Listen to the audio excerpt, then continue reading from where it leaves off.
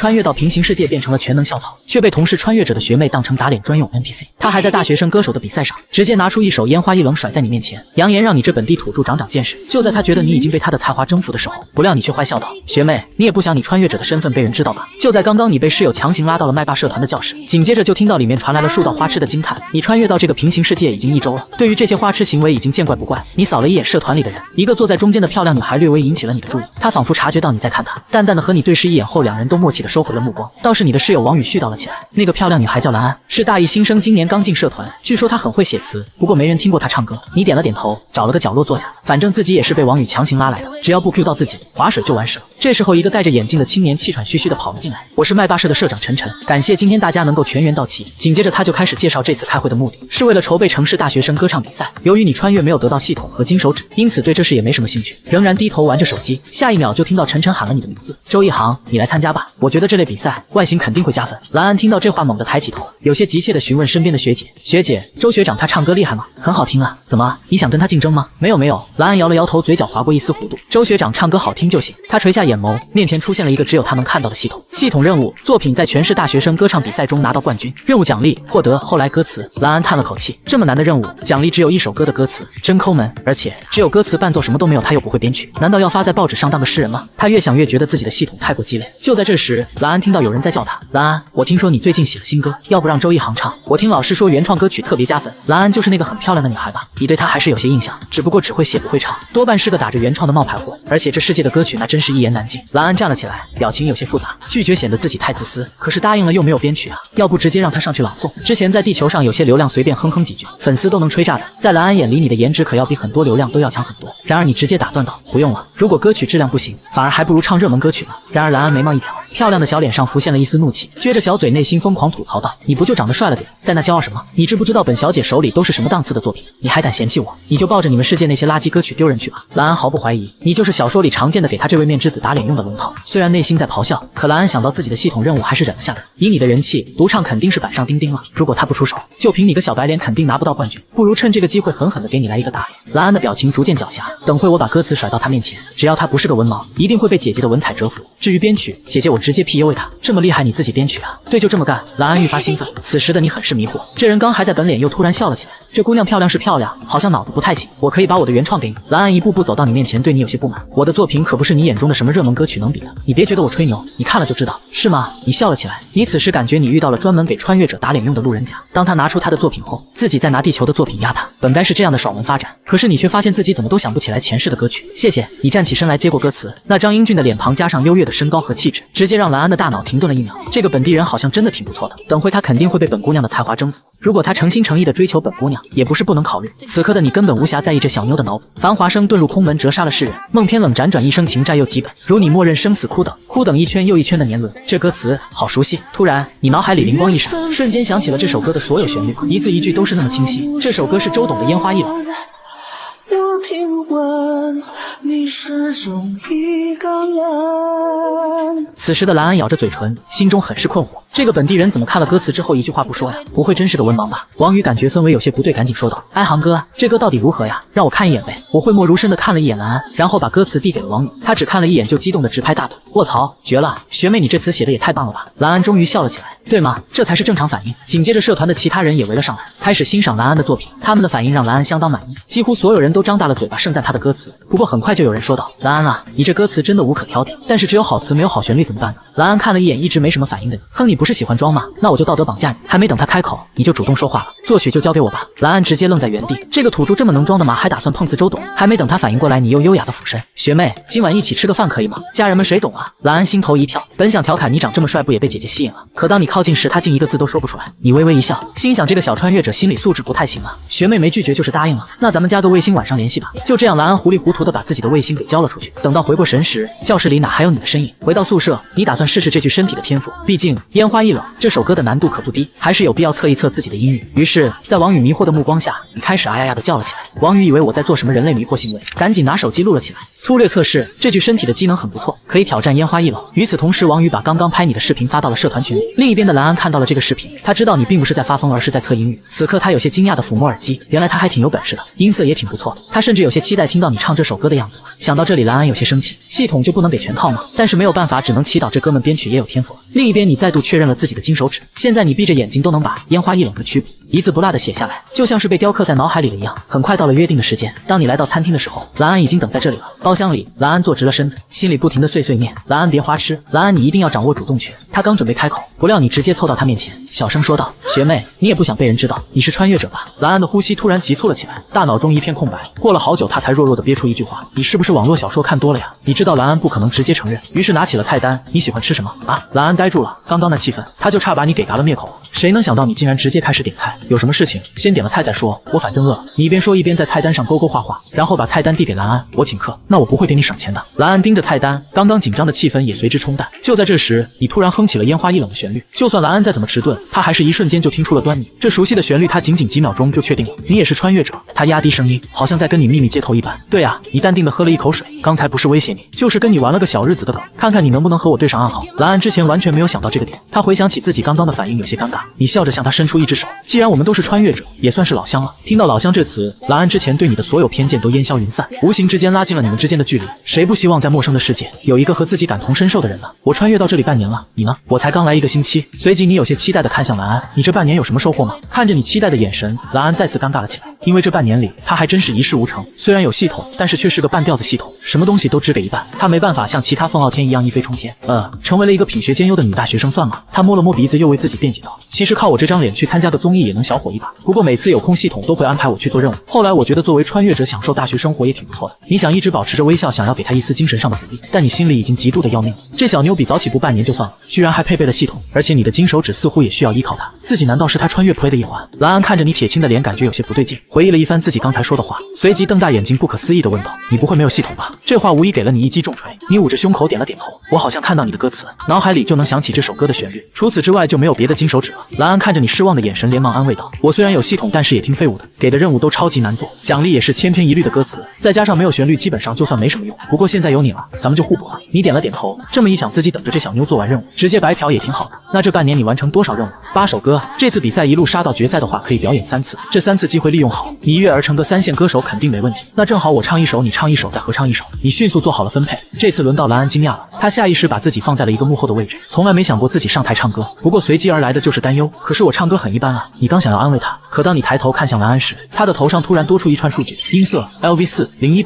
音域 LV2 0100，技巧 LV1 0100，共情 LV2 0100。你不可思议地看向蓝安，又立刻低头看向自己，音色 LV3 0100，音域 LV3 0100，技巧 LV1 0100，共情 LV3 0100。这是数据面板，你怎么了？蓝安早就发现了不对劲，你的目光在2人身上来回移动，似乎发现了什么东西。闻言，你把现在的情况如实告诉了蓝安。听到你的解释，蓝安摸了摸下巴，露出深思的表情。游戏数据面板的话，那是不是意味着我们可以一步一步升级？可以这么理解。你嘴角上扬，看来我们终于有了点穿越者的样子了。对了，你唱一句歌词试试，我想看看我和4级音色有多大差距。蓝安也没有推脱，他哼唱了烟花易冷里的一句歌词，虽然不在调上，可是嗓音确实非常惊艳。他的嗓音就像钻石一般晶莹剔透，难怪面板会给出这么高的评价。你默默地竖起了大拇指。看到你的反馈，蓝安咧着嘴谦虚道：还好还好，天生的，学长你也很棒。你看着这小妮子一夸就飘，立刻提醒他，不过你的音准问题很大，刚刚就跑掉了。趁着现在有时间，我可以带你练一练，毕竟第2轮他要独唱，跑调肯定是不行的。很快，优美的歌声就充满了小小的包厢。叮，你苦练歌曲，技巧获得5熟练度；蓝安苦练歌曲，技巧获得3熟练度。你盯着你们的面板，心中不由得开心。原来升级还蛮简单的嘛。离开餐厅时，天已经黑了，不过校园小吃街的夜生活才刚刚开始。你们一路上讨论唱歌的事有说有笑，不过你们却忘了一件事，你们的颜值太过出众，再加上你是学校的风云人物，很快就引起了路人的注意。那不是新传的周一航吗？他身旁那个美女是谁啊？一个男生羡慕地啃着烤串，不愧是帅哥，身边跟着的也是大美女。得了吧，另一个女生嘟着嘴，这么白不知道抹了多少粉呢。此时蓝安作为女生的敏感体现了出来，看了看那些眼中写着嫉妒的女生，无奈的悄悄和你拉开了一点距离。你看着扭捏的蓝安说道：别搭理他们，我们只是合作伙伴，身正不怕影子斜。说着便拉着他往操场走去，那边人少一点，能够减少一些不必要的麻烦。2人在操场找了个没人的角落坐下后，你把刚才自己金手指第2个作用说了出来。蓝安眼前一亮，难以置信的看着你，太牛了，所以我们每天坚持练习就一定能升级。他咂了咂嘴，那我们练习个2年半岂不是6边形战士吗？理论上是这样，你相对于蓝安成熟不少，所以我们以后就不能躺平了。现在苦一苦，以后红了财富自由了，想怎么躺平都可以。蓝安坐在草坪上，看着洁白的月亮。学长，你这话说的和我爹爹一样，他从小就喜欢这么 PU 我。看着这小妞这么可爱，你打趣道：“你要是想叫我爸爸也不是不行。”学长，你占我便宜！蓝安恼羞成怒，小拳拳捶你胸口。回到宿舍，你刚推开门就看到了3双好奇的眼睛。航哥，你终于开窍了！我就说嘛，你长这么帅，怎么可能一直不谈对象？王宇哦呼了一声，说呗，航哥，你怎么拿下他的？你深吸一口气，我说老王，他们不知道，你还不知道吗？我和蓝安是去谈比赛的事情。王宇摇了摇头，显然不信。谈事情你还拉着人家，照片都被拍到了，你还想狡辩？你眉头一皱，照片？对啊，你俩现在在学校论坛都火了。你此刻的心情不是很美妙，毕竟被偷拍在谁身上都不好受。而且蓝安看起来还是个单纯的小姑娘，但愿不会对她造成困扰。点开校园论坛，首页的帖子十分醒目，震惊！男神名曹有主，大家快来给女主打分。打开帖子放出来的便是几张偷拍的照片，有你们俩一起的，还有几张蓝安单独的。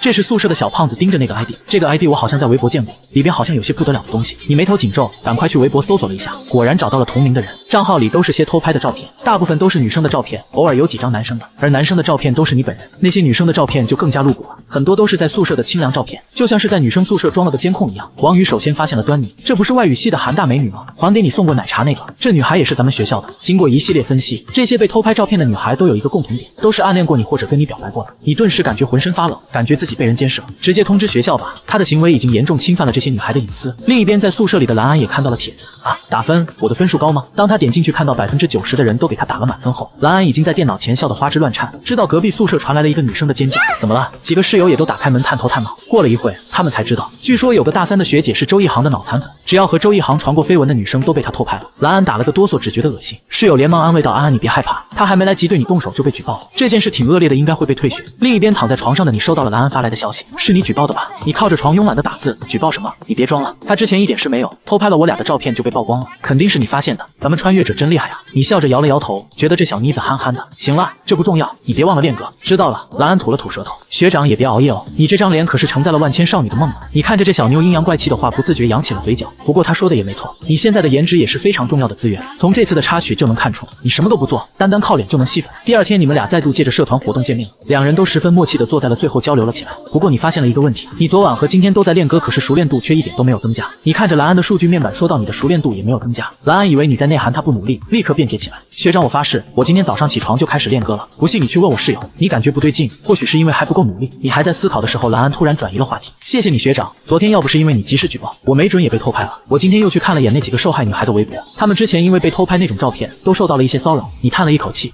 他是因为我去报复那些无辜的女孩，我也挺难受的。蓝安马上安慰道，学长，这和你没关系，你以后的粉丝肯定会越来越多，里面未免会有一些奇葩，他们做错了事情是他们的问题，不能总要你承担的。你正想开玩笑说他在安慰你，眼前突然出现了2行字，你为无辜女生感到愧疚，共情获得2点熟练度。蓝安为无辜女孩感同身受，共情获得5点熟练度。怎么了？蓝安看不到面板，只知道你的帅脸突然呆滞了。我好像发现熟练度提升的秘密了。你神秘一笑，是什么？蓝安迫不及待地问道。我们必须在一起才能增加熟练度。蓝安听到你的话有些惊讶，红着脸说道，在一起。这句话没有克制音量，以至于整个社团的人都回过头。王宇悄悄地竖起大拇指，大概是在夸你效率快。你有些无语，但是没法给他们解释，只好小声告诉蓝安，不是我们在一起，是我们一起行动。蓝安这才反应过来，呆呆地点了点头。而此时的你则是开始筹划了起来，该如何巧妙地邀请蓝安和自己同居，又不让蓝安觉得自己另有所图。社长看着大家都在窃窃私语，不再听他讲话。既然如此，他眼前一亮，不如让周一航来表演一下和蓝安合作的歌曲吧。闻言，众人也纷纷露出期待的表情。你也不推脱，但是现在条件有限，你只能清唱了。在众人期待的目光下，你开口了。繁华山遁入口门，折杀了世人。梦偏冷辗转，离山情债有几多？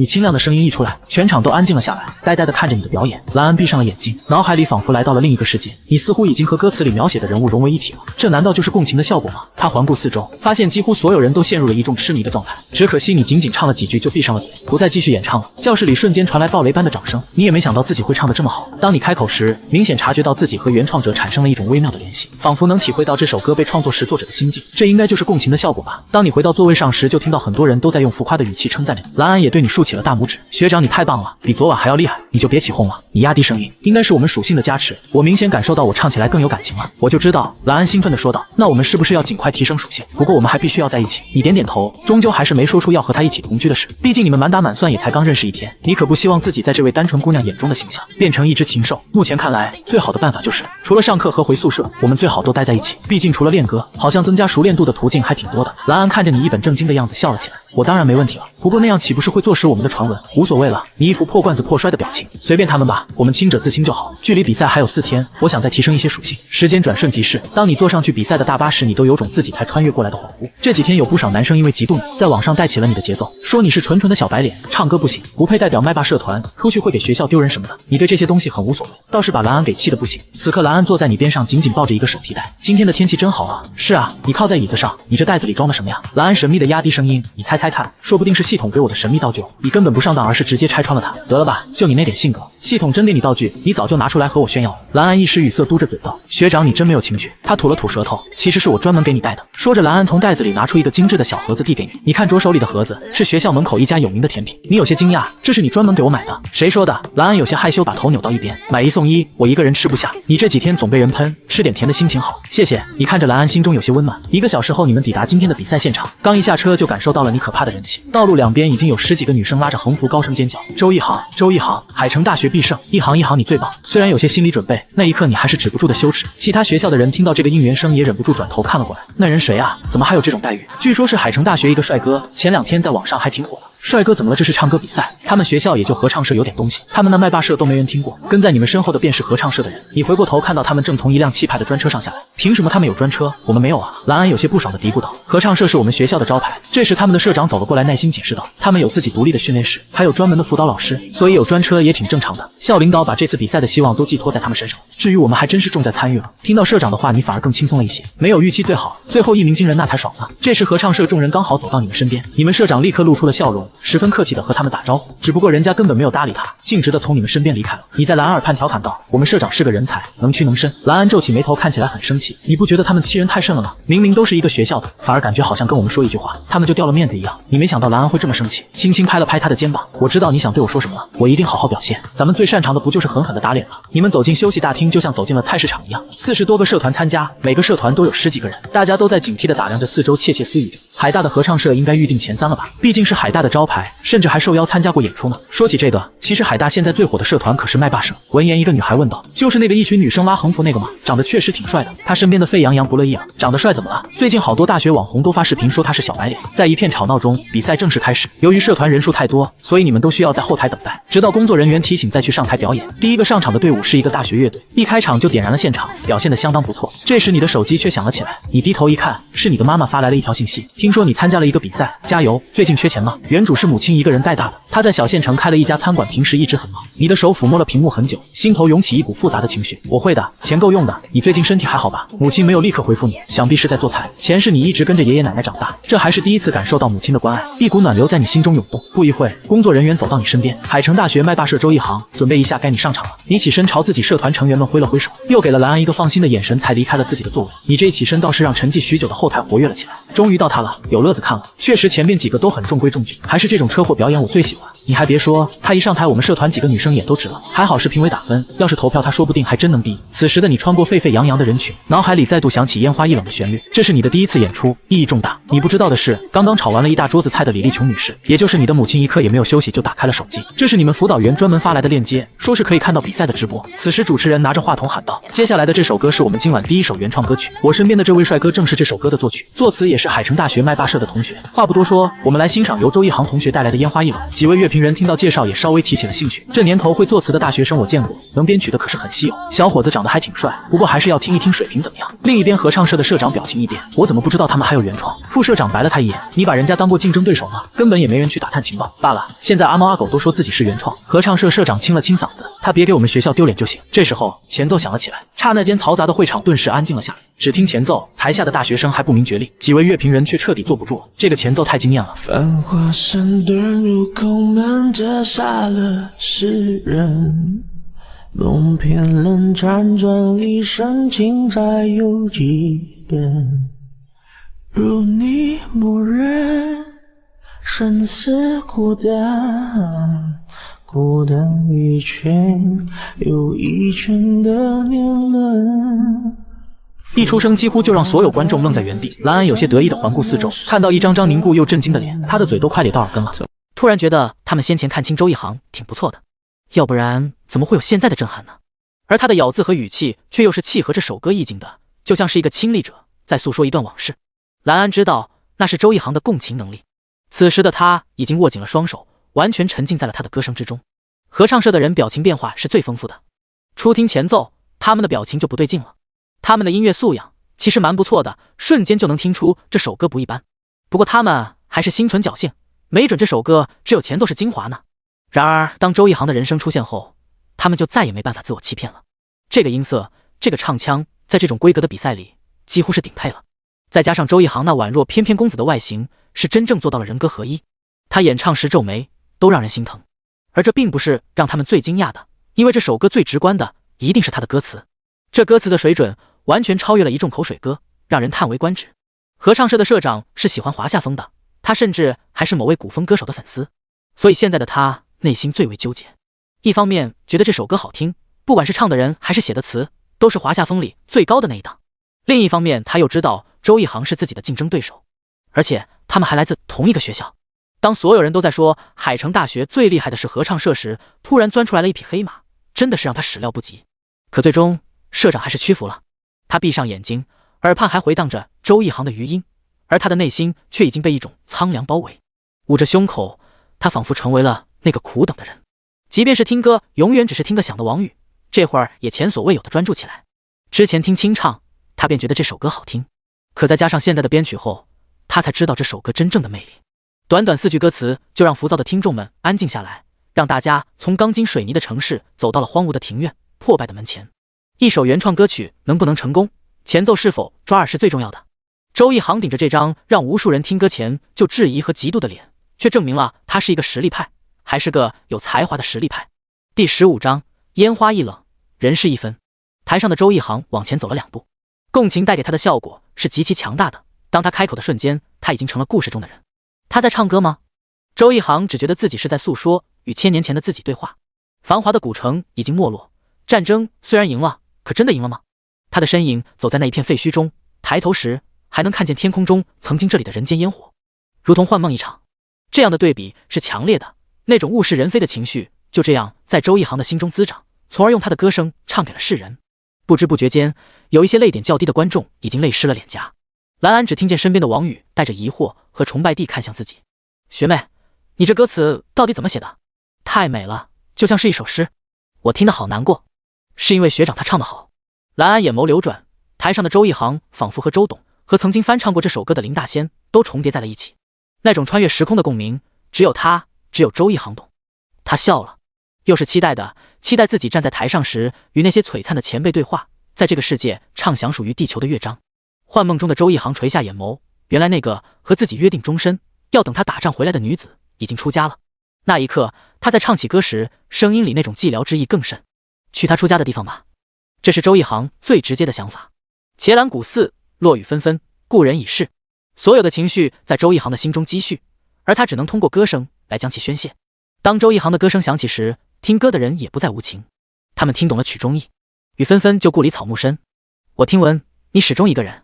斑驳的城门盘踞着老树根，石板上回荡的是在等。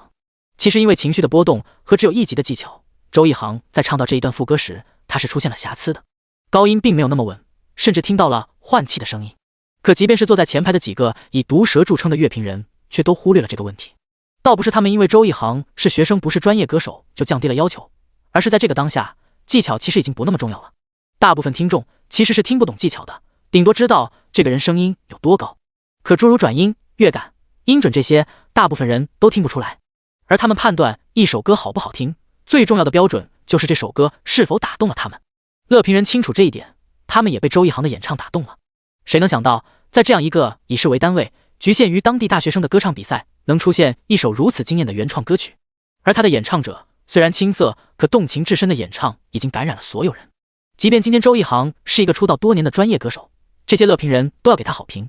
他们听到了周一航的情绪，这太难得了。台下周一航的粉丝们都已经激动得双眼通红，若不是知道现在的氛围不合适，他们恐怕已经激动地叫出了周一航的名字。太好听了！虽然在学校里就隐隐约约听说过周一航是会唱歌的，可那都是1年前的视频了，谁也不清楚现在的周一航唱歌到底如何。再加上又是一首原创，粉丝们嘴上喊着哥哥最棒，心里却比黑子还担心哥哥的真实水平。毕竟直白点说，他们喜欢周一航还真就是只看脸。直到周一航开口后，所有的疑虑都尘埃落定。好听却不止好听。有人被这如诗一样的歌词惊艳，从同学那里打听，得知作词人就是和周一航有绯闻的学妹时，心情很是复杂。一人作词，一人作曲，听起来真的好浪漫。我记得学妹也很漂亮吧，没想到还这么有才华。哎，如果他们互动多，我做个 CP 粉也不是不行。也有人完全沉浸在了周一航的演唱中，想到了自己。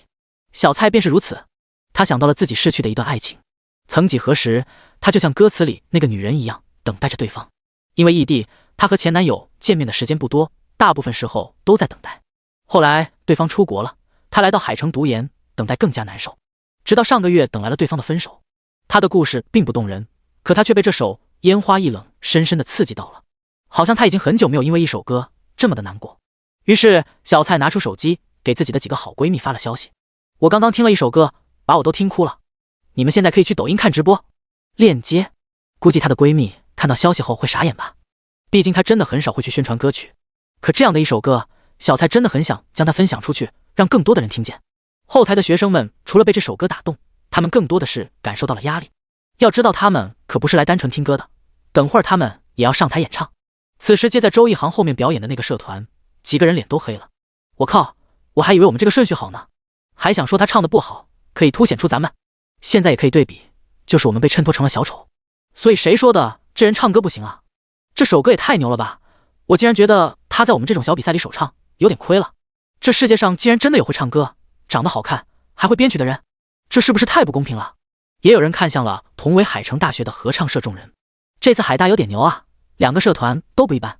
我怎么觉得吹得那么厉害的合唱社根本不如这个黑马麦霸社呀？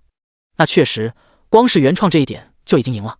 合唱社的人平时里都心高气傲，可现在全都安静了下来。这种时候跳出来反驳，只会显得自己更加小丑。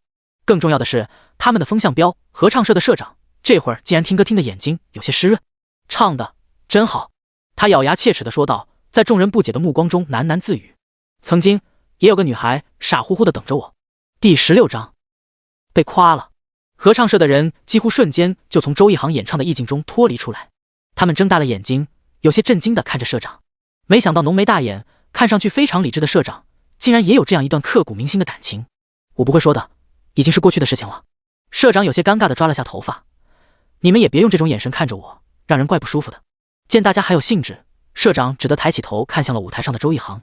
好好听歌，不管怎么说，这首歌唱的是很好的，我们要学习。这番话从合唱社的口中说出，足以见得其含金量。不光是合唱社，这会儿在后台的所有曾经瞧不起学生都感受到了巨大的压力。他们不明白自己当初是犯了什么神经，竟然瞧不起周一航。难道只看一张脸就能断定他的能力了吗？现在来看，他们的判断简直错得离谱。周一航靠着这首歌进入最后的决赛已经没问题了。也有人觉得，对于周一航来说，决赛什么的意义已经不大。如此高质量的一首原创，如果运气不错，再加上一点营销手段，没准他直接出道当歌手了。还参加他们这种大学生自娱自乐的比赛做什么？羡慕、嫉妒、向往，这些情绪在他们的心口不断上升。周一航他终于从整首歌编织的幻梦中走了出来。他拿起话筒，随着旋律逐渐走到了尾声，观众们也都不由自主地举起双手，随时准备鼓掌。不过周一航很清楚，这最后的收尾并不简单，如果情绪和技巧没有到位，就会给人一种虎头蛇尾的感觉。他垂下眼眸，突然回头看了眼身后，那一刻他仿佛看到了那位苦等了一辈子的女子。如果他真的能听见这首歌的话，应该会得到慰藉吧。虽然他直到死都没有见到自己心爱的男人归来，可靠着这首歌，他们的故事在地球流传。而现在周一航演唱了这首歌，也会继续延续这个故事。想到这里，周一航沉声演唱：缘分落地生根是我们，缘分落地生根是我们，伽蓝似听雨声盼永恒。最后那一句永恒唱得台下的观众们起了一身的鸡皮疙瘩。那一刻，他们都不约而同地为周一航献上了自己最热烈的掌声。即便是那些曾经看到周一航的脸就先预判他实力不济的人，此刻也不再计较，因为刚刚的那一首歌的演唱绝对是他们今晚听到现在最好的表演。周一航他心中也感慨万分，他都没想到自己人生中的第一次登台表演来得这么快。不过看着现场的反应，他嘴角微微上扬，自己似乎完成得很不错。谁能想到呢？穿越之前的他还只是一个喜欢音乐却没有唱歌天赋的爱好者，而现在他不仅代表自己的社团完成了演出，还演唱了自己很爱的一首歌。当周一航站在聚光灯下，听着四面八方传来的掌声，看到台下每一个观众脸上真挚的笑容后，他发现自己开始爱上了这种感觉。蓝安很是激动，就好像刚刚唱歌的人是他一样。不过周围的人都觉得他现在表现得很正常，毕竟蓝安可是这首歌的原创，自己创作的歌曲现在这么多人喜欢，开心也是正常的。只有蓝安自己知道，他从周一航的身上看到了自己的可能性。论面板数据，他和周一航差距也不大嘛。既然周一航都能演唱，还获得这么大的成功，那他肯定也可以。我音色还比他强了一个等级。蓝安自我鼓励道，甚至已经开始期待下一轮演出了。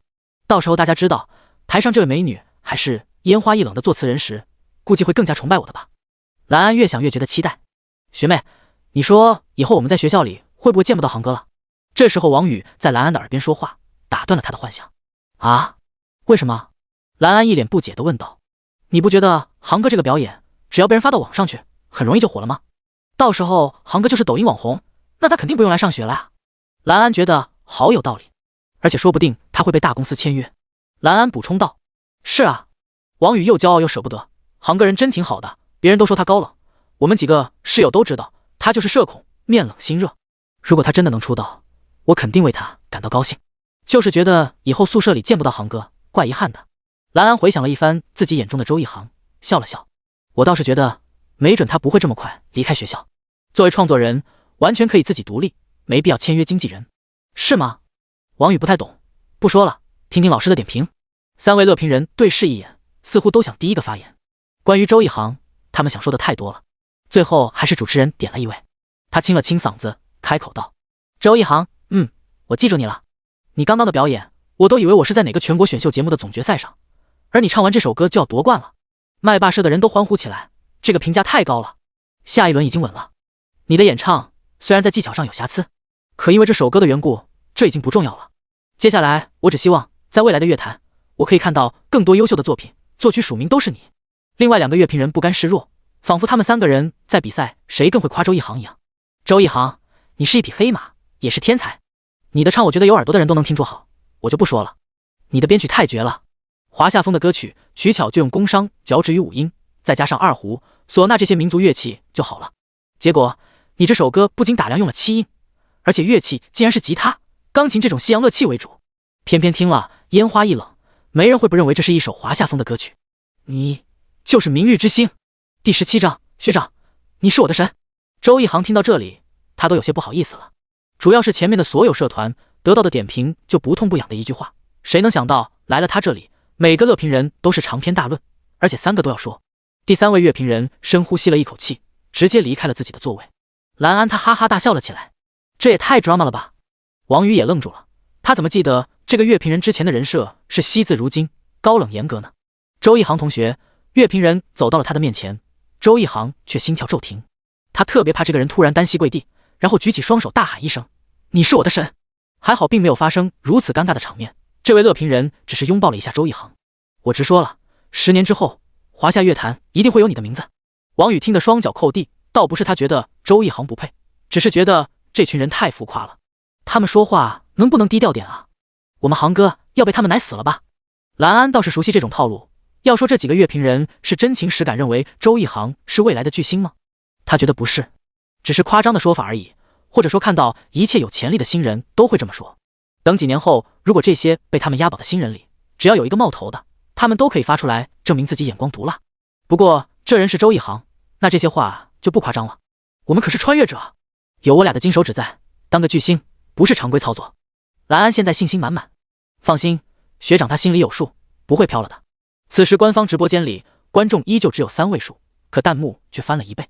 从一开始大家都在讨论周一航的颜值，到现在所有人都在找资源。这首歌的音源谁有啊？能不能分享一个？原创歌曲有上架平台吗？我要第一时间下载啊！这种好歌以后100%收费。别说音源了，估计现场翻拍都不好找。我也是运气好，听说我们海城大学参加了个比赛，就进来看一眼，没想到见证了一个天才新人，我已经去自来水了。朋友们，这么好的歌曲一定要让更多的人听见。在西南的一个小县城里，李立琼捧着一台充话费送的手机，哈哈大笑。饭馆不大，几张桌子都坐满了人，小小的空间里弥漫着饭菜的香味和愉快的笑声。李姐，看什么短视频呢？笑得这么开心？有熟人好奇地问道。不是短视频，是直播。李立琼有些激动地走到熟人旁边，一航他参加了一个唱歌比赛，评委都夸他有天赋呢。哎，是我们的帅哥小老板吗？邻座一位女士来了兴趣，他去读大学后就来店里少了，还怪想他的。旁边人立刻附和起来。是啊，这孩子我们都算是看着长大的，真的孝顺，假期雷打不动，都在店里帮忙。和他一对比，我那儿子就是来讨债的。不过李姐，有句话我必须说，一航这孩子学习很不错吧？李立琼点头，提起儿子，他满满的都是骄傲。所以为了儿子，不管吃多少苦，他都愿意。每年都拿奖学金呢，而且也不乱花钱。别人孩子买双球鞋2、3千，他就穿100多的国产鞋。我想给他多点零花钱，他都不要。这唱歌吧，作为兴趣爱好不错，可还是学业为主。让他回头考个研究生，或者回来考个公务员，才是正事。一群人再度点头。对，还是公务员好，稳定，钱也不少。现在是要读研啊，我记得有些单位只招研究生。李立琼笑着点头，却悄悄地收回了手机。哎，他本来还想让他们听听儿子唱的歌呢，那是真的好听。当周一航回到后台时，他如同来时一样，是全场的焦点。可他明显感觉到，其他人看向他的眼神已经不一样了，那种鄙夷的、嫉恨、等着落井下石的恶意目光都收敛起来。他甚至看到了几张明晃晃的谄媚的脸，而这几张脸先前可是瞧不起他的。周一航从这些人身边目不斜视地走过，回到了蓝安的旁边。一航，不，航爹你回来了。当周一航和蓝安正要见面时，一个身影插入其中。周一航哭笑不得地看着社长，别，我没那么老，也没社长您这么大的儿子。哎呀，一航你可太给我们麦霸社长脸了。他抬起头，激动地在周一航耳边说道，刚刚合唱社社长主动加我微信，让我和你说，希望你有机会能去他们社团做个演讲。别了吧。周一航立刻拒绝，我知道你不会答应，所以我已经替你拒绝了。社长摇头晃脑，不过合唱社以前那么看不起我们，现在却要跪舔你，啧，真爽。对了，还有个事儿，今天不是来看比赛的还有学院领导吗？他说了，等会儿我们学校要采访你。不等周一航说话，社长认真的说道，领导说了，到时候我们学校的官博、公众号这些媒体号都会帮你宣传这首歌。周一航点了点头，并不觉得意外。学校如果听了他的歌还不重视他，周一航反而会奇怪了。这多好的一个营销机会啊！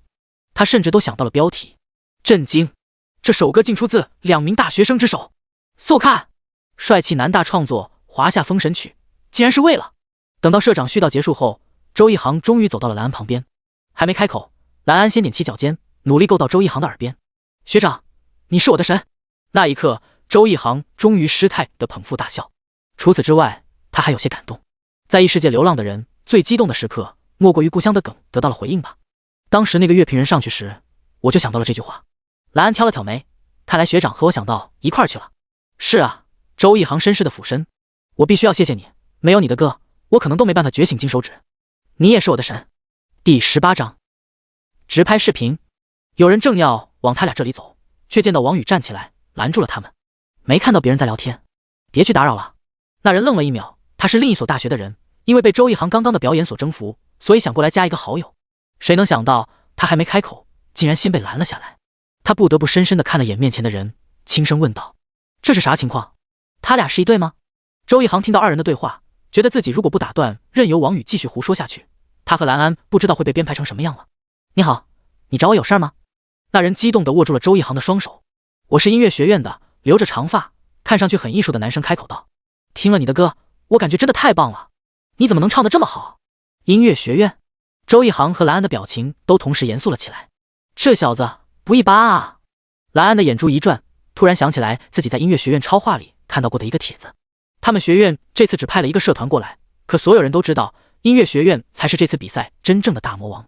如果蓝安没有记错的话，里面的学生似乎还说过，音乐学院和他们一样都是独唱，该不会就是眼前这个很文青的家伙吧？你也是独唱？蓝安没忍住问了出来。对啊，男生笑了笑，勾起嘴角，露出了一个淡淡的笑容。不过我不一定能比过周一航同学呢。周一航通过了对方的好友，抬头看了眼对方，然后点进了他的朋友圈。和他一样，都是3天可见。不同的是，对方昨天才晒了一张照片，第1张专辑上市了，突破1万张就算胜利。照片里是一张专辑封面照，的确是面前这个男生。原来他叫陈雪凡。你已经是出道歌手了？周一航问道。陈雪凡笑了笑，余光看到了王宇震惊的表情。算是吧，小打小闹而已。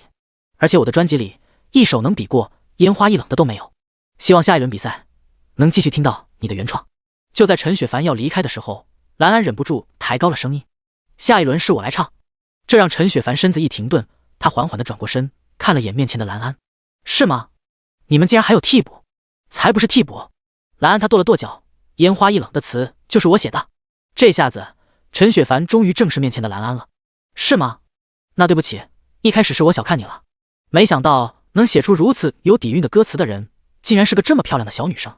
兰安眉头一皱，只觉得眼前这家伙真不会说话。周一航适时地挡在了兰安的面前，否则他担心兰安直接冲上去打别人一顿。我没歧视你的意思。陈雪凡笑了笑，我只是比较惊讶，你们两个人长得就像电影学院的人，结果一个会写词，一个会作曲，真让人意外。我要上台表演了，再见。等到他走远了之后，王宇还在那里复读。他竟然是音乐学院的人，在那种地方还能争取到独唱的机会，好厉害。这时候社长开口道：陈雪凡，我知道他，以前我们一个高中的，那会儿他就参加过很多歌唱比赛了。不过他和一航你完全是两个极端。周一航还没问他俩到底怎么极端了，当他听到陈雪凡的演唱后便心知肚明。陈雪凡完全就是技术流的代表，一首歌里高音转音信手捏来，他的发声方式也相当科学，高音听起来相当轻松。他演唱结束后自然是收获了乐评人们的一致好评，他技术很厉害。周一航认同了对方的实力，就是唱歌的时候好像没感情。兰安显然还对陈雪凡耿耿于怀，他唱的完全没学长你好。周一航笑了起来，你再这么夸我，我真的要飘起来了。我说的都是实话。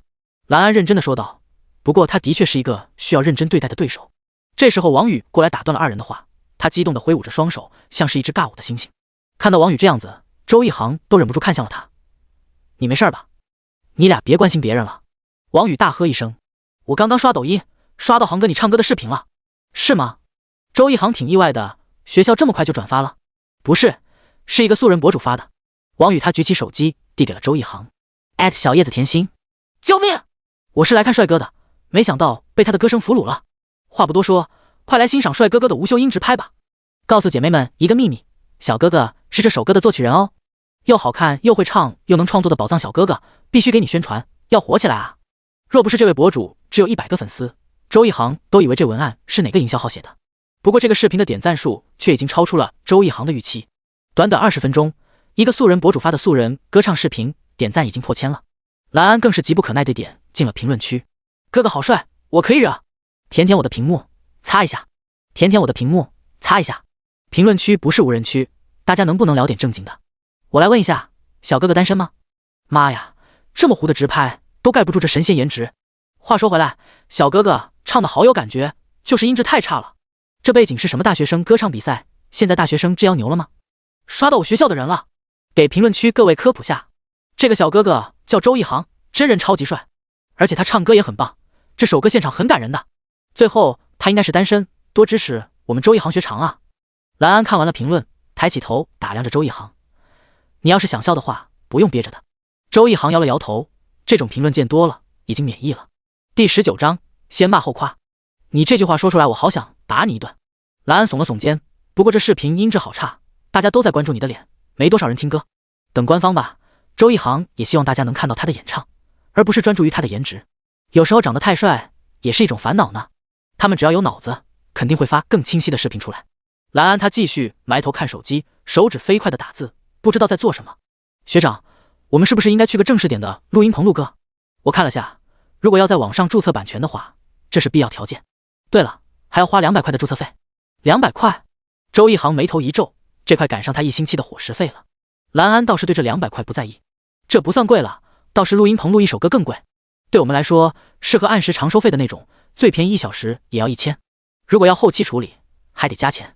周一航沉默了，准确说，原主的家庭条件并不好，1个月生活费1200，除去吃饭，几乎剩不下多少。原主高冷，其实还有个原因，朋友多了，各种聚会，社交是必须的，而这些都需要钱。就像他们宿舍，几乎每次聚餐都是食堂或者校门口的小炒店，大家心照不宣地照顾着原主，怎么不去找个兼职呢？周一航第一反应是这个，如果是他，早就靠这张脸去拍什么平面广告了。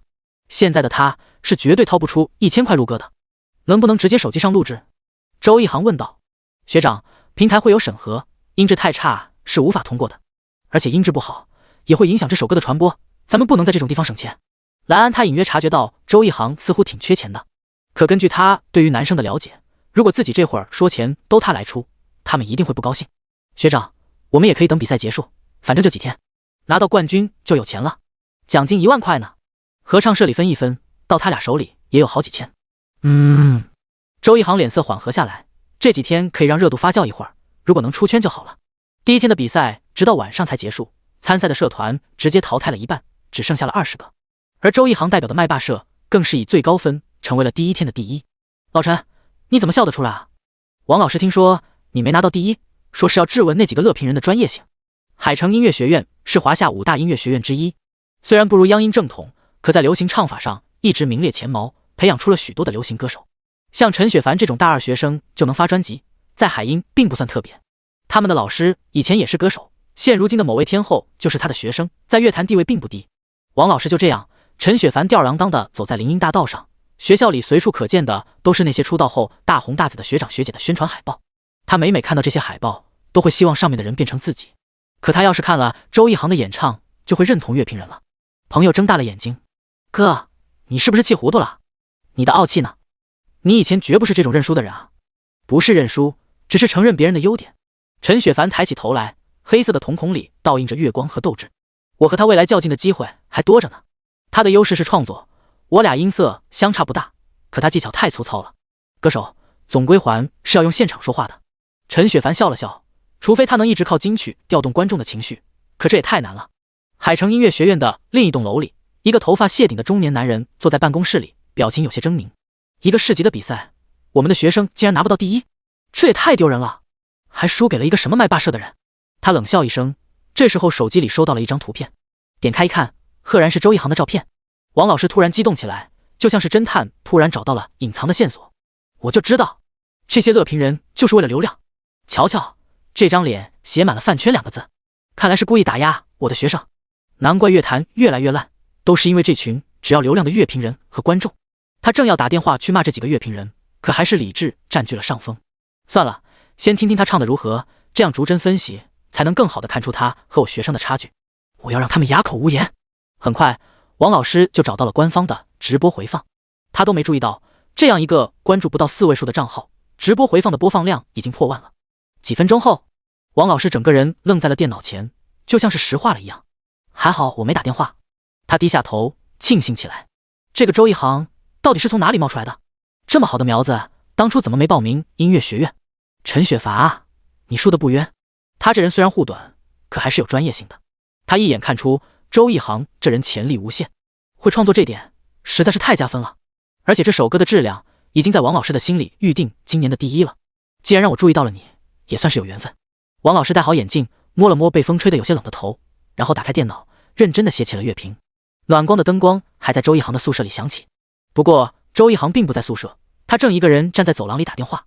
电话那头，李立琼的声音让周一航熟悉又陌生。嗓子舒服吗？多喝点热水。挺好的。妈，你看了我的演出？看了，特别好。你现在挺忙的，妈就不打扰你了。要是缺钱就和妈妈说。对了，买乐器什么的，想要就和妈说，咱们不该省的钱不能省。我不缺钱，妈，晚安。周一航紧紧地攥着手机，就听见王宇的声音从宿舍门后传了出来。航哥，我的妈，海音的一个教授专门写了长评夸你，还被天后图会转发了。第20章，粉丝破千，海音的教授，天后图会。周一航只觉得自己像是在做梦一样。海音不说了，国内顶级的音乐学院里面的教授，虽然在大众层面上知名度不高，可绝对象征着权威。他给自己写乐评，这个待遇甚至超过了那些网红乐评人给他做宣传，这代表的是学院派的认可。周一航很清楚，学院派虽然无法左右市场，可却能影响业内的评价和未来的地位。一个歌手商业期的巅峰很难长久，等慢慢过气之后，就需要各种奖项来提升地位了。如果现在周一航能被学院派注意到，那他未来拿奖就会容易很多。在这个世界，金曲奖的含金量是相当高的，它不再是宝岛自娱自乐，毕竟宝岛只是华夏的一个省，而是华夏官方扶持的最有影响力的音乐类大奖。每年金曲奖除了华夏的艺人会参加之外，东南亚各个国家的艺人也会积极参与评选。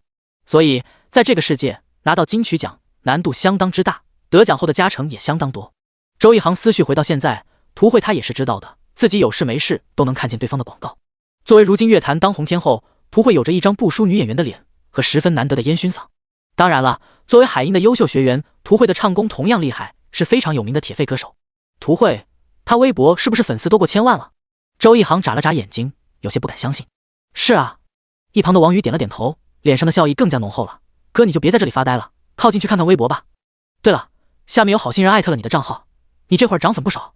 周一航立刻登录微博，耳畔传来3个室友们激动的讨论声。咱们航哥果然是要出道了吧？这一天终于来了。是啊，航哥这么好看的一张脸，如果不能出道的话，那也太可惜了。竟然刚出道就被涂慧看中，航哥这是有贵人相助。不过航哥以后会不会直接搬走了？哎，还以为大家能完完整整待一起4年呢。周一航没有在意大家的碎碎念，他正专注地盯着微博。还好，周一航翻了一眼过去的微博，原主几乎不怎么发博文，黑历史为零，唯一的几张也是他拿奖学金的照片，反倒是给慕名而来的网友留下了一个不错的印象。要不然周一航怀疑自己会是翻车最快的艺人。想了想，周一航先是把自己的微博名改了 爱唱歌的周一航，随后看了眼自己的粉丝数，已经突破了4位数，1269。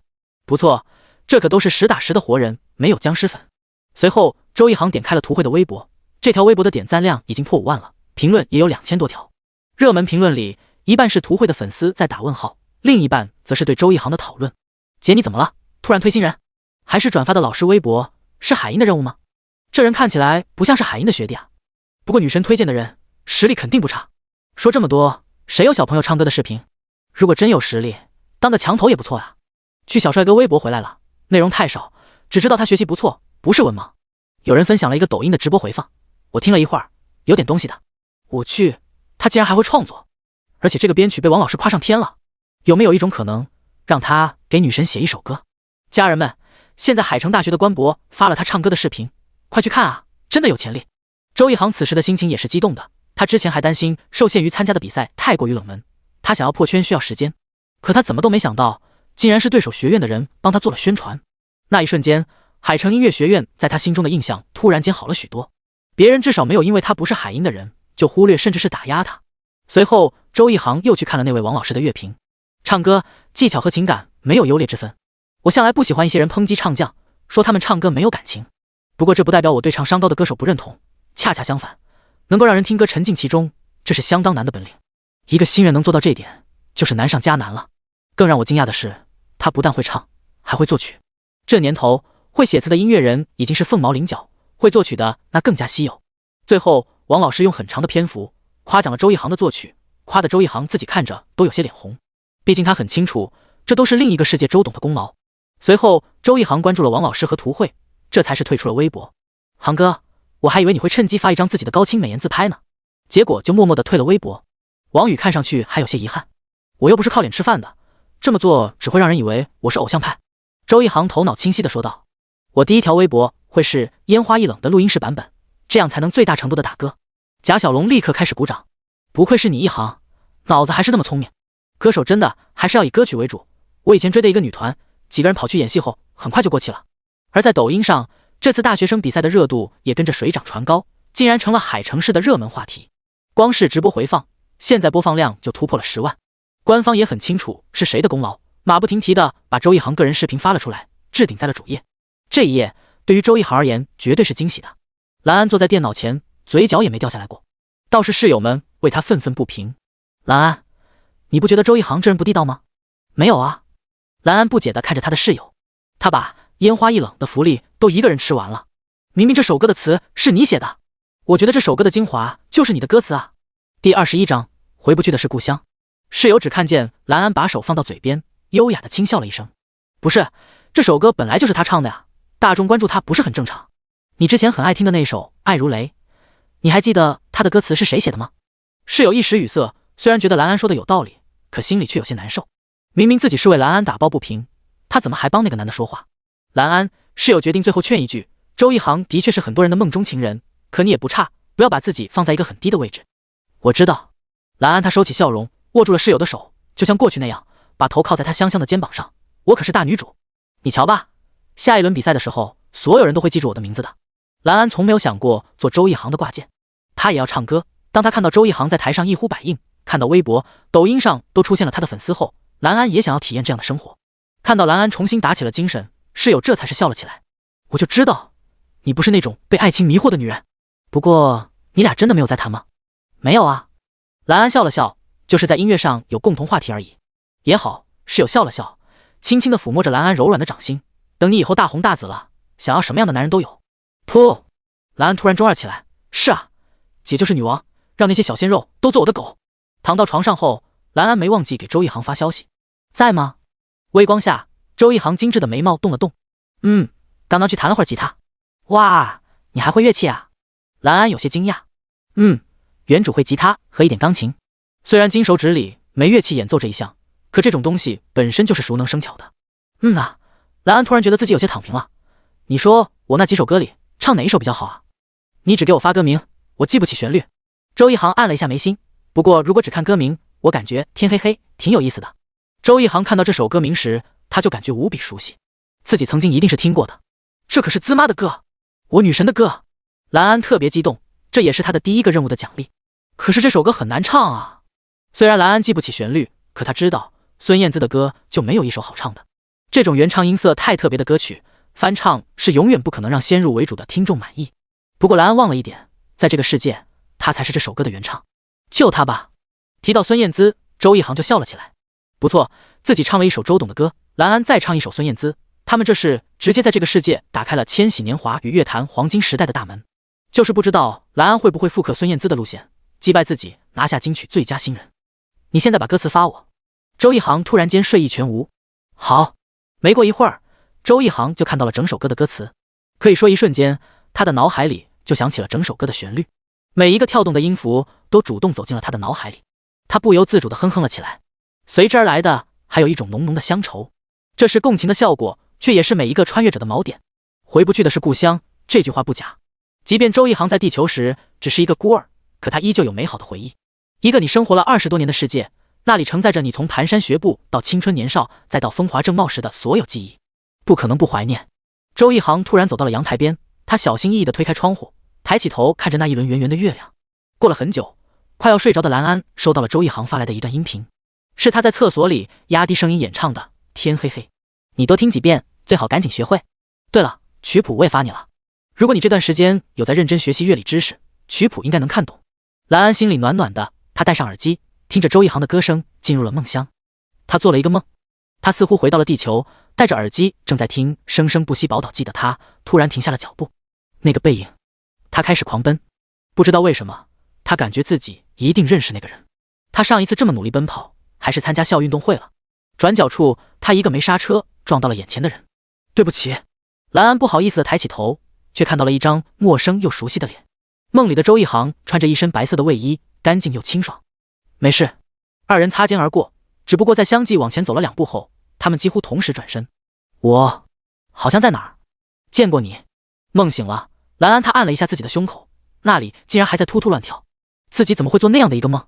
兰安他摸着自己的脸颊，只觉得羞耻，特别是梦醒过后，他竟然还有一丝不舍。兰安见才5点，他便起床去了操场，准备在那里练歌。没想到周一航也同时从宿舍楼走来，二人见面时都很惊讶。你没睡好？你熬夜了？噗！二人都笑了起来。周一航他正色道：你来的正好，我们可以趁机一起练歌。我觉得我的技巧还是需要提高的。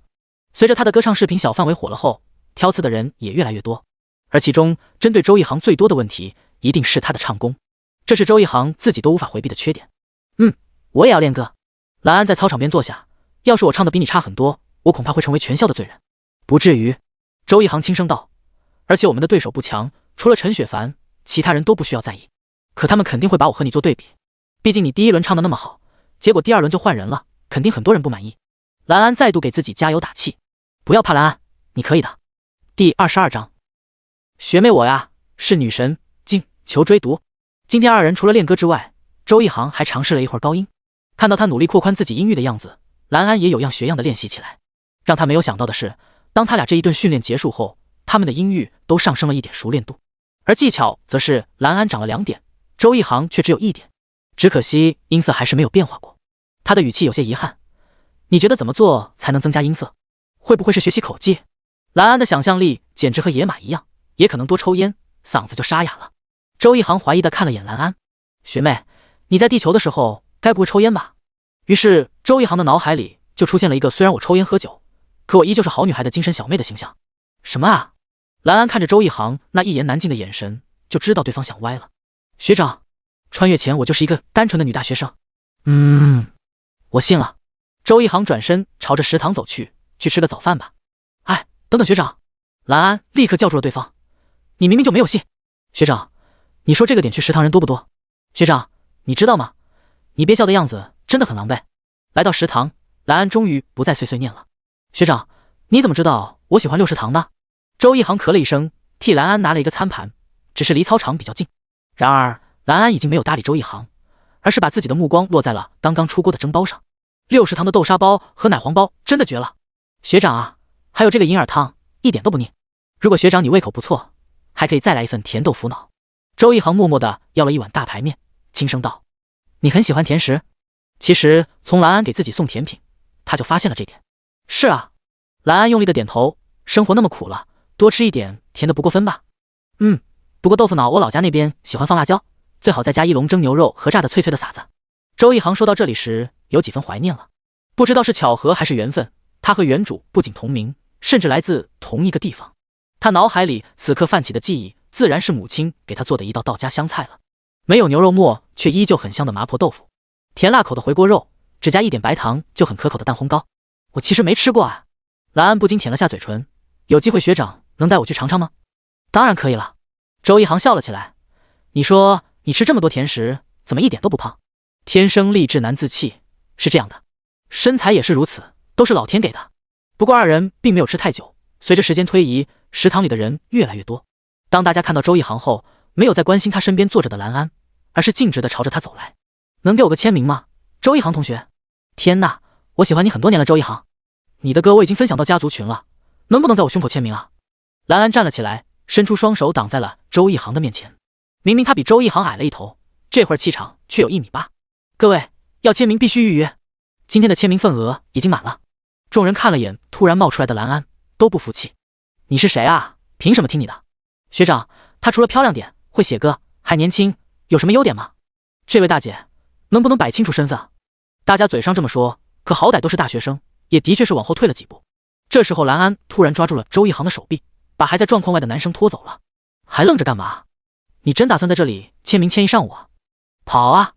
狂奔！跑！周一航上一次这么酣畅淋漓的奔跑，一定是穿越前了。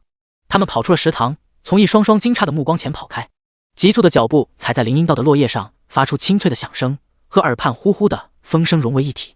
不知什么时候，男生已经超越了女生。他停了下来，笑得不能自已。你的体力不行啊，学妹，吃太多了啊，胃疼。兰安突然弯下了腰，周一航立刻急了，做事就要将他抱起。喂，别说话，我带你去医务室。谁知道兰安趁机往前迈了一大步，然后把周一航甩开了。他站在梧桐树下，双手叉腰，阳光照耀着他小人得势的笑脸。学长，我赢了。周一航立刻鼓掌，甘拜下风。那么你赢了，想要什么奖励？你不用说，我给你买甜品，冰淇淋吧。兰安深呼吸了一口气。不过学长，刚刚要不是我机智，你就要被困在食堂了。以后你在学校是不是也得戴墨镜了？没那么夸张。周一航轻声道，大家现在比较新奇而已。那你说我唱完天黑黑以后会有这样的待遇吗？兰安有些期待地问道。肯定有的。周一航顺势问道，你现在有把握了吗？有啊。兰安他一步一跳地走着。周一航看了一会儿，才看明白他在玩一个走路的时候不能踩到地缝的游戏。女孩回眸一笑，可能是技巧有2级了吧，我学歌明显快多了，而且这首歌我以前就很喜欢。学长，你以前抄过歌词本吗？周一航摇了摇头，没有。哎，学长你好无聊哦。不过我读书那会儿，班里很多人会在桌子上贴周董、孙燕姿、She、王心凌、蔡依林他们的大头贴。周一航叹了口气，现在我记得他们，却想不起他们唱过的歌，挺奇怪的。明明他们的歌声贯穿了我整个青春。学长，兰安突然抬高了声音，吓了周一航一跳。抬头望天，现在的你真的好忧郁哦。哈哈，周一航被兰安逗笑了。你说你明明长得那么女神。他欲言又止，兰安自己却补全了后面的话，结果却是个女神经。学长，你看我俩总是那么同频。第23章出名的烦恼。不过学长，你刚刚说我很女神，是真心话吗？兰安洋洋得意地问道。是啊，周一航毫不犹豫的点头，实事求是而已。你的外表的确很女神，身材也很好。男人，蓝安甩了甩秀发，只看到我的外在。二人一路走到了校门口，却发现今天来接送他们的大巴车换了一个样式，不仅更大更长了，而且上面还贴满了给麦霸社加油的海报。这时候社长穿着一身西装，把不太多的头发都梳到了脑后，身上甚至还有香水味。大家好，你们应该也看到了，这是我们的新车。那边社员们却直接从社长身边掠过，把周一航围住。航哥，你知道吗？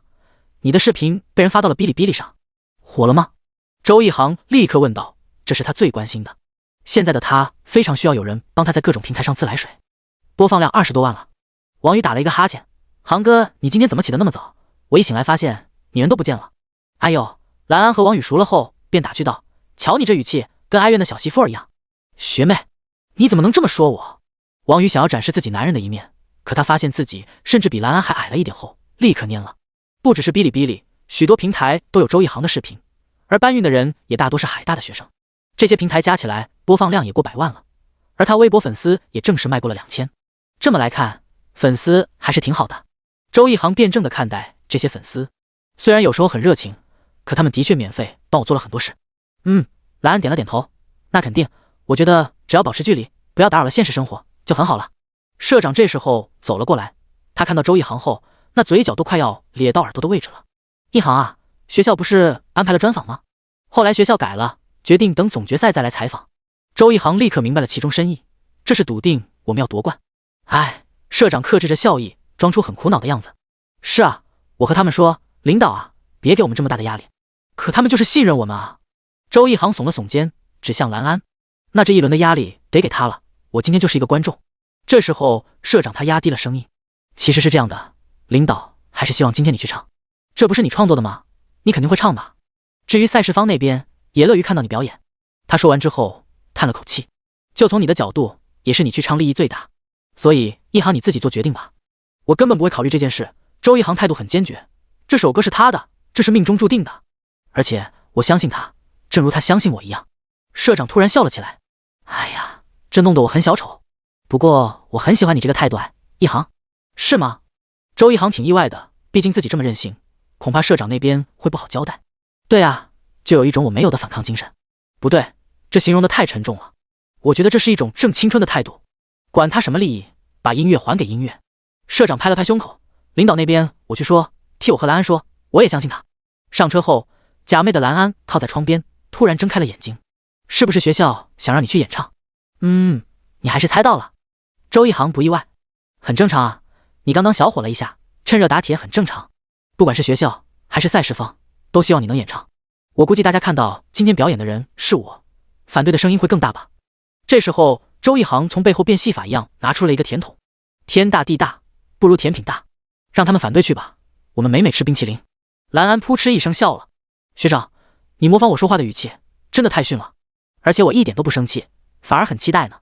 我现在像不像那种动漫女主，在所有人都不看好的时候颠倒众生？周一航也给自己买了一个甜筒，舔了一口，真甜。你不是像，你就是。王宇回过头看了眼二人窃窃私语的样子，捂着嘴偷笑了起来。相处越来越自然了呀。航哥什么时候喜欢上甜食了？原来这就是习惯的力量。当他们来到场馆时，却发现他们的大巴车刚到，竟然有零星几个记者和自媒体追了过来。学长，那个记者好像是电视台的。蓝安轻声道。周一航睁开眼往外看了一眼，果然看到了熟悉的台标。车上的众人都活跃了起来。一航，这肯定是采访你的。那不是废话吗？我们这车上难道还有其他人值得采访？别这么说，蓝安也不错啊，他好歹也写了歌词的。下车后，这几个人立刻扛着长枪短炮来到了周一航跟前。刚刚官方直播间里已经晒出了今天的节目单，我们发现今天麦霸社没有派你上场，周一航同学，可以告诉我们这是为什么吗？周一航看着面前这个眼里闪着金光的记者，轻声道，当然是因为今天这首歌更适合蓝安演唱。那人挑了挑眉，这是社长这么认为的吗？周一航同学也认为自己不适合吗？还是说只是因为蓝安同学更漂亮？没必要发散思维，听了他的歌之后你就知道了。这时候一个自媒体的妹妹把话筒递到了周一航嘴边。你好，周一航同学，随着烟花易冷的持续走红，你会选择成为专业歌手吗？是否因为你离开麦霸社的决定，所以社团在减少你的曝光呢？那一个个闪烁的镜头，那一张张迫不及待的血盆大口，组成了一头名为名利场的怪兽。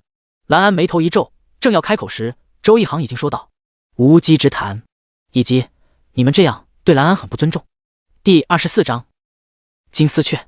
航哥，你刚刚出声维护学妹的样子太帅了吧！明明他们已经走进了场馆，可王宇还在回味刚刚的事情。蓝安他心中一动，说实话，看到那几个人一脸茫然的样子，他还是挺爽的。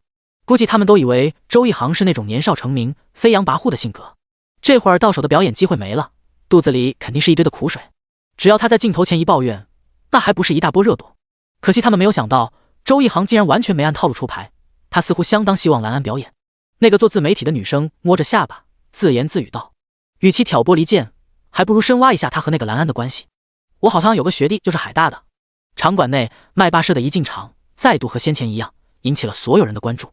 不过这一次，大家看向周一航的目光和善了许多，其中夹杂着嫉妒和同情。是的，后者来源于今天的表演名单。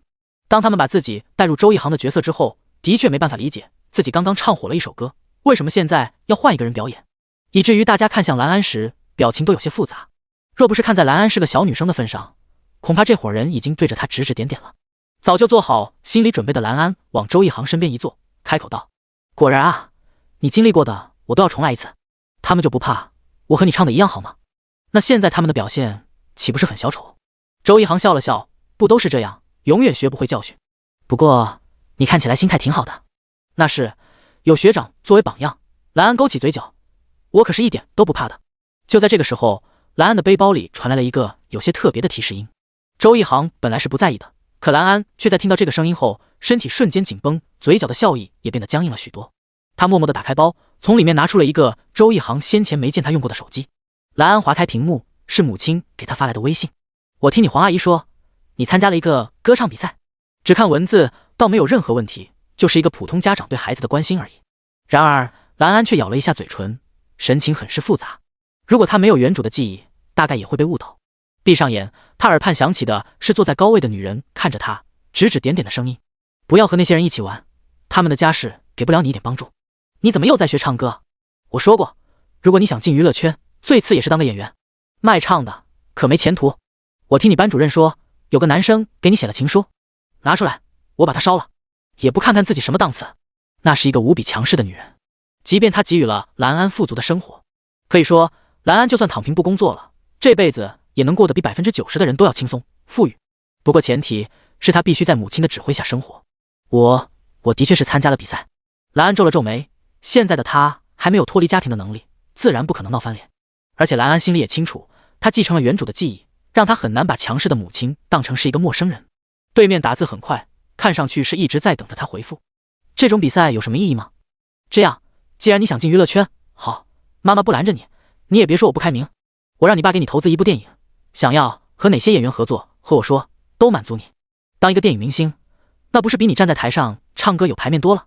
蓝安瘪了瘪嘴，知道母亲说的话也不全无道理。在这个世界，歌手和演员的地位差距挺大的。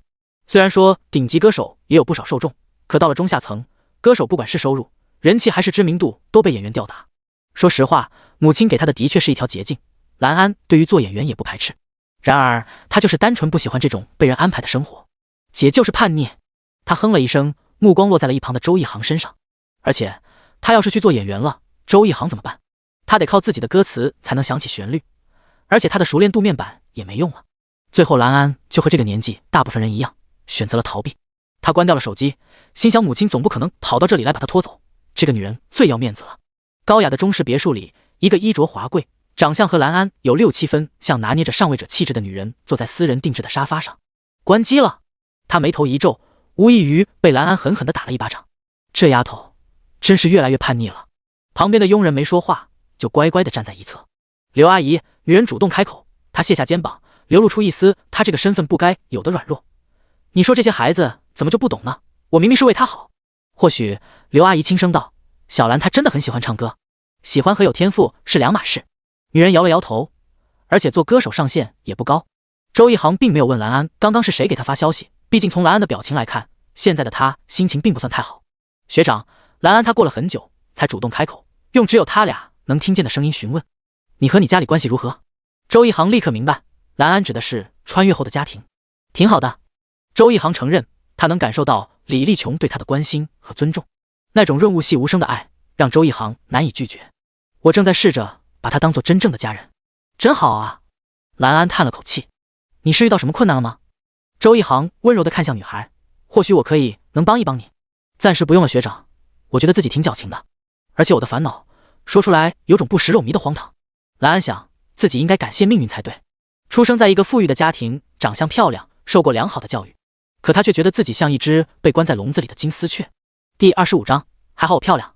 别想那么多，周一航轻声道，马上就要该你上台了。蓝安顿时清醒过来，他眨了眨眼睛，紧张地看向周一航，学长，我上台后会不会说话都在发抖啊？就我现在都觉得我好像呼吸都变得急促了。听到蓝安的话，周一航笑着说道，我以前看到一部动漫，里面的女主很紧张的时候，男主就告诉她在掌心写一个人字，然后把它吞下去，你就不紧张了。这听起来很玄学啊。蓝安嘴上吐槽，却按照周一航说的那么做了，不知道是不是心理暗示，他竟然真的没那么紧张了，好像有点用哎，学长。听到他的话，周一航笑了起来，相信我，上台之后你绝对不会怕的。当音乐声响起时，你脑子里都只有这首歌了。如果你真的很紧张，等会儿可以闭上眼睛，不去看台下的观众，这样说不定会好一些。蓝安他拿出了自己常用的手机，看到了自己的朋友们发来了鼓励的消息，心情再度高涨。蓝安，你就是我们306宿舍的骄傲，加油！学妹，学姐在外地没办法到现场，但一定会给你加油的。听说今天直播比第一轮火很多哦。老同学，烟花易冷的歌词竟然是你写的，太牛了吧！听说你这次要唱歌，加油啊！你就死我们6中的骄傲。这些名字陌生又熟悉，却又给了蓝安莫大的鼓励和安慰。他蓝安也不是没有粉丝后援会吗？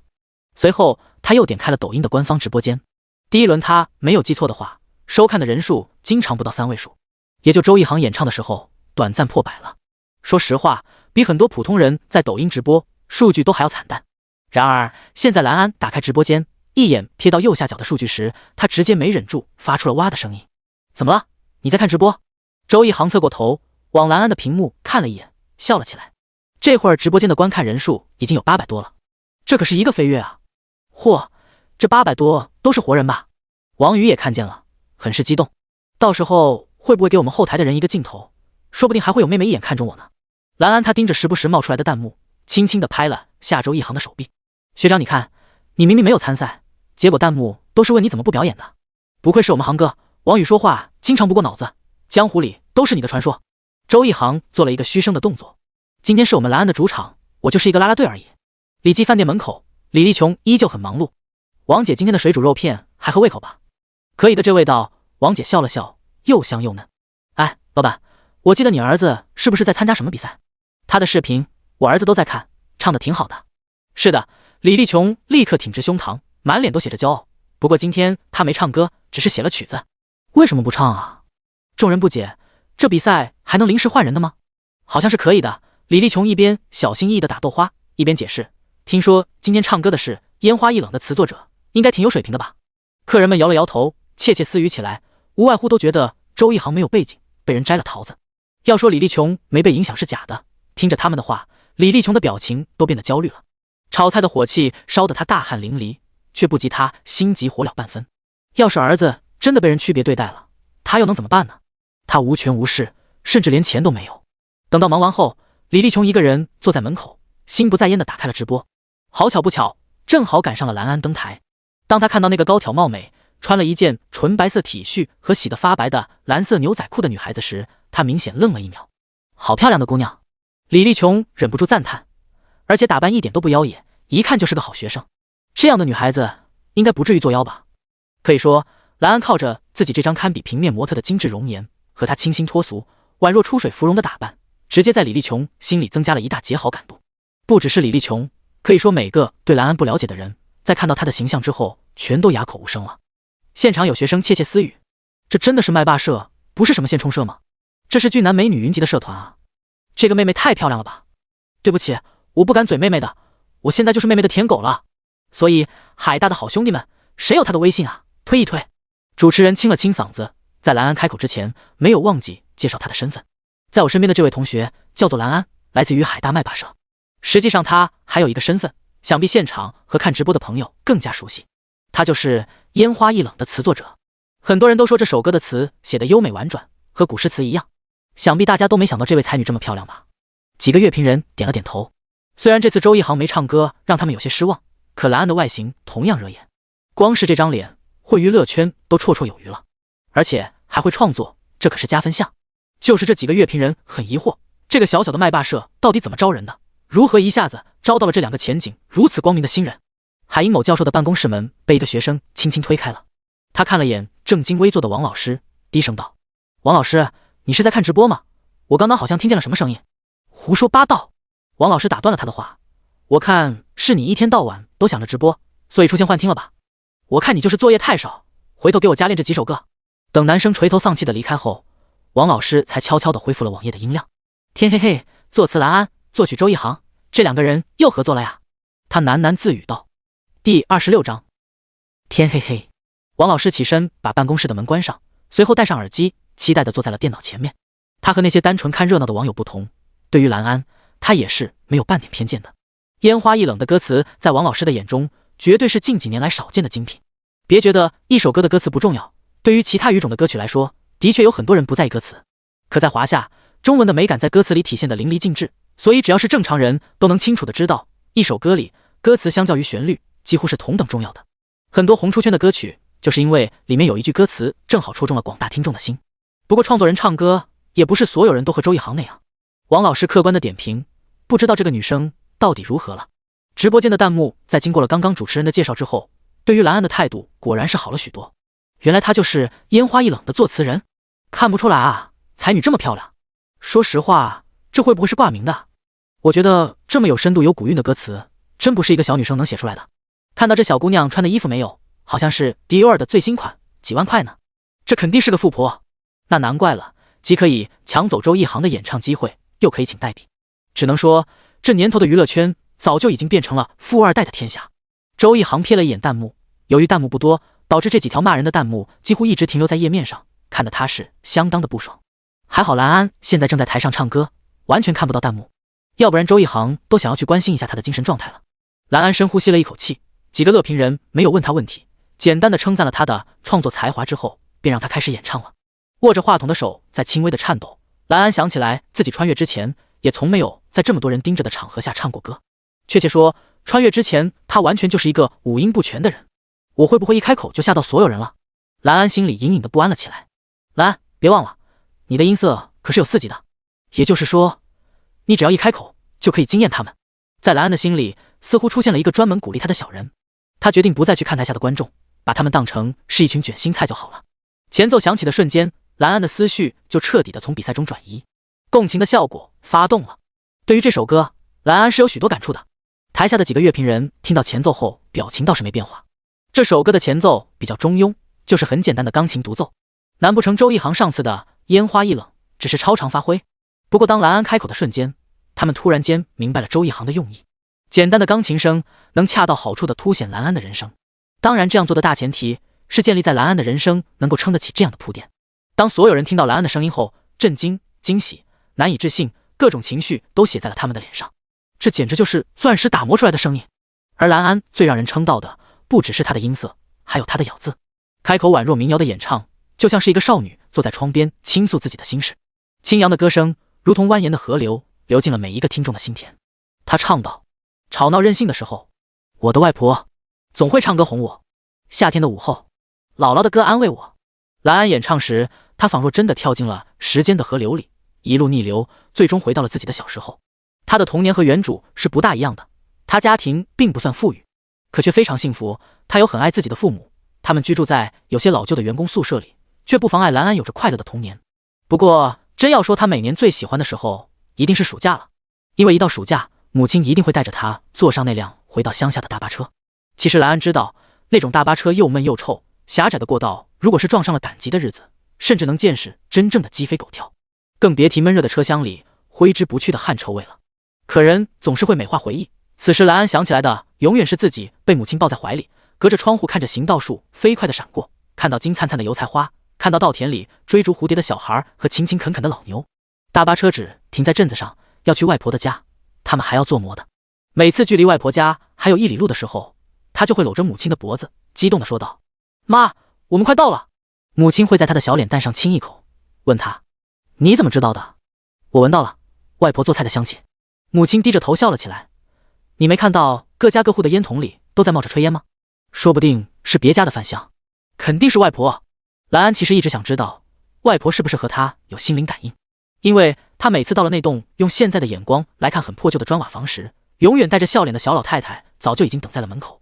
不过每次总是有一个家伙比外婆快一步迎接兰安，那是外婆家的大黄。“回来了，回来就好。”外婆总是这样说。“外婆，我想吃鱼丸，吃肉燕，吃荔枝肉。”外婆摸着她的头，只是塞了一把米到她的手里。“有，都给你做了，快帮外婆喂鸡。”不过兰安并不总是这么乖巧，她很调皮，她会跑到别人家的菜地里玩耍，她会因为没有了父母的监督不做假期作业，就像歌词里唱的那样，不管她多么吵闹任性，外婆都只会安安静静的和她一起坐在门槛前。落日的余晖照亮了院落，追赶着猫狗，染红了炊烟。外婆说：“囡囡，外婆陪你捉迷藏吧。”兰安拿着话筒，她的手颤抖得更加厉害了，不是她紧张，而是她有些控制不住情绪。外婆其实在她穿越前就去世了。左眼处一滴泪滑落，滴答坠落在舞台上。“外婆，我说怎么找不到你呢？原来你躲在那个小盒子里了。”第27章，我怀念过去单纯美好的小幸福。学妹她怎么哭了？王宇捂着嘴，很是惊讶。可他必须承认，兰安开头这几句唱得太美了，她的音色在故意简洁的旋律下得到了最大限度的体现。那简单的歌词又像是一把润物细无声的小刀，在王宇听过后突然间戳中了他。他也想到了自己的外婆，那个永远不会骂他、包容着他的外婆。不只是王宇，实际上很多现场的学生都已经逐渐冷静了下来，抛开了原本的杂念，开始安安静静的听歌。兰安和周一航一样，他们都只用简单的几句歌唱，就让听众放下了先前的偏见。他可能是想到了家人吧。周一航说这句话的瞬间，内心闪过了一丝淡淡的遗憾。他羡慕兰安知道自己的外婆是谁，在他穿越之前，童年只有福利院和那位严格的妈妈。至于吵闹和任性，等待他的一定是一顿教训。所以周一航真的是打心底里觉得这首歌由兰安来唱比自己好很多。在周一航的眼中，兰安那一滴泪，还有他从专业角度上的演唱失误，进入下一段歌曲时他哽咽了，都让这段表演显得更加珍贵。当兰安唱起那一首闽南语的童谣时，他的身影似乎和原唱孙燕姿重叠在了一起。他压抑着泪水，带着哭腔唱道：“天黑黑欲落雨，天黑黑黑黑。”短短的2句歌词，可对于兰安，对于歌者而言，却是已经再也听不见的歌谣，就像他再也见不到外婆了一样。兰安记得很清楚，外婆离世后，外公被舅舅接到了县城里住，从那之后，他再也没有回到村子里。那辆通往小镇的大巴车还在营业吗？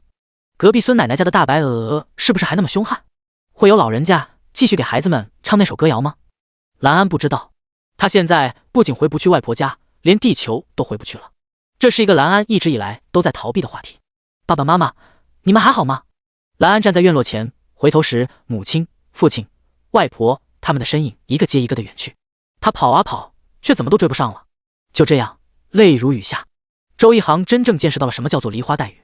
兰安哭起来都那么美，那么让人心疼。他拿着话筒蹲在地上，那我见犹怜的脆弱感让周一航想要冲到台上给他一个拥抱。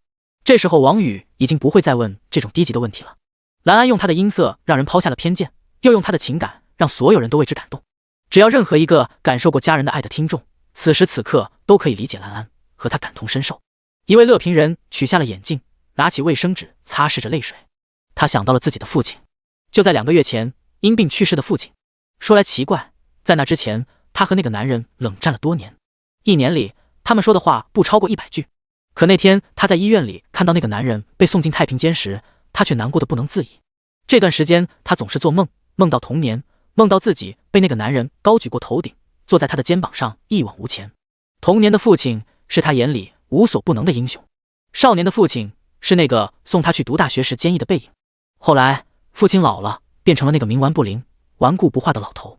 也许乐评人咬着嘴唇，变的人是自己呢。兰安深呼吸了一口气，他知道自己必须唱下去，就像他必须要承认现实，自己已经回不去了一样。父母或许会在他的葬礼上放声痛哭，可他们也必须坚强地继续生活。他也是。于是兰安站了起来，他笑了，顶着那张满是泪水的脸，笑起来肯定很难看吧。柔和的白光落在少女的牛仔裤和小白鞋上，观众们情不自禁地屏住了呼吸，期待着蓝安的演唱。周一航也是如此，他抬头看着蓝安，眉眼里写满了期待。这一段副歌相当重要，蓝安能不能把这首歌唱红，这段副歌是绝对不能垮掉的。当蓝安抬起头看向天花板开口演唱时，他的视线仿佛已经穿过了天花板，看着天穹，看见了满天的星星，里面有一颗肯定属于外婆。我爱上让我奋不顾身的一个人，我以为这就是我所追求的世界，然而横冲直撞，被误解被骗。是否成人的世界背后总有残缺，我走在每天必须面对的分岔路。我怀念过去单纯美好的小幸福，爱总是让人哭，让人觉得不满足。天空很大，却看不清楚，好孤独。他的声音比起第一段时坚定了许多，即便依旧能听到蓝安那激动的情绪，可声线已经稳住了，哭腔也被蓝安克制了下来。海音的王老师微微颔首，对于蓝安的表现，他是相当惊艳的。和周一航一样，又是一个技巧不行，但唱歌情感充沛的歌手。说实话，像王老师这样的知名教授，他不知道听过多少神级现场了。想要靠一首歌打动他是不容易的。可现在听着蓝安的演唱，他听见了女孩的怀念，对外婆、对家人、对童年时光的怀念。如果只有这些，王老师倒不会觉得惊艳，因为怀念旧时光几乎是最讨巧的情绪了。在他来看，重新站起来歌唱的蓝安就像是野草，他是那么怀念过往的世界，却又明白自己必须和过去说再见了。王老师听到了他歌声里的生命力，这才是最难得的。女孩那个哭丧着脸的笑容，在王老师的眼里是标志性的，或许在很多年后都会被人反复提起。海大是怎么了？突然间出现了2个这么厉害的新人，你们这些爱唱歌的人怎么不来我们海一？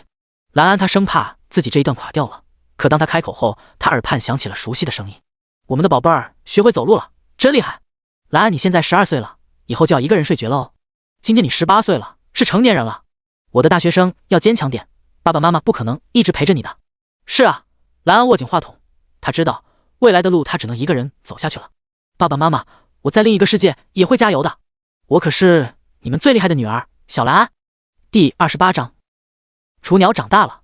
喂，小金啊，让你跟踪那件事算了。此时现场一位女士泪眼婆娑，拿出手机坚定地发出了这条消息。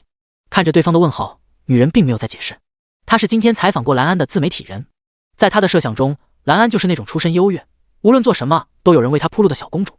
或许是她花了钱，或许是她和周一航情投意合，总之蓝安一定是靠着不一般的手段拿到了这一次的演唱机会。然而当她听到了蓝安的演唱时，这个心肠早就变得逐渐坚硬的女人竟然被打动了。她对于外婆的记忆是模糊的，可听着蓝安的演唱，她还是不由自主地想起了自己的童年。她清晰地记得自己曾经有过一个很高尚的理想，她要做一个敢于揭开黑暗，报道出社会不公平的有正义感的记者。可现在的她呢，竟然变成了一个造谣，利用各种小道消息扭曲事实，只为了流量就吃人血馒头的营销号。如果是童年的自己看到现在的她，应该会格外失望吧。她叹了口气，不禁和歌词共情了。是啊，还是小时候好，那时候的她天真无邪，无忧无虑，而现在的她进入了成人世界后，竟然也被同化了。她垂下眼眸，和现场和直播间里的观众一样，都在听到这段副歌，听到蓝安发自内心的呐喊时难过了。整首歌的主题也因此被拔高，从一开始对外婆、对家人的思念，转而变成了对童年、对纯真的思念，开始反思如今浮躁的社会。几个乐评人眼里对蓝安的欣赏愈发浓烈，歌词依旧优美，相对于现如今那些抖音红歌里只为了押韵而毫无逻辑的歌词，就是降维打击。而最让他们称道的是，这首歌的主题也跳出了常规，并不是千篇一律的情情爱爱，每一个人听到这首歌都会有不同的理解，可以是怀念家人的亲情，可以是对往日时光的追忆，可以是对自己现状的反思。他以一个温和的方式探讨了一个很深刻的主题，而他们也明白了周一航在这首歌里采用如此简单的钢琴伴奏编曲的原因。只有这样简单的编曲，才可能凸显出这首歌的人声和主题。如果旋律太吵了，反而会破坏这种歌谣一样的意境。不管是蓝安还是周一航，他们的各种还是那么的适配。即便蓝安的演唱中依旧有不小的失误，可乐评人都将他们忽略了。他们都预感到这首歌会和烟花易冷一样，在短视频平台疯狂传播。李立琼他拿着手机看着屏幕都发呆了。他对蓝安的印象蛮不错的，因为这姑娘长得漂亮。可李立琼并没有想到，女孩她除了漂亮之外，原来唱歌也这么好听，而且还这么动情。他听着这首歌就想到了儿子小时候天天围着他转，叫他妈妈的时光。谁能想到一眨眼间儿子已经长大了，变成了一个小大人。那些时刻也听了刚刚蓝安的演唱，再也说不出周一航是被潜规则了的话。很显然，蓝安他能够登台演唱是完全够资格的。李姐，这姑娘长得真不错啊，而且这首歌又是她和你儿子一起合作的，这是金童玉女啊。确实，李姐，她人也漂亮，又会作词，你儿子长得帅，还会编曲，这不是天生一对。李立琼听得立刻打断了他们的话。刚刚他可是看了弹幕的，有人分析了蓝安的穿着，这可是一个富二代，他很清楚自己家的条件那是高攀不起的。别乱说，他们或许只是合作呢，又不是谁规定了作词作曲的就要在一起。李姐啊，你好歹敲打一下你儿子，努力去追嘛，男孩子就应该主动一点。李立琼没说话了，不过他心里还是开心的，因为这首歌的作曲是他儿子，至少在他听来这旋律是好听的。看来儿子并没有江郎才尽，我也得努力了。李立琼在心里说道，如果儿子他要当歌手，花销肯定比现在大，以后要不然就再多做个夜宵吧，我少睡几个小时没事的。在那栋气派的别墅里，那个雍容华贵的女人表情很是复杂。刘妈妈刚刚听着那首歌都听哭了，可她不敢开口夸兰安，因为她不清楚夫人的态度。这时兰安唱完了歌曲的最后4句，对着镜头挥了挥手，就像是在向过往告别一样。我相信一切都会平息，我现在好想回家去。天黑黑欲落雨，天黑黑黑黑。直到旋律彻底停下，夫人才开口道，母亲她真的给她唱过这首童谣吗？不过是闽南语，兴许是真的。一切都像是巧合，兰安这具身体的主人祖籍就是闽省的。往日里高高在上，永远都那么强势的夫人，此刻却靠在沙发上，眼神闪过了一抹泪光。兰安外婆去世几年了，一直以来夫人总是以为兰安想要唱歌只是为了反对自己。青春期的孩子总是这样，家长越是反对什么，他们越是要去尝试。可今天听完了兰安的演唱，夫人的心却动摇了。兰安演唱时，她数次想要落泪。女儿演唱时的情绪是不会骗人的，她的歌词深深地刺痛了夫人。原来她这么怀念过去。夫人茫然地望向天花板，是不是我逼得她太紧了？刘妈妈，她这才是开口道，夫人，父母爱孩子都是这样，你也没做错，你只是想让她少走弯路。可我觉得兰安她在唱歌上的确是有天赋的，她那个歌声真的就和天籁一样，还有她写的歌词也是真的美，所以我觉得可以让她去试一试。夫人没回答这个问题，她在思考。可今天兰安的表现的确出乎了她的意料，她的心情很复杂，高兴，因为女儿今天的表现很惊艳，她就算拿到夫人间的沙龙上炫耀，其他人都只能羡慕她。又有些难过，女儿她长大了，已经有了展开翅膀，独自远走高飞的能力。航哥，快看，这才多久 ，B 站就有视频了。第29章，单干吧。这么快啊？周一航慢慢的从刚刚兰安的演唱中抽离出来，学妹的演唱其实是超出了他的预期的。是啊，王宇耸了耸肩，只能说现场的人太给力了，他们好像是一边听歌一边录制，然后等学妹唱完之后直接发 B 站了。我突然觉得我错过了一个商机。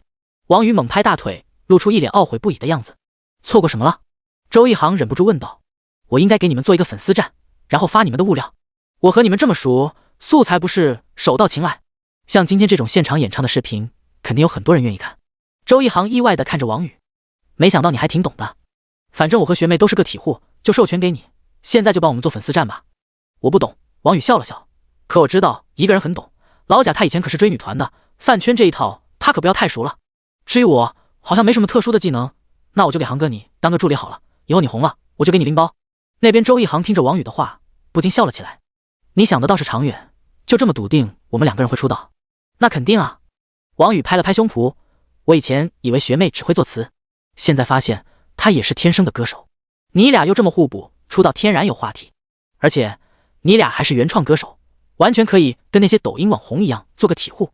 这的确是周一航和兰安的优势，他们有系统有金手指，不需要借助经纪公司给他们找制作人，给他们买歌。至于宣传资源，随着抖音、B 站等平台的爆红，现如今就算是个体户也能靠着自媒体引流。唯一的缺点大概是没有公司推动，很难上综艺和一些大型晚会。不过周一航相信，只要他和兰安持续输出爆款歌曲，不需要他们自己去找，这些综艺晚会自己都会反过来邀请他们。更重要的是，个体户的所有收益都是他们自己的，不需要和经纪公司签署各种不平等的合约。走一步看一步吧。周一航并不着急，我现阶段还挺喜欢做个大学生的。也是。王宇挠了挠头，咱们先听听这几个乐评人怎么夸学妹好了。台上的兰安平静下来后，共情的效果结束，他一想到自己刚刚在台上又哭又笑的，顿时就觉得后悔不已。我在做什么呀？怎么可以如此 drama？ 他们应该不会把我哭的样子截图做成表情包吧？救命！我本来想走的人设是内心高冷、不悲不喜的女艺人，怎么现在我的人设变成了多愁善感的爱哭包？不过我刚刚唱的应该还不错吧？结束时掌声挺热烈的，几个乐评人笑容也挺真诚的。这时候，主持人走到了还在状况之外的蓝安身边，轻声提醒他：“你还好吗？”他还以为蓝安还沉浸在歌曲里，难以自拔。我很好。蓝安立刻朝着乐评人们鞠了一躬。乐评人们莞尔一笑，又漂亮又有才，还如此有礼貌的新人，这可是明日之星啊。说实话，你应该是顶着巨大压力上台的，因为上一轮代表你们社团表演的周一航惊艳了无数人。我虽然知道你很有才华，能写出烟花易冷的歌词，可对于你的演唱，我和大众一样是怀疑的。可你刚刚的演唱已经击碎了所有的质疑，我必须说，你唱的真的很好听。技巧上是有不少缺陷，可你的感情太到位了。另一个乐评人立刻插了一句，毫不客气地说，你演唱时的几个哽咽，让这段表演上升了一个档次。我非常喜欢你今天的演唱。最后一个乐评人主要说起了创作，这首歌又是你作词，周一航作曲，你们两个人太厉害了。作词作曲和单纯的歌手不一样，需要的是灵感。一个优秀的创作人能有1-2首经典曲目已经不容易了，你们几天之内拿出来的这2首歌，质量放在今年，毫不客气地说，就是前2的水准。你的歌词依旧充满了灵气，你证明了除了古风歌词，现代的歌词你也可以驾驭。虽然周一航今天没上场，可我必须夸一夸你。作曲讲究的就是千变万化，你既可以做繁杂精美的华夏风，又可以像今天这样用简单的钢琴伴奏贯穿其中。你清楚作曲的繁简都是为了更好地表现歌曲本身，这一点就注定了你以后会是一名优秀的创作人。我这是托了学妹的福，被顺便夸了吗？周一航没想到自己还能听见一声来着乐评人夸奖，自己明明没参团啊，谁让你是作曲啊，航哥。王宇崇拜地看着周一航，他们这种外行是真不懂作曲的精妙，可听乐评人这么一夸，就开始佩服起了周一航的才华。台上的蓝安这会儿都不好意思了，只能在心底感谢了这首歌原来的作词老师。当他走下舞台时，观众席上突然响起了一声整齐划一的加油。那一瞬间，蓝安是感动又快乐的，他喜欢上了当歌手的感觉。果然啊，蓝安回去的路上自言自语道，当一个歌手还是比在幕后给人写词好多了。幸好我遇见了学长，唯一的麻烦大概就只有他母亲了。对于母亲，蓝安本能的是害怕的，这源自于原主的烙印。不过他毕竟是穿越人士，不可能被这点困难就绊倒了。蓝安早就下定决心，如果母亲还是不愿意他去唱歌，那他就离家出走。学长应该会收留，不是应该会支持我吧。这时候下一组表演的社团遇见蓝安，停下了脚步。你好。蓝安停下来，开始思考自己和他们有什么交集。谁知道为首的女生直接伸出了一只手臂和一支笔。蓝安同学，给我个签名吧。嗨，原来我有粉丝了。快要飘起来的蓝安刚要走到后台等待室，就收到了母亲发来的微信，司机马上来接你，今晚回家一趟。第30章，给个人脉，求追读。回来了，学妹回来了。王宇的目光一直都在看着门口，当发现蓝安的身影后，他整个人直接站了起来。听到他的声音，附近的几个人都闻声望了过去，有几分佩服地看着蓝安。蓝安，你太厉害了。有女生主动走到了蓝安的面前，甚至张开双手想要和他拥抱。此时蓝安的脑海里虽然还在回荡着母亲的话，不过眼下他还是轻轻地点了点头，努力微笑起来。谢谢。即便他并不认识眼前的人，这一路上太多他不认识的人凑了过来，各种恭喜加好友。搁往常，蓝安他早就已经得意的原地起舞，在这里演起了迪士尼的公主片。而现在蓝安的态度是有些疲倦的。根据原主的记忆，他很清楚母亲的态度，突然间让自己回家，甚至直接上保安到了门口，这个操作让蓝安想起了自己以前看过的那些霸总电影，太强势了。蓝安不得不怀疑对方是想让自己直接退赛，然后按照家里的安排生活。学妹，王宇乐呵呵地竖起了大拇指，嘴里絮絮叨叨个不停。我就知道你可以的，你唱歌真的太牛了。你知道吗？你刚刚的演唱直接唱到了我的心里，我甚至给我妈打了个电话。王宇的话还没说完，就被周一航按住了身子。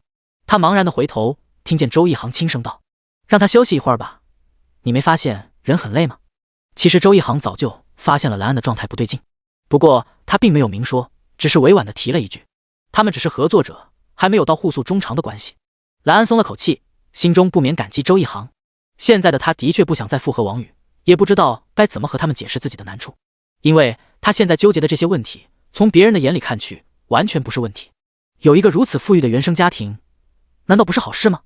周一航他就安静地坐在一旁，听着台上的表演。兴许是蓝安刚刚给人的印象太过于深刻，后续的演唱观众们的反应都很平静，几个乐评人更是直接摆烂，点评的字数也越来越少。海英的王老师看完了自己学生的演唱后，直接关掉了电脑。他很清楚今晚的第1名又属于海大的麦霸社。可现在的他绝不会像上次那样表示不理解。如果他是评委，他也会给蓝安更高的分数，即便二人在唱功上的差距相当明显。当他正准备洋洋洒洒写一篇乐评来阐述一首歌的主题能多大程度地提高一首歌的质量时，他的手机响了起来。这个点，谁给我打电话？王老师摸了摸自己不多的头发，拿出了手机，上面显示的名称是小图，图慧。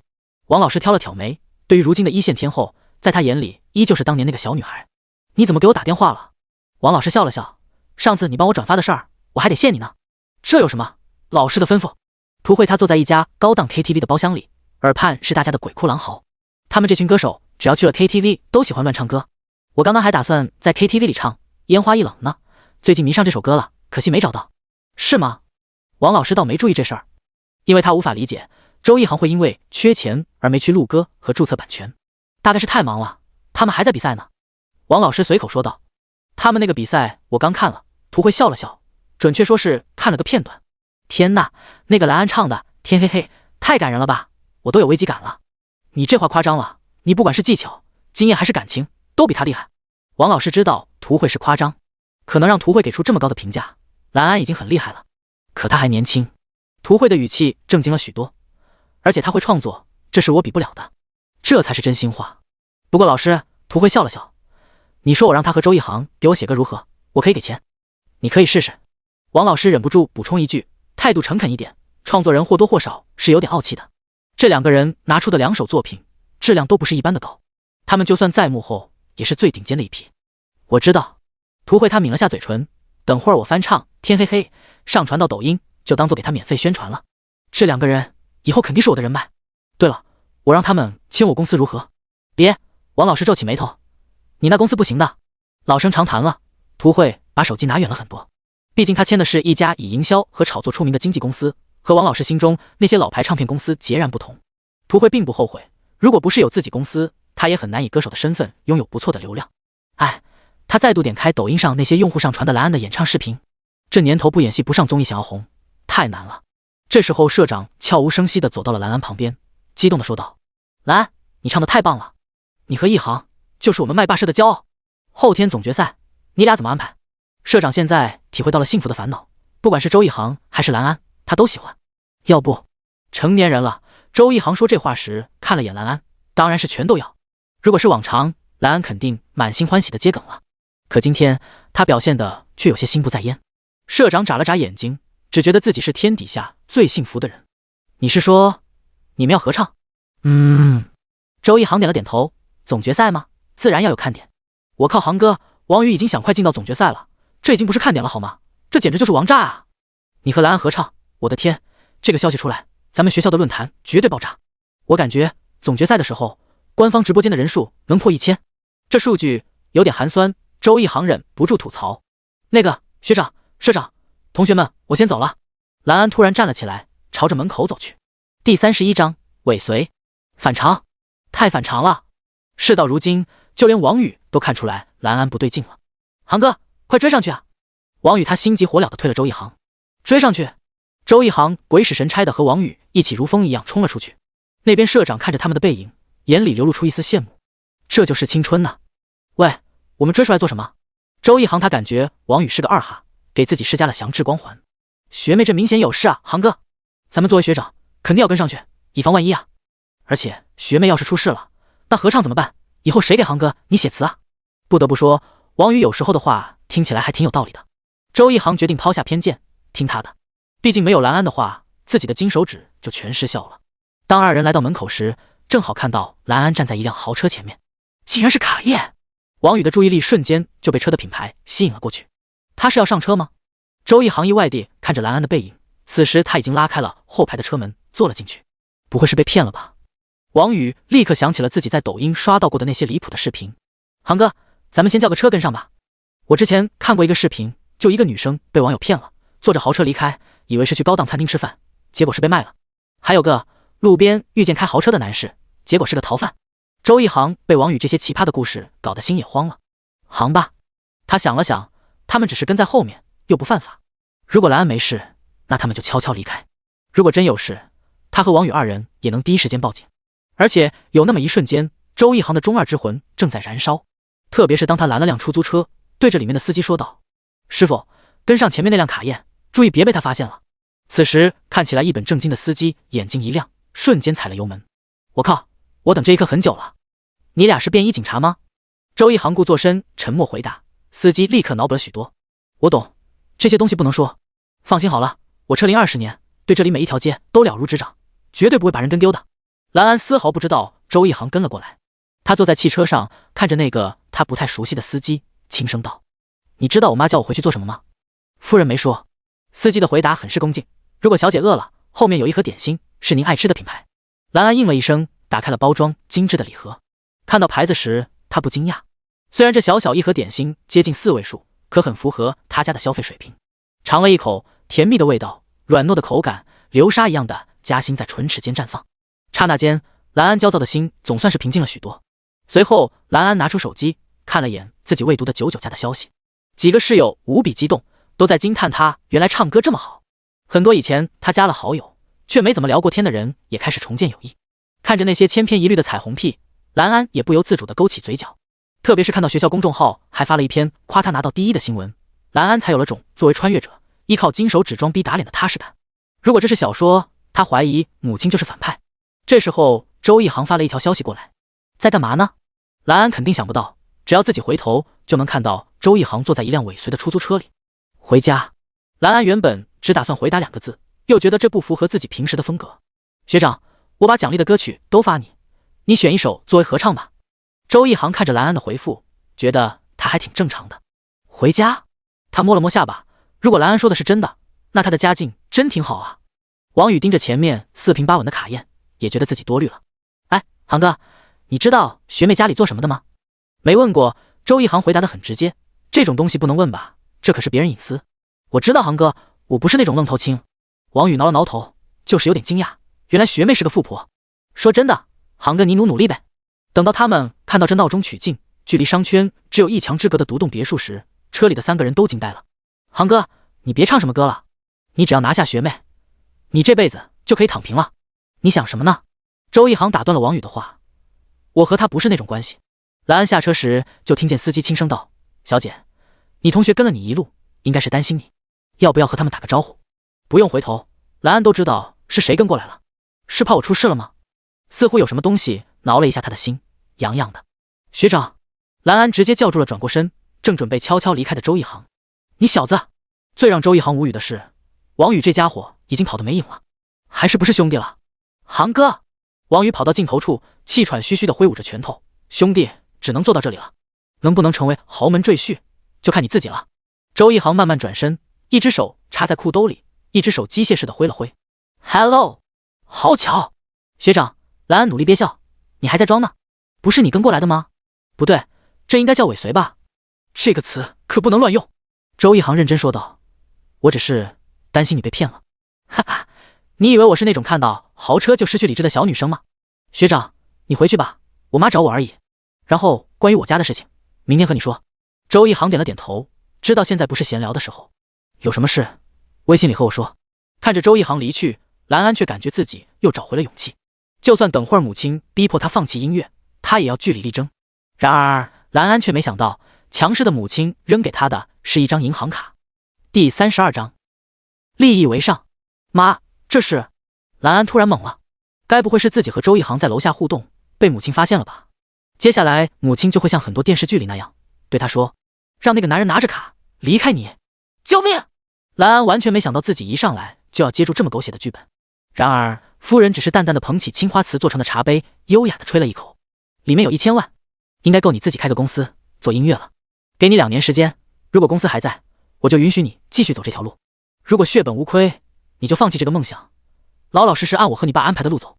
兰安愣在原地，他原本以为自己和母亲之间应该会有一场据理力争，没准2个人还会撕起来，可他完全没有想到，最后是母亲直接让步了。他拿着银行卡，心情很是复杂。果然，不管是出身在怎样的家庭，性格如何强势，父母永远是最爱你，也是最先妥协的人。我会安排一个专业助理帮你打理公司。夫人继续说道，如果你在音乐上真的有才华，我想我应该用不了多久就能等到好消息了。谢谢。兰安他收下了银行卡，这一笔钱对他对周一航都很重要。不说别的，做专辑是需要钱的，而他们自立门户，营销费用、打点关系都是一笔支出。如果他和周一航还想拍 MV， 同样是需要钱的。有了这1000万，他们录制歌曲的时候就可以找海城最好的录音室了和调音师了。我不会让你失望的，母亲。兰安无比认真地挺直了胸膛。那一刻，夫人看着他坚定的目光，冰封的表情下有了淡淡的松动。他女儿倒是和他越来越像了，那一股执拗的劲头，那种不畏困难的自信，还有骨子里的叛逆，都和他年轻时候一模一样。夫人站了起来，走到窗边，然后从自己的鳄鱼皮手提包里拿出了一根香烟，夹在指尖的香烟立刻燃起了星火。他身上那种高贵又淡漠的气质，让兰安都有些向往。不说别的，有这样一个漂亮又优雅的母亲，应该是很骄傲的。毕竟他和母亲走出去，旁人估计以为他俩是姐妹。刚刚那个男生是给你作曲的那个吗？果然还是问了。就是他。兰安自认为自己表现得很自然，我们就是合作关系。他挺有才华的。夫人缓缓地吐了一口烟。你公司弄好后，就先和他签约吧，或者让他做合伙人也行，看你自己。兰安发现自己对母亲的认知一直都在被刷新，这其实源于他内心深处穿越者的高傲。是的，他把母亲想成了一个偏执的控制狂，认为他会不管不顾地阻止自己。实际上，母亲听了他们的歌，找了专业人士看了这2首歌的数据，便知道女儿和周一航是真的有才华的。这种时候还坚持自己的控制欲，夫人也不可能做到如今这个位置。而且他想得更长远，如果这2个人在音乐这块收益一般，以他们经营的人气转型做演员也很方便，或者女儿直接到幕后做一个经纪公司老总也是不错的，未来也能反哺家里。这1000万是他权衡利弊后对2人的投资。至于周一航，夫人就更不在意他和兰安的关系了。如果以后周一航展示出了足够的能力，他不介意女儿和他在一起。要是周一航很快暴露出自己是个草包，他也有自信能够让这人悄无声息地从女儿身边离开。当兰安还在感激母亲的时候，殊不知夫人已经替他考虑好了未来。行了，去休息吧，明早送你回学校。以后你要去参赛上综艺，可以告诉我。夫人轻声道，熄灭了烟头。我会的，母亲。那我回房间了。兰安发现母亲并没有记忆里那么偏执后，内心放松了许多。其实他也清楚对方态度变化的原因。以前的兰安并没有表现出任何音乐上的天赋，他所做的一切就像是故意和父母反着来。而现在兰安有天赋有目标，母亲自然就让步了。而且2年后女儿失利，母亲就能名正言顺地安排她的一生。这么一看，母亲这一招太牛了，悄无声息地化解了母女的矛盾，获得了女儿的信任。不管最后兰安追梦成功与否，她都不亏。果然我是幸运的，随随便便拿1000万出来，我以前想都不敢想。兰安顿时觉得自己先前的焦虑担忧都是那么矫情。回到宽敞的和穿越前客厅一样大的房间后，兰安立刻躺在床上开始翻滚。一对白嫩秀美的玉足在床尾摇来晃去，兰安的脸上再度出现了往日的笑容。学长，从天降1000万砸到我头上了。已经回到宿舍，正在听贾小龙分享女团饭圈趣事的周一航看了眼手机里发来的消息，差点没晕过去。刚刚他还在为自己总决赛夺冠获得1万元奖金激动，转眼间兰安告诉他自己获得了1000万。你中彩票了？不是。兰安把自己的家境和母亲给他的安排简单的说了一遍。厉害了。周一航除了羡慕还是羡慕。你之前还说我有2个金手指不公平，现在来看你也有2个。你这神豪一样的家庭背景何尝不是一个金手指呢？兰安扑哧一声笑了，双腿直接向外张开，在床上睡成了一个大字。那学长，做我公司的合伙人吧，以后我们每首歌的收益55分成，如何？周一航决定不矫情了，兰安这1000万的确能方便他们很多事，这不比他自己去无良经纪公司被迫签下卖身合约好多了。46吧，你6我4，你是老板，这1成收益该给你。周一航很坚持，分清楚利益，我们才能长久合作下去，不是吗？其实46开周一航都觉得自己占便宜了，可37开，兰安肯定不同意。那就按照学长说的来。兰安突然坏笑起来，打字道：等等学长，我现在算不算你的美女总裁了？第33章天后翻唱，求追读了。看着兰安发来的消息，周一航陷入了沉默。美女总裁什么的，很容易让他想到自己曾经看过的那些爽文。不过他还是乖巧地回复了一句：兰总，以后多多照顾了。兰总，兰安很喜欢这个称呼。不过学长，在外面你还是叫我学妹或者名字吧。周一航轻笑一声，所以兰总成他俩之间独有的称呼了。怎么有种小朋友玩过家家的错觉？然而周一航还是把兰安的备注改成了兰总。这时候王宇伸了个懒腰，开口道：航哥，你怎么看着屏幕发笑呢？这时候贾小龙主动替周一航回答，这不是很正常？一航肯定是看到涂慧的抖音了吧？涂慧？周一航愣了一下，这位天后之前微博替他引流，让周一航现在粉丝数已经突破了5000，他对涂慧的观感是很好的，只是不知道他这次又做了什么。你不知道啊，一航？贾小龙直接分享了一个链接，都上热搜榜了。涂慧发了一个他翻唱《天黑黑》的视频，虽然不到1分钟，可唱的真不错。翻唱？周一航愈发惊讶，涂慧这是打算做他俩的死忠粉吗？不过周一航还是先点开了视频，想听听这位天后的翻唱。听了几句之后，周一航就明白这个视频为什么会火了。涂慧的翻唱也很好听，在技巧上完全是碾压蓝安的。可以说，如果这是在那种歌唱软件上的话，涂慧翻唱的评分应该会远高于蓝安。可是只要是听过蓝安版本的人再去听涂慧的演唱，就会明显感觉到情感上还是有差距的。倒不是涂慧唱歌没感情，而是跟蓝安声泪俱下的演唱比起来，明显没那么强烈的冲击力。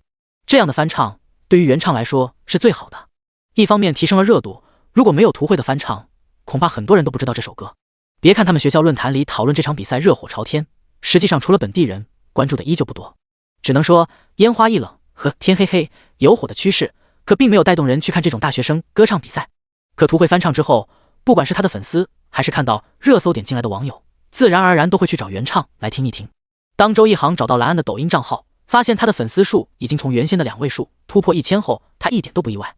而涂慧的翻唱又和原唱有区分度，不会导致所有热度都被翻唱带走了。可以说涂慧的这个翻唱视频对于蓝安的帮助是巨大的。于是他拿起手机给蓝安发了消息过去，蓝总，涂慧老师翻唱了天黑黑，你知道吗？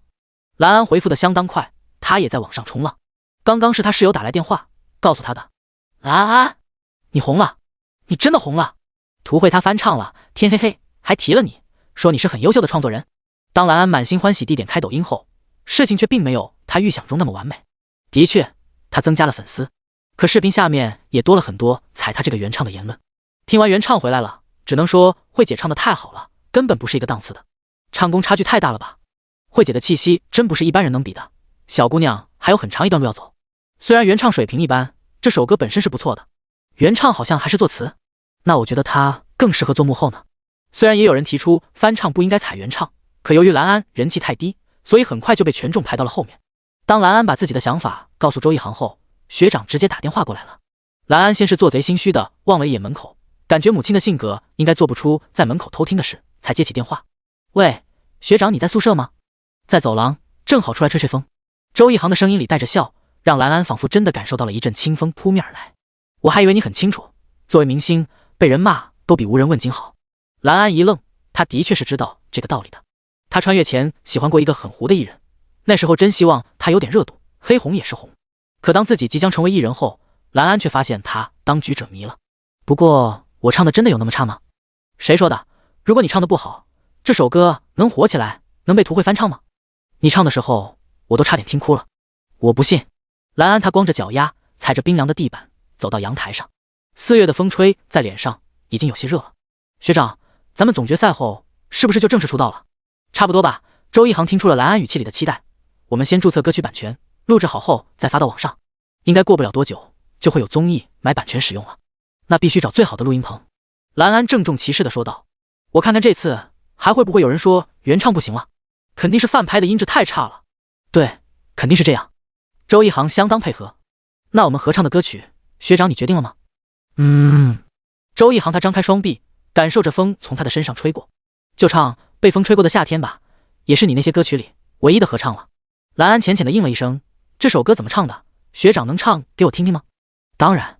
周一航的歌声随即从听筒里传了出来，或许是正好有风在吹，或许是即将进入夏天。蓝安听着周一航的演唱，他就像吃了蛋糕一样，甜甜的。周一航一本正经的唱完之后，不忘提醒蓝安，我刚刚录音了，你可以多听几遍，明天我们一起练歌，曲谱我也给你了。好，学长晚安，明天见。蓝安他挂断电话时用力的拍了拍双颊，才让笑容收敛了几分。呼，蓝安吐了口气，又有新歌了。也不知道名单出来，大家发现是合唱时会说什么。一架从龙城而来的飞机停靠在了海城，一个戴着墨镜的男子摘下耳机，屏幕上赫然播放着的是周一航的《烟花易冷》。第34章，乐华，哇唧唧了还是滚石？求追读了。男生宿舍里此起彼伏的是安详的呼声，只有一个人还躲在被窝里看着电脑。他不是周一航，而是他的室友赵有堂。赵有堂知道0点到2点这个时间段其实是学校论坛最活跃的时间，他要随时关注，免得有人发表一些危险言论。扫了一眼，满屏幕都是这次的歌唱比赛，自然也有不少人骂的。学校不是开了个人板块吗？周一航和蓝安的粉丝能不能去专版啊？就是这2个人红了我们都知道，可不能天天发帖，妨碍其他同学的交流吧？粉丝不知道吗？你们这样是会败坏你们主子的路人缘的，也就是在我们学校论坛里能舞了。说真的，到了外面，谁知道这2个人是谁啊？连网红都算不上。赵有堂面无表情地点开了周一航的专版，这还是他向校领导提议开设的。满屏幕他都只能看见周一航3个字。客观分析一下周一航在烟花易冷里使用西洋乐器的妙处，撰一篇华夏音乐学院的天黑黑编曲赏析。从发声来分析周一航，老周真不是零基础。大家觉得周一航能不能算作曲界的 GOAT？ 不得不说，学习气氛相当浓郁。虽然偶尔也会出现痴女言论，可回复量并不算多。赵有堂猜测女粉丝大本营应该还是在微博、豆瓣和小红书。而点开蓝安的板块，画风瞬间发生了变化。我女太美了，蓝安下班高清街拍图9宫格，女神就照一张，我们蓝安绝对没有整容。集美们，谁知道老婆的包包是什么牌子的？想买同款？谁懂？安安抖音下面全是对她身材长相评头论足的，真下头。今天我妹把安安歌词写进作文里，还被老师表扬了，笑死我。有喜欢蓝安的男粉丝吗？撕个群谢谢。赵有堂笑了笑，果然对大众而言，女明星最让人津津乐道的显然还是她们的颜值和身材。也不知道这对蓝安来说是好是坏。他揉了揉眼睛，还没有睡意，便用笔记本最后的电量打开了一个他常去的八卦论坛。其中一个快要调出首页的帖子却吸引了他的注意。网上说马文去海城了，他是有什么新节目吗？马文是谁？马文是国内著名的音综导演，曾经推出过无数爆款音综，被人称为音综之父。只不过这几年马文并不风光，赵有堂都很久没听说过这人了。谁让这几年各种真人秀大行其道，导致音综已经不复往日的辉煌。可马文的音综，赵有堂还是很期待的，更何况他来海城了。点开帖子，里面回复都在猜测马文的目的。马文一般去其他城市都是考察节目里的嘉宾吧，所以最近有谁在海城开演唱会？我查了一下，没有。海城最近一场演唱会是下个月的，大不可能。会不会是去海音？有可能去那里选拔素人，所以马文要做素人选秀了。这年头素人选秀很难火呀，而且拿不到直播牌照。你们听说过海城最近的大学生歌唱比赛吗？啥玩意儿？没听过。这种比赛马文不至于去看吧？赵有堂只觉得那人和自己一样敢梦敢想。马文来考察周一航和蓝安，这也太玄幻了。虽然他心里周一航很厉害，可似乎还没有到马文专程来考察的程度。帖子没后文了，显然大众对马文的关注度已经低了许多。大家更想看的是哪个小鲜肉又塌房了，哪个小花能上位。周一航睁开眼睛时，太阳正照在他的身上，暖洋洋的。他伸了一个懒腰，有几分不情不愿的起身。唉，如果可以选择，他多么想再睡一会儿。不过蓝安已经在催促他一起排练了。到了学校为他俩专程准备的教室，蓝安戴了一顶米色的小圆帽，穿了一条淡黄色的连衣长裙，左耳处有一串粉白色的珍珠耳坠。如果不是他面前的桌子上放了一排甜点，周一航一定以为自己走进了油画里。学长，你终于来了。蓝安咂了咂嘴，要不要来一块锅盔山楂馅的？不用了。周一航拿了一块格外精致的绿豆糕，甜而不腻，口感绵密，味道很好啊。我妈给我的。蓝安眨了眨眼睛，我平时可舍不得买这家。你有这么一个富裕的家庭，真让人羡慕。周一航怀疑自己若是有蓝安这样的家庭背景，他可能直接躺平当夫人的傀儡了。的确很好了。蓝安他把银行卡拿了出来，手都在颤抖。这里面有1000万呢，我上辈子都没见过这么多钱。我也一样。周一航轻声道，我都不知道啥时候能赚到这么多钱。哎，学长。蓝安他一只手把银行卡放在二人中间，另一只手夹了一块水晶冻一样的甜品放到嘴里。我们的公司叫什么名字好？蓝航？算了，不知道的还以为这是个航空公司呢。既然我们的歌曲都是用的地球的，要不就用地球上一家音乐公司的名字。可以，也很有意义。周一航立刻思考了起来。乐华？算了，听上去很容易塌房。哇唧唧哇，总感觉很难火起来。华纳？似乎是时代的眼泪了。天娱？咱俩一个站 C 位，一个当领军人，二人你一言我一句，倒是觉得这些名字都不太好。最后还是周一航说道，就滚石吧，最有代表性，而且名字简单好记。好。就滚石！蓝安勾起嘴角，从今天起，滚石娱乐公司就诞生了。两人笑过之后，并没有忘记他们的目的。一天下来，二人的属性又获得了增加。周一航技巧提升了5点，共情提升了2点，音域增加了1点。蓝安技巧提升了7点，共情提升了1点，音域增加了1点。而音域的提升似乎和他们训练的时长是挂钩的。第35章，树大招风。先生，请出示您的门票。依旧是先前的场馆，不过今天来排队的人却多了不少。主办方都笑开了花。原本他们以为这个大学生歌唱比赛是卖不出门票的，没想到接连出了2个小伙的视频，让海城不少人都想来亲临现场见证总决赛。更不要说还有本市的企业追加了投资，甚至海城卫视还弄了个电视直播。戴着墨镜和帽子的男人拿出门票走进了场馆，里面闹哄哄的，放眼看去都是些正青春的大学生。他就是马文，他的确是为了周一航和蓝安来的。谁让他最近筹备的节目是一个主打创作歌手的音综呢？这1个月来，马文去了不少音乐节，见了很多创作歌手，可惜结果都不满意。有的人只有1首歌好听，后续的作品质量下滑严重；也有人唱功实在太差，就算是创作歌手也不能忘记歌手的身份。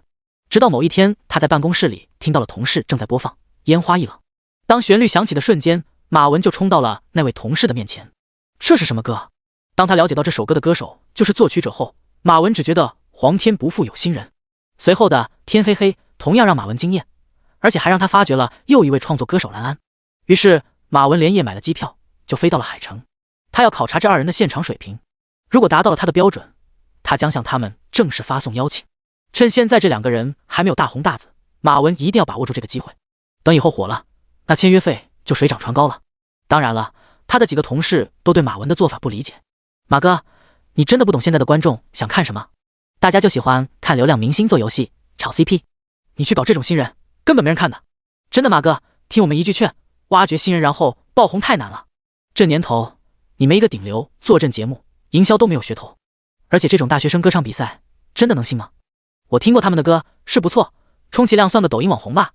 可马哥你得知道，网红上综艺是最容易被歧视的，观众不爱看。马文无视了他们的言论，选择坚持自己的想法。坐在一群大学生中间，听着他们的闲聊，马文倒有种回到校园时光，观看10佳歌手比赛的感觉。也不知道这2个人今晚会不会再来一首原创。马文嘀咕完自己都笑了起来，估计不可能了，原创歌曲哪能这么容易创作出来？李姐，今天电视上有直播，你知道吗？邻居乐呵呵地提醒他。最近周一航在他们这邻里周边算是最热门的话题，大家都挺期待周一航能一炮而红的。毕竟他红了之后，李姐的餐厅肯定也会被报道，到时候一定会有粉丝前来消费的。李立琼笑着摇头，我电视收不到海城卫视，我就用抖音看，还以为你要去现场支持一航呢。有人打趣道，没钱。李立琼的回答很实在，而且我去了也帮不上忙，说不定还影响他发挥。不过我昨天去庙里给他祈福了，一航他没问题的。李立琼一边说，一边又继续忙碌了起来，看他的样子丝毫没有自己儿子以后要当明星的觉悟。他只知道自己要多赚点钱，才能给周一航凑齐一套海城的首付。客人们倒是都拿出了手机看起了直播。哟，今天这直播间人数终于破1000了。是啊，竟然有3000多人，厉害了。众人都很惊讶，他们可是经历过一开始直播间人数不过100的窘况。这么一看，周一航和蓝安还是狠狠地为这个比赛引流了的。只不过直播间的弹幕也比任少时要鱼龙混杂多了。贾小龙和赵有堂坐在观众席，有些羞耻地挡住了上半身。他俩脑子一抽，在胸前贴了一张给周一航应援的海报。可现在又觉得羞耻了，特别是还有直播，要是被他们爸妈看见就太丢人了。此时贾小龙盯着手机，表情逐渐变得愤怒起来。别看弹幕了，赵有堂轻声道，树大招风，人红是非多，你不懂啊。我懂，可这些弹幕嘴太臭了吧。不行，我必须狠狠地对他们。他随手点了一条弹幕，那内容都让他火冒3丈。这就是天后推荐的比赛，笑死我了！大学生歌唱比赛能有什么含金量？这种比赛都有营销，华语乐坛真的完了。好家伙，刚刚看了演几个选手的照片，难怪这2个人能火，这不就是靠脸吗？所谓的原创，谁知道是不是代笔？这种比赛怎么能有这么多人看？太假了吧！我们学校的中秋晚会都比这个隆重。还有这个主持人是哪个城乡结合部请来的吗？这些弹幕王宇也看到了，当他收起手机，不打算让周一航看见时，就听见周一航开口：这些人素质有待降低，攻击性太弱了。王宇张了张嘴，航哥都什么时候了，你还有空开玩笑？我现在不是挺闲的。他看了眼身边的蓝安，发现他正在给自己的粉丝们分享穿搭。是的，兰安他弄了一个粉丝群，不过里面都是他的同学。他真的特别贴心，每次分享时都会去某多多找便宜的同款。你们，王宇叹了口气，难怪你们在台上都那么淡定，心理素质太好了。王宇学长，你这是在内涵我吧？兰安他眨了眨眼睛，你明知道我上次在台上痛哭流涕了，还说我心理素质好，你那次是太动情了。王宇压低声音，你俩这次合作的歌曲是什么类型？能透露下吗？不能。二人异口同声的拒绝。那一瞬间，王宇觉得自己被孤立了。这时候社长笑眯眯的走了过来，嘘寒问暖，你俩有什么需要吗？嗓子干不干？要不要喝点东西？咖啡、茶还是饮料？一航，你腿酸不酸？我给你按摩。社长，你看看你现在这谄媚的模样。王宇哼了一声，满是鄙夷。谁让他们是我们麦霸社的骄傲？社长激动的挺起胸膛，以后我求职简历里都可以加一句，我创建的社团曾经培养出2个当红歌手。听上去还以为是你培养的，王宇吐槽道。社长挑了挑眉，神秘一笑。对了，等比赛结束，我要公布一个好消息，你们一定会很喜欢的。第36章，朋友真好，青春真好。那我们不问了。周一航看上去非常配合，可社长的表情却像是一下子被拿捏住了。哦，他挠了挠头，看起来似乎还挺期待互相推拉一次的。对了，今天我们学校很多人都来现场了。社长生硬的转移话题，他们都说这可能是未来在现场看你俩唱歌最容易的一次了。没那么夸张。兰安笑了笑，我们应该还会在学校的，就算做歌手也不会放弃学业。那挺好的。社长搓了搓手，有你俩这个金字招牌在，我们麦霸社未来肯定能吸引更多的人加入。这时候有人朝着他们这边走了过来。嘿，周一航、兰安，我们又见面了。过来的人正是海音的陈雪凡，他估计是这次歌唱比赛最悲催的人了。比赛之前，作为海音的高材生，唯一一个发行过专辑的选手，他都以为自己会在这小小的比赛里称王称霸。可惜陈雪凡怎么都想不到，自己遇到了挂壁，还是2个。不过陈雪凡却半点没嫉恨这2人，谁让他俩是创作人呢？外行不清楚，可他这种不会创作的歌手，见了任何一个创作人，那都是伏低做小的。特别是周一航这样会作曲的人，在陈雪凡眼里恨不得直接叫爹了。只要周一航能给自己写首歌，让他做啥都行。周一航对陈雪凡印象不错，主要这人唱功是挺好的，而且也没仗着自己专业歌手的身份瞧不起他和兰安。此时跟在陈雪凡身边的还有一个地中海的中年男人。陈雪凡，你好。周一航笑着伸出手，今晚比赛加油。得了吧，我看到歌单就知道我是陪衬。你俩竟然合唱了。虽然观众还不知道歌单，可他们内部人员却是能提前看到的。晋级总决赛的社团都已经躺平，不管是周一航还是兰安，表现出来的统治力已经不是他们这些老热爱唱歌的大学生能比的。众人都抱着一种来走流程，最后见证这一对新人夺冠的躺平心态。这时候王老师咳了一声，对陈雪凡这种消极态度很不满。我是不是和你说过，作为歌手随时都要保持对舞台的热情，比赛结果不重要，重要的是你必须对得起来听你唱歌的观众。兰安一看对方这气质，便猜到了他的身份。你们好。王老师他扫了一眼周一航和兰安，心中的欣赏不加掩饰，是我让他带我过来的。我先自我介绍下，我是海城音乐学院的教授。周一航耐心听完后，表现出了足够的尊重。这位王老师对他和兰安的口碑和知名度都有助力，周一航还是很感激对方的。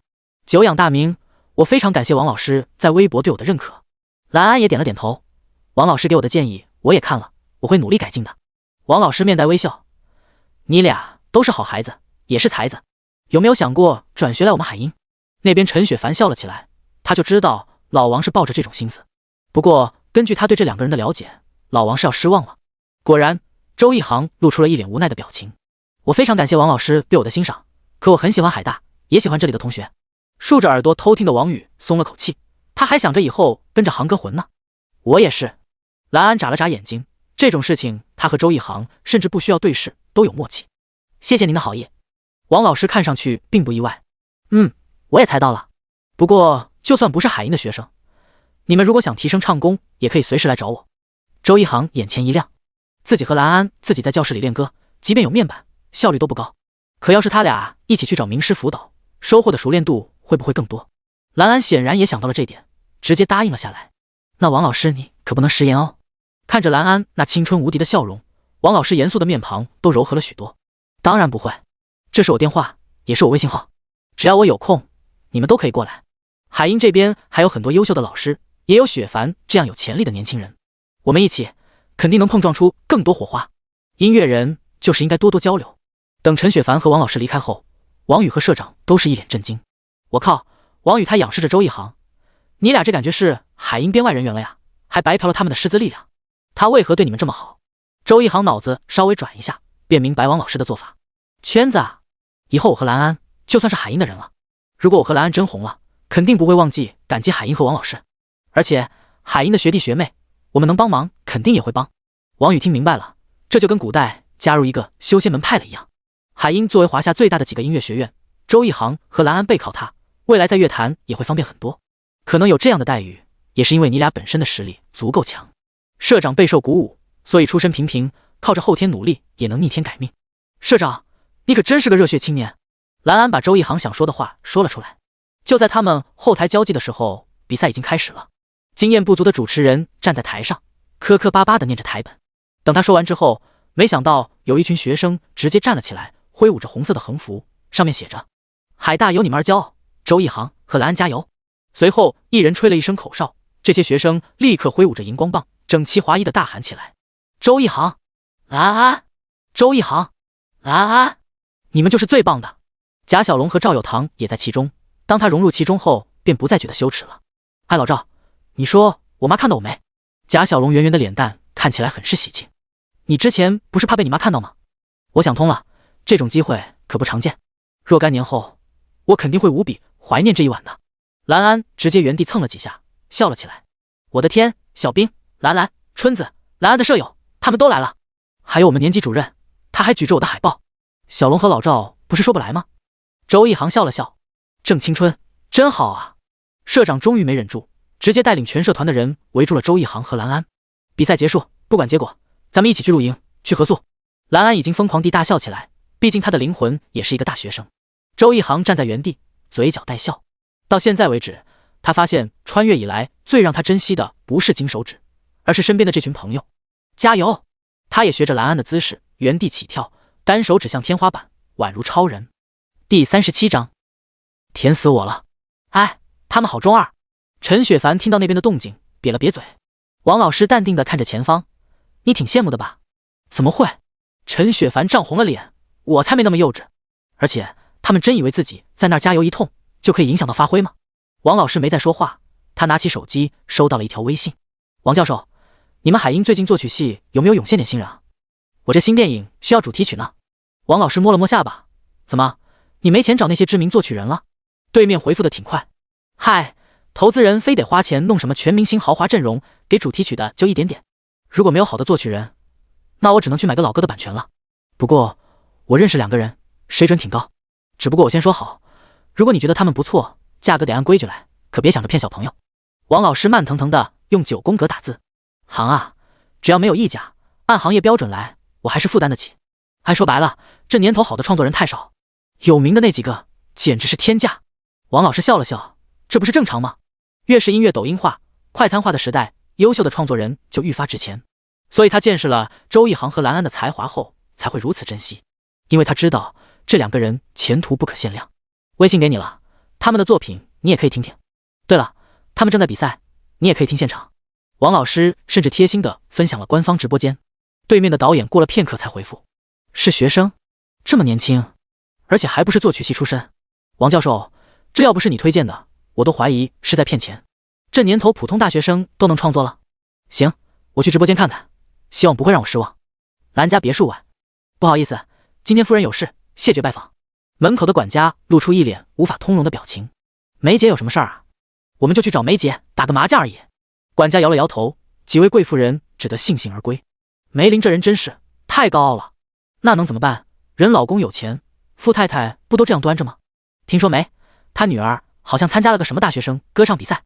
啥？这种比赛真有人看吗？我看她女儿嚷嚷唱歌几年了，也没点名堂，怕是没天赋。有天赋又如何？这唱歌的不就是歌妓吗？好好的大家闺秀不当，跑去唱歌，笑死人了。梅林斜躺在沙发上，水蓝色丝绸睡袍之下，宛如少女一样丰满的双腿慵懒地晃动着。她盯着剧目，眉头紧蹙。旁边的阿姨立刻说道，我看过歌单了，下一首歌就是兰安。我知道，梅林淡淡的说道，我只是觉得她的对手太弱了，就算拿了冠军也没含金量。夫人，这只是敲门砖。阿姨端上来了一盘水灵的樱桃。等小姐的歌曲正式发行后，人气一上去，找她的节目比赛就多了。当主持人激动地喊出蓝安名字后，梅林紧闭的嘴角总算是上扬了一点点。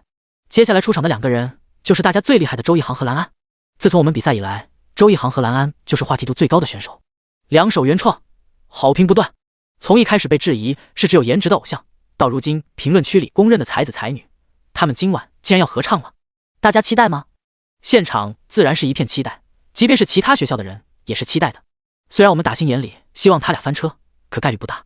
有一说一，创作应该是起伏的。他们拿出两首好歌之后，下一首烂掉的概率很高。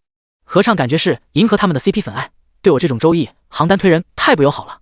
蓝安妈粉简直哭死，我女不能独美吗？臭男人离远点。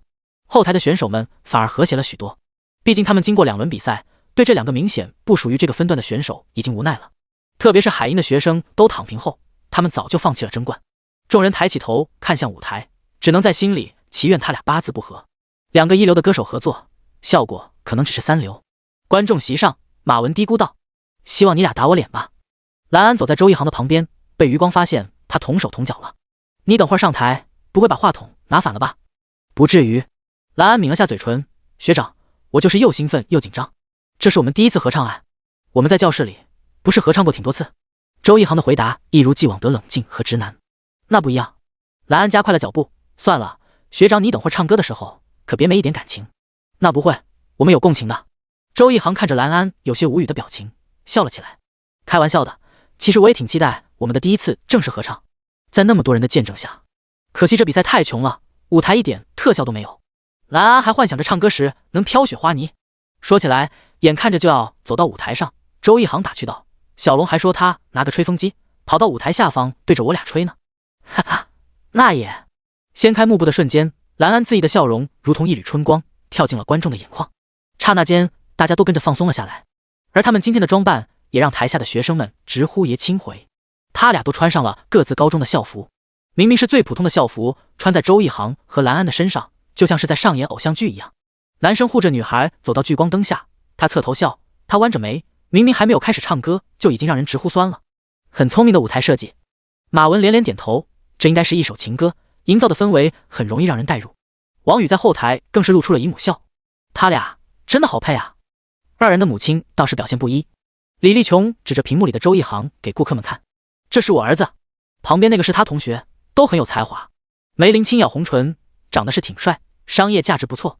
最后周一航和蓝安同时拿起话筒，默契地说道：“接下来这首歌是我们的原创，被风吹过的夏天，希望能让大家回想起最美好的那个夏天。”第38章，被风吹过的夏天。拿起话筒的那一刻，不管是周一航还是蓝安，他们都有一丝奇怪的感觉，就像是他们好像进入了另一个独有的只有他俩的空间一样。这是共情的效果吗？周一航倒不是很意外，他低下头看了眼自己的穿着，依旧是那一件洗得发白的高中校服。他骑着一辆自行车，身上挎了一个包，从街角处驶过。就在这个时候，周一航突然停了下来，有一个女生与他擦肩而过，那个长发女生也停了下来。他们对视了一眼，都觉得对方是那么眼熟。蓝安盯着周一航，少女的悸动悄然降临。此时的她似乎已经忘了自己还在台上唱歌，她已然变成了那个会因为看到喜欢的男生羞红了脸的小女生。她也穿着和我一样的校服，所以我们是一个学校的。蓝安低下头，又骑着车离开了。这时候轻柔惬意的前奏响起，王宇望着羞涩的背对着彼此的周一航和蓝安，不停的哇哇哇。他们这是在演戏吗？我的天，演的也太逼真了吧。这前奏真不错，听着就让人觉得心情不由自主的上扬。社长很喜欢这种甜甜的歌曲，一如他喜欢阳光明媚的夏天一样。那肯定，王宇听社长提到这个，立刻骄傲了起来。这可是航哥的编曲啊，只能说航哥的水准还是一如既往的好。台下的马文笑得格外真挚。这个前奏太妙了，不只是甜，还有一种故事即将揭幕的陈述感。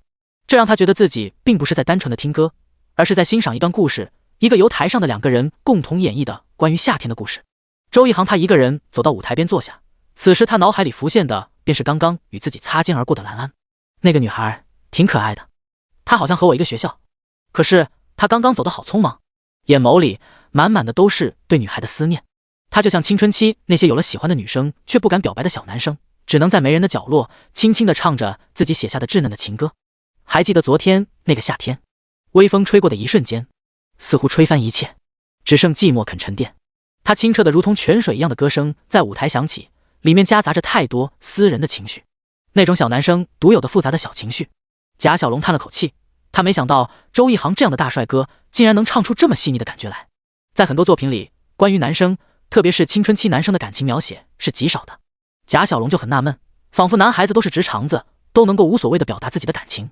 可贾小龙自己却不同，他高中时喜欢过一个女生，可他真的不敢去表白，只能在午休时所有人都睡去后，才悄悄地抬起头望着女生的后背。他会在深夜梦回时想起女孩的笑靥如花，他会在书本上写下傻乎乎的情话，然后把它们撕下来丢进垃圾桶里。让贾小龙惊喜的是，他从周一航的歌唱里竟然听出了那种无奈。可周一航并不知道，其实今天那个女孩已经见过他了，只是他自己不知道而已。兰安缓缓地走到了周一航的背后，他把话筒藏在身后，轻咬着嘴唇，不停地深呼吸。他那急促的紧张的小表情刹那间让很多女生都想到了自己。藏在兰安背后的话筒，这一刻仿佛变成了他们在深夜写下的带有淡淡芳香的情书。她们只是普通的女孩，原本只想着专心读书，可有一天，那个喜欢的男生就这样毫无防备地闯入了他们的世界。他可能是那个万人追捧，在球场上追风的校草，他可能是老师的最爱，会不厌其烦帮你讲题的学霸，他也可能是那个总是从后排捉弄你的马尾，却又在关键时刻挺身而出的讨厌鬼。那带着温度的情书，是如今成年之后的他们再也写出来的记忆。兰安最终还是没有迈出最重要的一步，他向左走了一步，背对着周一航唱道：如今风依旧在吹，秋天的雨跟随，心中的热却不退，仿佛继续闭着双眼，熟悉的脸又会浮现在眼前。兰安的语气是温柔的，是在他每一句歌唱之后尾音里藏不住的喜爱。同样是暗恋，他似乎要大胆一些，他会偷偷的去周一航的教室，只为从教室后门瞥一眼男生的侧脸。他会在知道周一航学音乐后，也毫不犹豫地报了同样的课外兴趣班，就像他演唱时脸上甜甜的笑容一样，他几乎把自己对于周一航的喜欢都毫无保留地通过他的歌声传递了出来。马文侧过头环顾四周，便发现很多女生听着歌都不由自主地笑了起来。看来他们都想到了自己，他们会带上饮料和毛巾，冲到球场边，只为递给喜欢的男孩。他们会在听完了学霸的讲题后，装傻地说一句不太懂，能再讲一次吗？他们也会答应和那个总是弄头发的讨厌鬼一起放学回家。只不过那些勇敢，那些单纯，好像都在18岁的那个夏天过后永远的弄丢了。也正是如此，他们才会更加珍惜歌词里这种纯粹的悸动。正如记忆里那个被风吹过的夏天，是你永远都忘不掉的炎热和美好。好听吗？王老师他看了一眼陈雪凡，发现这小子已经听愣了。啊！陈雪凡猛地从记忆中抽离，然后慌乱地摸了摸自己发红发烫的耳朵。好听的，我记得你以前不喜欢这种小情歌吧？王老师看着这样慌乱的陈雪凡，才惊觉他也不过是个20出头的大男孩。那些歌词太露骨了，他们这首歌明明一句爱都没有，却让我听出了他们会彼此的喜欢和心动，明显高级很多。而且编曲也和现在那些滥用和弦的甜歌不一样，大气很多。说实话，这首歌蛮难唱的，周一航唱功进步了。是这首歌男生的 key 挺高的，王老师赞许的看着周一航，他私底下应该很努力。雪凡啊，你要加油了。这时候，一直背对着的二人终于转身看向了彼此。第39章，你喜欢夏天吗？当他们在舞台上对视时，在他们独享的世界里曾经擦肩而过，一眼千年的少男少女也在嘈杂的教室里见面了。你好，我叫周一航。你也喜欢音乐？兰安撒谎了，他只是喜欢周一航才来这里的。我很喜欢音乐。他的眼眸里是俊朗少年羞涩的笑容。少年低下头，却怎么都忘不掉女孩闪闪发亮的眼睛里面装着星星。扑通扑通，是心跳。是他抓着女孩的手，一遍遍教她如何弹吉他。是他每天都会出现在10号路口，假装偶遇。是他们并排骑着车穿梭在洒满阳光的小巷。是他们盯着夏日的烈阳，在午休时一起去操场上散步。是他们吹着夏天的风，在同学的起哄下拍下的一张大头贴。周一航和兰安同时的开口，同时心花怒放。原来他们以为的暗恋，是一场双方蓄谋已久的告白。歌声是见证，蓝色的思念突然演变成了阳光的夏天，空气中的温暖不会很遥远。冬天也仿佛不再留恋。绿色的思念挥手对我说一声四季不变。不过一季的时间，又再回到从前，又回到那个被风吹过的夏天。他们一点点靠近，台下已经有很多人坐不住了。为了不破坏歌曲的演唱，他们只能在心里呐喊：在一起，在一起，亲上去，亲一个，贾小龙他露出了一个苦涩的笑容，明明有一样的开头，结局却不同。他的高中是在遗憾中结束的，他们唯一的一张合影也只是毕业集体照，而他准备了3年的告白也没机会说出口。可即便如此，他依旧是开心的。这首歌宛如一场幻梦，也许平行世界的他曾经遇见过一个双向暗恋的女孩。宿舍里对感情最理智的赵有堂也出现了一瞬间的呆愣，他竟然出现了一丝懊恼，自己的中学时代好像从没有谈过恋爱，甚至没喜欢过一个人。可现在听着周一航和蓝安那甜到牙酸的合唱时，他就像是自己也经历了一段甜甜的校园爱情一样。他们是真的在一起了吧？赵有堂轻声道：必须在一起。贾小龙态度很强硬，我以为他们合唱可能会互相较劲，谁能想到这么大？而且你看他俩的眼神，那瞳孔里倒映的都是对方。哎，小龙，你喜欢夏天吗？这不是赵有堂独有的问题。其实听到这首歌的人，听到周一航和蓝安甜蜜对唱的人，都会问身边的人，问自己。关于夏天，每一个华夏人都有太多的记忆，是毕业季，是高考，是分别，是无忧无虑的暑假，是不停歇的蝉鸣。对于夏天的钟爱，是每个人都有的。不过很少会有歌曲从这个角度出发去创作。王老师勾起嘴角，他心里的那块大石头彻底落下。自己的判断没有错，周一航和蓝安绝对是天才。这3首歌，不管是放在任何一位成名的创作人手里，都是可以充当代表作的。甚至在王老师严肃的脸庞下，他竟然也多了一点波澜。毕竟他也年轻过，他也吹过夏天的风。对夏天的怀念，其实是对青春不再的执念。马文静静的打字，我们之所以听到他俩的合唱会跟着笑，跟着甜，是因为我们想起了自己那一段也许无疾而终，也许未曾发生的爱情。校园爱情总是美好的，它无关门当户对，它不计较利益，它就是回归了人类最原始的欲望——心动。多年过后，很多人，比如我，都会在某一刻想起自己暗恋过的女孩，那个白衣飘飘，在记忆里笑靥如花的女孩。可我明明知道她已经为人父，也不再年轻了。我不是还喜欢她，只是在怀念年少时敢爱敢恨的自己罢了。马文写到这里时，终究是长叹了一口气。这2个人啊，真是玩弄感情的高手。他敢打赌，接下来这首歌会在校园里流行，会有很多情侣在 KTV 里演唱这首歌，也会有很多人听了这首歌后大胆的去表白。不过让马文更佩服的是这2个人合唱的化学反应，用现在流行的话来说，就是真的很有 CP 感。不虚此行，他笑了笑，希望你们结束时别走得太快，我还要邀请你们上节目呢。周一航和蓝安在台上坐下，女孩将头轻靠在他的肩膀上，左手拿着话筒，右手跟着节拍在头顶晃动，脸上写满了幸福2字。春去冬来，一个个夏天悄无声息的逝去。当蓝安和周一航从幻境中清醒时，他们还站在台上，却和刚上台时不一样了。他们仿佛和那个穿着校服的自己合二为一了。在那个世界，故事还在继续。女孩因为喜欢男生去学了音乐，在临近毕业时，他们又一起走上了舞台，在这里演唱一首毕业作品。这是他们18岁夏天的故事最好的结局。即便未来他们可能会走向不同的人生，可曾经发生过的一幕幕都会永远定格在他们最美好的年华。这让2人谢幕的演唱格外真挚，宛如奔赴了一场心照不宣的约定。在故事的最后，周一航握着女孩的手，再一次问了那个问题：蓝安，你喜欢音乐吗？蓝安抬起头，这一次他回答的无比坚定：非常喜欢。这次绝不是说谎，这是音乐的魅力。一曲结束时，周一航走过去，从身后抱住了蓝安。谢谢，很完美的演出。我刚刚唱歌时好像做了一个梦。我也是。你梦见了什么？一个暗恋我的臭屁小男孩。哦，我梦见了一个暗恋我的漂亮小跟班。台下是长长的掌声和尖叫声。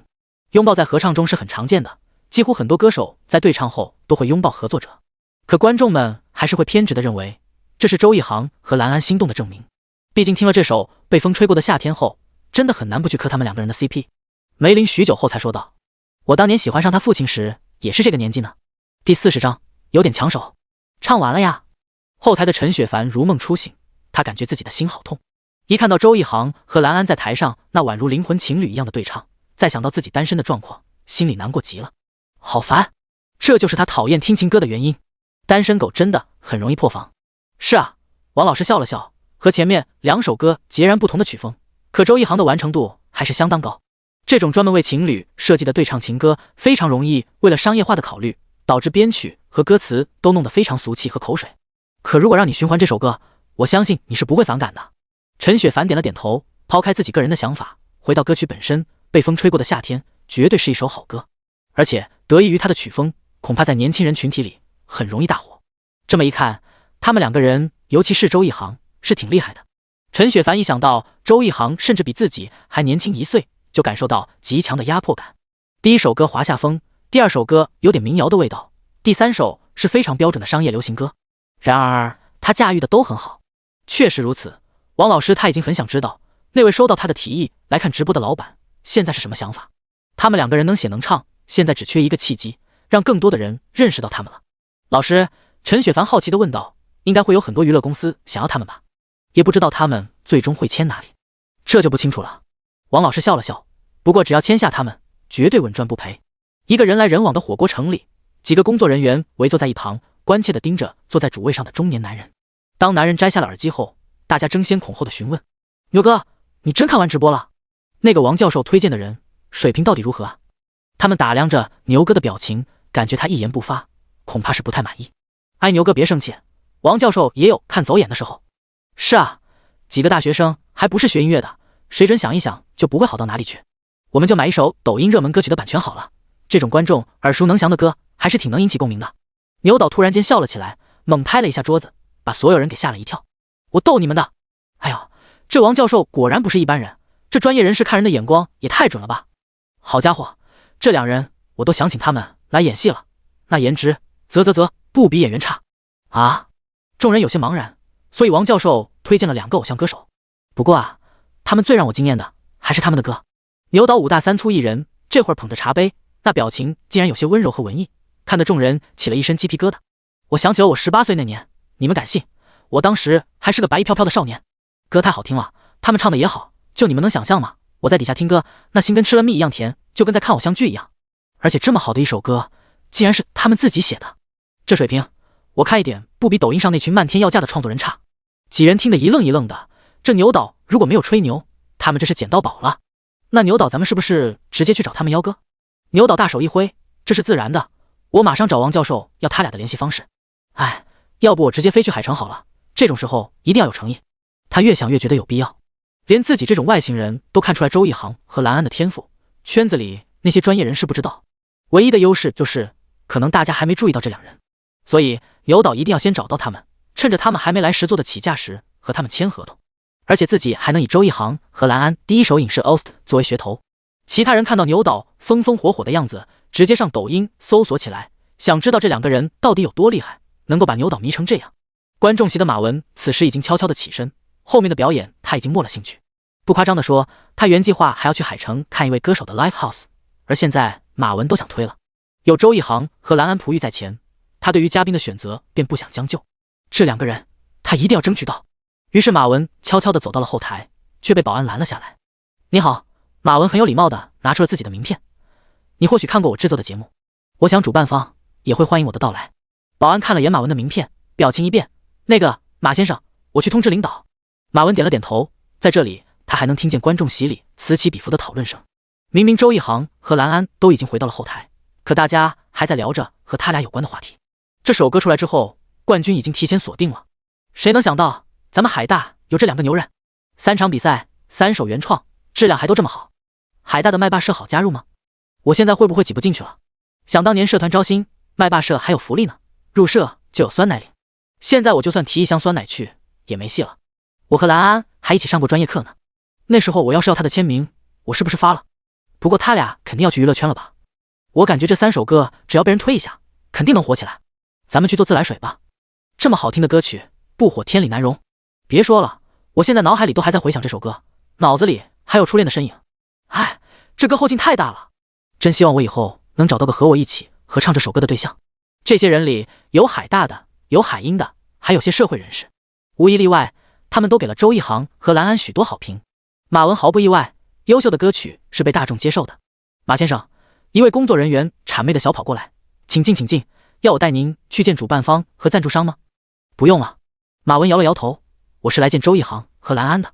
而话题的主角周一航的表情却有些困惑，只因为刚刚蓝安在他耳边说了一句话：学长，刚刚系统叮了一声，提示我完成了隐藏任务。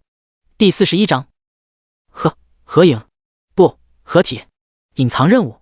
周一航很是好奇，可现在他与蓝安被人完全包围了，根本没时间私聊。算了，周一航轻声道，下意识抬起手臂护住站在他身边的兰安，生怕他被蜂拥而来的人给挤走了。等会儿再说，毕竟是隐藏任务，应该有不错的奖励。兰安点了点头，此时心情还没有完全从刚刚的演出中缓过来。两个人在演唱时共情，甚至是出现在了同样一片幻境中，那种体验和兰安独自演唱《天黑黑》时截然不同，有种入戏之后突然间分不清现实的恍惚。明明周一航此时就站在他身边，耳畔都是各种恭喜的话语，兰安还是觉得不大真实。兰安，一个女生激动的过来抓住了他的手，你唱的太好了，而且你这次的歌词也很棒，你写的每一首歌我都抄在本子上了，谢谢。兰安不停的说道。周一航也是一样，特别是合唱社那些人都过来提前预祝他夺冠，让周一航还有些不习惯。他怎么记得自己第一次上台演出时，这群人还看不起他呢？也不知道现在论坛里怎么聊我的，应该不会再说我是那种只有脸一无是处的偶像派了吧？你们也来要签名？周一航淡淡的问了一句。那几人脸一红，很是局促。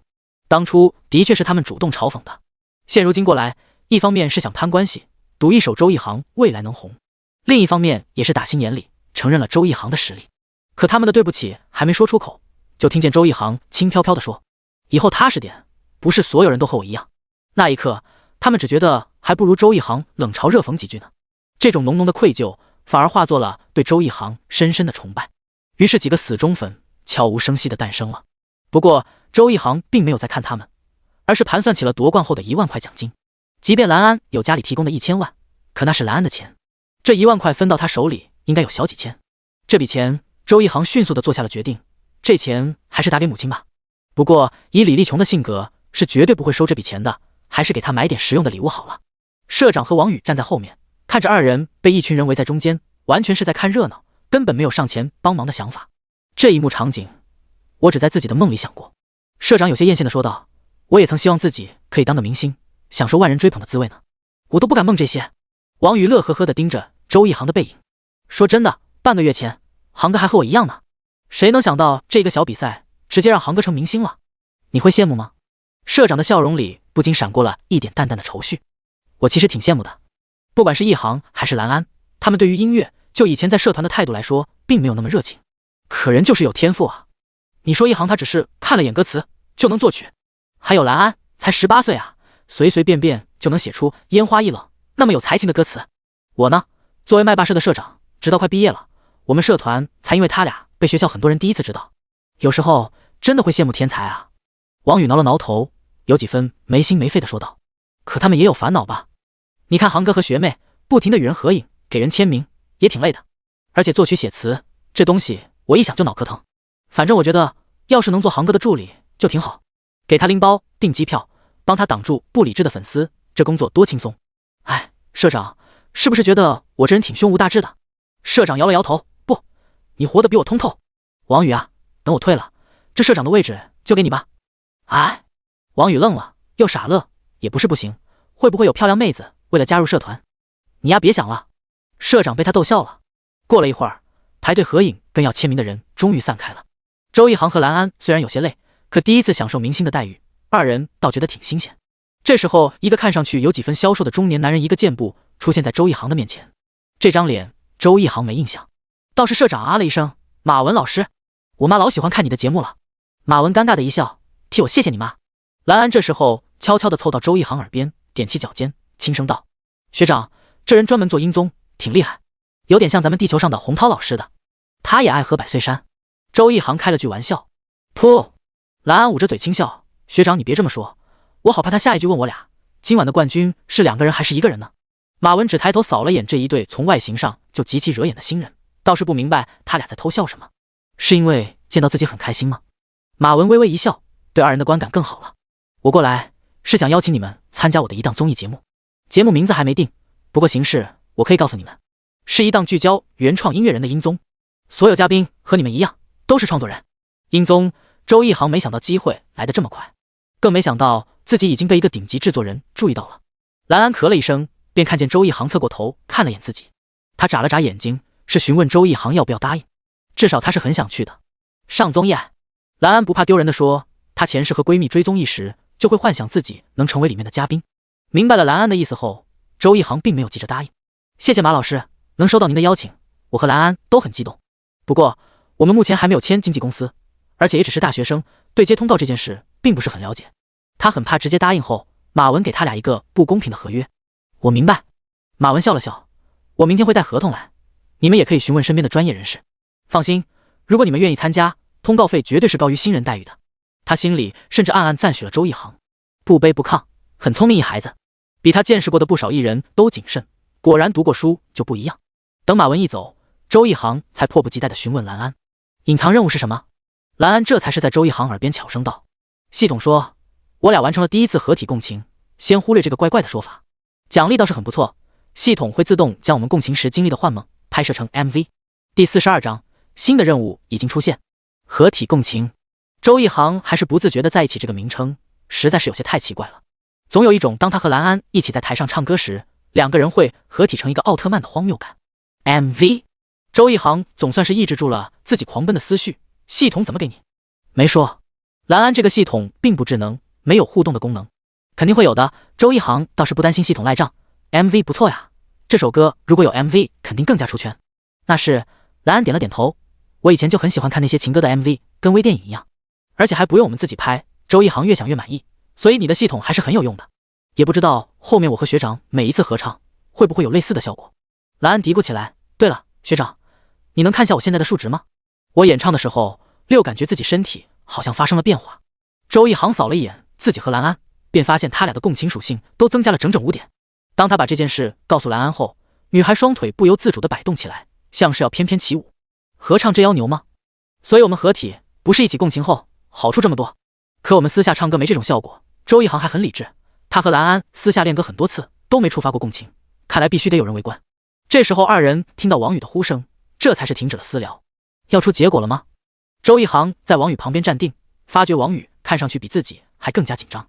对啊，王宇把手放在胸口，你俩要是没夺冠，我怀疑台下的观众要把评委都打一顿。该打。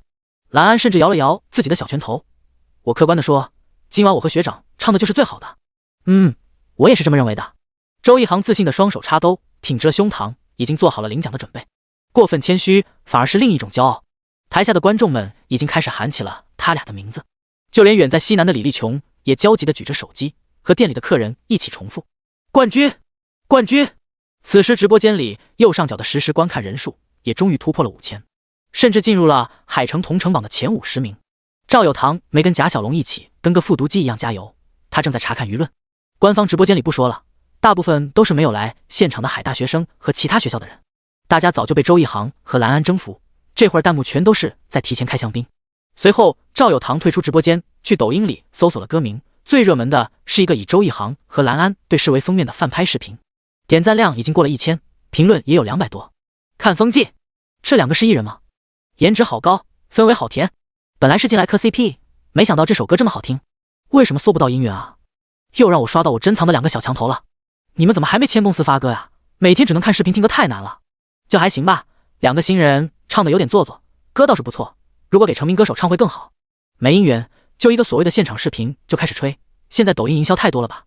赵有堂挑了挑眉，然后拿出手机记下了一句话，音源很重要。随后他又去微博看了一眼，倒是发现周一航和蓝安的粉丝吵了起来。是的，2人微博都才突破1000粉，按理说连网红都算不上，然而2人的粉丝吵的却叫一个真情实感。女明星什么时候能独立行走？这歌词不是铁暗恋航宝，可惜我们航宝和你只是同事关系。真的，女明星粉丝还吹什么双向暗恋？看视频，我们航宝避嫌的那么明显了，真是晦气。而蓝安的粉丝自然也不示弱，男宝妈又开始了，真以为谁都喜欢你家哥哥啊？我们安安独美，臭男人别来沾边，笑死了。航姐的脑回路果然异于常人。看看路人吧，3首歌夸的都是歌词，到底谁是灵魂人物，谁是挂件，不是一目了然吗？赵有堂关掉了微博，并且认为这个平台的风评可以忽略不计。没想到航哥和学妹的唯粉这么水火不容，也不知道2人真的火起来后，这个状况是会好转还是恶化。贾小龙拍了下赵有堂，老赵，马上公布结果了。这一刻，不管是直播间的网友、现场的观众，还是后台的选手们，都全部把自己的注意力放在了主持人身上。蓝安被这种气氛感染，竟然也有一丝紧张。他抬头看着周一航的侧脸，倒是不清楚对方在想什么。本次比赛的冠军属于海城大学麦霸社，让我们恭喜他们，也要恭喜周一航和蓝安，你们的未来才刚刚开始，加油！社长哇了一声，大手一挥，走走走，领奖去了。王宇把手搭在周一航肩膀上，笑得很是开心。航哥，我又跟着你蹭了个奖杯，还挺开心。航哥啊，你看起来好平静啊。周一航这才是露出了一个笑容。平静，的确有点，结果是早就预料到的。不过他还是要感激一个人，如果没有遇见对方，或许他只能做一个平平无奇的穿越者。谢谢。周一航俯下身，温柔的语气吹拂着蓝安发红的耳垂。没遇见你，我或许这辈子都发现不了自己的特殊。那种心跳加速的感觉又开始了。蓝安，冷静，你也是穿越者，不能失态。学长，蓝安抬起头，眼波流动。我也要谢谢你，要不然我现在可能已经成了一个诗人。与此同时，蓝安的大脑里多了一串文字，他完成了任务，获得了奖励。后来，而随之到来的还有新的任务。任务：1个月内有一首发行的单曲进入企鹅音乐新歌榜前10。任务奖励：音色经验手册乘1。注：该任务为阶梯式奖励，进入前5、前3、第1都会有进阶奖励。第43章，我们是冠军。你怎么不动了？周一航侧过头，惊觉那个时时刻刻都要在自己旁边的小美女，这会儿竟然原地不动了。学妹，你该不会是打算让航哥牵着你吧？王宇看到后不禁开了个玩笑，结果被周一航瞪了一眼。你小子别瞎说。蓝安回过神来，快步跑了过来。没事，他朝着周一航挤眉弄眼了一下。我们先去领奖。登上舞台后，不少通过海城卫视收看节目的中年人们倒是都不约而同地站了起来。谁让台上站着的是他们的孩子呢？死鬼，别弄你的鱼了，靠近快来看你儿子。我们雨儿上电视了。他这不是蹭上去的？还是人周一航厉害，学习又好，唱歌也好听。你这么厉害，怎么没蹭到？不过一航这孩子我也喜欢，周末让他来家里，阿姨给他做好吃的。梅林虽然没站起来，却是从沙发上坐了起来。他轻轻地旋转着手里的酒杯，浅浅地喝了一口果汁。还行，至少是冠军。阿姨笑而不语，她早就明白女主人的性格了，这会儿肯定很高兴呢。一时间屏幕站了20多个人，不过最亮眼的还是周一航和蓝安，二人也在所有人的一致要求下站在了最中央。来给他俩颁奖的是这次赞助商的老总，他先是念了一遍稿子，便将奖杯递给了二人。周一航接过奖杯后，正想装个逼亲吻一下，谁知道突然间王宇跟几个男生冲了过来，把他抱住扔向了空中。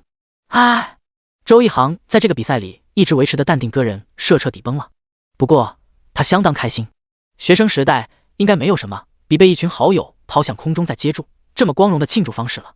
蓝安站在最前面，张开双臂，让飘飞的金色雨落在他的头发、他的肩膀上。贾小龙立刻拿出他作为追星人士的专业设备225加大白兔，一张注定会铭记在现场每一个人记忆里的瞬间定格下来。2个小时后，5人坐在了街边的大排档，脸都红扑扑的。我快饿死了。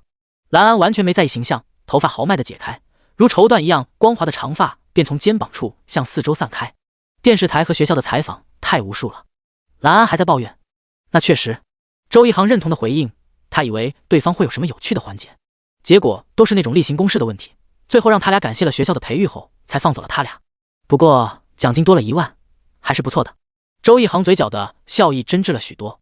校领导显然没想到这次一个名不见经传的麦霸社能给自己挣这么多面子，于是大手一挥，又自掏了1万元奖金。最后麦霸社众人分了分，作为主力的周一航和蓝安各自拿到了5000元。这钱对周一航来说等于3个多月的生活费了，就算没有蓝安的赞助，他也能去录歌。学妹，你怎么没把你室友都叫过来啊？贾小龙有些遗憾地询问。他还想着这次是2个寝室联谊，没准能和蓝安哪个室友看对眼了呢。他们减肥，说什么晚上不能吃东西。蓝安耸了耸肩，菜单给你们，我点的都是自己喜欢吃的。周一航接过菜单，他先瞥了眼蓝安的选择，把他喜欢吃的东西记了下来。除了甜食，蓝安最喜欢的看来是各种肉类。他也喜欢吃肉，牛肉、羊肉、猪肉都行，就是不爱吃鱼。点好菜后，王宇惬意地伸了个懒腰。如果我们回校门口吃饭，信不信这地方已经排了长龙来找航哥和学妹签名了？这肯定的。赵有堂拿起手机，上面显示的是学校的论坛页面，论坛首页都在说打算在校门口蹲守你俩。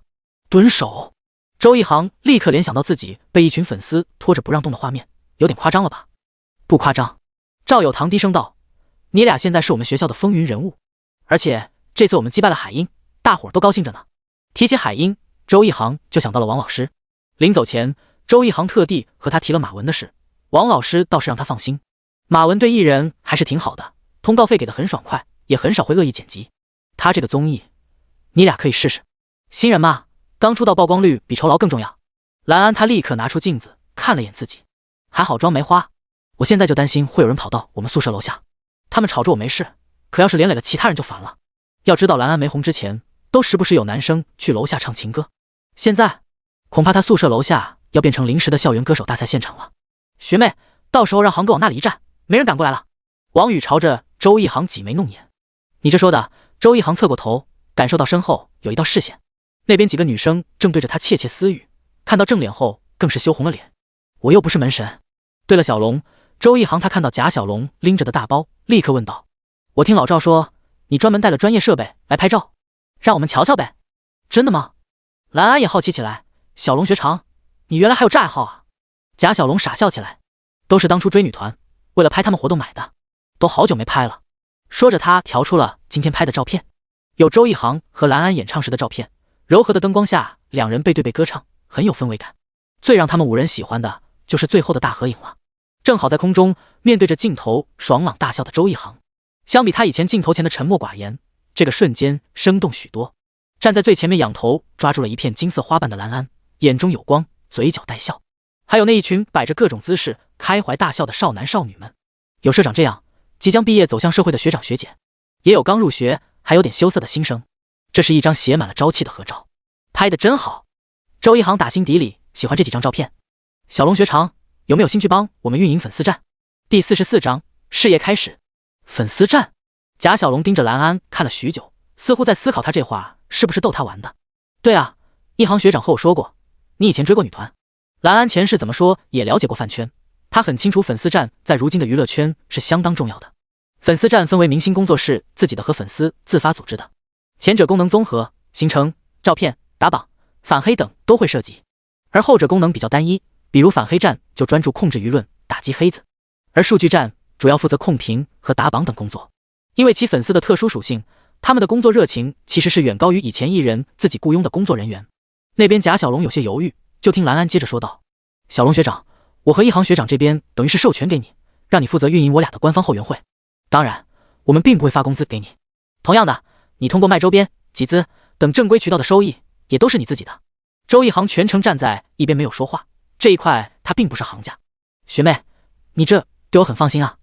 他混过饭圈，自然清楚一个粉丝站有多高的收益。大家调侃的饭圈集资都给站姐买了海景房，这句话绝不是假的。像他今天给周一航和兰安拍的照片，如果他俩是一个小流量，光是以代拍的名义把照片的使用权卖给其他个站，一张也能卖几千。若是能凑70多张照片，价格就更高了。不过贾小龙对于赚钱与否执念没那么大，如果他答应了这件事，他的首要目的当然是为了提升周一航和兰安的人气。毕竟一张漂亮的街拍图带来的流量甚至不亚于艺人一次综艺曝光。没想到我以前追女团的经验，还有我这些拍照的设备，如今竟然有用了。贾小龙这是答应了，太棒了。兰安笑了起来，学长你拍的照片真的太好看了。既然如此，我就和各位再说一件事。周一航清了清嗓子，突然举起杯子走到了兰安旁边。兰安都愣了一下，学长你这是做什么？不是喝醉了吧？学妹也是我的老板，兰总。周一航简单的说了兰安开公司的事情，听得他的3个室友对兰安露出了崇拜的表情。谁能想到他们中间竟然还做了一个正儿八经的富婆。航哥不说了，你俩既然决定出道，那我就来应聘你的助理，如何？王宇此话一出，把周一航听笑了。他看了眼站在边上手里握着啤酒瓶的王宇，调侃道：宇啊，你刚刚这起身的气势可太豪迈了，我以为你是要来应聘副总呢。不，王宇立刻摆手，我自己水平几斤几两我可太清楚了。航哥，我就帮你拎包打杂，订酒店订机票。对了，我还能兼职个保镖。周一航嗯了一声，还挺高兴。助理这个职位看似工作没多少技术性，实际上对忠诚度要求很高，因为助理肯定会了解艺人很多的隐私，如果能让信任的人担任是最好不过了。而且周一航肯定也会给王宇最好的待遇。行，不过你的工资得等我发了单曲有收益后才能给你。王宇嘿嘿一笑，没事的航哥，钱不重要，主要是咱们几兄弟又能在一起了。那边赵有堂开口道：既然如此，我和小龙一起运营粉丝站吧。他虽然追过星，可没管理经验，我做过论坛版主，自己也有公众号，就运营这块算比较熟悉。小龙就专注每次活动给你们拍照拍视频这些。那太好了，老赵，有你这种专业人士我更放心了。周一航对赵有堂的能力还是很认可的。他侧过头看了眼兰安，似乎在询问他的意见。只见兰安站了起来，把面前装了啤酒的杯子举到胸前，高声道：“那今天咱们5个人就算正式在一起打拼事业了。”“好，咱们5兄弟不是，5姐妹也不是，咱们5人一定能干出一番天地。”“兰总，航哥，咱们干了！”大家悉数起身，脸上都写满了少年意气。这一夜也是滚石娱乐正式诞生的日子。周一航看到兰安真把酒一口喝下，坐下时不停地打量着对方。“学长，我这脸上是有东西吗？”兰安问道。“那倒没有。”周一航笑了笑，“我担心你突然睡了过去，还以为你不能喝酒呢。”“嘘。”兰安他吐了吐舌头，“真不能喝，我现在头晕晕的。”“那你刚刚还一口闷。”周一航摇了摇头，立刻给他倒了杯橙汁，等会儿再吃点饭。“那不是气氛到那儿了？”兰安露出一脸无辜的表情，轻咬着嘴唇。“那电视剧里不都这样，一切都在酒里了。你也知道那是电视。”周一航看了眼自己那3个室友，他们是真的挺开心的。不过让他们办事，我也放心。“是啊，小龙学长拍的照片是真好，等会儿先让他发微博，我俩再转发。”兰安还在安排。“行，我知道。”周一航拿出手机看了一眼，“我去打个电话。”夺冠的喜悦再加上这后续的采访和聚餐，周一航竟然忘了给李立琼打个电话。对方这会儿想必是一直在等着他报喜吧。“妈，你在家看电视吗？”周一航的声音传了出来。李立琼啊了一声，立刻将手机贴紧了耳朵，不敢让周一航听出自己还在营业。为了挣钱，李立琼又开辟了夜宵的业务。现在他每天从中午一直营业到凌晨2点。这些事他不敢告诉儿子。“我和你黄阿姨在逛街呢，有点吵。”“这样啊。”周一航没有怀疑。“你看我的比赛了吗？”“看了的。”李立琼的笑容从比赛开始到现在都没有淡去。“一航，你真是妈妈的骄傲，是不是在跟朋友们吃庆功宴呢？”“是的。”“行，你快回去吧，别冷落了朋友们。一航啊，你的奖金都自己留着用，买点衣服、球鞋，最近天忽冷忽热的，也要注意，别感冒了。妈一切都好，你就做你喜欢的，不管怎样，妈都支持你。”挂了呀。第45章，一定是特殊的缘分。哎，兰安的声音响起。时间不知不觉来到了10点，街上许多店铺都关了门，行人也少了很多。不过大排档还是一如既往的热闹，很多人都在这里醉生梦死，高歌钞票和美人。小小的街灯下是长长的影子。周一航把手机放了回去，修长的手指揣在兜里，抚摸着已经有裂痕的手机壳。他回过头看到的是兰安发红的双颊，还有一对迷迷糊糊的双眼。“你怎么还不回来啊？”兰安双手叉腰，牛皮哄哄地问道，声音比平时说话时的音调高了不少。“学妹。”周一航察觉周围不少人朝他这里看了过来，不得不安抚兰安。“你喝醉了。”“我没有。”兰安立刻挥动着手臂，像是不让周一航靠近自己。我们还没有结拜呢，今天咱们5个人就是出生入死的兄弟了。你是大哥，大哥带你去吃甜品好不？”周一航颇有耐心地问道，脸上温柔的表情竟看得兰安有一瞬间的恍惚。我又不是小朋友，不过我们还是去吧。”王宇看傻了，虽然他早就发现兰安喝醉了，可毕竟他和兰安关系还没那么熟，也不好去拦着对方。可他完全没想到兰安和周一航的对话会是这样的发展。“航哥，这个点甜品还有吗？”周一航笑了笑，“便利店里有啊。”兰安一听顿时瘪了瘪嘴，“便利店的不好吃，明天给你买你最爱的那个牌子的，今天先将就下。”说着周一航就带着兰安去了便利店。望着2人的背影，王宇还挂着淡淡的笑。“航哥好温柔啊，最近。”贾小龙心生感慨，刚刚他和学妹说话时好有耐心，如果是以前，一航根本不会搭理吧。“一航这是绅士吧？”赵有堂轻声道，“而且他毕竟是要出道做明星的人，是应该温柔些。据我调查，现在宠粉的人设比高冷更受欢迎。”便利店里，关东煮咕噜咕噜的冒着泡，烤肠在机器里孤独的翻滚着。服务员百无聊赖地打量着那对饮食男女，心里大体是羡慕的。2人坐在角落里，拿起勺子切割下一块松软的半熟芝士，奶香在舌尖回味，竟是消减了些许醉意。双眸清醒了些，“学长，我刚刚是不是说了奇怪的话？”“没有吧。”周一航很体贴，“你只是嚷嚷着想吃甜品，这样吗？”兰安眨了眨眼睛，“哎，现在已经10点了。”“是的。”周一航补充道，“准确说10点1刻了。那等我们赶回学校，宿舍里岂不是已经关门了？”兰安他所在的宿舍每晚10点半就关门了，实在不行，你今晚回家住。周一航琢磨着他那3个室友，已然是一副今晚要通宵网吧的打算。“你们呢？”兰安心里还在计较，回家的话也不是不行，就是不知道梅林有没有看他的表演，若是看了，会给他怎样的评价呢？大概是去网吧通宵。周一航生怕兰安跟过来，你就别去了，那地方挺乱的，空气质量也不好。你们男生呀，真喜欢去网吧打游戏。兰安摇头晃脑，这让他想起自己看过的不少网文，都有类似的情节。什么30多岁的人一起去网吧打游戏，追忆青春。那我等会儿回家吧。兰安没想着去凑热闹。周一航盯着兰安把蛋糕吃完，顺手把纸递给了他。到家之后记得发消息。我知道了，学长。兰安他突然想起来一件事。对了，学长，我差点忘和你说，我有新的任务了。等兰安说完了任务后，周一航点了点头。阶梯式任务，挺有趣的。也就是说，如果我们的歌拿到新歌榜第一，可以一次性拿走全部奖励。是的，兰安此时已经调出了系统面板，奖励应该挺丰富的。而且这个音色经验手册应该可以直接增加音色属性。当兰安抬头时，便看见了周一航那略显古怪的表情。怎么了，学长？你不觉得很巧吗？你的系统似乎知道我能看见属性值一样。周一航此话一出，兰安才彻底愣住了。如果周一航不说，他完全没想到这茬。是啊，我竟然没意识到这点，就和你能得到歌词，我能想起旋律一样。周一航笑了笑，虽然不算什么惊奇的发现，可至少说明我俩挺有缘的。那可不是。兰安立刻露出了他惯有的骄傲的小表情。咱俩可是穿越者呢，而且我们今天才完成了一场精彩绝伦的演出。我宣布，穿越者的第一次合作非常成功。不过话说回来，兰安眼珠一转，新歌榜前10可不容易。我查过了，最近好像有个男团发了新 EP， 新歌榜前5都是他们，然后其他榜上的歌曲也挺强的。你不是才说我们是穿越者？周一航用兰安的语气说道。咱们不是无敌吗？也对。兰安笑了笑，而且我妈给我安排的秘书也说了，等我们歌曲录制好，他就会去负责营销。兰总可是有1000万的人。周一航和兰安走出了便利店。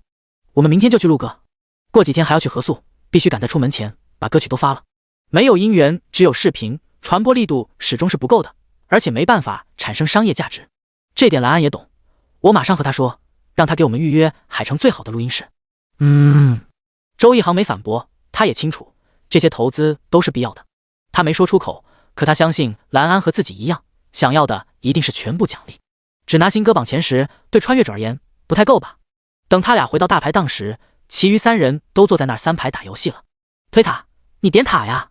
靠，你别吃我线，会不会打野呀，兄弟？龙也不打，团也不来。周一航无奈摊手，我们平时打游戏就这样，内讧可厉害了。兰安捂嘴笑道，不是挺好的吗？就是关系好才能直接骂。老板，结账。我来吧。周一航拿出了手机，我刚拿了奖金。那谢了学长。兰安的司机已经在来的路上，夜风吹拂着裙摆，露出了他穿着白色长袜的细长双腿。明天的甜品可不要忘了。第46章秘书求追读。周一航醒来时已经是下午了，他打开手机，看到了一堆未接来电，有马文的，有陌生号码，还有兰安的。学长，咱们公司已经开业了，快来。地址。周一航几乎立刻从床上坐了起来。好家伙，这么快！他眨了眨眼睛，无比佩服兰安母亲的办事速度。王宇看到周一航一边穿衣服一边往外跑，忍不住对着他的背影喊道：航哥，你要去哪儿？需要我陪你吗？结果周一航已经消失不见了。他侧过头就看到贾小龙和赵有堂正坐在电脑前窃窃私语。你俩干啥呢？商量微博文案。赵有堂扶了下镜框。我们已经分别建了周一航粉丝后援会和兰安粉丝后援会2个账号，接下来就要发布第1条微博了。靠，老赵不愧是你，真靠谱啊。等等，这微博刚注册，粉丝都有200多了。贾小龙笑了笑，老赵在学校论坛发帖引流了，好多人都在底下问什么时候发音源呢。周一航直接打车过来，司机看了他一眼，笑眯眯地问道：你是不是那个周什么航？师傅，你怎么知道？周一航没想到自己已经红到坐个出租车都能被人认出来的程度。我女儿也在海大，她最近天天和我念叨你，还放了你的歌，唱的是真不错，家里都有你的海报呢。哎，小伙子，你的歌我怎么在电台里都听不到啊？因为我们还没录制正式版本。当汽车停在一栋新建了没多久的写字楼外面后，周一航一抬头就看到第20层的窗边支出来了一个崭新的招牌：滚石娱乐。这就是他和兰安的新公司了。一切正在步入正轨，就像今天的阳光一样，让周一航开心地哼起歌来。咚咚咚，当房门打开时，周一航已经满脸堆笑地挥了挥手：学，你哪位？谁知道一张陌生的面孔出现了。他往后退了一步，确定自己在20楼，没走错呀。那这个看起来西装革履，看起来十分专业的职场女士是谁？是谁？你好，您就是周一航先生吧？我是。这时候，一个温柔的声音从门后传了过来：“学长，是你吗？”兰安笑眯眯地走了出来：“这是夏叔，我多年的好友，他最近休假来帮忙的。这里的一切都是夏叔帮我们打理好的。”有什么事情可以找我。夏叔得体地说道：“以后有了新秘书，我就让位了。”你好，我叫周一航，兰安的合作人，我专门给他做去。周一航对这人的观感不错，看起来就很靠谱。夏叔点了点头，态度既不高冷又不过分亲切。夏叔，24岁，本科龙城大学管理系，斯坦福硕士学位。我和兰安从小就认识，把她当成是一个小妹妹。哈哈，兰安笑了笑，你们聊的还挺热闹呢。我们直接进入正题，讨论接下来的工作吧。有问题吗？你们聊。夏叔并不想打扰二人，我还有工作要处理。那我和学长先去录歌。夏叔，你已经联系好营销号了对吗？很简单的工作。夏叔又恢复了活力，只要等你们发歌后，这些营销号就会行动了。你太厉害了。周一航忍不住夸赞道，有对方在，他觉得很多事情省心多了。学长，咱们出发。夏叔，公司的事情还是继续拜托你了。就在这个时候，门口传来了一阵急促的敲门声。不等周一航张口询问，夏叔已经拿出了备忘录。来的人应该是节目制作人马文。兰安点了点头，应该是谈合同的事情。我去开门。周一航推开门，没想到外面竟然站着2个人。马文换了身衣服，看起来正式了许多，而站在他身边的则是一个满头大汗、异常急迫的中年男人。周一航，兰安，你们这开公司的速度也太快了吧。马文笑了笑，还拍了下身边人，这位是牛导，他也是来找你们的。我就提前恭喜2位，即将迎来人生中第一首影视 OST 了。没错，牛导终于喘上了气，我过来就是给你们发来邀请的，想让你俩为我的电影写一首歌。周一航和兰安对视一眼，心中都是喜悦。不说别的， OST 可是很容易爆出圈的，上辈子他俩都见过不少靠着 OST 一炮而红的歌手，就算歌没红，这也是一笔不小的收入。2位老师里边请。周一航很有礼貌，那我们坐下来慢慢聊。但他回过头时，便发现夏叔已经把茶水都倒好了，动作相当迅速。他的业务能力的确很强，而且做事真的雷厉风行。海英，雪凡，你没拿到冠军也不至于消沉这么久吧？操场上，陈雪凡茫然地望着天空，正要解释时，就听见室友鬼叫了一声：“你别说，雪凡，你输得合情合理啊！”陈雪凡拳头硬了，这颜值，这身材，啧，你输得情有可原。第47章，靠颜值出圈了，求追读。你说谁？周一航吗？陈雪凡立刻不郁了，而是凑到室友身后，看一眼他到底在看些什么。你好怪。陈雪凡的表情很复杂。你怎么在看周一航的照片，还看得春光满面的？他帅我承认，你该不会想啥呢？室友立刻替自己辩解起来。我刚刚在看兰安后援会发的，刚刚才看了周一航的。不过爱的不说，他们这几张照片拍的水准极高。你看这光线，不是专业人士，你绝对拍不出来。喂，你为什么要一直打击我？不是，兰安太美了，视频里看得不够高清。他这几张照片，就算是靠颜值出道，也绰绰有余啊。贾小龙给兰安的几张照片，角度各不相同，几乎全方位无死角展现了兰安的美，而且不是那种假人网红的美，没有挤眼睛、嘟嘟嘴，有的只是最生活、最自然的笑容。几乎每一个刷到这张照片的人，都会忍不住停留，点下红心，就像是学生时代和校花擦肩而过，他的回眸一笑也会永远的停留在你的回忆中。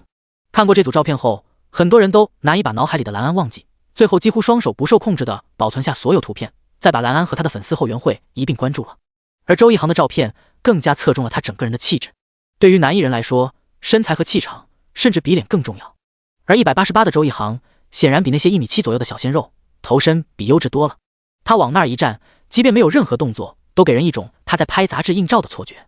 如果说兰安靠着自己纯天然的美貌和元气征服了许多网友，那么周一航这组照片倒是进入了一些时尚圈人士的视线。龙城的一栋高耸入云的大厦，一个打扮精致的女人正在看着电脑。突然间，助理闯了进来，女人的脸上立刻显露出愠色。我不是说过这段时间我要冥想，不要打扰我吗？对不起主编。新来的助理不停地道歉，只是我刷到了一个新人，我感觉他可塑性很强。噗，主编露出了轻蔑的笑容。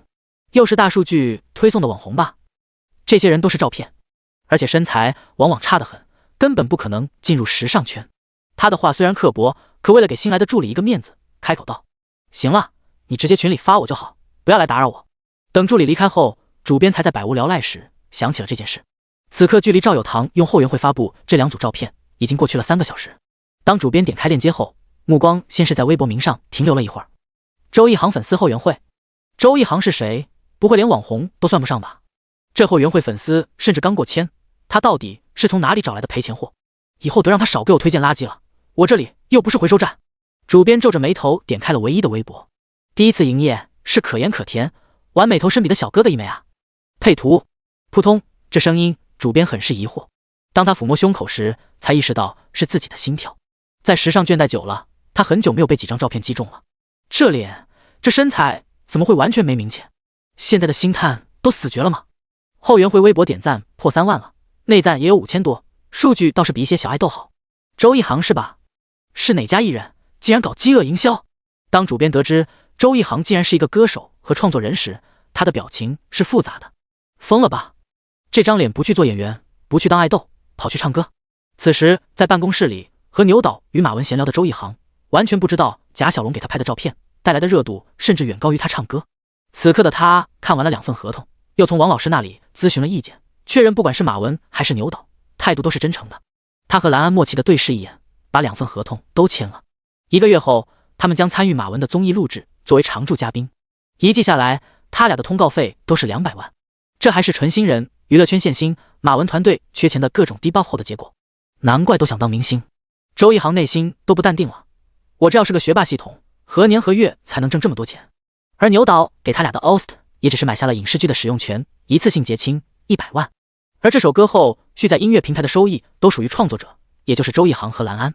如果这首歌火了，还会有源源不断的版权收入。刹那间，周一航突然觉得蓝安母亲给的1000万，距离自己似乎也没有遥远了。送走2人后，周一航才恍惚地问道：“原来赚钱这么容易吗？是吧？娱乐圈简直是暴利。”蓝安也愣住了，她本质上还是那个穷苦女大学生，倒是夏叔表现得淡定许多。蓝安，这是因为你才华过人，如果不是你能创作，那么这档综艺也不会找到你。不能创作，也不可能有 OST 的机会。只是个歌手，想要出头可难多了。这是实话，这个世界最好的一点就是对版权足够尊重。有了创作人的这层身份，周一航和蓝安开局才会这么顺利。周一航甚至推断，蓝安母亲压住他俩也是因为他们的创作，而不是他们唱的怎样。这年头会唱歌的很多，能写能作曲的凤毛麟角。不错呀，蓝安。收好合同的夏叔例行惯例看了眼微博，夸赞道：“你颜值果然不错。你后援会发了1组照片，现在点赞都破5万了，而且你的个人微博就这点时间涨粉4000多。那学长的呢？”蓝安立刻问道。周一航自己先去看了，不想麻烦对方。他自顾自地打开微博看了眼，他涨粉也有近3000。不过他发现自己的粉丝里多了个认证的黄 V。GQ 主编关注我了。第48章狗血电影 OST 求追读。GQ 蓝安听见周一航的话，立刻坐到了他的身后。他看了眼对方的认证，不是假的。可以啊，学长。蓝安还挺羡慕的，毕竟自己没这样的待遇。你这是一只脚跨进时尚圈了？可能只是暂时关注，都没私信我呢。周一航刚刚就查过私信了，里面几乎都是些痴女发言。不过他也猜对了，这位主编虽然很喜欢周一航的外表，不过他1没咖位，2没背景，3不是模特，让他直接上 GQ 只会被人破口大骂资源咖。所以他只是将周一航放进了观察列表。以他的资质，红起来应该不是问题，只要他赶紧放弃歌手这条路，回头是岸。夏叔瘪了瘪嘴，他不是没看到周一航的照片，要他说远不如大小姐的生动。大小姐，几张照片就能收获这么高的热度，你才是真正的潜力股，说明大家都是有审美的。到底是年轻人。蓝安看着微博里那些夸他颜值的话，和吃了甜品一样。眼看着蓝安即将沉迷于大家的赞美中，周一航不得不提醒他：学妹，咱们还是得赶快发歌。其实我俩的留言里也有不少不满的，我看了眼，都是之前就关注的老粉丝。他们说什么了？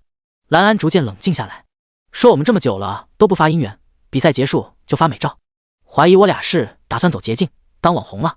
周一航不是那种看不得批评的人，恰恰相反，看到这条留言他就觉得是一个警醒。前世他见过太多有才华的歌手或者演员，为了追逐流量，活生生毁了前途。这些只是贪图他俩美色来关注的粉丝，既不会花钱，也不可能长情。这一次，夏叔破天荒的没和周一航抬杠，他知道周一航说的是对的。学长，你说的对。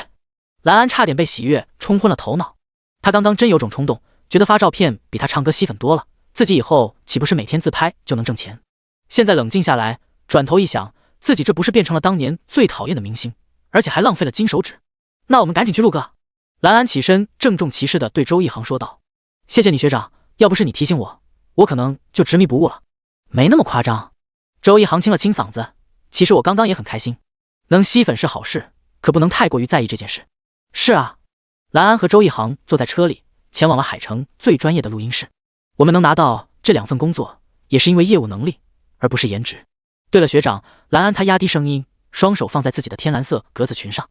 牛导给我们约的歌，你觉得哪一首合适？现在蓝安手里没发表的歌曲还有6首，不过接下来的任务看不出来会不会有新歌作为奖励，所以如何利用好这每一首歌还是需要深思熟虑的。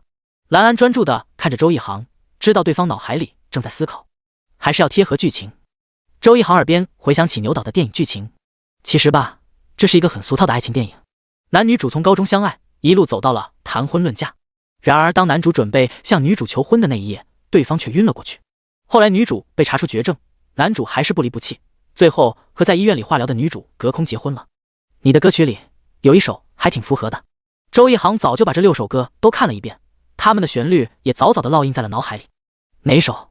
蓝安相较于周一航没那么热爱音乐，他喜欢听歌，可从不会去了解这首歌背后的故事，更不会去看歌曲的 MV。童话这首歌的 MV 和这部电影剧情还挺像的，而且影视 OST 就需要这种旋律朗朗上口，歌词引人共鸣，易于传播的歌曲啊。这首歌还有 MV？ 蓝安有些尴尬，他听过这首歌，可不知道他的 MV， 挺感人的 MV。 周一航突然想起一件事，系统不是给我们奖励了一个 MV 吗？对哦。蓝安拿出手机嘀咕了起来，我也没收到啊，等等。他突然发现自己的邮箱里多了一封邮件，发送人未知，标题系统奖励，附件一个视频。该不会？蓝安点开附件，立刻播放起了一段拍摄的宛如校园电影一样的 MV。 他立刻拿出耳机分给了周一航一只，于是2人就这样坐在汽车后排，各带了一只耳机，专注的听歌。 MV 和他们演唱时那一场幻梦如出一辙，可自己亲身经历和现在重看一遍又有些许不同。周一航脚趾抠地，有几分羞耻，他怎么跟拍偶像剧一样？不过有了 MV， 这首歌的质量倒是更上一层楼。蓝安耳朵有点红，他不知道 MV 里自己那眼神是逢场作戏还是自然流露。我们先发歌，再发布 MV。 学长，会不会我们3首歌都冲进前10了？有这个可能哦。周一航摘下耳机，把手放在了坐垫上，只可惜奖励只能领1次。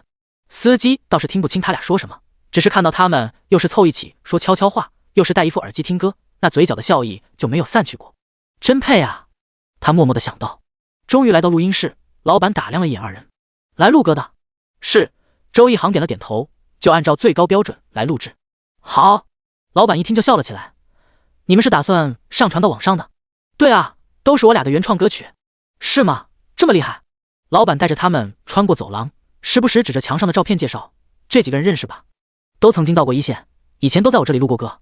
所以老板，蓝安在上面的确看到了熟悉的面孔，我们的照片也能放上去。小妹妹，你虽然很漂亮，可老板我很有原则的。老板耸了耸肩，只有闯出名堂的人我才会放在这里，你懂的，这样才有宣传效果。第49章后期失业了。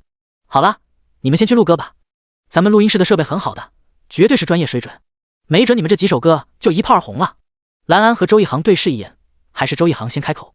那我先。蓝安他不知什么时候从包里掏出了一块巧克力，递给了周一航，吃一口，有好运加成。真的吗？周一航笑了起来，发现蓝安就连巧克力都买的是牛奶夹心的甜口。当周一航进入录音室后，蓝安便坐在门口看起了手机。社长发来了消息，确定了这次合宿的时间，一共3天，去的也是一个挺冷门的古镇，听上去还不错。蓝安这穿越以来没正儿八经的旅游过，还挺期待的。而且他有种预感，这恐怕是他和麦霸社很多人为数不多的一次集体出行了。留在公司的夏叔登录了蓝安的账号，转发了后援会的微博，算是认证了后援会的身份。随后他又进入粉丝群，安抚粉丝，音源已经在录制了。蓝安看着夏叔发回来的报道，很是满意，有他的帮忙，自己这小破公司算是走上正轨了。当然他也没忘记微信上感谢贾小龙和赵有堂。不远处，录音室的老板和后期人员就在录音的房间里，头上都戴着耳机。对于周一航的演唱，不管是老板还是工作人员都没有太大的期待，毕竟他和蓝安看上去太像那种一时兴起来录歌的有钱大学生了。至于原创，恐怕也是他们常常听见的那种不入流的水准。老板和工作人员对视一眼，无形中进行了交流。别人是上帝，就算唱得再不好，我们也要表现出陶醉。确实，反正还可以修音。老板，你相信我的技术，他们听到我修音后的版本，都会怀疑自我的。直到那与众不同的华夏风前奏响起，老板和工作人员几乎同时举起手，紧紧地捂住了耳机，似乎有点不对劲。周一航开口的瞬间，他就发现自己共情的能力失效了。准确说，他唱这首歌时有了经验，依旧是有不输第一次演唱的感情。可他并没有再次进入幻梦之中，他以一个更专业、更成熟的状态完成了这首歌的演唱。这次没有了破音，完成度极高。可以吗？周一航摘下耳机，轻声问道。老板如梦初醒，他揉了揉眼睛。兄弟，你是海音的吧？不是。周一航笑了笑，我就海大的学生，只是个热爱音乐的普通人。普通人？后期都哭了，周一航这唱的几乎不用修音了。至于编曲，他更是不敢，他的水准完全不配去改编。那我们就继续下一首。周一航想试一试童话，如果能一次把几首歌曲录制完，那自然是最好。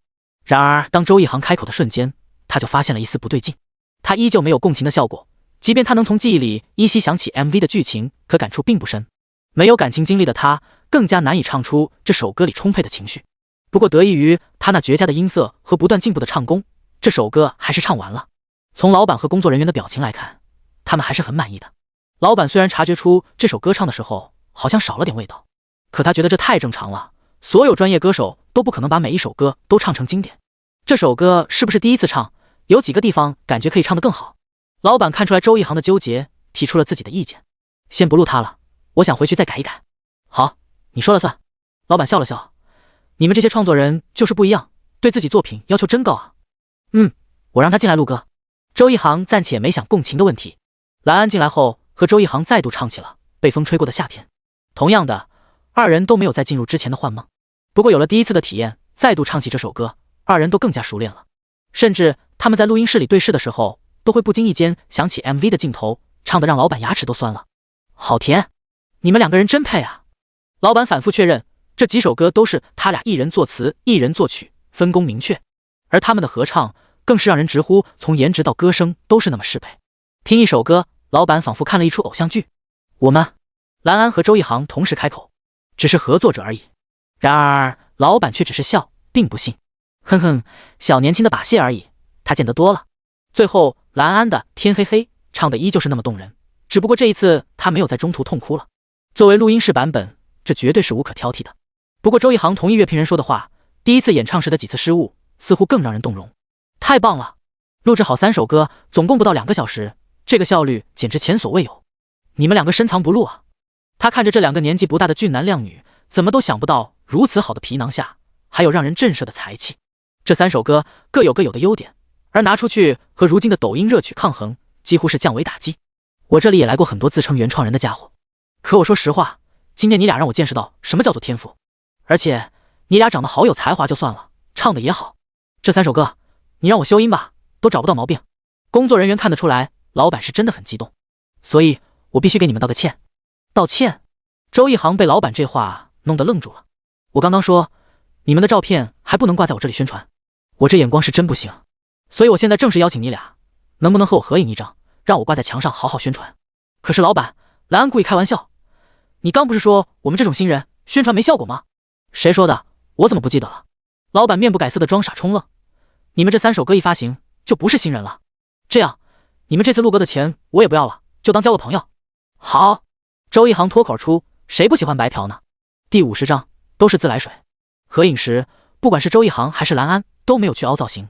不过当照片拍完之后，老板瞅了一眼，有些无语的说道，跟你们合影太吃亏了，我这看上去不是一个画风的。不过未来这张合影怕是会非常值钱。等周一航和蓝安离开录音室后，周一航才问道，你录歌的时候有触发共情吗？没。蓝安摇了摇头，难道是因为我们唱过一次了？不过有第一次的体验，我感觉还是很容易把握住情绪的。蓝安还以为周一航是找不着感觉呢，心里竟隐隐有些得意，看来学长的基本功不如我扎实嘛。我录童话的时候也没有。周一航继续猜测，我怀疑是演唱的时候没多少人听，恐怕这项能力只有在大庭广众下演唱时才会生效。哎，是这样吗？蓝安脑海里不知为何闪过了自己和周一航跑到街头卖唱的画面。这只是我猜的，慢慢摸索吧。周一航笑了笑，不过至少3首歌都录好了，粉丝也终于不用催我们，让我们赶快释出姻缘。那确实，兰安也觉得轻松了许多。哎，学长，你以前录过歌吗？没有啊。周一航自然明白兰安口中的以前指的是什么。我那时候挺爱听歌的，可从没想过自己唱歌。我也是。兰安他双手握着手机，闭上双眼，一副虔诚的祈祷的模样。所以这是我俩第一次录歌，也是第一次发行单曲。所以周一航靠在车窗边，等着兰安说出他的计划。所以我们应该好好的去庆祝一番。兰安咳了一声，似乎想让自己的意图表现得不那么明显。哎呀，好巧，我突然发现我钱包里还有一张优惠券没用呢。周一航多问了一句，几折的？码200减5。你开心就好，反正上传的事情交给夏叔就好，他是专业的。兰安狡黠的一笑，向司机说道，我们现在去芭比餐厅。半小时后，周一航坐在这从地板到桌椅，甚至是餐具都是粉红色的餐厅时，他是后悔的。当初听到餐厅名字时，他就应该想到这地方肯定不适合他这种铁血真男人。唯一养眼的大概是那一个个打扮的和芭比娃娃一样的服务员了。一份冰激凌火锅，一份排骨年糕，一份白切鸡，2份猪扒饭。学长，你还要点什么？周一航摆了摆手，就这些吧，不够再加。你以前也是甜口。对啊。兰安嘿嘿一笑，这绝对是我穿越来最棒的体验了。我几乎有海城所有甜品店的会员卡。那如果我带你去我老家，你恐怕是吃不惯的。那可不一定。兰安挑了挑眉，我也能吃火锅的，不是有鸳鸯锅吗？不行。周一航坏笑起来，我陪你吃了那么多次甜品，那你也得陪我吃红锅，还得是特辣。学长你用心险恶，等我被辣死了，你就夺权滚石娱乐了吧。网文诚不欺我，穿越者都是相爱相杀的。相爱相杀？周一航轻笑了一声，正要说什么，手机响了起来，是王宇打来的，就像是提前有预感一样。接电话之前，周一航刻意把它放得离自己耳朵远了一些，然而还是被王宇那中气十足的声音震撼了。航哥，你的歌我刚刚搜索到了，老赵正在给你去各论坛发帖宣传呢，你快看学校论坛。那边兰安也收到室友发来的类似消息，二人同时点开学校论坛，里面的盛况完全超出了二人的预期。自来水发帖教程，别被人以为我们是水军了。10年饭圈粉教大家怎么安利和刷数据，内有教程和软件。刚刚把航总和安姐的3首歌都分享到家族群里了，还让我爸妈转发给同事。大家给力点啊！周一航和兰安好像没签公司，只能靠咱们了。兄弟们冲冲冲！这是咱们海大第一队明星，绝不能懈怠。燃起来了，有种一点点投票把他俩送进出到位的感觉。这些帖子越来越多，看得周一航和兰安内心无比触动。每次看到这种事，就真的很喜欢学生时代。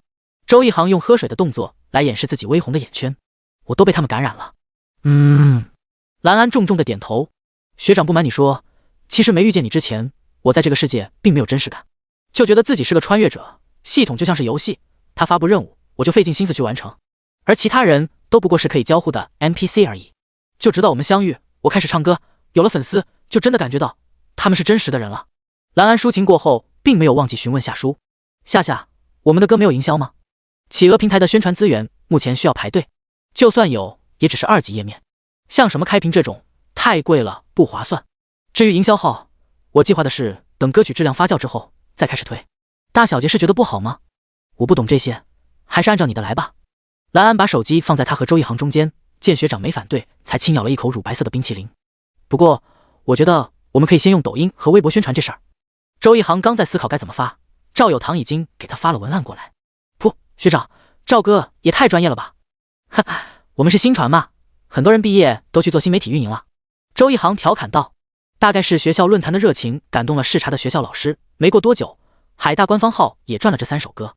周一航甚至特意去搜索了一番，除去他和兰安的个人号，给他们这3首歌宣传的账号，粉丝数都没过1万，这甚至都够不上粉圈自嗨，毕竟一些流量的粉头粉丝都有大几万。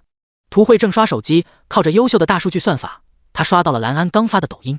哦，姻缘出来了。第51章，粉丝也不看好。什么姻缘？涂慧正在录制一档晚会节目，正好她的好闺蜜来她的房间玩，听到涂慧的话，这位以气泡音出名的女歌手凑了过来。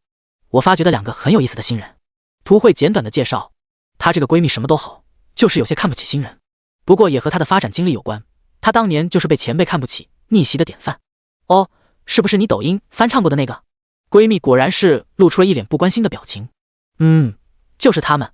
涂慧笑了笑，那我听歌了。啧，闺蜜露出了不解的表情，我一开始还以为你是给你老师一个面子，帮他俩宣传呢，没想到你是真欣赏他们。现在的新人起点可比我当时好太多了，可惜越是这样，他们越容易飘了。涂慧并没有听清楚闺蜜接下来的话，她脑海里只剩下了周一航的声音。重新再听一次，她依旧会被这大刀阔斧创新的旋律所震撼。没有了瑕疵后，整首歌的听感是上升了的。或许情感冲击减弱了一些，可这是常态。她的很多单曲，粉丝都喜欢的是演唱会的现场版本，可对于广大路人网友来说，传播最广的肯定是录音室版本。而天黑黑对涂慧而言简直太熟悉了，她的翻唱时至今日都充满着争议。有人觉得她把这首歌唱得太完美了，少了蓝安那一版的感动；也有人觉得涂慧这一版属于是教科书级别的演唱，生动的和网红歌手做出了区分。在听蓝安的录音室版本，涂慧依旧能想起那个女孩在舞台上泣不成声的模样。好听是可以反复循环的好听，涂慧给了一个极高的评价。最后的合唱，涂慧几乎是全程笑着听完的。对于她这个年纪的歌手来说，这种甜歌刚刚好。爱情的美好真是让人欲罢不能啊。闺蜜就这样看着涂慧表情渐渐变化，心中的困惑越来越大。等到涂慧摘下耳机后，才问道：你这表情让我有一种你被这几首歌征服了的错觉。你说的没错，涂慧承认了，这绝对是我今年听过的最好的3首歌。之前没音源，我很难安利出去，这次倒是方便多了。你要微博给他们宣传？闺蜜难以置信地盯着涂慧，你知道你一条微博推广多少钱吗？噗，钱不重要。涂慧笑了笑，我做歌手不也是因为喜欢音乐，听到好歌分享出去，让更多的人听见，不是很正常吗？闺蜜咬了下嘴唇，承认涂慧的境界比自己高。行吧，那我倒是要听这几首到底如何。15分钟后，涂慧看着闺蜜摘下耳机，笑着追问：怎么样，这几首歌让你满意了吗？那个闺蜜不情不愿地说道：质量是不错，可我真的很难相信这种水平的歌曲是新人能制作的。我一开始也不信，作词作曲都太成熟了，倒是他们的现场和新人一样生疏。涂慧点击了发送，才接着说道：可后来我就明白，天才都是这样横空出世的，他们往往第一部作品就让人震惊，根本不需要沉淀。周一航得知涂慧又在微博上给他宣传时，他已经回到了宿舍。他拿起手机给蓝安发个消息过去：你应该已经看到了吧？涂慧姐又给我们打歌了。看到了。蓝安和几个室友坐在一起，笑意正浓。涂慧姐也太棒了吧，她给我们的推荐语也好真诚。她应该是真心喜欢我们的歌曲。我在想，我们是不是应该有点表示？蓝安眼珠一转，倒是相当直接。我们直接找王老师要他的联系方式，然后约个时间，请涂慧姐吃顿饭呗。的确很直接。周一航有几分犹豫，不过这样涂慧姐会不会以为我们另有所图？毕竟我们之间的咖位差距还蛮大的。学长，你有时候想太多了。蓝安她用手轻轻地抚摸着自己的头发。涂慧姐绝对不会这么想，她要是那种人，也不可能推荐咱们了。也是。周一航被蓝安点醒了。受限于前世看过太多综艺背后的八卦，以至于周一航把娱乐圈的艺人都看成了城府极深的老狐狸。可有时候像蓝安这样简简单单的想问题，说不定更合适。随后周一航就听见赵有堂在耳畔碎碎念：2个，1个，好了。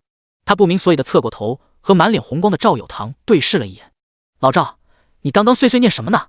我在看你们在企鹅音乐的评论，刚刚你们3首歌都突破1000了，这个数据算好吗？周一航穿越来还没怎么用过音乐平台，并不清楚。对成名歌手和流量来说，算中规中矩，毕竟你们发歌到现在也就4个小时。可对新人，还是没有平台推荐的新人，这成绩相当厉害了。只可惜收听人次、播放量等数据都要明天才会出来。赵有堂叹了口气，我感觉一航你这次的新歌成绩肯定会超出所有人的预期。说起来，周一航看向自己这3个比他还激动的室友，你们对我的音源成绩预期是什么？王宇率先开口，新歌榜前100。我以前喜欢的一首歌，我感觉还挺火的，结果新歌榜就70多名，前排好多歌曲都是流量刷出来的收听量。贾小龙深有同感，航哥，不是我对你没信心，是觉得你虽然在咱们学校或者说海城算是小火了一把，可放到全国，咱们这比赛就完全没水花呀。这年头好多东西都只是在小圈子火，破圈太难了，所以我想着你这歌最后能赚回录歌的钱就好了。赵有堂摘下眼镜说道，我前段时间去几个比较活跃的平台和讨论看过，讨论一航你和蓝安的帖子几乎为零，你们的歌也只有零星几个帖子都和涂慧相关，所以之前的热度只是小打小闹，可现在音源的表现绝对可以期待新歌榜的成绩了。第52章，不同的努力方向。周一航打量了一眼赵有堂，心生感慨，老赵，你这口才可以啊，说的我都期待了起来。赵有堂倒是没出现太大的波动，一航得益于涂慧的宣传，这3首歌算是有了知名度，而且这不像视频，很多人都会顺手点开听一下。歌曲质量不用多说，留存率应该相当高。而且你也说了，学妹那边后续还有宣传，所以前景还是挺好的。那我需要做点什么吗？周一航问道。那倒是不用。赵有堂把电脑关了。一航，你不是马上要去合宿？最近早睡早起，保证颜值就行。颜值？周一航发现有了团队后，他的确需要操心的地方少了，似乎就只需要和蓝安一起刷熟练度，做任务，做好歌手的本职工作就好。这我懂。王宇抢答了。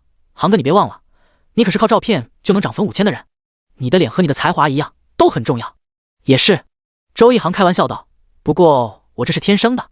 在嬉笑声中，周一航沉沉地睡了过去。女生宿舍里，蓝安整个人都缩在被子里，边看手机边抽泣。天哪，他喃喃自语道，这些留言也太感人了吧。没想到这首歌引起了那么多人的共鸣。他的目光停留在天黑黑的评论区，此时这首歌的评论已经突破了2000，而最热门的评论点赞也过万了。评论区里有许多背井离乡的人在追忆回不去的故乡，也有人和家人阴阳两隔，唯有思念才能让自己不会忘掉他的模样。蓝安看着那些文字，眼圈都红了。不过一想到自己的歌曲能给他们带来些许安慰，让他们找到同类，蓝安又觉得自己现在的工作还是很有意义的。看来成为歌手，除了赚钱之外，能给听众带来共鸣也很重要。屏幕之后露出的蓝安淡淡的笑容，他愈发喜欢自己这份工作了。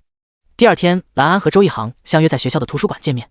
之所以选择这里，是因为就算同学们认出了他俩，也不敢冲上来合影，毕竟图书管理员还是很有威严的。坐在角落里的二人桌子上摆放了一堆言情小说，看得周一航不禁发问：你喜欢这些？落跑甜心、陈天一，你追不上我的。闪婚后，霸总是让我生3胎，这都啥呀？这个世界的热门小说，别说狗血的味儿，不管哪个世界都一样。蓝安慵懒地靠在椅子上，顺滑的长发垂落下来，散发着淡淡的栀子花香。我昨晚看了太多感人的故事，需要对冲一下。该不会是看了我们歌曲的评论吧？周一航啧了一声。你难道忘记深夜网易云的传说了？学长，你不要破坏气氛。蓝安刹那间破功，撅起嘴，从女神变成了可爱女大。好，我们今天的任务，一起看评论共情。对啊，蓝安眨了眨眼睛，属性里音色太难提升，共情我感觉演唱时最重要，所以我认为先把共情等级提上去是必要的。这倒是，周一航想起了自己录歌时的体验。唱功你可以依赖后期，音色和音域提升太难，更看天赋。至于共情，在现场演唱时真的是大杀器。当然，这也是因为他和蓝安现在唱的也大多是这类走心的歌曲。要是系统给他们一首炫技的大歌，二人再能共情也是白搭。行，周一航回答得很干脆。烟花易冷，留言大多是古风爱好者，我们可以忽略。不远处，几个学生看着窗边的小桌子，倒是看愣了。午后的阳光在和窗帘做斗争后，侥幸地落了些许斑驳，落在女孩的发丝和男孩的眉梢。他们时而微笑，时而蹙眉，有时女孩眼泪汪汪，男生便会适时递上纸巾。看着那自成风景的二人，原本闷热的午后竟然多了一丝凉爽。相较于图书馆的岁月静好，赵有堂和夏书虽然身处异地，可两个人的神情却是一致的。老赵，贾小龙刚下课回来，就看到赵有堂的脸都快贴屏幕上了。你这龇牙咧嘴的是做啥呢？对了，我跟麦霸社的社长谈好了，合宿的时候我跟着去拍照，你要不要一起啊？那样咱们4兄弟又能一起了，又不是小学生春游。赵有堂擦了擦镜片，这几天新歌发布是高危期，我必须时刻监控舆论，要是有人带节奏，也必须第一时间平息。行吧，老赵，你开心就好。所以你在看啥？新歌榜不是下周1才发吗？还是说你在看日榜？企鹅音乐作为华夏最大的音乐平台，市场占有率超过50%，它的几大榜单也成了验证歌曲是否就行的重要指标。新歌榜指的是发行不超过3个月的单曲，根据收听人次、播放量、分享数等各项数据进行的排名，每周发布一次。很多艺人拿到新歌榜第1都会发微博庆祝，算是含金量极高的榜单。日榜顾名思义，所有歌曲的单日数据。不过这个榜单很容易被流量粉丝左右，如今参考价值并不大。至于年榜，则是最重要、最权威的榜单。只不过贾小龙和赵有堂都明白，周一航和蓝安目前还不需要考虑年榜。日榜前排虽然没意义，可剔除掉流量后，还是能看出一首歌的潜力。赵有堂在日榜吊车尾的地方找到了这3首歌，擦边进了前500名，还算不错。毕竟这里有一半的老歌，而且这只是一天的数据。贾小龙笑着说道：今天天黑黑的数据上升明显，果然思乡思念亲人的歌曲受众更广。不过今天新增了几个乐评人，给烟花易冷打了最高分。至于被风吹过的夏天在抖音上最火，很多 CP 剪辑视频都用它做 BGM。夏叔自然也发现了这一点，所以针对这3首歌，他也采取了不同的宣传策略。垂直领域宣传，深耕核心受众，短期收益是最快的。喂，学长，蓝安的声音都有些沙哑了，咱们是不是该休息了？周一航看了眼时间，不自觉他竟然和蓝安在这里待了5个多小时。周一航压低声音，语气很是欢快。恭喜你，共情提升了6点，我也有5点。呵呵，我就知道学长你划水了，有没有可能是我泪点比较高？我不管，学长你必须请我吃一盒冰淇淋。第53章 Y110 有人偷拍，嘈杂的说笑声，被太阳晒得发烫的椅背，闷热的车厢。周一航睁开眼时，有一种自己穿越回去的错觉。他上一次和这么大一群人出去旅行，应该还是中学时候学校组织的春游了。是的，周末一到，此时在海城大学风头无俩的麦霸社便开始了他们的团建活动。当周一航听说他们的目的地是一个尚未开发的古镇时，他心里顿时不安了起来。没办法，古镇这玩意儿名声远扬，周一航担心这又是一个骗钱的地方。不过坐在他旁边的蓝安倒是高兴的不行。你终于醒了呀，学长。蓝安优雅的从包里拿出了一个喷壶，对着周一航喷了一脸。这是啥？周一航还有些迷糊，还没来得及招架，就被蓝安偷袭了。就水啊，让学长你清醒一点。出来玩，那就彻底放松大脑，别胡思乱想。我没胡思乱想。周一航他用手轻轻地按压了一下眉心，接着说道：我们距离目的地还有多久啊？坐在前排的贾小龙回过头来，轻声道：还有1个小时吧。1个小时？这么久？周一航还以为他们的合宿指的是就在附近租一个轰趴别墅，然后一伙人玩个1天。谁能想到社长竟然是带着浩浩荡荡一群人，坐上一连旅游大巴，前往了郊区寻找诗和远方。一航啊！社长听到他的话，立刻开始给他灌心灵鸡汤。现在这个社会已经很浮躁了，我们就要把自己的节奏慢下来，好好的沉淀。而且越是好看的风景，前往它的路程一定是艰险的。可当我们排除万难，看到了风景后，一定会觉得太值了。周一航淡淡的了一声，社长说的对，我继续睡觉，到了叫我。蓝安耸了耸肩，和回过头的王宇聊了起来。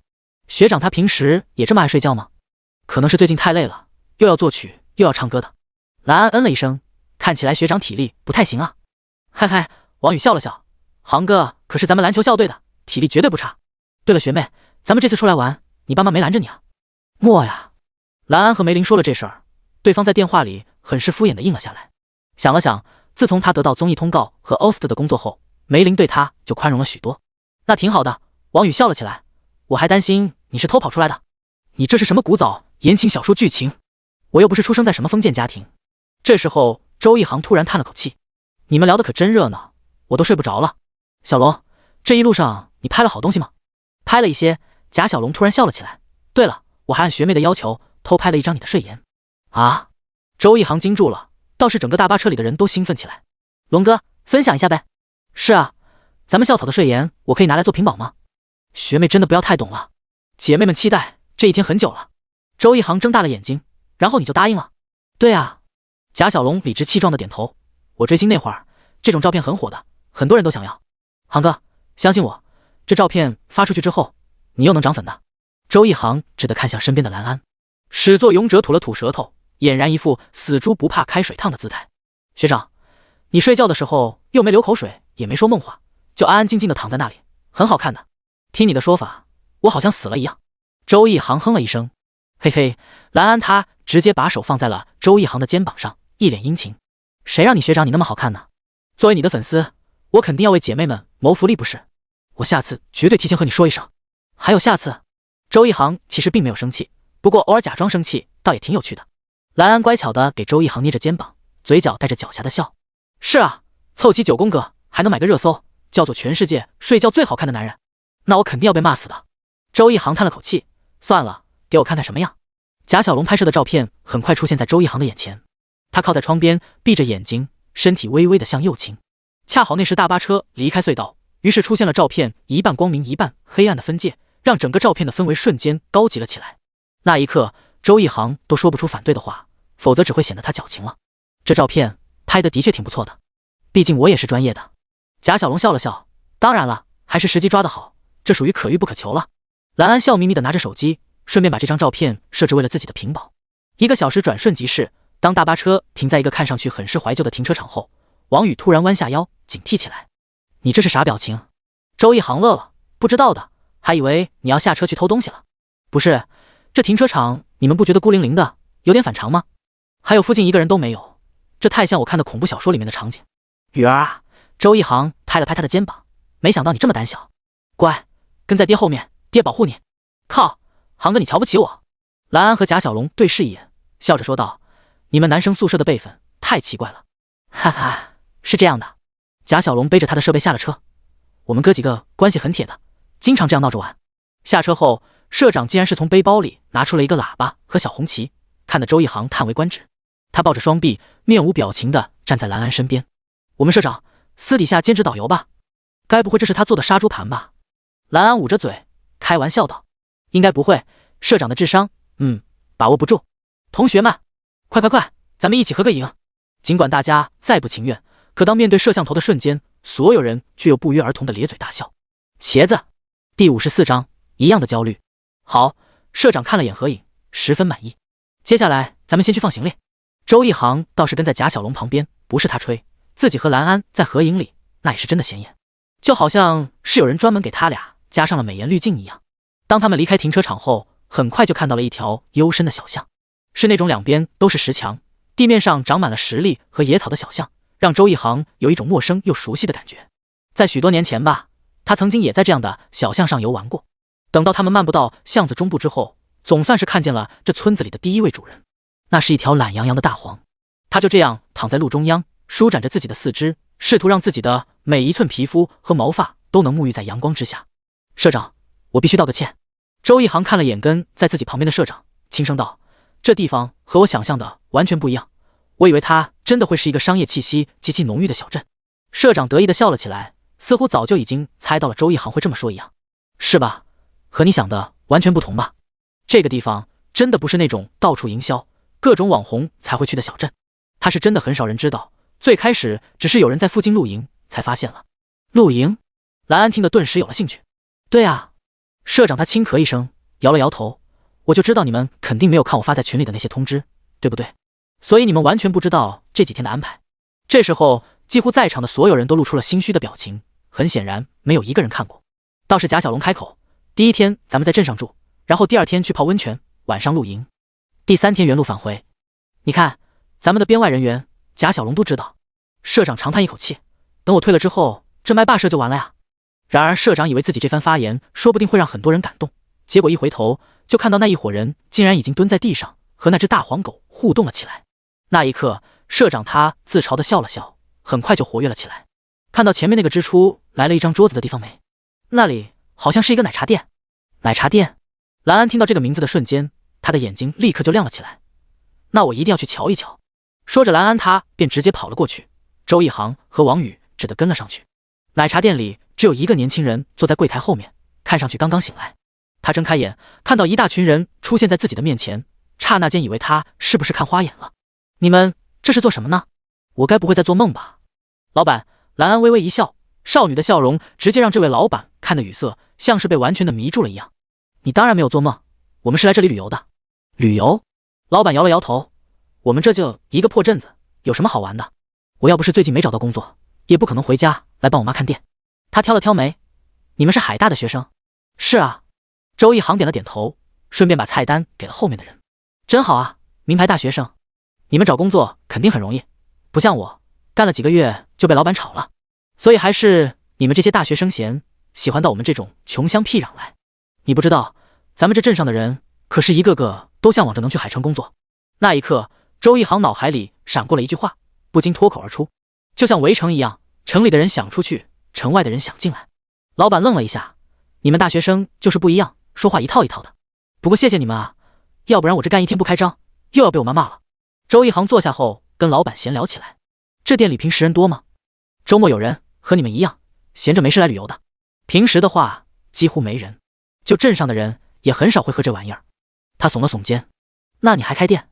贾小龙下意识的反正，年轻人不懂啊，这铺子就是我家的房子，也没房租，闲置下来也没收益，就开着玩呗。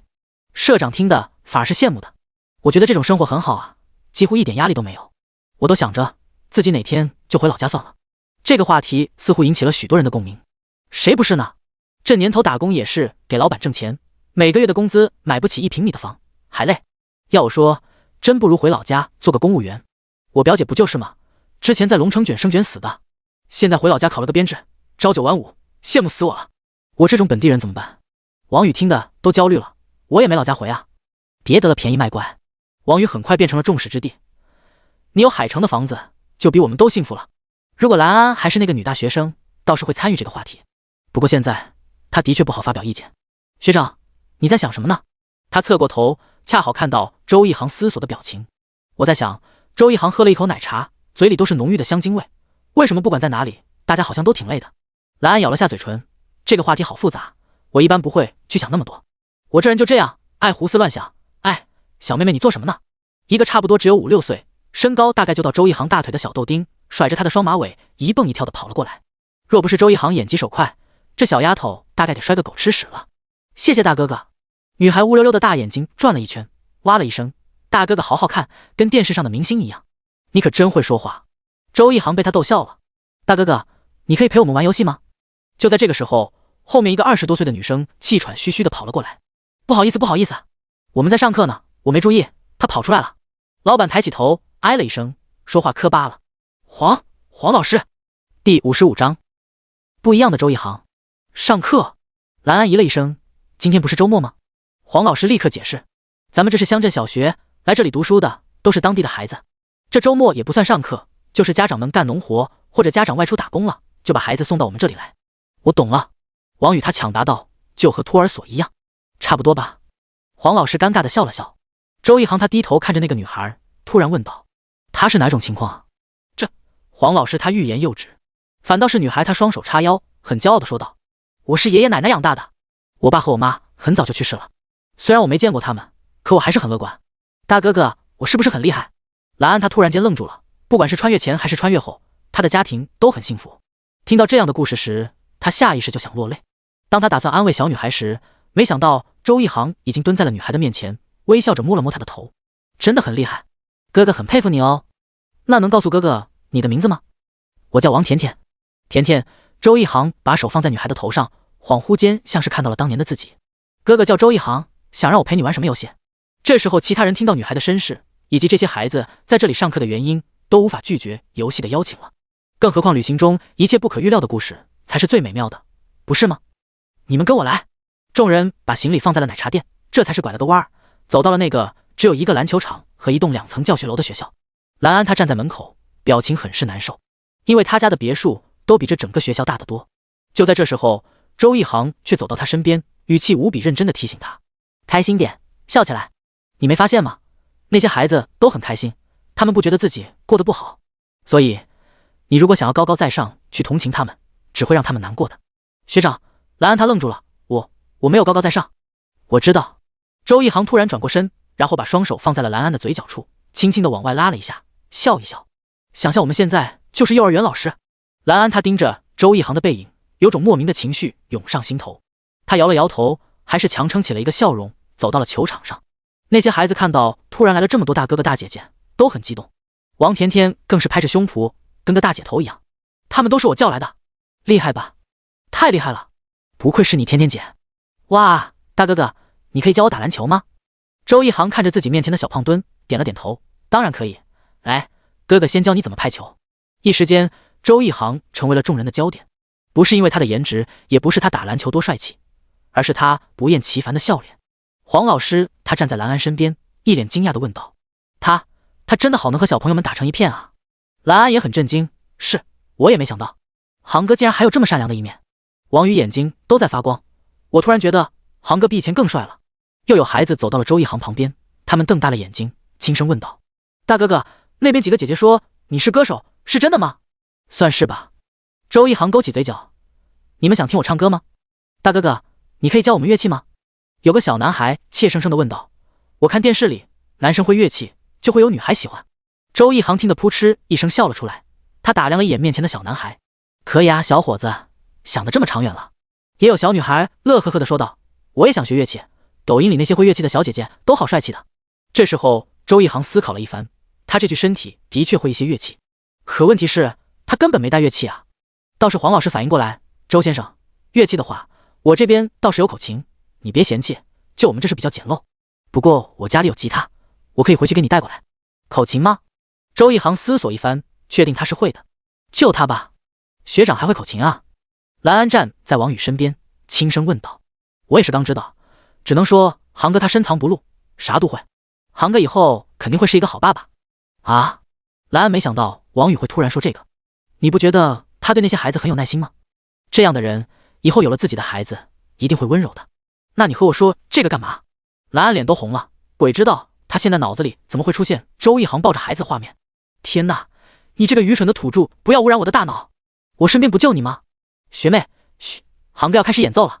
一身黑衣的俊秀青年轻轻地倚靠在树边，阳光和落叶一并轻拂着他。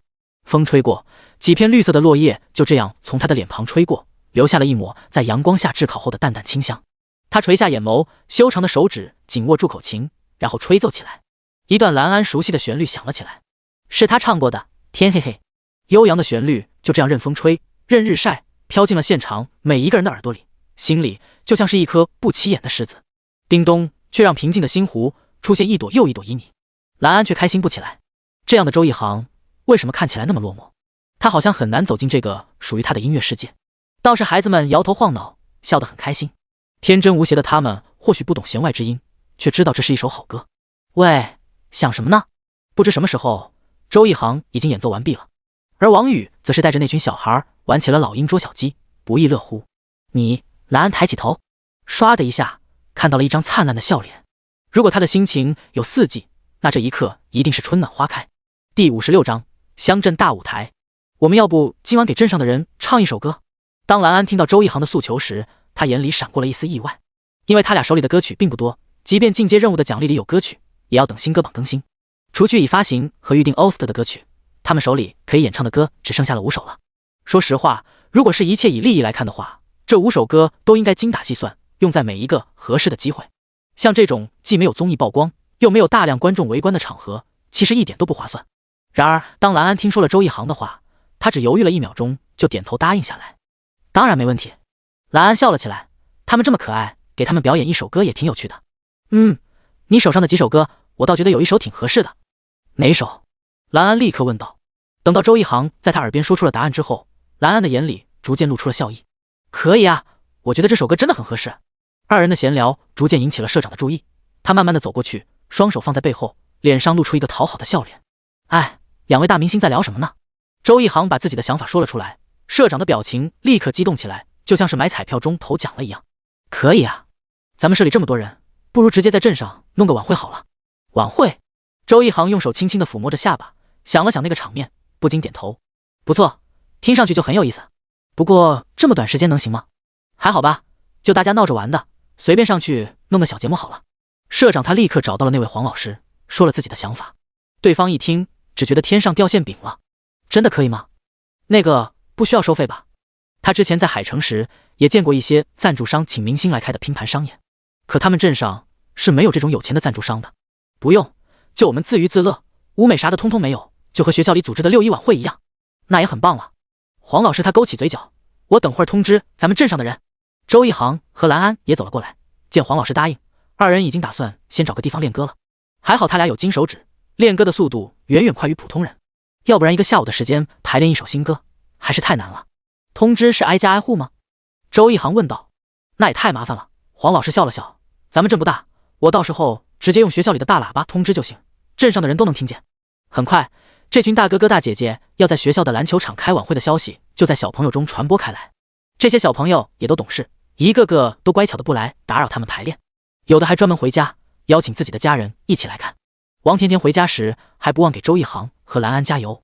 大哥哥，漂亮姐姐，你们要加油啊！我把我朋友们都带过来，给你们助威。为什么他叫你漂亮姐姐，到我这里就只是大哥哥？周一航坐在教学楼的台阶上，真有种回到中学，和班上的同学一起为校园晚会排练的感觉。姐姐漂亮呗。蓝安微笑着哼歌，这首歌我以前好喜欢的。我也很喜欢。周一航听着熟悉的旋律，脑海里就浮现出自己在燥热的夏天盯着头顶的电风扇，听着他慢慢入睡的岁月。我一开始还以为你会拒绝我的提议。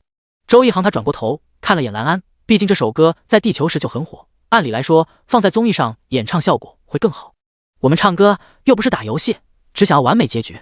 蓝安双手在空中灵活的舞动，只要能唱给合适的人听就好了，就和系统的任务一样。我刚穿越来，满脑子都想的是怎么做任务，是完成了不少，可回头看那些日子一点都不真实。那段时间我都没认识几个人，不像现在才几个星期，我好像多了很多朋友。周一航用力的点头，的确如此。不管是我们现在做歌手，还是说做任务，都不是咱们的全部。要是好不容易穿越一次，天天被系统支配，和以前996打工有啥区别？别说，我真没想到有一天我会跟一群人跑到个人迹罕至的小镇旅游，最后还要办个晚会。哈哈哈，我也是。蓝安甚至开始抖腿了，可我觉得好有趣啊。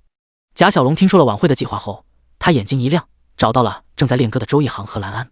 不过他并没有直接上前说出自己的想法，而是站在不远处静静的聆听。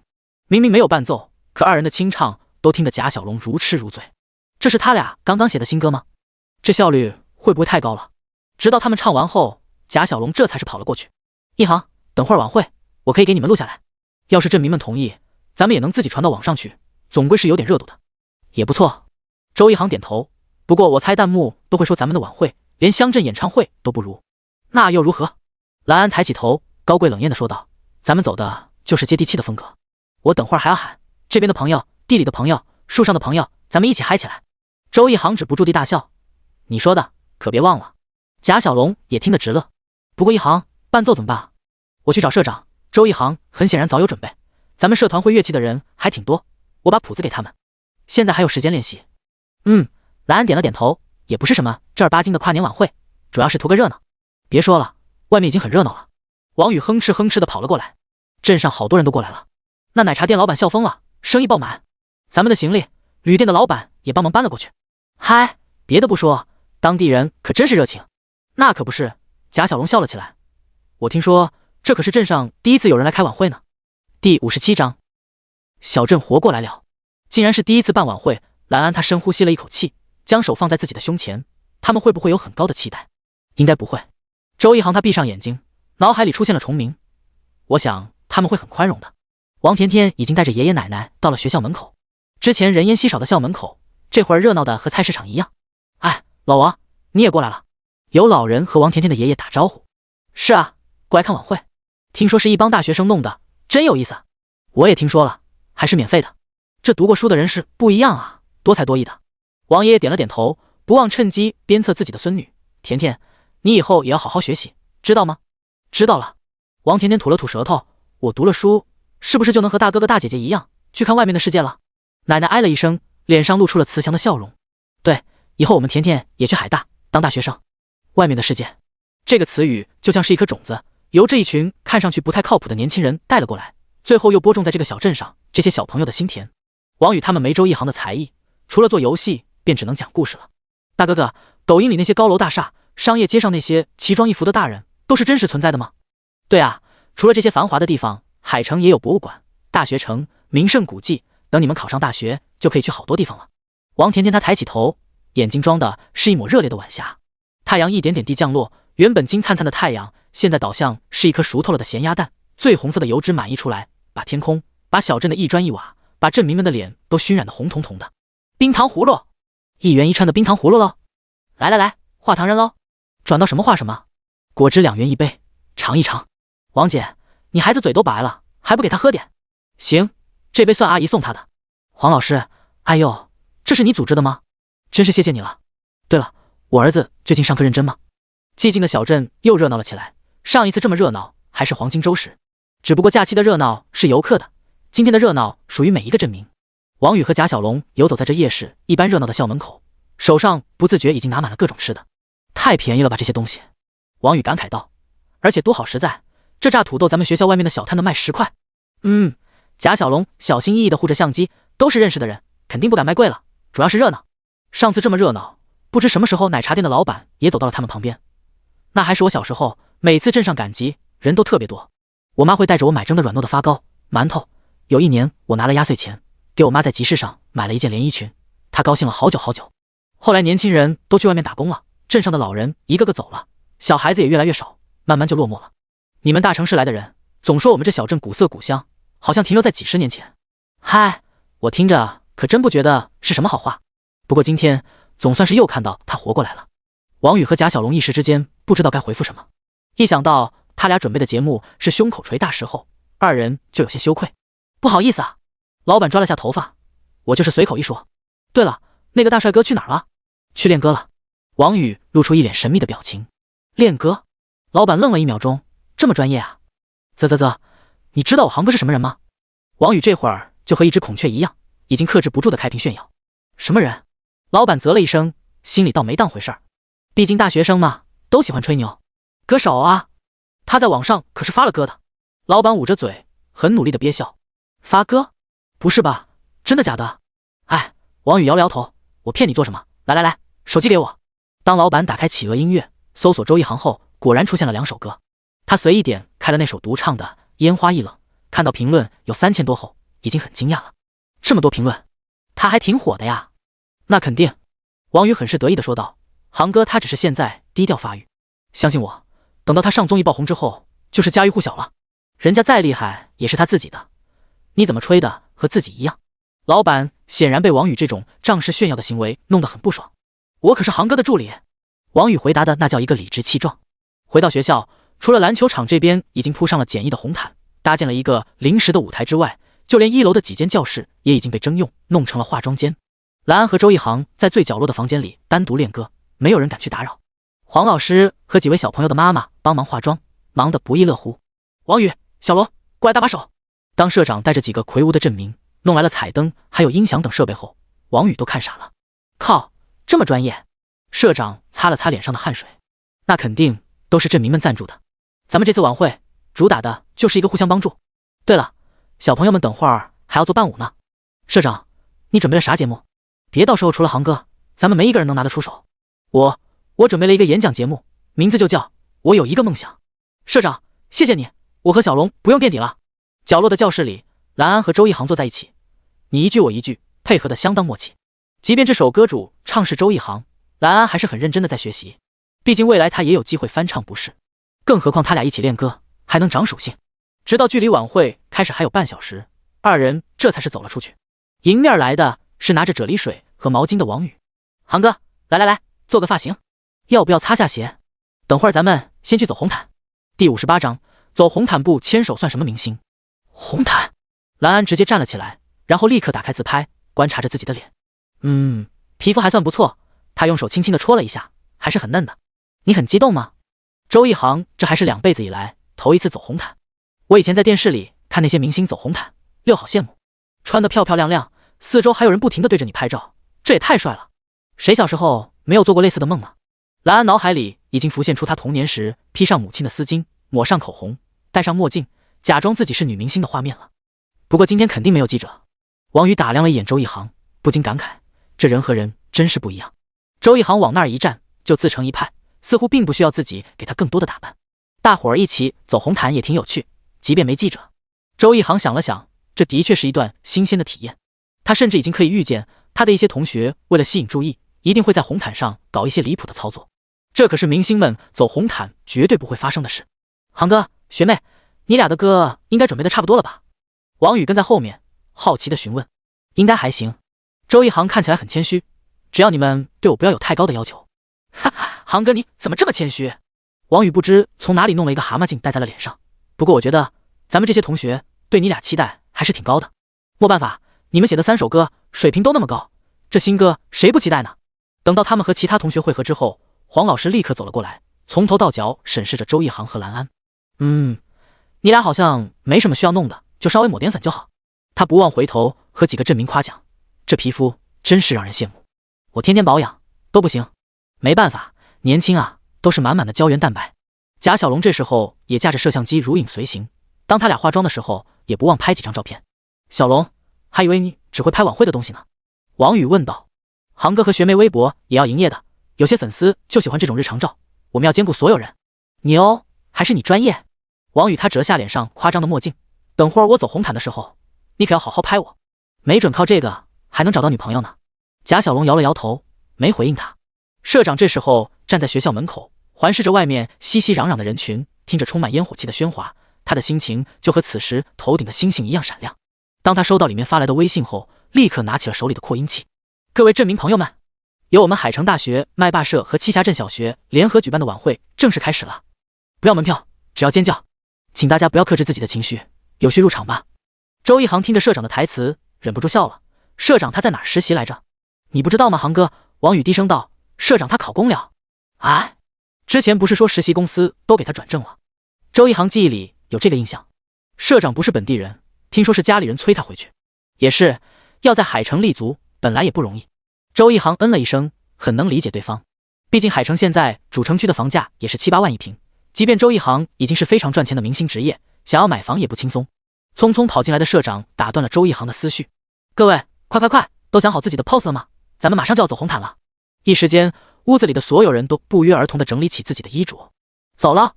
推开门，一条临时拼凑而成的红毯一路从教学楼延伸到了篮球场。人头攒动的镇民们都礼貌地站在红毯两侧，好奇地打量着那一群即将走上红毯的年轻人。就是他们表演节目啊，真年轻。管他是谁表演，只要是免费的，我就喜欢。现在的年轻人真高啊，果然是生活水平上去了。看看人穿的衣服，一看就是高级货，果然从大城市来的人就不一样。那肯定，等我这腿好点，也要去海城打工。就算是送外卖，一个月也有好几千呢，不比种地强。哎，你说我这个年纪的人去海城能找到工作吗？奶茶店老板看了眼身边60出头的大爷，摇了摇头，难喽，人老板也不敢雇你。六爷，你就安心养老呗，出去做什么？也有镇民骄傲的炫耀，海大，我儿子就在海大，这学校可是重本呢。旁边的人立刻抬杠，那你儿子怎么没回来看你？一年到头都见不到人，还没人这几个年轻人好呢，还给咱们免费表演。周一航和蓝安对视一眼，在社长和全体社员的一致提议下，他俩是最先走红毯的人。那可是我们麦霸社的门面，王宇骄傲地说，代表着咱们的最高水准。而周一航往前迈了一步后，见蓝安并没有跟着走，反而是主动伸出了他如白玉一般的左手。周一航心领神会，告诉自己，走红毯嘛，不都是手牵手吗？这很合理。然后便握住了对方的手。美丽的蓝安女士，现在可以出发了吗？当然了，英俊的周先生。蓝安自信大气地往前走去，充满亲和力的笑容挂在脸上，简直和电视里那些女明星如出一辙。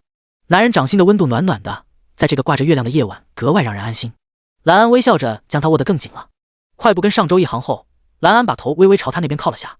学长，你走得太快了，红毯就是要慢慢来，然后和我一样，不停往两边看，和大家微笑着打招呼。不用这么专业吧？周一航嘴上这么说，可还是放慢了脚步，并且努力让自己转动脖子的时候别那么僵硬。王甜甜看到他后，立刻和自己的爷爷奶奶介绍，他就是我刚刚认识的大哥哥，是不是很好看？他还会吹口琴呢。等周一航和蓝安在舞台两侧的座位上安定后，他们都不约而同地安静了下来，为了接下来的演唱做准备。那首歌叫做《稻香》。第59章重名。当后面的人走上红毯后，原本打算沉淀一下心情的周一航和蓝安却是憋不住了。什么鬼啊？蓝安睁大了眼睛，不敢相信自己看到了什么。不要说我和他们认识，谁能想到王宇社长几人不知从哪里弄来了一顶假发戴在头上，看起来就像是几个身材魁梧的金刚芭比。我还以为你会觉得很有趣。周一航倒是被逗笑了。不行，他们这颜值啊，真不适合反串。蓝安突然停下来，朝着周一航露出了一个让人不寒而栗的坏笑。不过要是学长你去的话，我肯定很开心。别做梦了。周一航打断了他的话，我才不会穿那些。蓝安遗憾地叹了口气。红毯结束后，镇民们倒是十分配合地开始吹口哨和尖叫。大家的观念也很朴实，能让人看得开心，看得热闹就好。至于节目的质量，其实几乎没一个人关心。毕竟他们都知道，这都是群免费来游玩的大学生，又不是专业艺人。所以当他们听完了贾小龙和王宇那让人度日如年的小品后，朴实的镇民依旧是送上了热烈的掌声。倒是王宇坐在周一航身边，不停地摇头和叹气。航哥，我是不是太丢人了？要我说实话吗？周一航的回答很委婉，还是别了吧。王宇捂住了脸，至少掌声还是挺热烈的。骗自己也挺好的。周一航打趣道。他知道王宇的性格，不用管他，过不了多久他就自我恢复了。贾小龙他轻声道，航哥，老赵听说你要唱新歌，特别后悔。后悔什么？蓝安很好奇。后悔没跟着我们一起来啊。他说你们的现场演出比录音室更有感情。我还以为他会批评我们，竟然把新歌首唱放在这种地方。周一航意外地说道。老赵他应该是这么想的。贾小龙很直接地出卖了自己的好友。不过我觉得一航你和学妹是特例，你俩创作的速度这么快，肯定还有存货。我们不能把你俩当成是一般的创作歌手。周一航和蓝安对视一眼，非常想告诉贾小龙，他俩真没这么厉害。现在任务奖励还没发，他们的存货已经告急了。不过二人都不后悔今天的决定，特别是看到现场来了这么多镇民后，看着那一张张质朴又热情的笑脸，有时候过分计较利益也没那个必要。做人嘛，开心最重要。是大哥哥的节目。就在镇民们乐呵呵时，王甜甜已经抓住了爷爷的手，然后激动地指着已经上台的周一航和蓝安。即便是相当简陋的舞台，这两个人往上面一站，竟然让整个舞台都显得正规了起来。爷爷笑眯眯地摸了摸孙女的头，我听到了，你爷爷我又不是聋子。爷爷，大哥哥唱歌肯定很好听。我知道，你说的都对。奶茶店老板倒是露出了期待的表情，他环顾四周，发现很多人都还是那种看热闹的表情，看上去似乎是把周一航和蓝安放在了和王宇他们一个水准上，这让老板竟然不由自主有些骄傲了起来。他可是听过这两个人的单曲，知道他们可不是一般人。他抬起头，露出了一种这是只有我认识的宝藏歌手的自豪。为数不多的年轻人则是很直接，他们直接就被蓝安和周一航的外表蛊惑了。真好看啊，刚刚走红毯的时候我就注意到他们了。谁不是呢？我眼睛都没办法从他俩身上移开。你脸红什么？人家名牌大学的大学生是看不上你的，别幻想了。胡说什么呢？我只是期待他们的演出。周一航他先是试了下话筒，音质比想象中好一些，却不多。大家好。蓝安他随意地握着话筒，作为和声的他其实真没有压力，所以这唱歌之前活跃气氛的工作就交给他好了。我和我的搭档周一航将会为大家带来一首原创曲目，它的名字叫做《稻香》。如果等会儿各位觉得我们唱的还不错，请把你们的双手借给我们好吗？周一航笑了起来，没想到蓝安还真记得他们之前的约定，没忘记和观众互动。他回过头和几位负责伴奏的同学对视一眼，等到他们准备好后，他开始了演唱。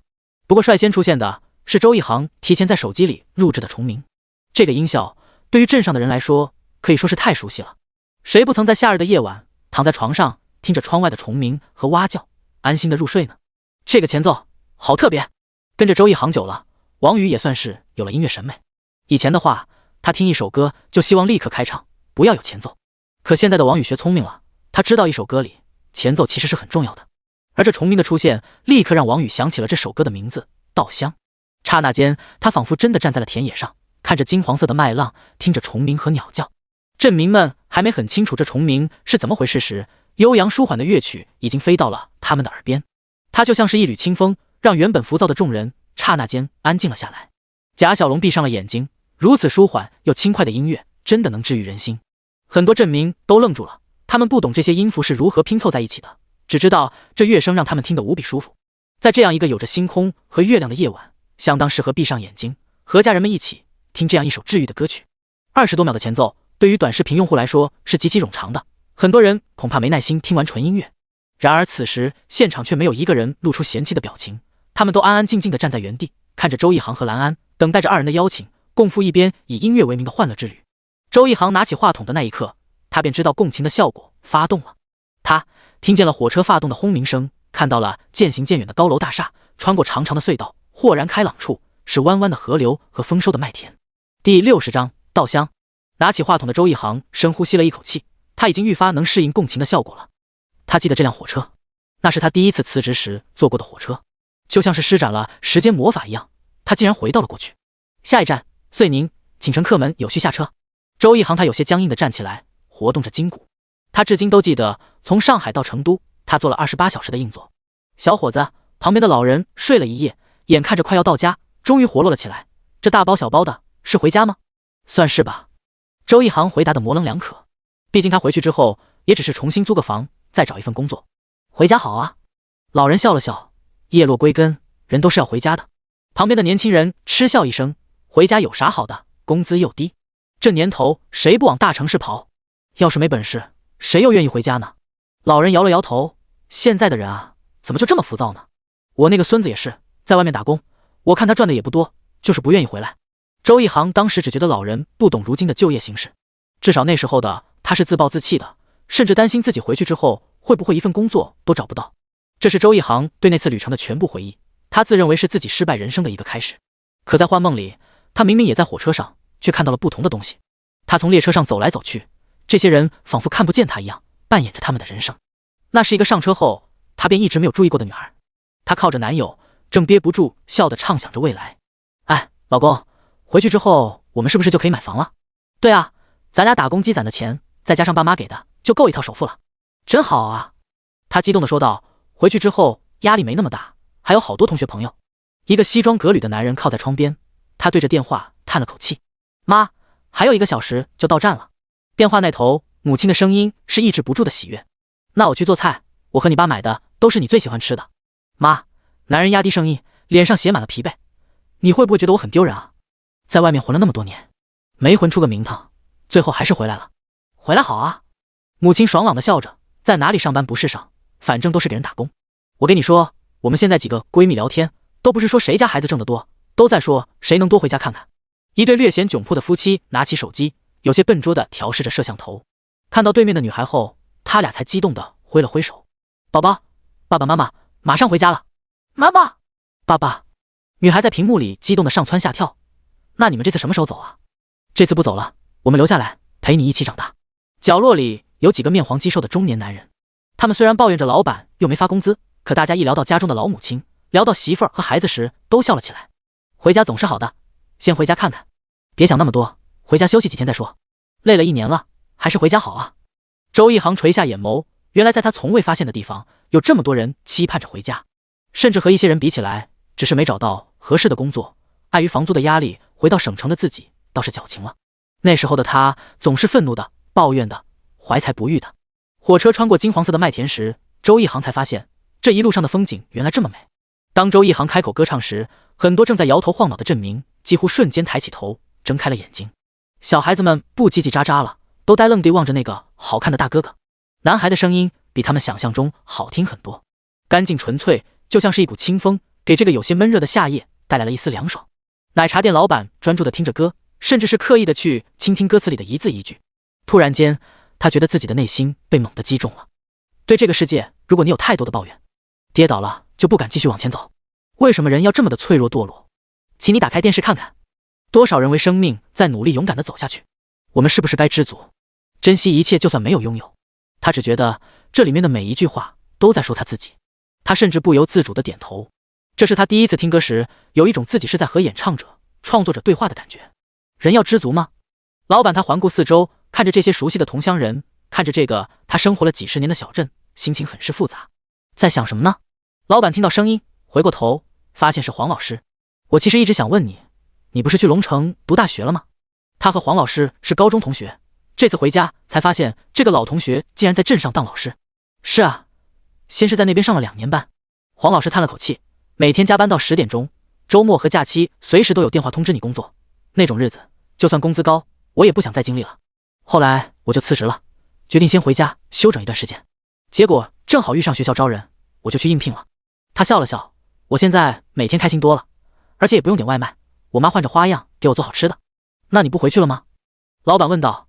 你说咱们好不容易考上大学，就想着能走出去，在大城市立足，如果就这样回来了，岂不是书白读了？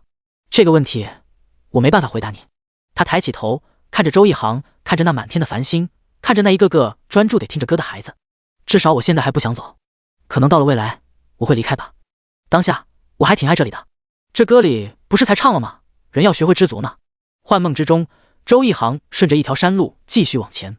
竟然到这里了，我已经很多年没来过了吧？他有些惊讶，自己竟然回到了福利院的后山，那里是他童年的秘密基地。第61章，最初的美好，求追读。蓝安只是一个和声，他负责的工作很简单，就是在周一航演唱的间隙，不时地清唱一句，增加整首歌的层次感。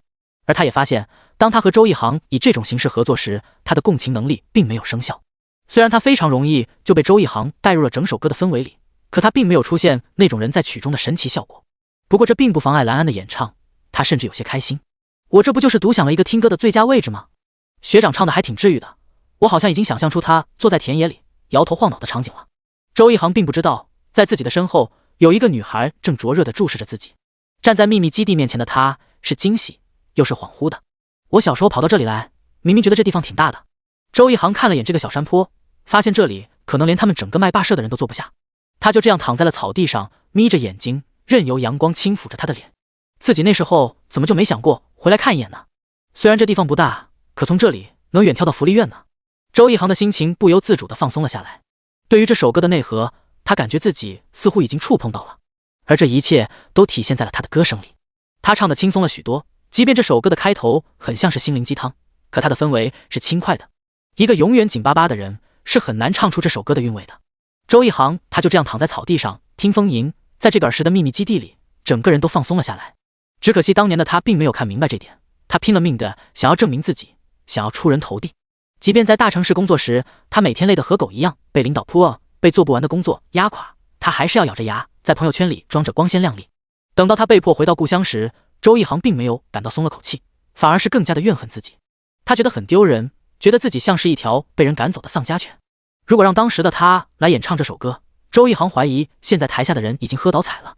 人可能只有失去之后才会懂得知足。周一航有些难过的说道，毕竟他也是重活了一次后才明白钱是赚不完的，好好的生活，开心地度过每一天更有意义。而台下的镇民还有麦霸社的同学们，的确是从周一航的演唱里感受到了他的态度。治愈的歌声在这一刻抚慰了无数人。还记得你说家是唯一的城堡，随着稻香河流继续奔跑，微微笑小时候的梦我知道，不要哭让萤火虫带着你逃跑，乡间的歌谣永远的依靠，回家吧，回到最初的美好。老板他咬着嘴唇，突然间觉得自己找到了那个问题的答案。回家吧，他喃喃地念叨着这句话，恍惚间闻到了儿时炊烟里的饭菜香。是啊，小时候他可太喜欢这个小镇了，就和王甜甜他们一样，即便通过电视书籍知道外面的世界很大很美好，可儿时的他永远热爱着这片土地。电子游戏再好玩，也不如和小伙伴们捉迷藏。名胜古迹再优美，也没有故乡的山水温柔。他都忘了自己是从什么时候开始变化的，好像是工作以后，身边的人都在拼命赚钱，都在为了在大城市扎根竭尽全力，能够在一线城市买一套房，成为了成功人士的象征。人们正在疯狂地逃离小镇，不愿意变成修多媒体口中总是带有象征意义的小镇青年。于是他也变了，即便每天回到家说一句我回来了，也没有人应答，不再会有热腾腾的饭菜等待，只有千篇一律的料理包。对着镜子看着20岁的人突然间衰老，过劳肥的速度远远快过了涨工资。即便是这样，他还是要拼了命地留在海城，因为他知道如果自己回到小镇，回到故乡，就会变成一个失败者。可明明他以前是那么深爱着这里，这里有朴实的镇民，有懒洋洋的大黄，有安谧的夜晚。他扭过头，并不想让老同学看见自己流泪了。所幸此时并没有人注意到他，因为太多的人都和他一样，已经完全沉浸在了这首歌曲里。王宇一度以为自己是一个乐天，甚至有些粗神经的人，可现在的他却转过头看了眼正举着摄像机专注工作的贾小龙，忍不住开口道：小龙啊，我发现我最近太多愁善感了，每次听航哥唱歌，我就特别容易胡思乱想。可能贾小龙一开口便听出了他的哽咽，是航哥他唱得太好了。明明是旋律很轻快的一首歌，可贾小龙却听得有些难过。每个人听歌都会有不同的理解，就像1000个人有一个签哈姆雷特一样。对贾小龙来说，这首歌里最触动他的是那一句小时候的梦我知道。可贾小龙他才发现自己已经完全忘了小时候的梦，也不是忘了吧，只是下意识的忽略了。儿时的他有过许多异想天开的梦，比如当个科学家，当个作家，甚至是当个明星。那些梦想距离他已经太远了。可让贾小龙在这个瞬间难过的是，他已经很久很久没有过梦想了。按部就班的生活，考上本地最好的大学，读一个很适合考公的专业，毕业后进一个旱涝保收的单位。他按照着父母的期望，一步步走上了正轨。现在替周一航摄像，已经是他为数不多的冒险了。这是属于贾小龙的稻香。而对于周一航来说，在他的秘密基地，虽然没有萤火虫，也没有乡间歌谣，甚至连家都没有，可却有他儿时的梦想。是的，周一航突然想起来了一件事，那应该是我人生中为数不多的中2时刻了。他笑着摇头，他曾经和福利院几个小朋友一起，在这个小山坡里埋下了一个梦想。那是当时的流行，说是把你的梦想埋下，10年后就能实现。呵，我当时真是傻得可爱。不过像我这么上进的人，写的应该是成为世界首富吧。他小心翼翼地展开泛黄的纸，上面是歪歪扭扭的字迹。属于他。我想找一个漂亮的老婆。第62章，童年的纸飞机，求追读。假的，这一定是假的。我小时候明明是一个有着高大上情趣的人，我的理想不应该是星辰大海吗？周一航摇了摇头，虽然嘴里不停地吐槽，可脸上还是露出了一个无可奈何的笑容。这大概就是小孩子吧，想法就是这么的直接。他是惊喜的，如果不是因为这项能力，周一航都快要忘了自己曾经在这块土地里埋下一个属于他儿时的梦想。这种感觉很是奇妙。成年过后，周一航对自己的童年其实是不愿意回想的。不知道是不是潜意识作祟，他一度以为自己的童年是无比悲惨的，以至于他被迫回到故乡时，只有深深的痛恨。他那时候觉得自己就是这个世界上最可怜的人。周一航想，如果让当时的自己来唱这首歌，一定是一个灾难。如今在幻梦中重回过去，他不仅发现了许多自己错过的美好的人，更是找到了那个被他埋藏在地里早就被遗忘了的梦。他笑得很开心。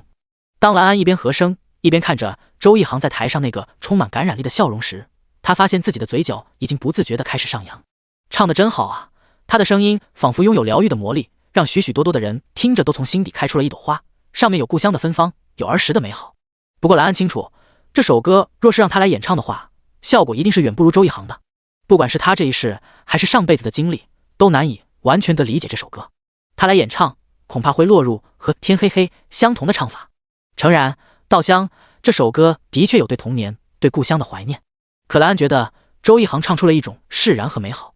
天黑黑，很多人听了后满满的都是思乡，而蓝安听着周一航的歌声，除去思念过去，他看到更多的是对现状的释然，对未来的憧憬。就像开头那段歌词，这世界永远有很多比你还过得不好的人。蓝安如果不看抖音，不看各种新闻，他其实都无法想象，原来全国只有1亿多人坐过飞机，有人一辈子没走出过他的小县城，有人的工资甚至不如他1个月的零花钱，那些人却如同野草，依旧茁壮地生长着。就像台下的不少镇民，他们的收入可能远不如那些在海城打工的人们，可他们看起来活得也挺开心。蓝安闭上眼睛，让周一航温柔的歌声按摩着他的耳朵和神经，太舒适了，就像这个小镇，就像这个美好的夜晚。远处的稻田里有萤火虫飞过，有青蛙跳来跳去，也有静静听着歌的大黄和小猫。在外面累了就回来住一住。年轻人摸了摸鼻子，有些含糊的应了下来。等你休息够了，恢复能量，咱们再出去打拼，没人会笑话你的。年轻人又应了一声，摸着自己发红的耳朵，低声道：妈，别说了，大姨他们都在偷笑呢。年轻人是考公失败，回栖霞镇摆烂的。其实这些天他心情特别糟糕，每天都在痛骂社会的不公平，怨恨没有合适的工作，村子里的狗叫一声都会以为是在嘲讽自己。可他万万没有想到，自己被母亲强行拉过来看的一场乡镇晚会，竟然会出现一首让他完全被震撼的歌曲。好听，这是他脑海里闪过的第一个直观的印象。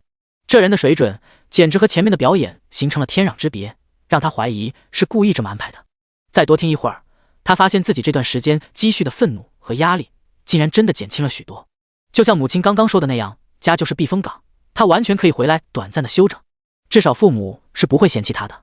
他还年轻，还可以考公，还有机会，就算是最后真的留在了这个小镇上，现在的他觉得这也不算一件特别丢人的事情，真是不可思议啊。男生拿出手机拍了一张照片下来，火速的发送到了自己的一个好友群里。这是啥？你在音乐节？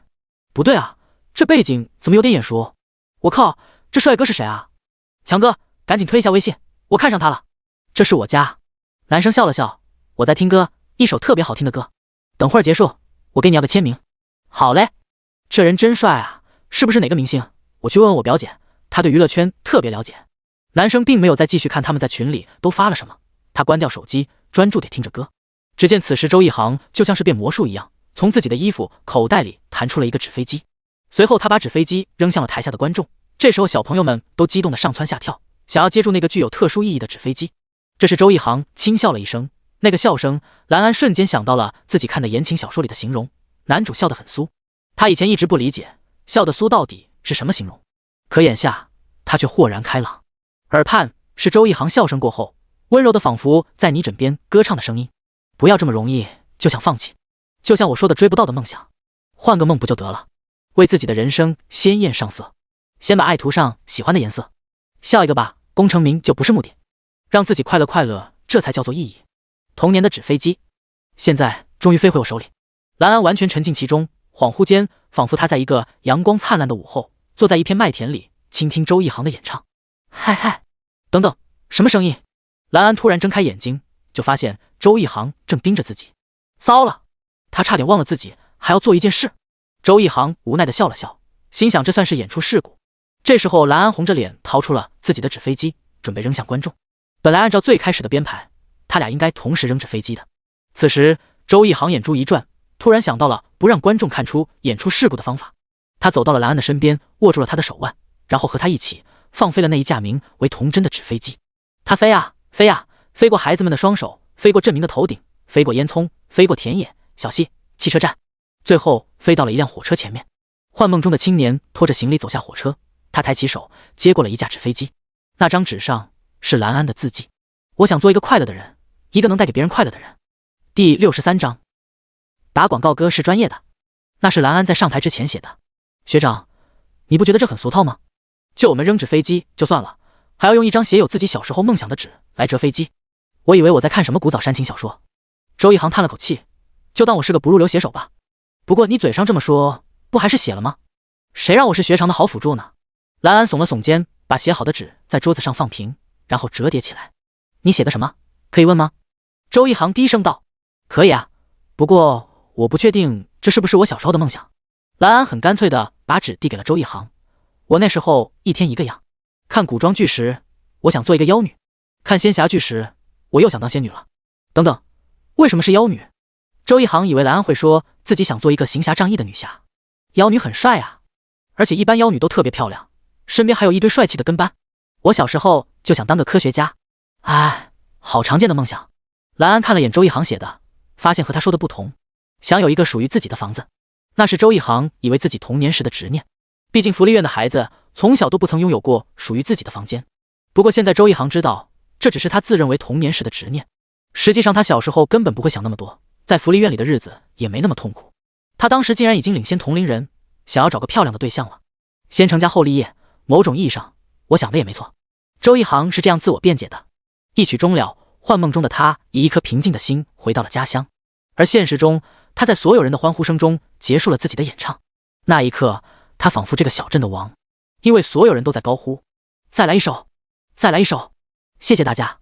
周一航和蓝安这会儿并排站在台上，台下一片其乐融融，看上去他们随时就要恭祝全国人民新春快乐了一样。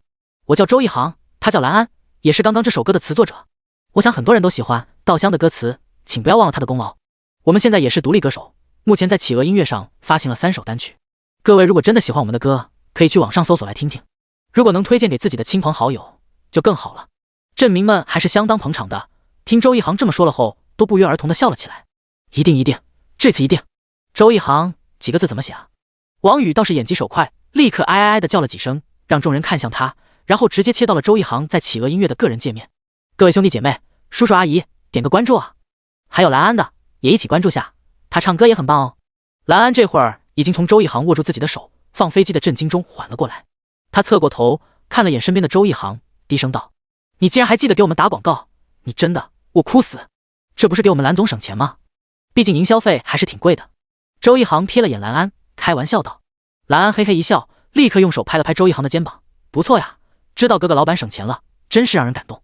二人走下舞台后，就看到一个跌跌撞撞的人影冲了过来，而蓝安已经提前抱住了对方。甜甜，你小心点，可别撞坏了。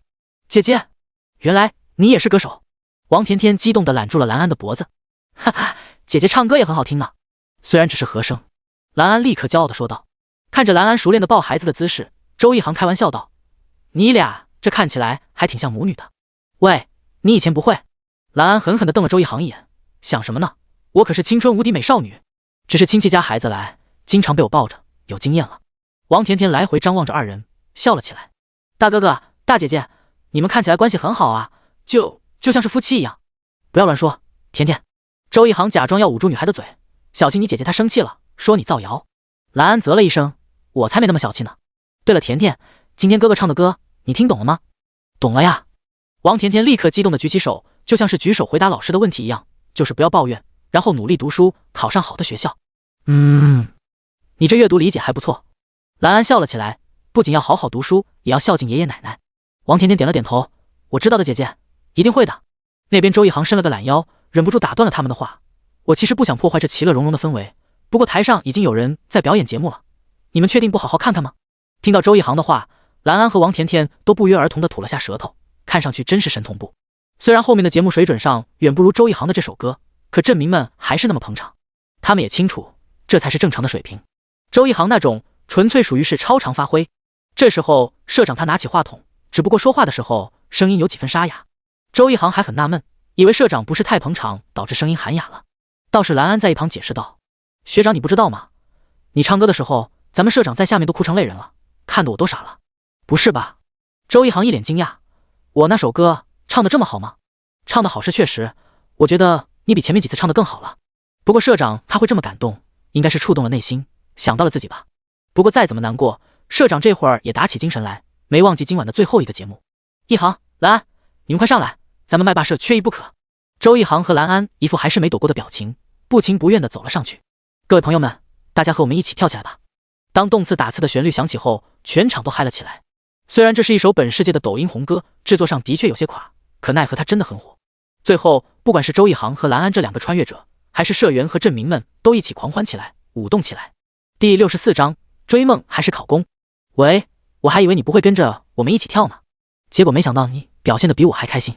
蓝安看着在自己身边扭动身子，虽然不是很协调，脸上的笑容却相当的真挚，这让他忍不住心中吐槽的冲动。毕竟一开始周一航表现的那叫一个扭扭捏捏。周一航笑了起来，轻声道：没办法，我这是在合群。不过今晚你应该也挺开心的吧？是啊，大家编排的节目都挺有意思的。王宇咳了一声，奇怪地看了眼蓝安，学妹，你说的是真心话吗？你确定大家的节目都很有意思？他仔细回忆了一下，今晚他们所有人弄了10来个节目，可印象最深的好像只有周一航的歌曲和最后的大合唱，至于其他的基本上就是校园联欢会的水准。不过镇民们看的倒是很开心，毕竟他们什么都没付出，甚至不少人还赚了一笔钱，毕竟红毯啊、彩灯啊这些装饰都是蓝安这个小富婆掏腰包的。这一夜不管是镇民还是社团的学员都玩得很开心。社长，那些钱不用给我了。蓝安看着社长认真的说道，没花多少。自从蓝安红了之后，学校论坛早就对他的穿着打扮扒了一遍，得出结论，蓝安是实打实的富二代，而且还是特别低调的那种，以至于有不少人开始羡慕周一航，认为他已经可以不用努力了。社长挠了挠头，那就谢谢了。今天晚上你和一航真的是又出力又出钱的，要是没你俩，咱们的这次晚会可就完全垮掉了。蓝安听了之后摇了摇头，我就是个唱和声的，今晚的主力是学长，不过大家开心就好了。那倒是。社长他看了眼这两个比自己年轻的学弟学妹，很难想象他俩是如何创作出这样让他感动的歌曲的。能和我说说你们这次创作的曲目就灵感是什么吗？随着镇民们回家后，一行人便朝着旅馆走去。社长刻意跟二人并排一起走，显然是有许多的问题。蓝安回过头，似乎是在示意周一航来回答，毕竟他刚刚经历了共情，很显然对这首歌感触颇深。灵感啊，是因为有一天我坐地铁看到了一群唉声叹气的上班族，还有一次从大排档经过，碰巧遇到一群人在送别好友回老家。周一航倒也不算是胡说八道，只不过是他以前的经历。社长一听猛地点头，看起来是真觉得周一航送进了自己的心坎上。哎，你们应该也是听说了，我家里人让我考公，其实也是回老家。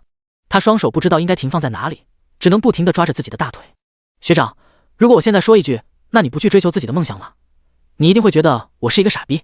周一航自嘲地笑了笑，回老家也没什么不好，考公的确是稳定。我觉得从长远角度来看，考公的确是一条风险更小、收益更稳定的路。一航，你这话说出来，我都以为你已经工作很多年了。社长突然笑了起来，我还以为你会劝我，人这辈子就年轻一次，为什么不拼一拼？蓝安虽然没说话，可他也在思考，如果社长问的是自己，他会如何回答？想了想，他恐怕会说，既然自己不喜欢，为什么要考公呢？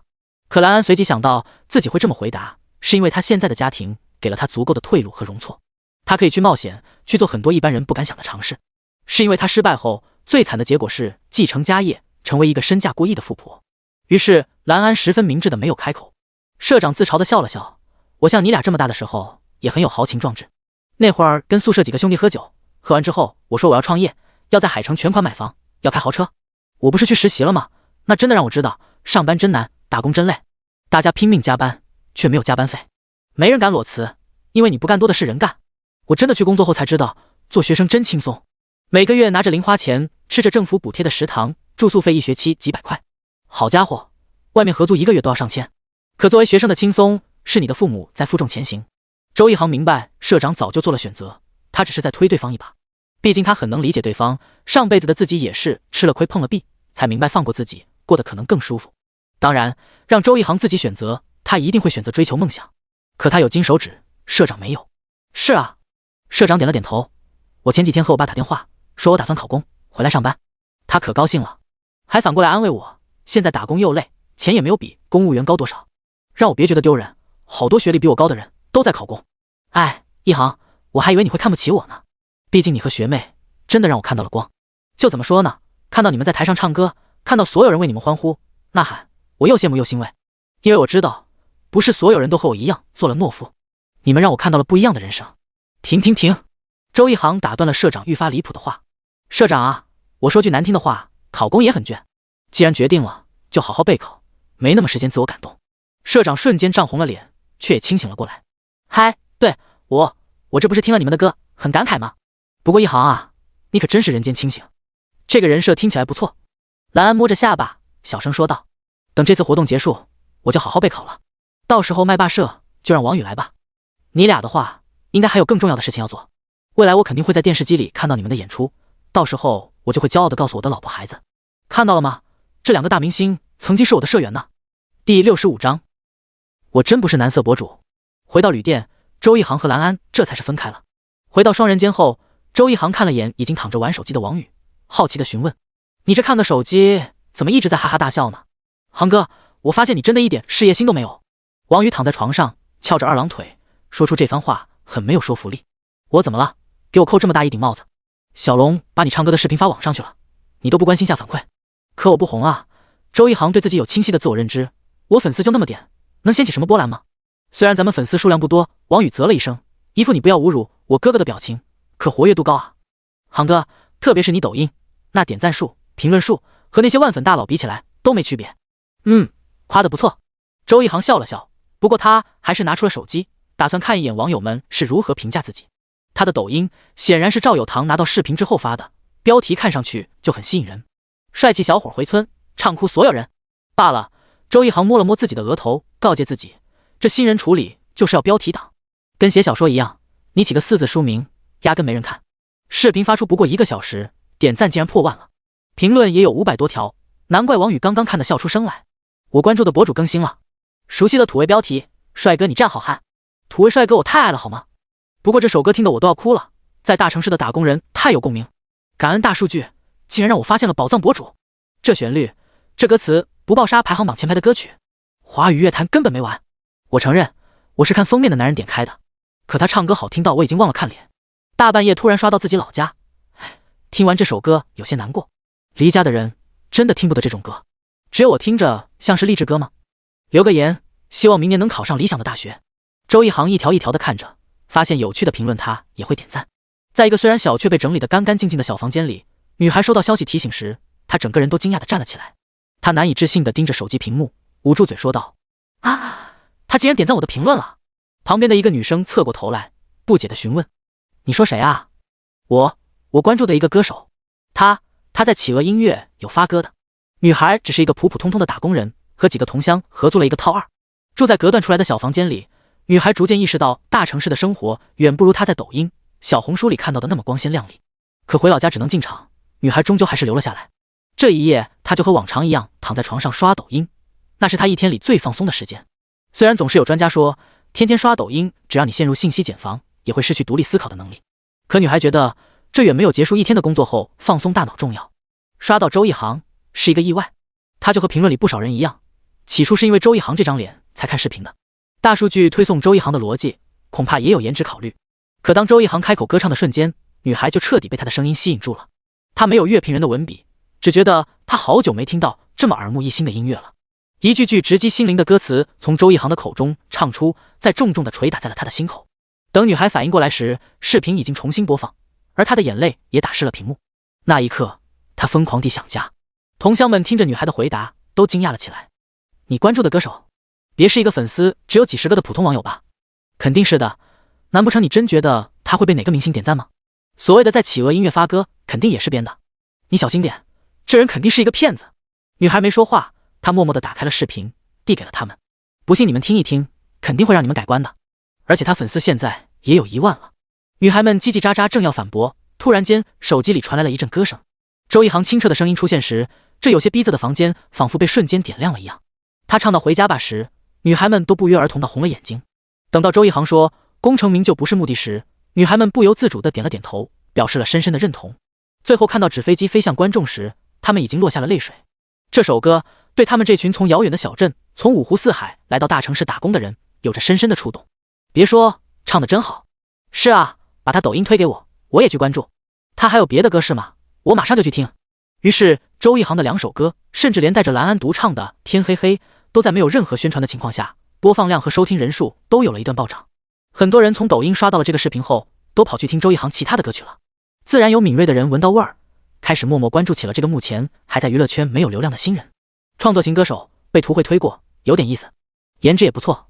周一航放下手机时，人已经困得不行了。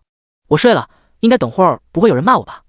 不至于航哥，王宇很会安慰人，有人黑，那也得等你红了之后。咱们目前吧，应该算是36线小艺人。那可真是谢谢你了。周一航大喝一声，睡了。我的助理呢？给我捏捏腿。航哥，要不我这助理给你叫个上门服务？说起来，这门口就有小卡片呢，就是学妹就在隔壁，她要是听见什么动静，你丫的，赶紧给我睡了。蓝安和另一个女生正坐在一起，看着一部偶像剧，默默落泪。她为什么失忆了啊？是啊，蓝安叹了口气，这么好的女孩却得了白血病，太惨了。蓝安还不知道，这部剧的编剧和她献唱的 OST 是同一个。第66章偶遇节目组。一早醒来，周一航是被门口一阵急促的敲门声吵醒的。这么早，周一航叹了口气，语气里带着浓浓的抱怨，到底是谁啊？王宇他也无奈地睁开眼睛，抱着被子很是无语，出来旅游还要早起，简直是人生中最痛苦的事情。周一航深以为然，当他推开门后，却看到蓝安已经化了淡妆，穿戴整齐地站在门口。他似乎是刚洗了澡，身上有一股旅店提供的沐浴露的橘子香气，粉白色的运动套装搭配上一双轻便的跑鞋，蓝安今天看上去活力满满。是你啊？周一航懒洋洋地说道。他上半身只穿了一件白色 T 恤，裸露出来的双臂结实有力，而胸口处也能看见他清晰诱人的锁骨，身上带着一些刚刚起床的力气，让周一航散发着一股平日里很少见吊儿郎当的冲击力。怎么？蓝安他哼了一声，扬起下巴，深深地看了眼周一航，学长是不欢迎我吗？那倒不是。周一航摇了摇头，这才几点啊？有没有可能现在已经10点多了？蓝安他叹了口气，而且社长也有事要和我们大家商量。什么事？周一航隐约觉得这不是一件好事，因为蓝安的脸上明显出现了一丝不爽。难不成是谁招惹了这位大小姐？有一个真人秀节目组也到这里来了，要录制一期节目。蓝安一边走一边和周一航吐槽，倒是不奇怪，这种小众又没有开发，距离大城市不算远的景区是这些真人秀最喜欢的。栖霞镇有古镇，有温泉，还可以露营，做一期节目的内容也很充实。周一航嗯了一声，的确是这样。社长都能发现这样一个冷门却很优质的景点，那其他人肯定也能。等到了旅店1楼时，社长一看到周一航出现在视线中，立刻站了起来。学妹应该已经把情况和你们都说了吧？社长耸了耸肩，就几个景点都被清场拿去录节目了，我们现在有2个选择，留在镇上或者去其他地方玩。其实还有一种吧。这时候王宇打断了社长的话，他挠了挠头，有些粗神经地说道，一般这种真人秀节目是不是都需要群演？咱们可以去啊，还能赚钱呢，最重要的是还有机会上电视呢。社长立刻就愣住了，完全没想到还有这么一条路。转念一想，又觉得王宇说的不失为一条路，好像也不错。他摸着下巴轻声道，而且一航你和蓝安没准能被更多的人认识呢。之前不就有一个观众因为太漂亮后来出道当模特了吗？蓝安他没回答，而是看向了周一航。学长，你觉得呢？周一航环顾四周，餐厅里其他人都是一副跃跃欲试的表情。对于经常闲的没事做的大学生来说，如果可以去综艺节目里做群演，他们都是愿意的，而且这种机会的确不算多，对他来说多一点曝光总不是坏事。那先去看看吧，没准别人不需要我们，只是咱们一厢情愿呢。我们可能是一厢情愿。王宇和周一航勾肩搭背，笑呵呵地说道，航哥你肯定不可能，那导演看到你这张脸没准会说，妈呀，这素人怎么比我花钱找的艺人还好看呢？周一航对他做了一个嘘声的动作，等会儿到了那里你可别说这种话，咱们要低调。我知道。王宇他伸了一个懒腰，接着说道，我只是实事求是，反正航哥你和学妹绝对不比那些艺人差。他们离开旅店没多久，就遇见了录制的节目组。一辆相当豪华的保姆车停在小镇门口，保安和摄影师们将中间几个粉妆玉砌的艺人围在中间。导演，咱们还不开始吗？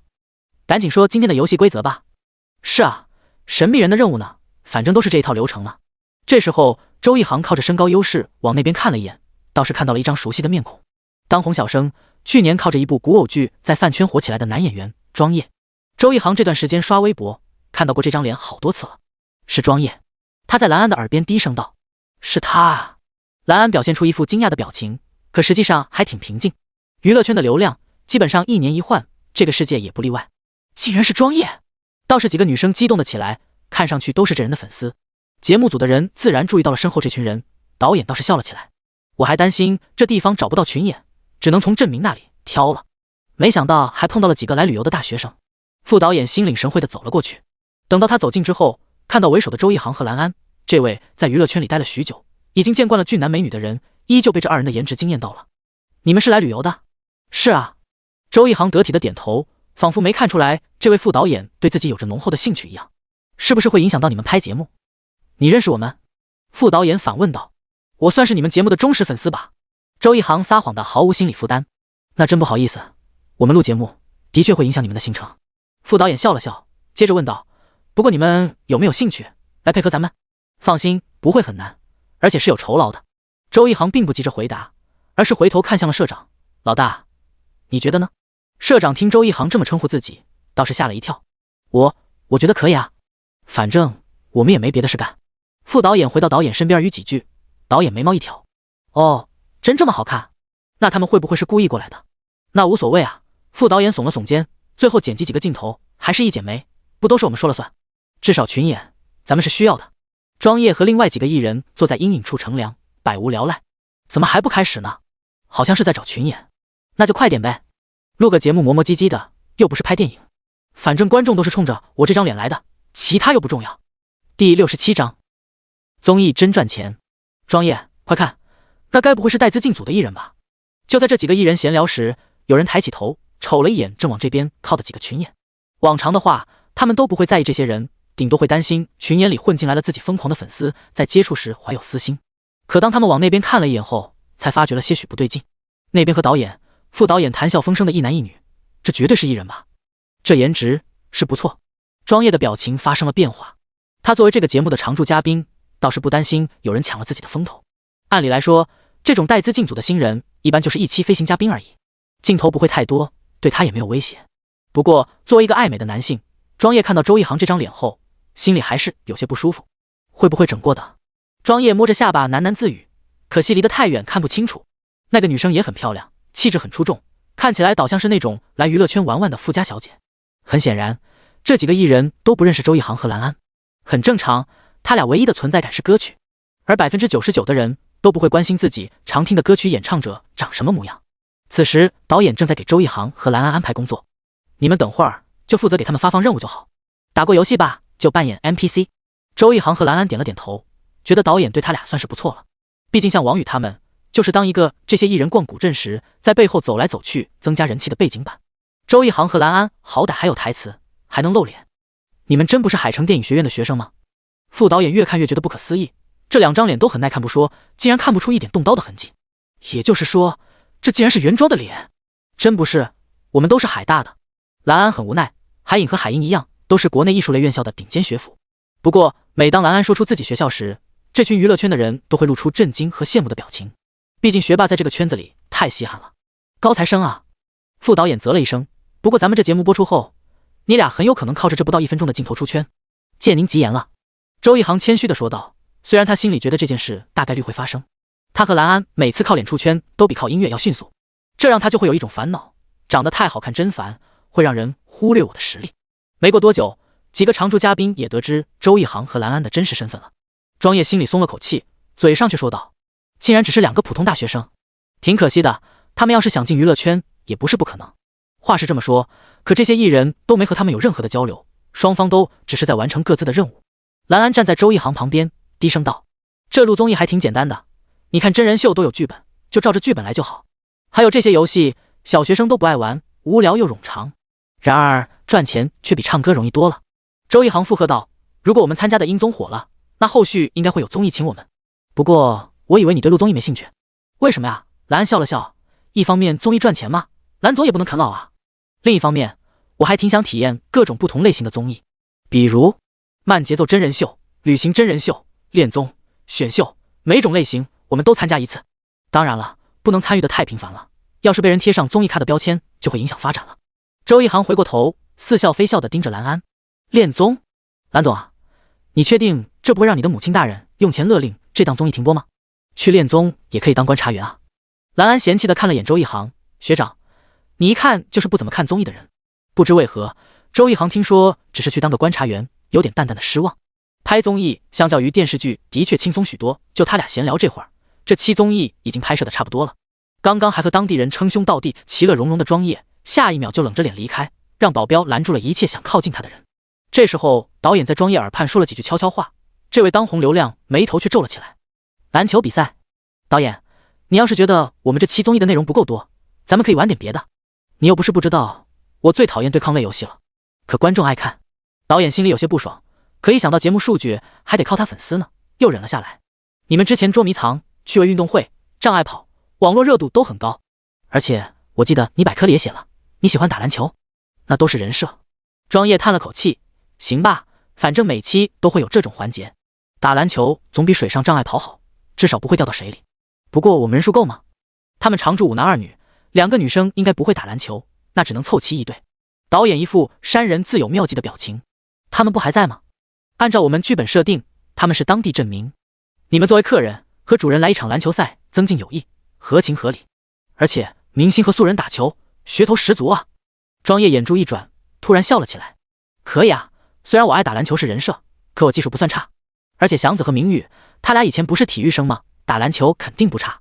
此时庄叶再想起周一航那张帅脸，倒是笑了起来。如果只是击败普通的镇民，看点倒是一般，可如果是一个帅的让人误以为是明星的镇民，那就有话题度了。打篮球？周一航听着导演的话无比意外，倒是旁边的蓝安已经跃跃欲试，以至于周一航抽身询问，要不你来？我又不会打篮球。蓝安回答的理直气壮，然后又故作淑女的说道，学长想看你打球有错吗？同学啊，放心，这个会有额外的酬劳，而且这打球镜头就更多了。要我说，这工作放到海影，一堆人倒贴都再来，加钱啊。那行吧，周一航勉为其难的答应了。第68章已经注定了结果，大家都嗨起来。当麦霸社的众人得知接下来就会有一场篮球赛时，几乎所有人都兴奋了起来。几个男生们跃跃欲试，特别是听说这回播出后，更是表现得像是花枝招展的孔雀一样。社长，让我去，我打球可厉害了。你放屁，你明明运球都不会。社长听着这些嘈杂的声音，捂住了自己的耳朵，只觉得他的脑袋快要爆炸了。好了各位，咱们先停一停，我不懂篮球，选人的事情交给一航吧，所以你们如果有什么不懂的都可以问他。周一航只觉得身上的压力瞬间大了起来，看到众人都看向了自己，他清了清嗓子开口道，大家都说说自己打了多久篮球吧。蓝安站在后面，他侧过头就听见了几个女生正在窃窃私语。周一航和庄叶打球，这太难了吧，我应该支持谁好呢？手心手背都是肉。庄叶不是说读书的时候是校队吗？打篮球肯定不差，更别提那边还有体育生出身的，根本没得打。那可不一定。蓝安忍不住打断了他们的话，学长他打球不也挺厉害吗？而且那些明星平时养尊处优的，哪有时间打球？就算以前再厉害，也不代表他们现在行了。听着蓝安的话，那2个女生果然是捂着嘴笑了起来。学妹，我们知道你肯定是周一航的，其实我们也是，不管怎样，咱们都是一个学校的。是啊，精神上肯定是支持，不过客观实力差距也存在，学妹你必须做好心理准备。蓝安他摇了摇头，竞技体育想那么多客观因素做什么？咱们就是要更快更强，就是要创造奇迹。正在选人的周一航听到这嗓子，没忍住笑出声来。哎，你这是在搞传销吗？我给你们加油呢。蓝安侧过头，便看到了那5个被工作人员和围观群众注视着的艺人，他们脚上是高级的球鞋，脸上也写满了骄傲，看起来完全不把对手放在眼中。这让蓝安有几分不舒服，好像从他们成为群演开始，那些艺人对他们就是这种态度。他走到周一航身边，用一种强势的语气说道，学长，你肯定能赢的对吧？你想什么呢？周一航回答的相当直接，不提我想不想赢，咱们首先就不可能赢。这是在录节目啊，学妹。这句话瞬间点醒了蓝安，他竟然忘了最重要的一点。作为综艺节目，明星和素人进行篮球对抗，用脚想都知道最后的结果是什么，那岂不是走个过场？蓝安顿时泄气了，那这有什么意思？不过看对面的样子，应该是觉得认真打，他们也是必胜的。周一航淡淡的说道，所以我会认真打，至于结果不重要，这才对嘛。蓝安终于笑了起来，若是周一航说出他打算划水这种话，他可能会有些失落。虽然这样做无可厚非，可他还是会想象周一航更有冲劲。学长你加油。蓝安他踮起脚尖，在周一航耳边说道，不管最后剪辑出来的结果是什么，我只认我看到的。王宇他抱着篮球跑了过来，对周一航说道，苍哥，咱们人选好，差不多就开始了。节目组说尽量快一点，让我们打出风采就好，竟然没暗示我们。周一航调侃道，王宇心领神会，咱们这臭鱼烂虾的5人组，没人觉得我们会赢吧？5个业余爱好的大学生对上一个把篮球作为人设的艺人，以及2个前体育生，孰优孰劣，一目了然。即便是非常喜欢周一航那张脸的副导演，也没有想到他能赢。他身材也不错。副导演继续盯着周一航碎碎念，刚刚换球衣的时候，那个腹肌露了一点出来，真不错呀。导演咳了一声，你不觉得你这话听起来很变态吗？等录完节目，我去要个名片，还有那个漂亮女生的。他大笑的时候，颜值竟然没崩。这2人素质是不错的，可人是海大的，想不想进娱乐圈难说呢。而且他们真能火，不需要我们推，就咱们节目一播出也能爆。导演这句话看似很客观，却忽悠不了同为圈内人副导演。他明显感觉到导演对周一航和蓝安的态度变冷淡了。圈内人都门清儿，现在草根要靠自来水出头，太难了。没人捧，资质再好也无人问津。有人捧，一头猪也能当顶流。他仔细一回忆，便想起来刚刚庄叶跟另外几个男艺人的经纪人好像都来找导演闲聊过，这是让导演尽量减少周一航的镜头，即便他只是个露了一面的群演。他突然笑了起来，如果他是周一航的经纪人，估计要开心死。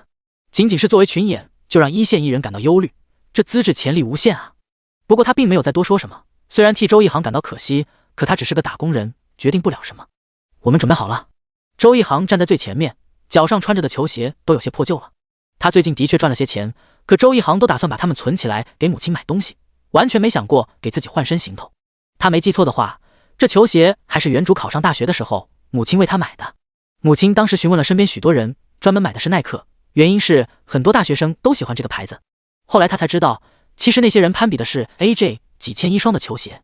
不过周一航倒是很喜欢这双鞋，他低下头系紧了鞋带后才走到了最前面。站在他对面的人是庄叶，贾小龙也拿起了相机拍下了这一瞬间。站在球场对面的2个男人，左边是更符合现在饭圈审美的漂亮小生，右边是传统审美五官端正的阳光帅哥，一柔一刚，一个明星一个素人，构图很有韵味。相较于比赛，这张照片更加重要，毕竟结果已经注定，可颜值的较量却会在节目播出后开始。第71章，姐是神豪，姐不认输。没想到你们就这么输了。小镇的田野上，金红色的余晖毫无保留地倾洒在2人的身上。女孩坐在田野边，脚下就是蜿蜒向前，不知尽头在哪里的溪流。男生躺在草坪上，闭着眼睛，胸口平静地起伏着。实力差距在那儿，而且就算赢了也得重新录制。周一航哎呀了一声，本想伸懒腰的他，却发现手臂疼得要命。转过去，蓝安认真地盯着他，语气让周一航都不敢抬杠了。哎呦，你能不能轻点啊？蓝安把双手放在周一航的肩膀上，用心地揉捏着。你装作不在意，可当时还挺拼的嘛。他嘴上这么说，可嘴角却是有笑意的。习惯了而已，打球的时候划水可不是好习惯，跟在小孩一样。蓝安笑了笑，不过结果不重要，我和老贾拍了不少照片，你还挺帅的，是吧？周一航侧过头看着蓝安的脸，感受着肩膀背部的温度和力量，他突然觉得这打了一场球好像挺值的。而且最后庄叶和那2个体育生倒也承认了周一航的球技。不过你当时在场边给我们加油，倒是挺卖力的，我被吓了一跳。女孩的头发被风轻轻吹起，她用手穿过发丝，声音在初夏的风里有些飘渺。我看着你们没有斗志，就想给你们打鸡血呗。那电视剧里啦啦队不都这样？你就不怕我跟电视剧主角一样，直接金光一闪爆种了？蓝安脑海里闪过这个画面，竟然觉得格外有意思，甚至有些可惜没有亲眼看到。你又不是奥特曼，应该没这么大能耐。不过我的确很喜欢打篮球，原因是一部动画。周一航他慢慢坐了起来，双手撑在地面上，和蓝安并排坐着，目光穿过波光粼粼的河面，望向了更远方的村落。灌篮高手，你看过这部动画片吗？没。蓝安回答的理直气壮，我更喜欢看樱桃小丸子和数码宝贝。哈哈，进化吧，战斗暴龙兽。周一航调侃道。不过灌篮高手真不错，你知道里面有个女生叫晴子吗？蓝安他摇了摇头，我都说了我没看过，只是看过类似的表情包。他有一句很经典的台词，樱木同学，你喜欢篮球吗？我知道。蓝安他看过这张图。樱木花道每一次都回答的是喜欢。周一航悠悠地说道。不过一开始他并不是真的喜欢篮球，只是因为喜欢晴子，所以才去打篮球的。我们那会儿班里很多男生都是这样，因为打篮球可以耍帅，可以收获女孩子的喜欢，就去打球了。要说真的那么热爱吗？好像也没有。咦，你们男生一点都不纯粹。那学长，你当时喜欢的女生长什么样？我没有。周一航摇了摇头。你别扯远了。不过很多人开始打球后，反而慢慢的喜欢上了这项运动。喜欢跟一群哥们儿在球场肆意的流汗。你不觉得打篮球很简单吗？目标就是把球投进去，那种快乐来得很容易。所以最后樱木花道才会告诉晴子，他是真的喜欢篮球。蓝安认真的听着，他的心从未像现在这般静谧。是挺好的。蓝安笑了笑，有机会。他欲言又止。周一航突然凑到他面前，轻声道：喂，你不会要哭了吧？你滚啊！学长你就会破坏气氛。还有，你离我远点，打了球身上臭死了。周一航不得不闻了闻自己的衣领，他觉得还好吧。等会儿去泡温泉好了。我才不会和你一起泡，我又没邀请你。学长你知不知道，如果不是有这张脸，你已经被打死了。不知道，不过这句话说明你很认可我这张脸。哼，想多了，姐姐我只需要每天照镜子就能看到世界上最美丽的人。原来你是白雪公主的后妈，那你就是小矮人。打住！周一航大笑起来，我俩现在很像小学生。蓝安清了清嗓子，要优雅。不过学长，你说节目组会怎么剪辑啊？我不是很配合吗？应该会给我几个侧脸镜头。周一航轻声道，至于正面的，就要看专业的团队怎么想了，怕不怕被我比下去？你真不害臊啊，学长。蓝安瘪了瘪嘴，不过我感觉那几个艺人还挺忌惮你的，他们要是真的把你镜头一剪没，我绝对不同意。他说完后，竖起大拇指指了指自己，蓝总给你撑腰，你打算怎么做呀，蓝总？周一航配合的给蓝安捶背。小龙可是全程录像了的，如果节目组真的一剪没，视频照片我都一起放出来。这样啊，周一航摸了摸下巴，这对节目组而言算是炒热度的点，对口碑影响不大，节目组应该会睁一只眼闭一只眼。是的，蓝安勾起嘴角，不过那几个艺人的团队应该会不爽，毕竟他们也赢了，而且因为颜值就把素人给剪了，听上去就很 low。如果真的有艺人团队想反击，我查过了，就算是庄业，他背后的经纪公司也一般，我爸都可以把这公司收购了。周一航突然笑起来，你说了这么多，重点是最后吧？我怎么忘了，咱们蓝总可不是任人拿捏的软柿子。哎，没办法，手握神豪背景的女人就是这么厉害。蓝安得意的说道，可惜他们应该不会这么傻，要是节目组都放出来，我还可以来买个热搜，配合宣传。我先替节目组谢谢你了。周一航站了起来，任由清风吹过他的身子。对他来说，这次短暂的节目录制给他最大的收益就是钱。对了，还有自信。他这张脸就算是对上人气演员，竟然也没有被比下去。要是最后他真靠颜值火了，就太酷了。第72章，不守难得。不用谢，姐只是有钱。蓝安他扬起嘴角，语气相当的欢快。我可不是一般家庭。你是富婆。周一航看着蓝安，插科打诨。这时候他的手机响了起来，周一航他低头一看，发现是王宇发来了消息。快，咱们去泡温泉了。周一航他起身看了眼身后的蓝安，微笑着说道，走吧，我们去泡温泉。应该不是男女一起的那种吧？蓝安他有几分担忧的看向周一航，应该不是吧？周一航的语气似乎也有些不确定。二人到了泡温泉的地方，表情刹那间都凝固了。周一航以为这里应该是一个专门的温泉酒店，或者说也是像电视剧里那种专门泡汤的屋子，谁能想到这泡温泉的地方竟然是完全露天的。当然了，这的确算是纯天然的温泉，蓝安的确是有些不能接受。看到这一幕时，在场的蓝安已经彻底说不出话了。他咳了一声，有些犹豫地看向周一航，学长，要不我就在这边上围观好了。周一航明白蓝安的心思，他轻轻地点了点头，接着说道，如果你不想泡的话，可以单纯进来泡泡脚也行，就把这当成是露天的小溪就好了。蓝安看着其他社员们都已经一个接一个地跳到了池中，他嗯了一声，决定还是不要太扫兴了。这要是只有他一个人不去的话，肯定会被其他人恶意解读的。没准过不了多久，他就会在学校论坛看到自己耍大牌的新闻。王宇看到二人后，倒是从池子里站了起来，热情地挥手，航哥，快来。哎，学妹，你肯定从没有体验过这种露天的温泉吧？这时候几个女生笑着打断了王宇的话，别说了，我觉得任兰安可能根本不想泡呢。是啊，别人富家大小姐肯定不习惯这种地方。兰安她全当没有听见，倒也不觉得这些人是在阴阳怪气他，大概只是他们内心最真实的想法而已。周一航倒是脱掉了衣服，露出了他的上半身。那一刻，几乎现场所有人都不约而同地把头看向了周一航。被这么多双目光盯着，倒是让周一航有几分不适应了。他只得挥了挥手，笑着说道，大家看我做什么？我这身上应该没长什么奇怪的东西吧？一旁的王宇笑了起来，航哥，你这完全就是明知故问啊！你这身材这么好，弄得我们这些人和你在一起，那简直是自取其辱。女生们脸都红了，虽然很多人都传闻周一航身材很好，可都没亲眼见过。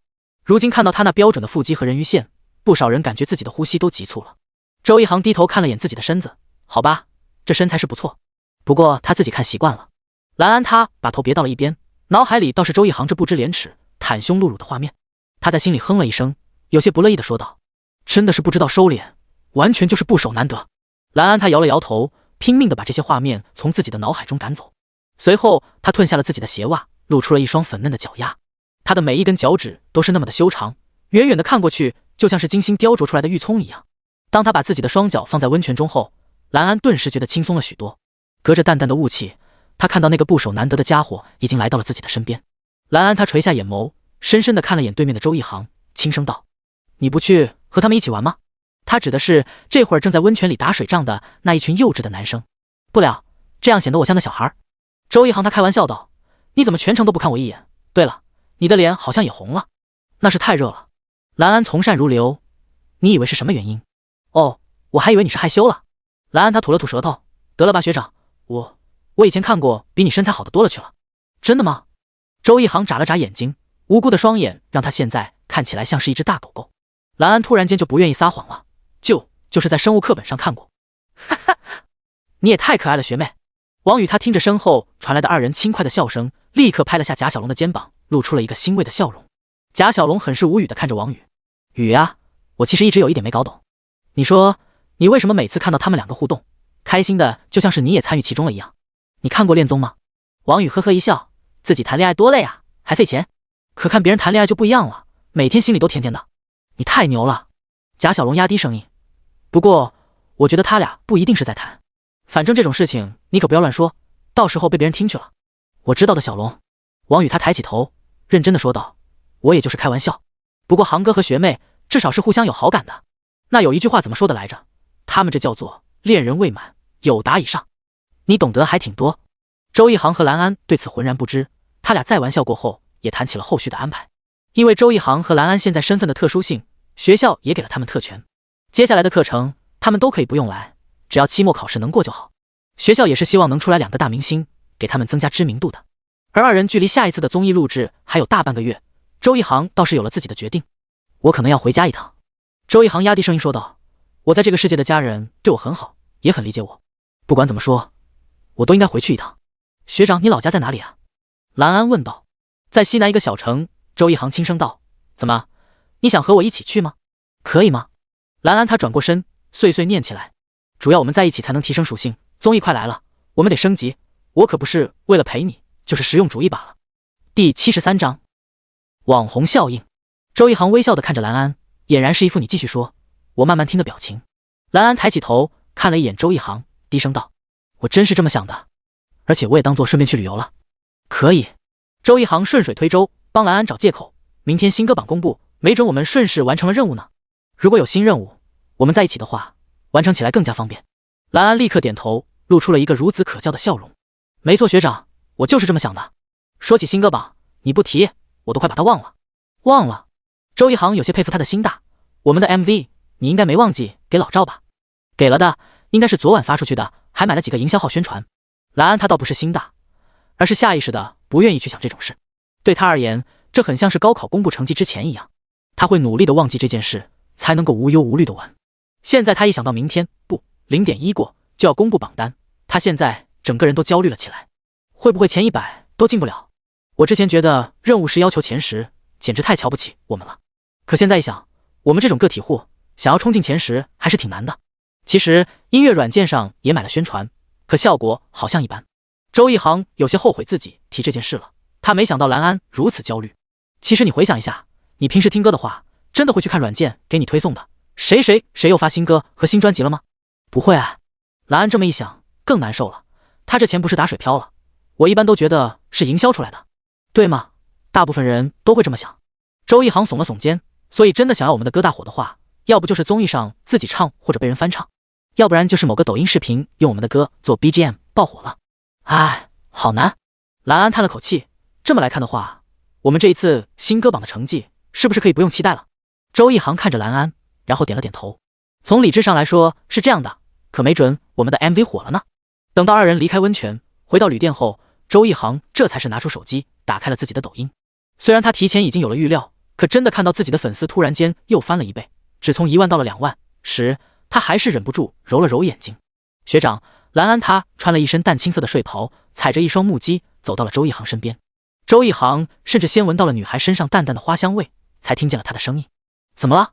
周一航抬起头，对上了女孩纯真的笑脸。学长，我刚刚看手机，发现我的抖音粉丝突然间涨了好多，你有没有遇见同样的情况？周一航侧过身子，让兰安进屋里说话。正在玩游戏的王宇一抬头，就看到兰安，直接背对着二人。你们就当我不存在好了。周一航不得不笑了起来。你做啥呢？我们谈正事，你作为我的助理，也过来听着。好嘞。王宇立刻坐到了边上。周一航他拿出手机，把自己的数据展示给了二人。很显然，我的抖音粉丝也暴涨了。不过我刚刚看了眼我的视频，最新一条是老赵他替我们发的 MV， 可点赞也是几千，不像是火了。我的也是，几个视频点赞虽然有增加，可都还是在一个正常范围内。兰安的抖音粉丝也是2万多，可他目前还没有一个视频点赞突破10万，这至少说明他并没有产出一个爆款视频。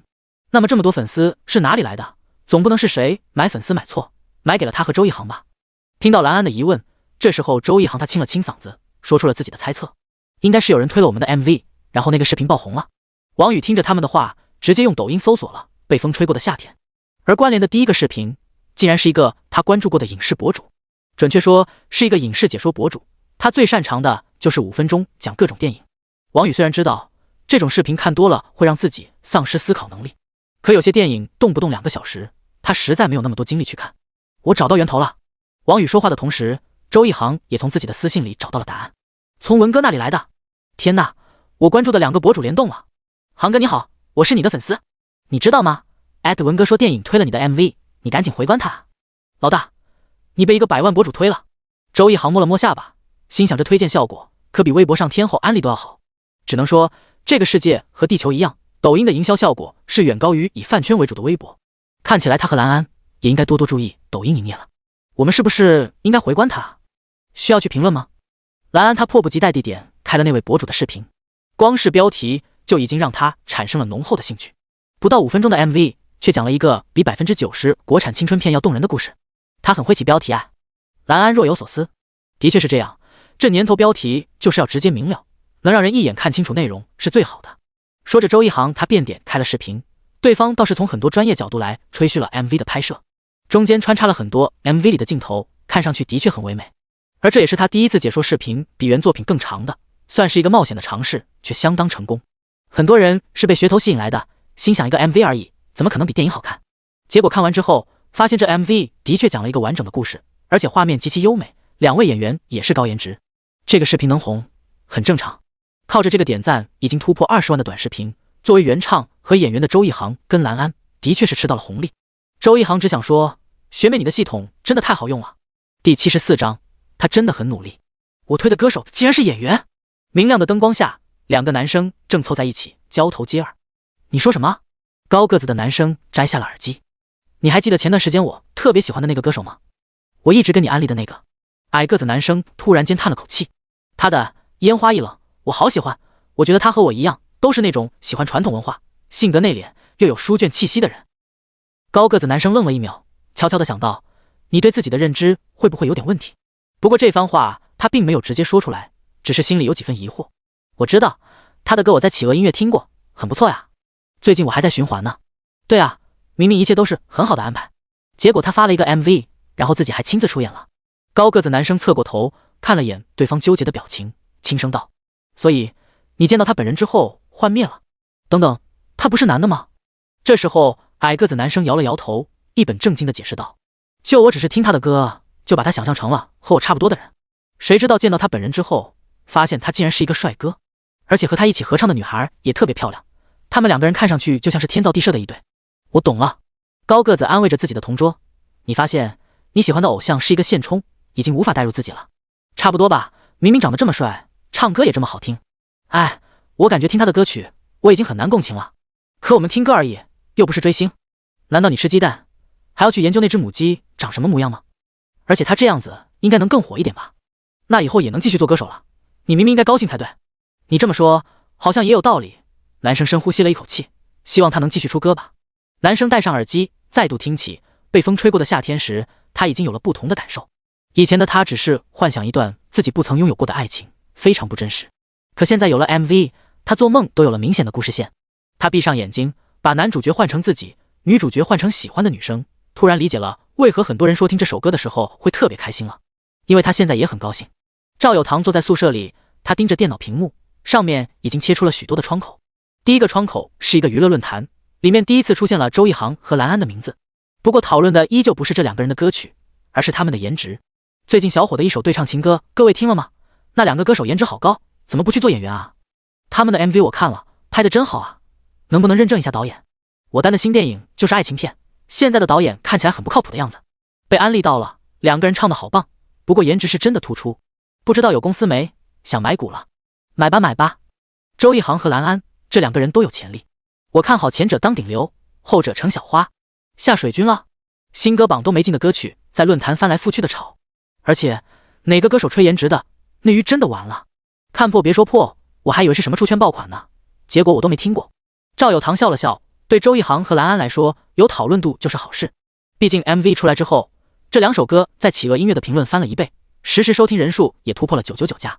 可惜具体数值只有内部人员才能看到。再加油，还有2个小时，数据还能增长。第二个界面是抖音，赵有堂和蓝安的经纪人商量后，一致决定主推《被风吹过的夏天》这首歌。谁让他有 MV 这个比较好的营销切入点呢？此时搜索歌名已经出现了不少博主模仿 MV 的场景了。赵有堂点了点头，抖音是最喜欢跟风的，只要类似视频多起来，后续模仿的人就会多。当然了，他也知道这种热度都是一时的，很多歌曲大推的时候热度都很高，可营销那阵风过去后，热度就会暴跌。可赵有堂相信周一航不会这样，他的作品本身质量是足够留下听众的。第三个界面是周一航和蓝安二人的粉丝群，赵有堂在里面除了是群主之外，他还注册了一个小号。作为群主，他非常详细的介绍了如何正确听歌以及安利歌曲给亲朋好友的模板。而用小号，他立刻换了个画风，把他在抖音微博上截图的各种不看好甚至是辱骂的言论发了出来。大家一定要努力啊，我们二行不能认输。大家都看不起我们，说我们不是正经歌手，只是会营销的网红。可我们知道航哥是有实力的，他只是少了机会，而现在机会就在眼前。如果这首歌进了新歌榜前10，就会有海量的曝光。别说什么我们只是新人，兄弟姐妹们冲就完事儿。欲扬先抑，赵有堂很清楚，想要让粉丝有战斗力，偶像一定要是美强惨的，一个草根出身没受过专业训练，靠抖音发家的网红歌手，这样的人设是非常容易引起粉丝共鸣的。如果再加上被主流舆论打压的要素，那就更让人同情了。最后一个界面，赵有堂切换到了后援会的微博。作为一个战歌，他需要用美图安利，而贾小龙的确提供了不少素材。赵有堂最后挑选了3张照片发到了网上。夏天到了，和喜欢的人一起去踏青了吗？配图分别是周一航和蓝安坐在大巴车小憩，两人在开满野花的乡间小路狂奔，二人坐在教室里背靠着夕阳练歌。最后赵有堂自然没有忘记放上被风吹过的夏天的收听链接。这个号上很多人是周一航和蓝安的颜粉，平时不听歌的，可当他们看到这么漂亮的照片后，终于没忍住收下了这份安利。谁让评论说一边听歌一边看照片更有品味呢？第75章新歌榜公布。蓝安坐在旅店的房间里，他已经很多年没有像现在这样紧张了。上一次这么紧张还是穿越之前高考成绩公布的时候，那时他也像现在这样反复刷新界面。房间里另一个姑娘原本是躺床上玩手机的，现在也坐到了蓝安的身边，这让蓝安有些不好意思的抬头看向对方。是我打扰你休息了吧？女孩摇了摇头，没有啊。蓝安，你是在等什么呀？新歌榜成绩。蓝安解释道，每周1:0更新，流量非常大，如果我和学长的歌曲可以进入榜单前排，就能有吸引更多的人来听歌了。原来如此。女生她一听立刻有了兴趣，那我们一起等结果吧，也就5分钟了。蓝安他笑了笑，隔壁应该和我们差不多。周一航他看起来不像是会紧张的人。女生低声说道，那就是你不懂了。蓝安挑了挑眉，学长他很在乎成绩的，我都怀疑他私底下弄了无数个小号在刷成绩。周一航突然感觉背后一凉，有一种被人指指点点的错觉。航哥，其实我们这一期还是有优势的。王宇明显察觉到周一航平静面庞下的不安，比如他一直在抖腿，他的手不停地在口袋和桌子上来回移动。什么优势？周一航立刻问道。我发现前排有3首歌都因为在榜时间超了，这周都会强制下榜，而这周发行的新歌除了我们这3首没一个能打的。你的意思是我们这3首歌正好填补空缺？航哥，王宇瘪了瘪嘴，咱们还没睡呢，就别说梦话了。虽然我觉得这3首歌的质量完全值得前排，可实际情况我们的歌曲才积累了1周数据，前排好难的。周一航他呼了口气，不管怎样，我必须感谢老赵，他给我们做了好多，每一条抖音和微博，从文案到图片都是精挑细选的。而周一航自然也不会口头感谢，他早就和蓝安商量好了，今天新歌榜公布后，不管最后的成绩如何，他都会先给赵有堂发一个红包。同样关心这次新歌榜的成绩的还有庄叶，他自己不是歌手，可他的女友却是。他的粉丝当然不知道，自己家哥哥早就脱单了。此时庄叶已经回到海城，躺在5星级酒店的大床上，怀里拥抱着一个香香的女人。起来，我要看下新歌榜。女人的声音有些沙哑，有什么好看的？你还能空降第一啊？哼，你别说风凉话了。这次我公司很重视我这首歌的，给我推了很多的资源。如果最后连前10都没有进，那就完了。不就是前10而已，一个周榜。庄叶轻蔑地笑了起来，我每周超话都能进前20，我骄傲了吗？我又不是你，运气那么好靠一部电视剧火了。女友翻了个白眼，早知道我就应该放弃歌手这条路，继续当演员了。庄叶听说女友认为自己是靠运气，心里顿时有几分不爽。虽然他自己心知肚明，他能够有这次的翻红的确是运气，怎么还不出来？庄叶有些烦躁地说道，一个破榜单而已，还有1分钟了。女友她双手合十，做出了一副祈祷的姿势。这1分钟对于这些关注着榜单的歌手来说是无比难熬的。周一航他默默地开始倒数，当他自己数到1之后，立刻按下了刷新。刹那间，一个崭新的页面出现在了周一航的面前，新歌榜更新了。第1名，不，准确说前3名都没有变。和王宇说的一样，最近新歌的冲击不算强。原本的第4、第7和第8名都不见了，显然因为超时下榜了。周一航一路往下看，期待的心情愈发减弱。直到看到第10名时，他突然听到隔壁传来了一声尖叫。那一刻，周一航都怀疑蓝安要靠这一下突破音域了。学长，随之而来的就是他激动的敲门声。等到蓝安推门而入后，看到的就是衣着随意的周一航坐在桌边，手上拿着旅店里附赠的一本《时尚男士》，优雅的抬头看了眼蓝安。怎么了学妹，有事吗？王宇坐在后面翻了一个白眼。航哥啊，你为了在学妹面前凹人设太拼了吧？明明刚刚看到自己拿了第10名，你很开心的好不好？你就装吧。蓝安嫌弃的看着周一航，你以为你把笔记本关上就没事了？这上面有温度。你刚刚就在用电脑，你看我多真实。以后我们上真人秀，你肯定会被骂的。哼，到时候姐姐就踩着你上位了。不过刚好第10名，我们这次运气很不错啊。周一航话都没说完，突然间他的手机响了起来，是之前的那位牛导打来的。小周，可以啊，新歌榜前10了。这发哥第1周就冲进了前10，未来可期啊。不只是牛导，打开手机，周一航还看到了好多人给他发来微信祝贺他。这应该算是周一航和蓝安2位穿越者还不适应的地方。在这个世界，企鹅音乐的新歌榜重要程度和 Billboard 差不多，他们这种新人发歌能进前10，相当厉害了。庄叶和他女朋友正垂头丧气地看着榜单，直到庄叶看到了一个熟悉的名字，周一航、蓝安，这2个名字好耳熟。这首歌我听过。女友有些激动，特别甜，我还打算和你一起唱呢。庄叶没说话，默默地点开了这首歌。没想到是那家伙，他竟然是个歌手，而且还进了新歌榜前10。该不会他背后公司很厉害吧？圈内人都知道，新人发歌第1周能进榜单前10，只有2种可能：一是歌曲火了，2是公司背后营销给力。庄叶下意识就认为是后者，可听完了周一航和蓝安的歌曲后，他脸上露出了扭曲的表情。还怪好听的，妈的，真的很不想承认啊。第76章，爸爸妈妈，我们真的拿到第10了，我们是前10。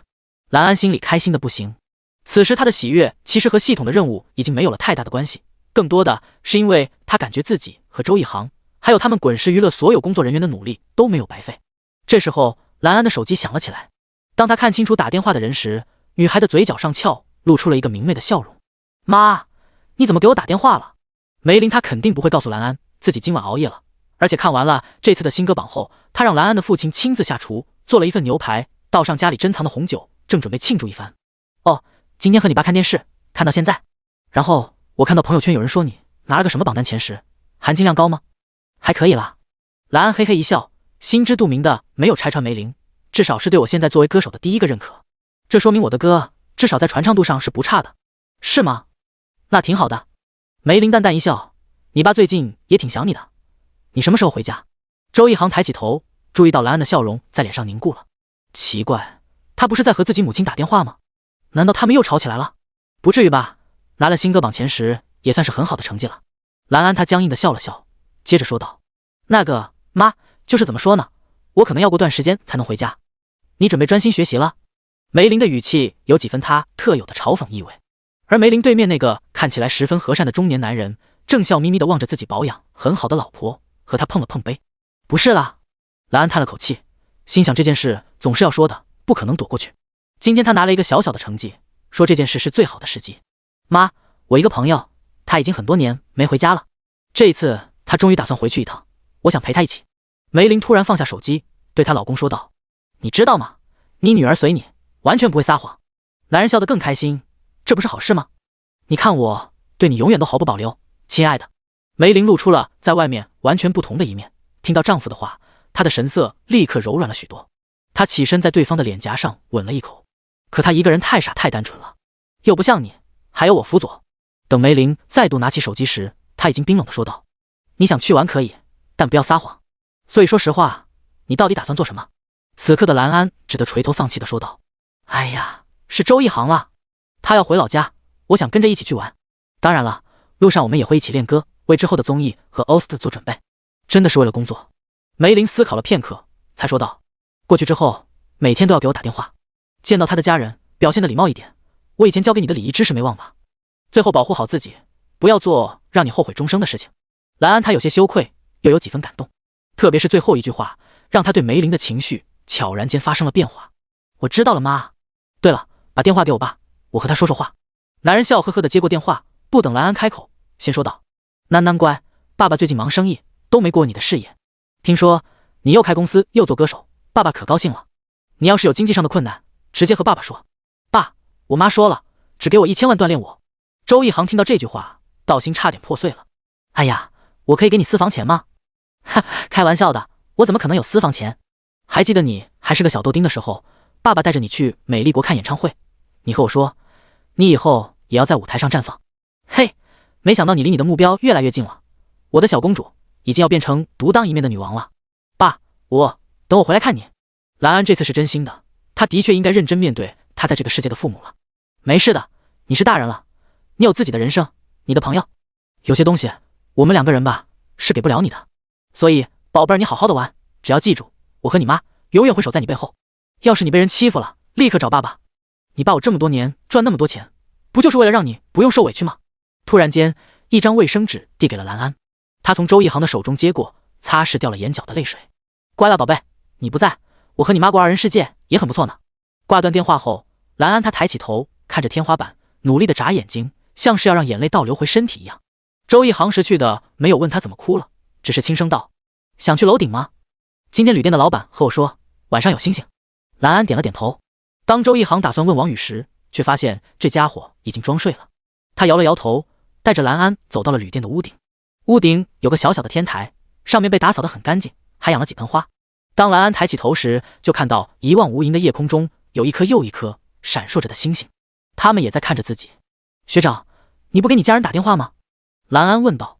如果是往常，兰安肯定不会问这件事，不过今晚他才接了父母的电话，对这方面有些敏感。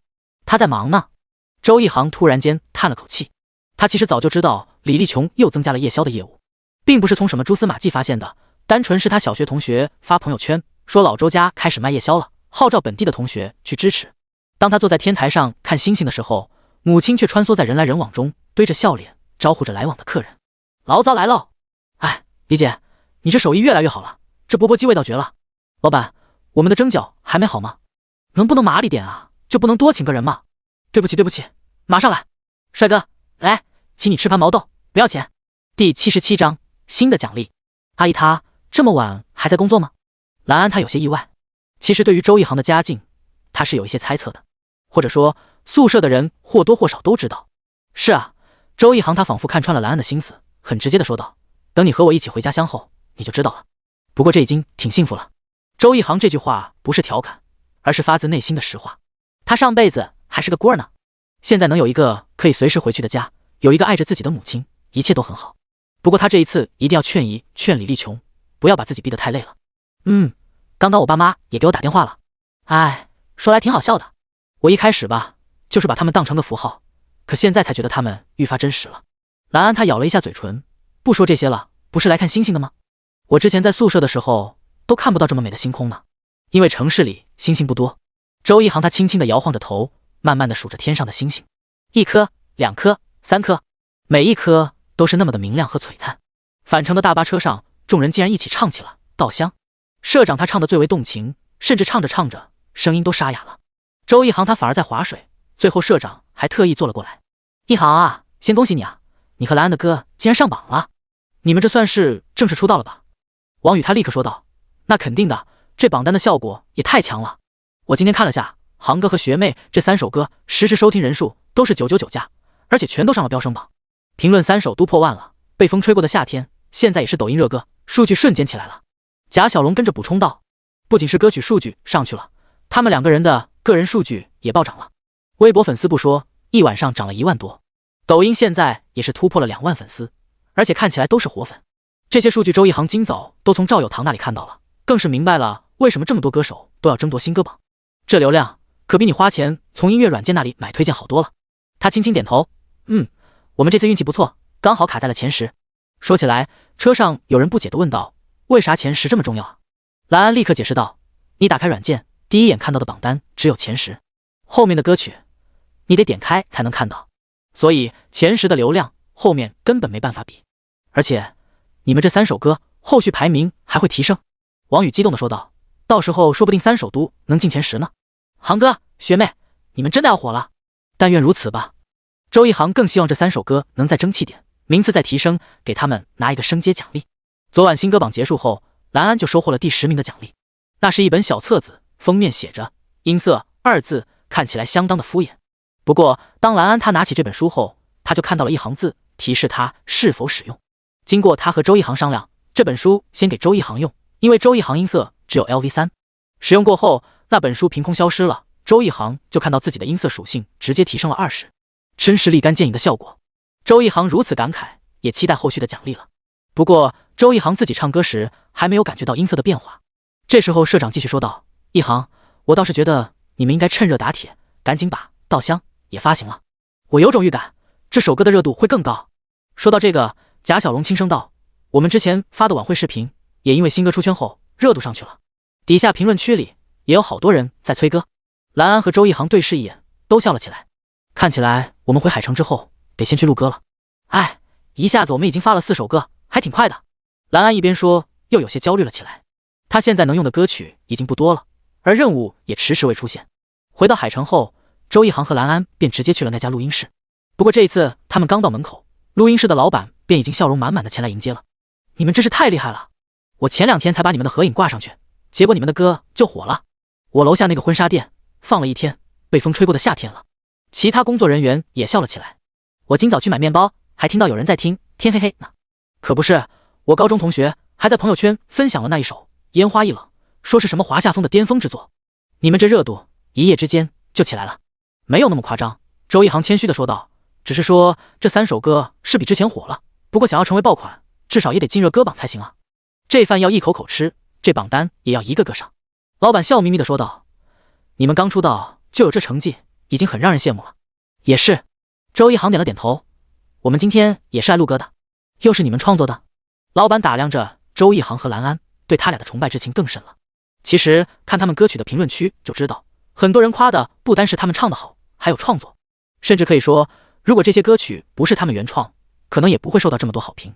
而老板坐在录音室，听了这一首新歌《稻香》后，他坐在椅子上发呆了许久，心情久久不能平静。而坐在他身边的一个工作人员更是拿出卫生纸擦了擦眼角，感慨万千地说道，这歌听得我想家了。哎，老板，我能请假回去一趟吗？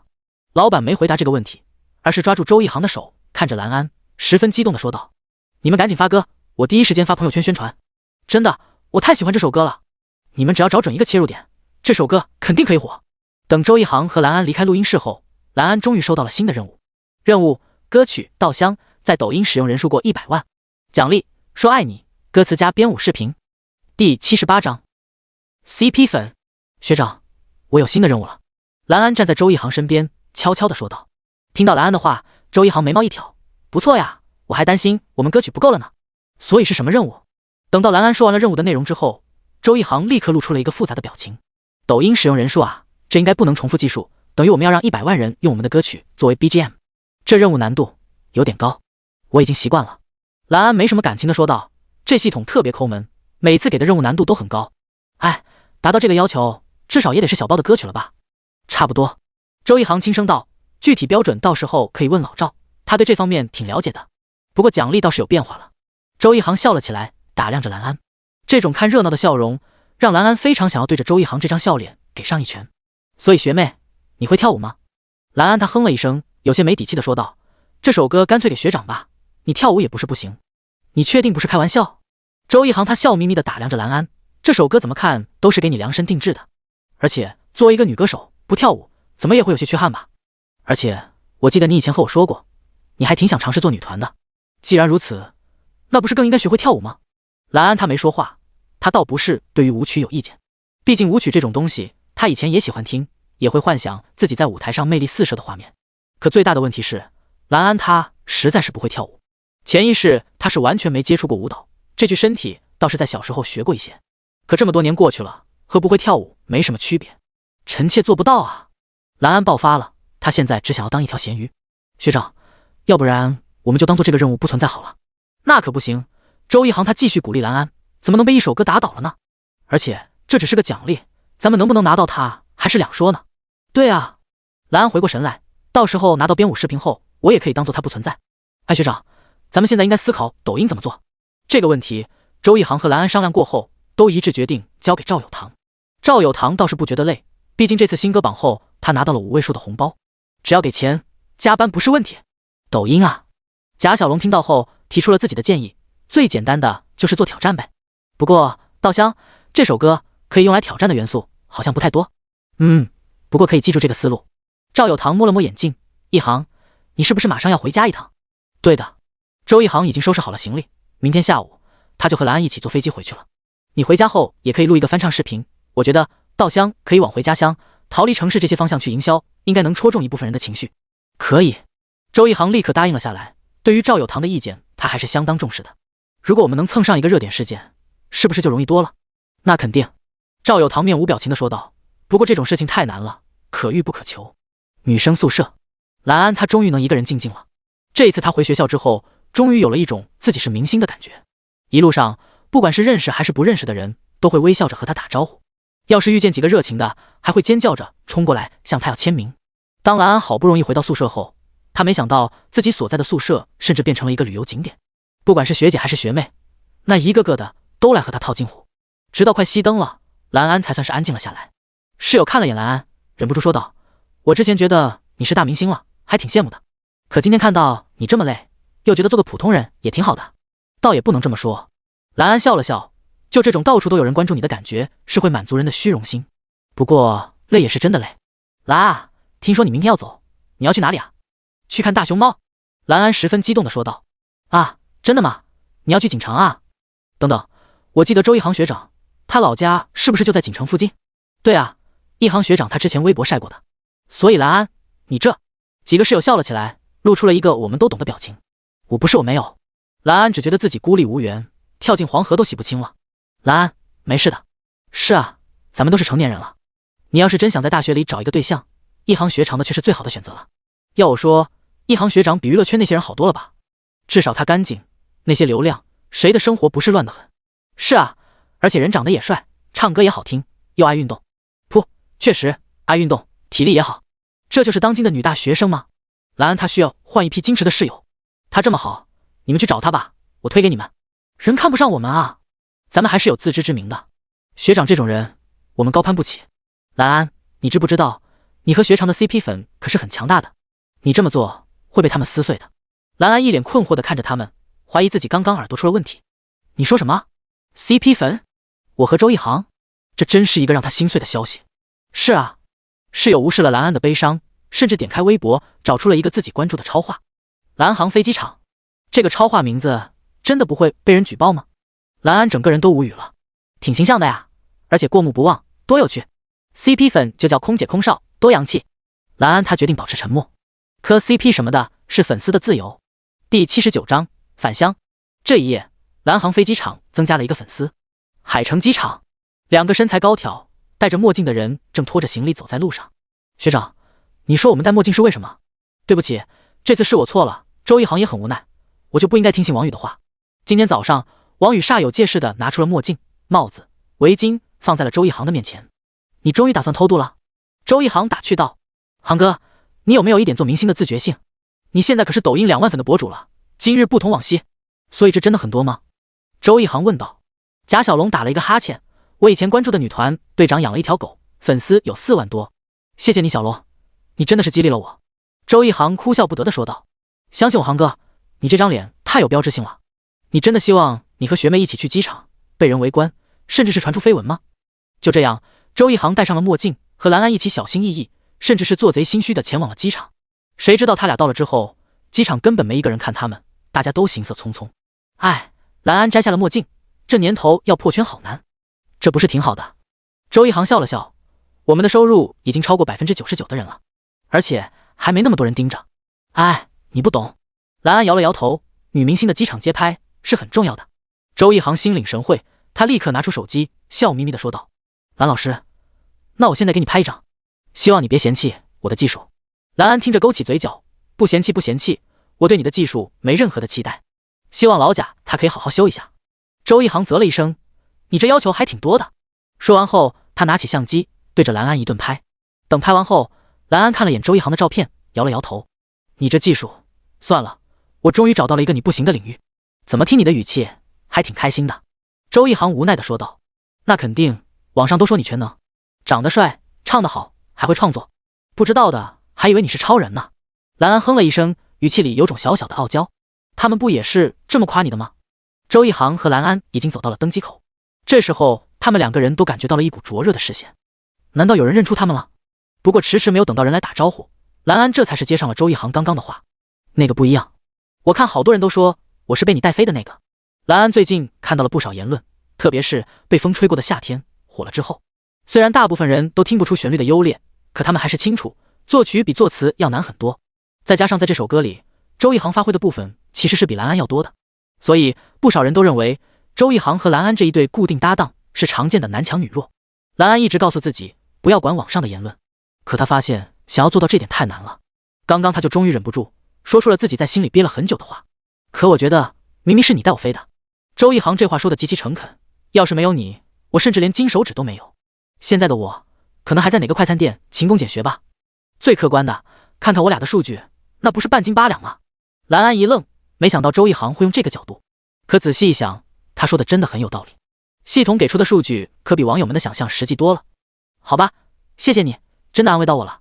直到他俩没有再聊天后，才有一个人小心翼翼地凑到了他们身后。你们好。那个背着包的女生红着脸紧张地看着2人。你好啊。兰安等待这一刻很久了，她立刻转过头，满脸堆笑地看着对方。我真的没有认错。女生的声音终于控制不住地抬高了。我是蓝航空姐。女生留下这句让周一航摸不着头脑的话后，就红着脸跑开了。她刚刚说什么来着？周一航问道。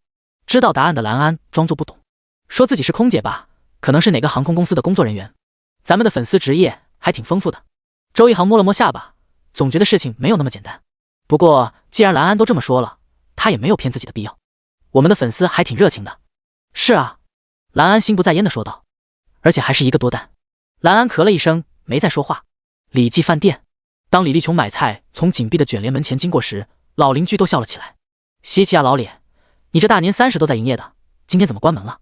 李立琼立刻昂首挺胸，骄傲地说道。我儿子回来了。旁边有邻居打趣道，以前我们小航回来的时候不是还开着的吗？立刻有人笑呵呵地抢答了，那可不一样，今非昔比了，我们小航是大明星了。李姐啊，你是真的混出头了。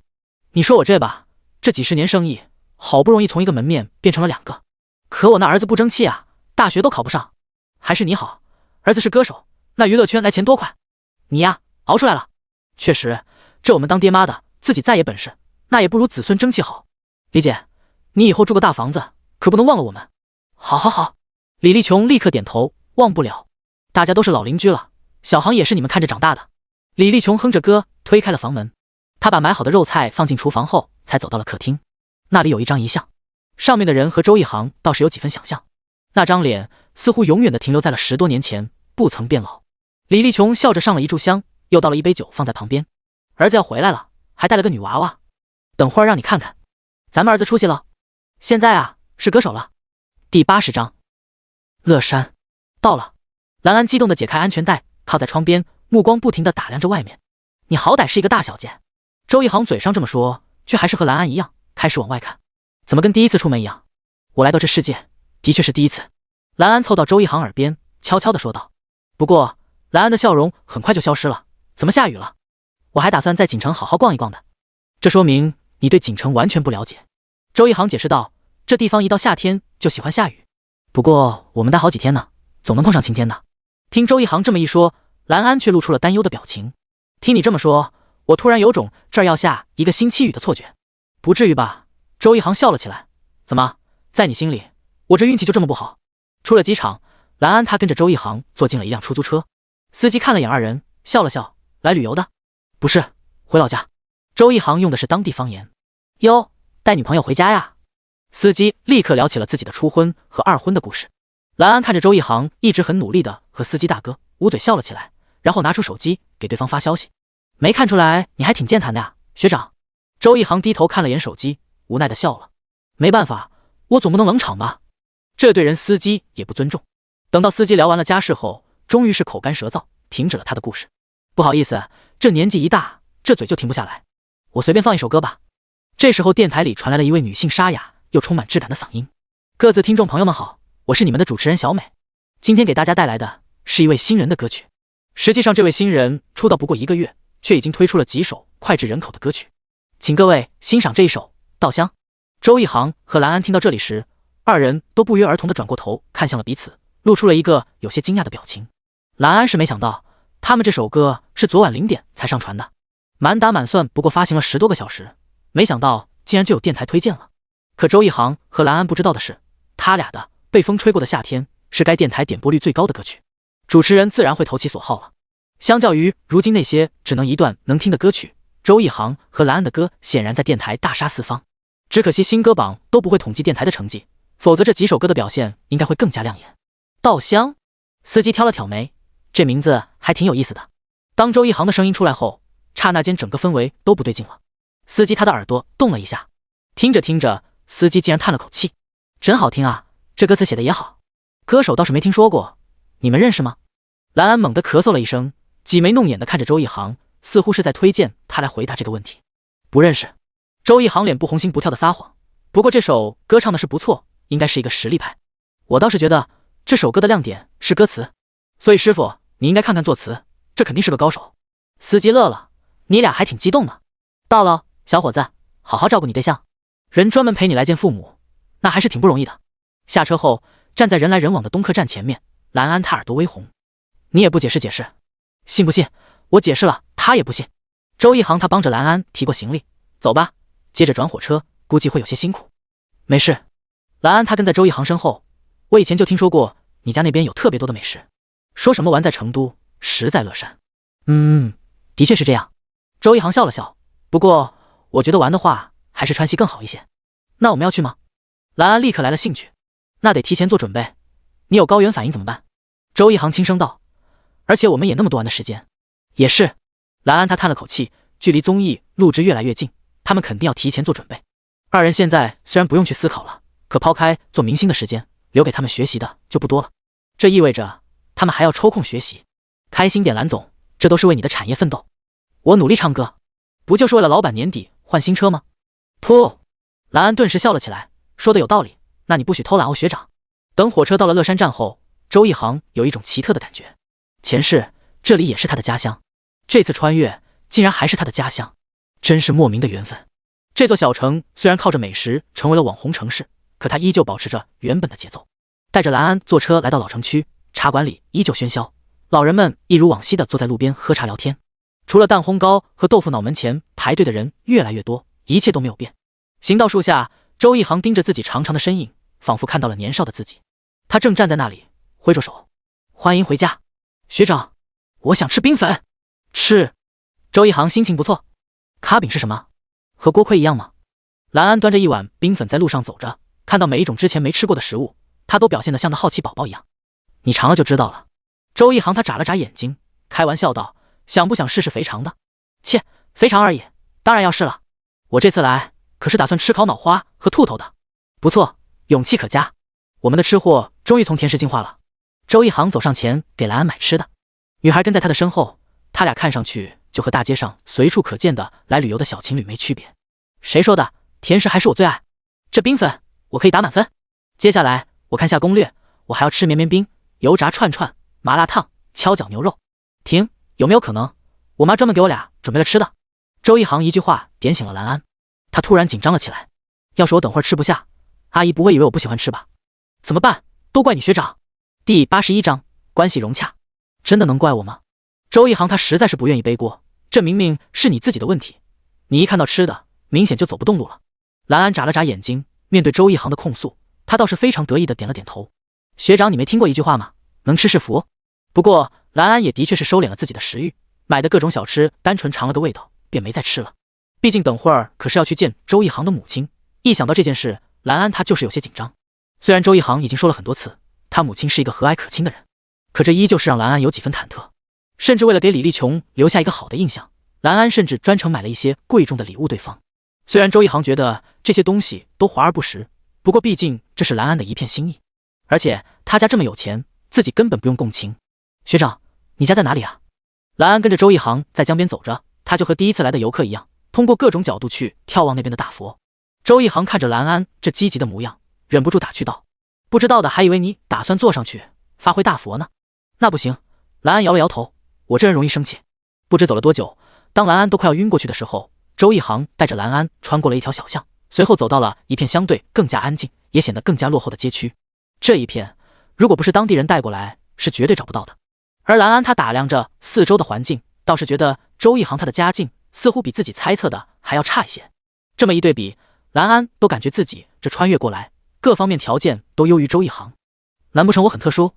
他摸了摸下巴，否定了这个想法。这时候周一航他倒是根据记忆和兰安介绍着这里。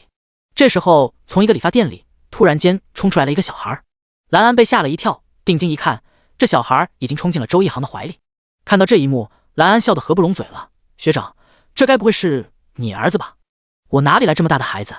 周一航摸了摸小孩的头，怎么了？这么激动的来找我？这小朋友是周一航的邻居，而周一航对于这小朋友来说就是别人家的孩子。即便如此，小朋友还是相当喜欢周一航。一航哥哥，我听好多人说你现在已经是个大明星了，这是真的吗？我可以在电视里看到你吗？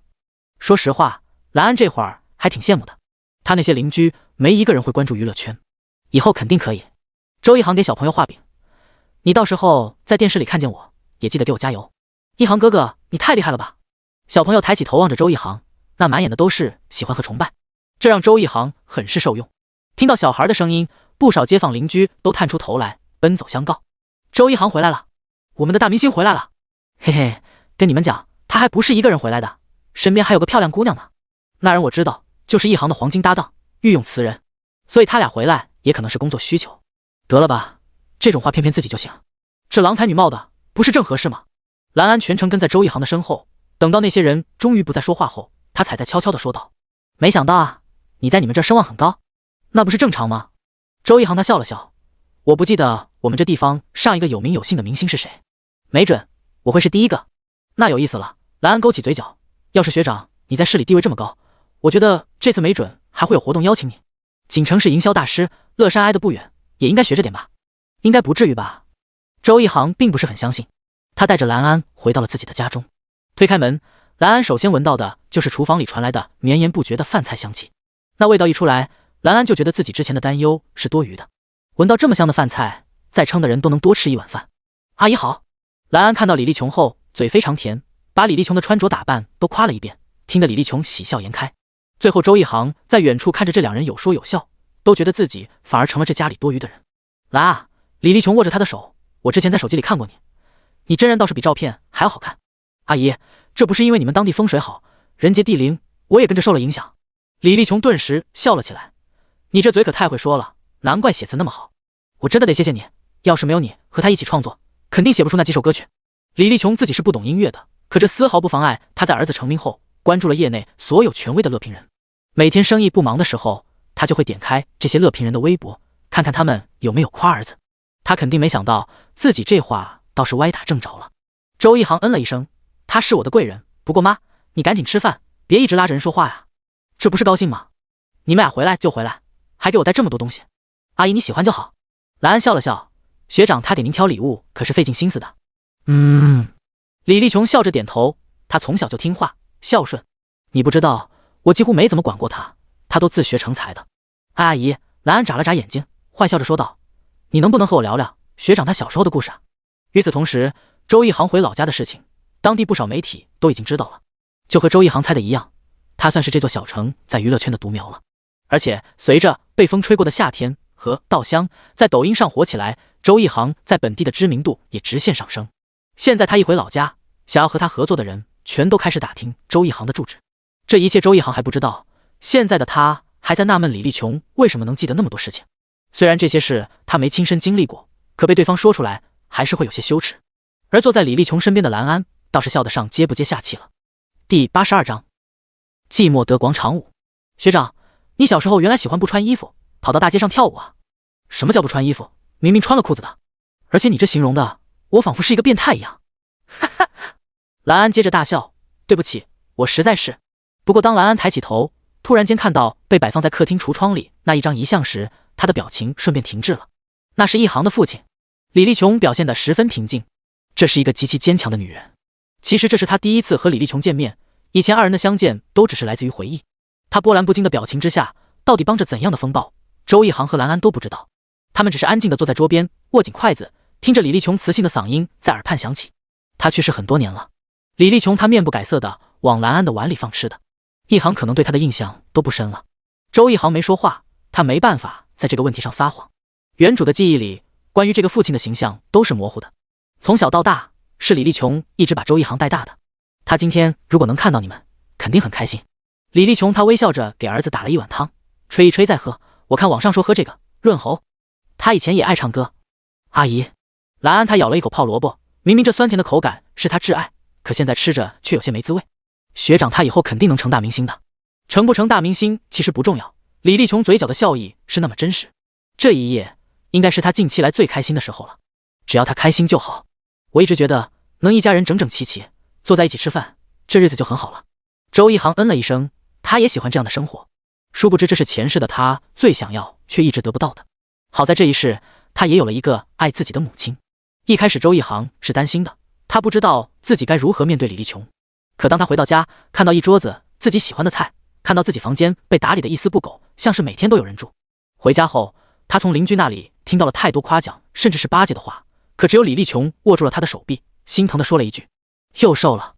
他低下头，用力地搅动着汤碗，不愿意让人发现刚刚有东西掉了进去。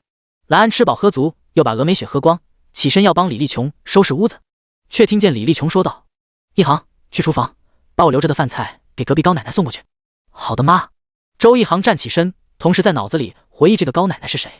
好在李立琼已经给好奇的兰安解释了，高奶奶一直住我们隔壁，前些年她儿子出国了，一直都没回来，说是每年都给他打钱。可你说一个60岁的人拿那么多钱做什么呢？我平时开店，高奶奶有时候会过来吃点东西，我陪她聊聊天。我想她今天一个人待着，怕是寂寞。说着，李立琼又对周一航说道，有些担心成名之后的儿子对这种事不耐烦。别忘了，你小时候我做生意忙，高奶奶经常替我带你，她可想你了。兰安想了想，没跟过去，而是强行跟李立琼洗碗扫地。别说，兰安手脚还挺麻利，谁让她本质上并不是个大小姐呢？李立琼最后也只得无奈地接受了。还是女儿好啊，晚上阿姨带你出去逛街，给你买衣服。兰安不好意思地笑了起来。另一边，周一航他循着记忆倒是找到了高奶奶的家。相较于他家门口的一尘不染，高奶奶门口倒是多了些灰尘。推开门，一个把头发盘在脑后有些瘦的小老太太走了出来。她看到周一航后愣了一会儿，直到周一航叫了一声高奶奶，老人才回过神来。哎，小航，哎，大学生回来了呀。他抓着周一航的手，嘴里的话说个不停。冷清的屋子似乎又热闹了几分。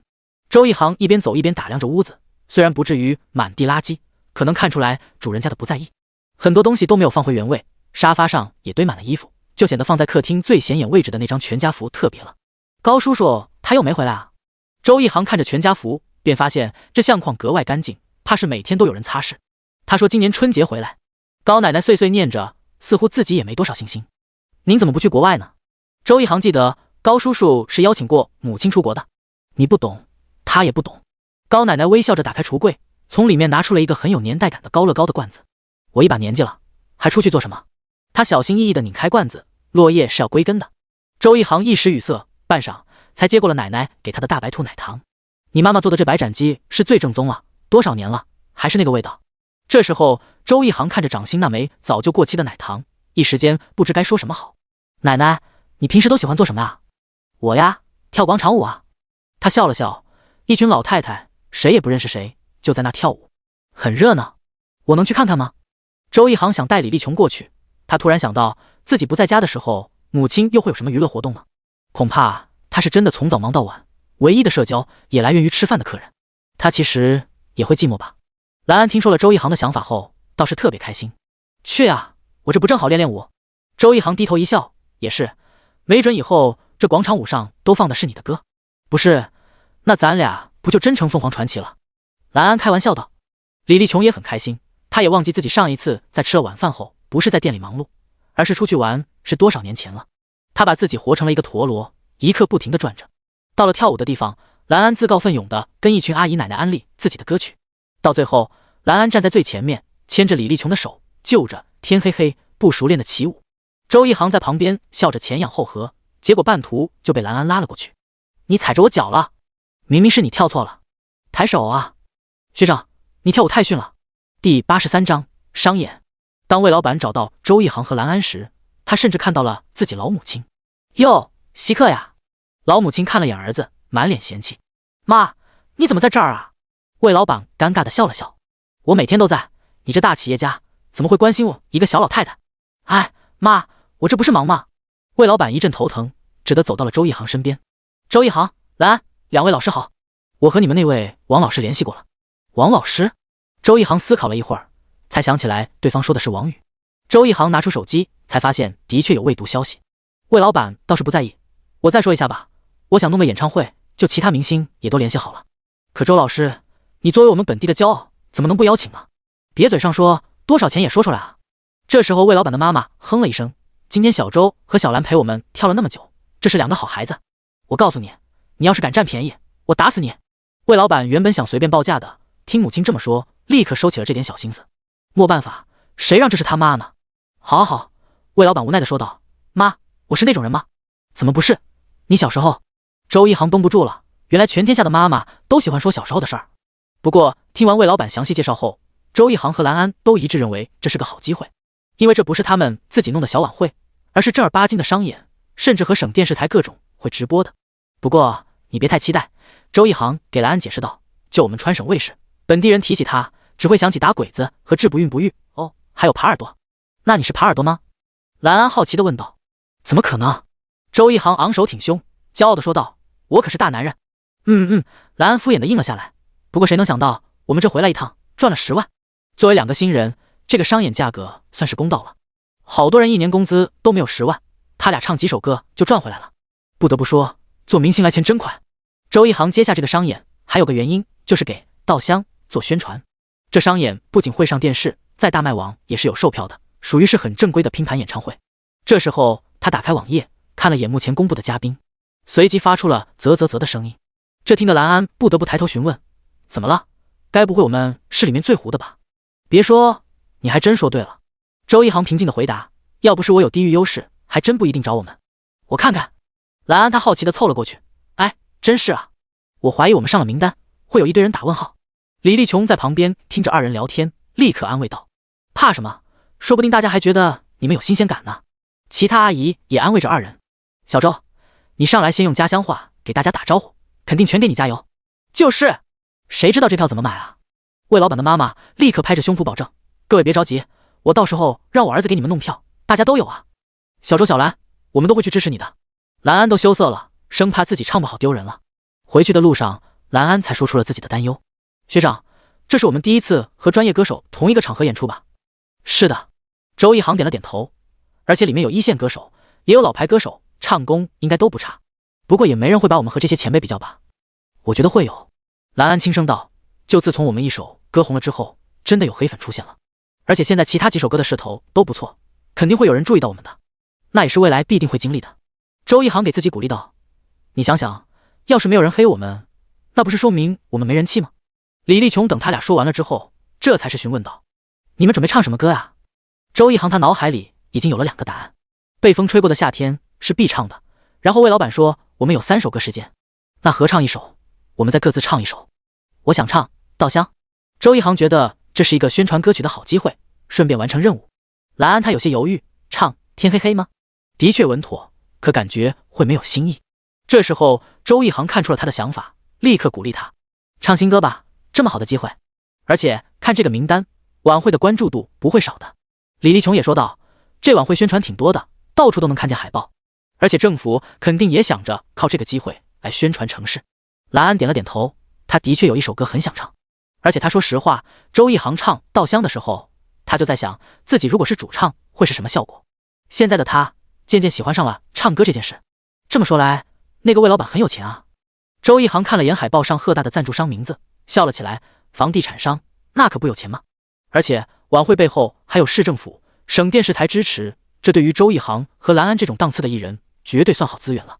纵使他俩出场顺序不太好，周一航也有信心靠实力让观众记住自己。这应该算是我们综艺录制前1次预热了，这样我们去录节目也不至于无人知晓。确实，蓝安突然间觉得他们还挺励志的，我们这种从大学里走出来的歌手竟然可以和1线明星一起演出了。李立琼听着2人又重新有了信心，自然是高兴的。这2天你们就在家里练歌，我呢就不打扰你们了，我就出去做生意了，到时候我来陪你。周一航认真的说道。这话让李立琼有些意外，你一个歌手跑过来给我当服务员，不太好吧？如果周一航真是个20岁的毛头小子，可能会这么想，我自己家的产业我怎么不能来？妈，没准借着我的名字，以后你的饭店能开遍全国呢。蓝安开娱乐公司，自己开连锁饭店，我们都有光明的未来。第84章，想要低调。当周一航和蓝安在练习时，也有人在为他们负罪前行。秘书和赵有堂互加好友，倒是在如何用最少的钱达到最好的营销效果上突飞猛进。贾小龙最近虽然没拍摄任务，不过他还是有不少存货的，把这些图片修一修，每天微博发1张，稳固粉丝。而且他也分析出了粉丝最爱看的类型，首先是伪粉，最爱看的都是周一航或者蓝安的个人照，照片越精致越受欢迎，也最容易被其他粉丝站花钱买图。不过要说评论数最多，一定是周一航和蓝安的合照。然而贾小龙却不能经常发，他已经发现这2人的伪粉对这种捆绑关系已经有些不满了，这让贾小龙也很无奈，却又能理解他们。毕竟很多人喜欢艺人，的确是会有幻想情节的。而王宇最近倒是帮周一航处理着各种商务请求，不过很可惜，目前来找他们的都是一些微商或者那种又没钱又没曝光的商业。想了想，王宇还是把他们都拒绝了。目前来看，想要让商业价值大幅提升，还缺少一个出圈的热点。光是靠歌，终究是不如演员的。毕竟很多人听歌都不关注歌手。你们听说了吗？王宇伸了个懒腰，和2位室友打招呼。航哥他和学妹接了个商演。听说了，他俩事业心不错。赵有堂很满意，我还担心他们出去玩就完全不营业了。真人秀录制在即，提前曝光增加热度是好事。这种节目最擅长的就是看人下碟了。可惜我们还有课，贾小龙一脸遗憾，要是我能去现场就好，他们现场的演出效果我一直觉得比录音棚还强。这确实，他们现场感情特别充沛。赵有堂突然想起来一个有趣的事情，你们知道那个乐评人乐蒂吗？不知道。王宇翻了个白眼，这种乐评人不都是蹭热度拿钱办事的吗？那不一样。赵有堂摇了摇头，他粉丝几百万，比不少艺人都高了，他就算胡说八道热度也不少。所以他是评了航哥？贾小龙立刻问道。他看了航哥唱《稻香》的视频，评价是唱商是新生代前3，不过缺点也说了，高音不稳，气息在情绪波动时很容易乱，而且他觉得一航他曲风单一。单一？王宇啧了一声，这不是乱说吗？总之这是好事，至少他们被这些圈内人注意到了。等到这次商演的最新海报出来之后，周一航的粉丝群立刻炸锅了。牛逼啊，我们老大怎么冷不丁又参加活动了？泪目，之前只能在大学生比赛里唱歌，现在都能上拼盘演唱会了。就是海报上他和蓝安的名字好小啊，而且连一个头像都没有。习惯就好啦。新人是这样的，我以前追的一个糊糊爱豆参加了好多节目，每次播出来都是一姐妹。说实话，我看了眼名单，他们能参加已经很不错了。确实，我知道咱们这里有很多第一次追星的姐妹，就航总这种新人，他这个起步已经很不错了。养成不就是看一个人一点点起飞吗？周一航和蓝安自己看到海报时也不意外，就算他们和那位魏老板有点交情，对方也不可能把他俩着重宣传。这个圈子是奖牌自论辈的，就算老板这么做了，其他艺人也不同意。而且他俩本身咖位就不高，真这么做了，反而是把他们放在架子上烤，德不配位，只能败坏路人缘。其实这样挺好的，周一航安慰蓝安，大家对我们期待越低，就越可能有惊喜。我知道。蓝安他眨了眨眼睛，笑着说道，学长，我现在成熟多了，咱们要低调。是的。周一航笑了起来，明天我们去后台，估计也是无人问津的待遇，做好心理准备。那咱们要去拜访别的艺人吗？蓝安很是犹豫。我觉得没必要，就算去了，别人也不可能因为我们去打个招呼就高看我们一眼。周一航看过很多综艺，早就总结出了规律，有些小透明前几期到处抱大腿，可依旧被边缘化，可要是某一期这个小透明爆了，那所有人都会反过来围着他转。这个圈子现实得很，他和蓝安都要习惯，与其讨好别人，不如提升自我，不管是实力还是流量。蓝安点了点头，咱们最近好像增加的属性点比以前多了，明明是一样的训练时长。的确是这样。周一航笑了笑，或许是因为默契了。他低下头，重新看了眼二人的数据。首先是他的音色 LV3 20-100，音域 LV3 4-100，技巧 LV1 19-100，共情 LV3 26-100。接着是蓝安的音色 LV4 0-100，音域 LV2 5-100，技巧 LV1 20-100，共情 LV2 29-100。应该过不了多久，技巧和共情都要升级了。周一航还挺期待升级后会有怎样的变化。到了晚上，二人惯例是去李立琼的店里帮忙的，就和周一航猜想的一样，他的出现的确是给店里增加了不少人气。倒不是很多粉丝过来，而是不少人冲着这家店服务员很帅来的。李立琼都打趣道，这年头的年轻人是真有趣，给我们店5星好评的原因竟然是你长得好看，好像我这饭菜味道如何都不重要了。阿姨，他们那些人肤浅。蓝安眨了眨眼睛，不像我就很纯粹，我觉得你的蹄花汤就很棒，可惜晚上不能多吃，你又不胖，就是要多吃点。李立琼温柔地说道，什么都没有健康快乐重要。周一航已经习惯了这两人的温馨互动，大概他才是那个外人吧。这时候眼前却出现了一群熟悉的人。一航，我们听说你回来了，没想到是真的，专门回来看你的，你还是那么帅啊。班草啊，听说你做歌手了。哎，你不知道咱们班里多少女生当年都暗恋你呢。周一航记起来了，这些都是他的高中同学，他们竟然是专程回来，准备明天去晚会上支持他的。第85章，晚会开始。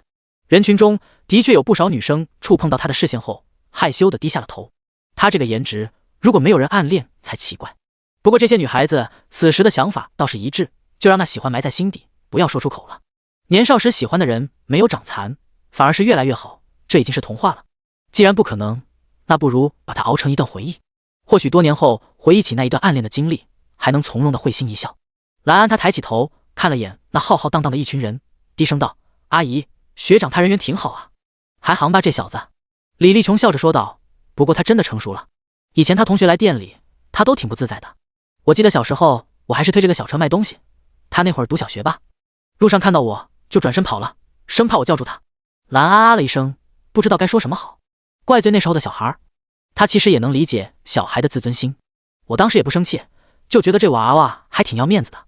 后来我就尽量少去他们小学门口卖东西了，这一晃眼他都能在这店里独当一面了。蓝安嗯了一声，他站在小店门口，看着在深夜行走的人们，突然间对于他即将演唱的那首歌有了更深刻的理解。那些刚刚下班饥肠辘辘的人，那些成群结队欢声笑语的人，夜宵摊的烟火气，大排档上的人声鼎沸，还有路灯下匆匆的背影，不就是人间吗？周一航和同学们聊完之后，回过头便发现了蓝安那怔怔的神情。他慢慢的走了过去，把手放在女孩的眼前晃了晃。有心思呢？没。蓝安勾起嘴角，激动的说道，我顿悟了。哦，这是要修仙了？周一航被他这话逗笑了。那可不是，你还不赶紧讨好我？一人得道鸡犬升天，你还能蹭蹭我？过了一会儿，蓝安才重新开口道，学长，你喜欢这里吗？现在挺喜欢的，你呢？我也一样。商演结束后，我们是不是就要回去了？是啊。周一航他侧过头看了眼正在炒饭的母亲，我打算临走前和他一起去扫墓。挺好的。蓝安抬起头看着天上的星星，既然我们都能穿越了，那离开的人也能变成星星吧？是呢。周一航转过头望着路灯下蓝安专注的眼神，笑容在这如水的夜色中流淌。各位，记得我们的口号是什么吗？前方是露天音乐广场，此刻已经搭建好了舞台，四周都耸立着艺人们的广告牌。这20来个年轻人统一穿着一中的校服，倒是引起了不少人的侧目。哥，你小点声，太丢人了。有人提醒他们的班长，这就丢人了。等会儿我们给一行加油时，你岂不是觉得更丢人？班长，咱们别上纲上线行不？眼看着这伙人要吵起来，文艺委员不得不打断道：那个我觉得咱们自由一点，别太拘束。等会儿一行还有他那个朋友上台，我们就大声加油就好。班长无奈地接受了，行吧，本来打算弄个应援方阵的。你太高看我们了。文艺委员瞥了眼侧后方，低声道，而且和那些明星的粉丝比起来，我们人太少了。在身后是这次商演最大牌的艺人崔景秋的粉丝，这位在隔壁高丽女团出道的艺人回国就飞升一线。听说这次商演他一个人的出场费就占了1/3，很显然他是这次商演真正的看点，也是最有可能上热搜的人员。此时崔景秋坐在后台看了眼他的助理，抱怨起来，这房间也太小了吧，我什么时候受过这种待遇？还不是你要来的，这种商演不能多参加，会影响咖位的。经纪人给他揉了揉太阳穴，钱多呀，我出道做艺人就是为了钱。崔景秋闭上眼睛，反正我这种唱跳艺人年纪一大就过气，那不如趁着年轻多捞钱。对了，这次演出应该没几个人比得上我吧？助理应了一声，我看了名单，名气比你大的都是妈妈辈的老艺人，掀不起风浪，余下的都是些新人。姐，到时候你出场一定是全场最佳。不错。他笑了笑，热搜啥的准备好，到时候还可以吹一吹我的现场，免得别人提到我就说我唱功不行。门外蓝安和周一航一路经过，除了有人短暂驻足看了会儿他们的脸之外，都没有人来打招呼。很显然他们是真的没一个人认识，甚至都没有专属的房间是和其他艺人坐在一起休息。二人过去的时候，其他艺人抬起头看了眼他俩，都低下头窃窃私语起来。这两人谁啊？都不认识，关系户？也可能是热场子的，不过长得挺好看，应该是爱豆吧。我好像在哪里见过他们，可惜想不起来了。关心他们做什么？不如好好想想怎么跟那种前辈搭上关系。蓝安他坐下后才在周一航耳边悄悄说道，虽然有心理准备，可这种一进场无人问津的感觉真不好受。是这样的，周一航必须承认，作为艺人被人忽略的确是很大的打击，所以还是要有人气。这里的人估计听过我们的歌，可不认识我们的人，太惨了。蓝安叹了口气，希望我们上了综艺后能有改善吧。难怪好多人都想去当演员，下限是真的高。此时距离晚会开始只剩下10分钟了，周一航的同学们纷纷入场。当他们以为自己很孤单时，结果却发现了前方已经有一群人举着周一航和蓝安的海报。虽然人数并不多，可还是给他们了一种找到组织的激动。我的天，我刚刚还担心没人呢。我就说了，我们一行不可能没粉丝的。这些人都来自于二人的后援会，在昨天官宣后临时赶来的。总计不过79个人，可对周一航和蓝安来说是一个开始。第86章，前辈们，有粉丝就是好事啊。王宇他第一次打开川省卫视，这会儿镜头正好从观众席扫过，让他一眼就看到了为数不多的支持周一航和蓝安的观众。虽然不多，可比没有也好多了。赵有堂点了点头，这次他还是支持王宇的观点的。确实如此，而且也没有大规模宣传，有人愿意去现场支持，说明他们两个人已经有死忠粉了，这挺不容易的。就是不知道他们这会儿在后台做什么。贾小龙好奇地问道，我其实一直很好奇，那些明星，特别是对家在后台碰到，是会假惺惺的打招呼，还是纯粹当作没看见呢？王宇低头看了眼手机，才说道，这种事情其实等我们下次跟着去就可以了。对了，我和我妈说了，我想去给航哥做助理的事情。一旁的赵有堂抬起头来，还有些佩服王宇的行动力。你妈她同意了吗？她说随便我，只要我能找到工作，她就满意了。不过她也说了，必须等我毕业之后才能去做，现在的话还是老老实实的上学。这很正常。赵有堂点了点头，一航和蓝安目前的话自己都不算稳定，如果我们贸然辍学去给他们打工，估计也是给他们压力。确实，贾小龙点了点头，反正好多工作都是我们没事的时候就能做，也不影响工作。直到主持人走上台，他们几人这才是没继续闲聊了。这时候周一航他清了清嗓子，就听见蓝安提醒，咱们别着急，我们出场还早着呢。作为新人，而且是名单里可能最不出名的新人，他俩的出场顺序可以说是相当靠后了。如果不是周一航有身份加成，没准他俩的定位是晚会最后散场时唱歌的。现在的他们在晚会后半部分，按照正常的节目流程，轮到他俩上台唱歌时，应该已经11点左右了。现场观众还好，电视上看直播的不少人恐怕就直接睡了。我这是提前热身。周一航他站了起来，虽然我们节目靠后，可咱们一起唱3首歌，还算不错。对于一些摆烂的艺人来说，唱1首歌就能拿到全部的通告费，他们是最喜欢的。可对于周一航和蓝安这种上升期的艺人，他们显然是需要更多的曝光。蓝安他心不在焉的应下，他现在很紧张，一想到今天晚会上唱歌的都是些专业歌手，他就感受到了莫大的压力。到时候如果他发挥失误，被这些人碾压的话，那可就太丢人了。周一航看出来了蓝安的心情，却知道这种时候他安慰什么都不管用，于是也选择了闭嘴。二人就这样静静地抬头看着后台的电视。此时第一位表演的歌手已经上台了。作为开场嘉宾，这位年过50的歌手却是有足够的实力。在周一航的记忆中，这人至少上过2次春晚。是的，在这个世界，春晚依旧是华国最重要、影响力最大的晚会。对方一开嗓，周一航都连连点头。自从他成了歌手后，乐理知识显著提升。他听得出来，对方的唱功保持得很稳定，完全没有退化，发声也很科学。然而美中不足的，大概是唱法太老派了，整首歌听的人会觉得不错，却没有记忆点，更没有讨论热度。不过对于这种商演来说，你唱的好不好不重要，现场观众是否认识才是最重要的。此刻很多观众都站了起来，开始不停地大喊着这位歌手的名字。李立琼和他几个老邻居坐在一起，就看到很多人拿出手机开始拍照。哎，这还是我第一次这么近距离看明星呢。那可不是，我记得我小时候还喜欢过他呢。李姐，你怎么不拍啊？哦，我忘了，你儿子也是明星，说不定他还能给你弄一张签名。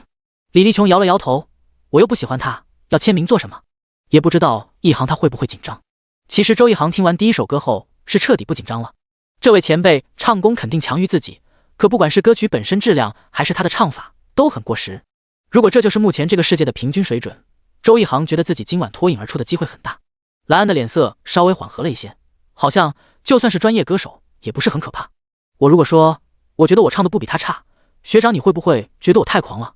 没啊，你说的是事实。周一航点了点头，不过不能排除后面还有黑马出现。二人每听完一首歌就会交头接耳点评一番。坐在附近的人虽然听不清他俩说什么，却被狠狠地喂了狗粮。至少在外人眼里，这二人妥妥的一对情侣，哪有普通同事挨那么贱，还从头说到尾的。等到今晚的重量级嘉宾崔景秋上台时，周一航和蓝安都坐直了身子。如果说前面很多人都是老艺人和新人，那么崔景秋就是正当红的一线明星，他代表的就是目前华国流行乐坛的平均水准。他一上台，的确整个舞台布景都洋气了许多。穿着粉白色毛绒呢子外套和短裤的崔景秋显得热辣十足，挺女团的。周一航笑着点评道。喜欢？蓝安轻声询问。我只是评价风格而已。周一航他无奈的解释。虽然崔景秋不管是身材还是颜值，的确对得起他的人气，没准这人以后会是蓝安的竞争对手。男人都喜欢女团。蓝安摇了摇头，以前我班上的男生都在追粉末。对了，我表哥也很喜欢邵氏和韩束。你说我适合女团吗？周一航侧过头打量了一眼蓝安，开玩笑道：怎么要和我解绑了？哎，我是说这里也有类似浪姐的综艺，没准我以后有机会参加。他的声音被舞台上的劲歌热舞打断了。崔景秋唱功和蓝安五五开，音色被吊打，可当他动起来的时候却掌控了整个舞台，有点意思啊。周一航笑了起来。第87章，原来是他们，你还挺开心。蓝安他轻咬着微红的嘴唇，露出了一副紧张的表情。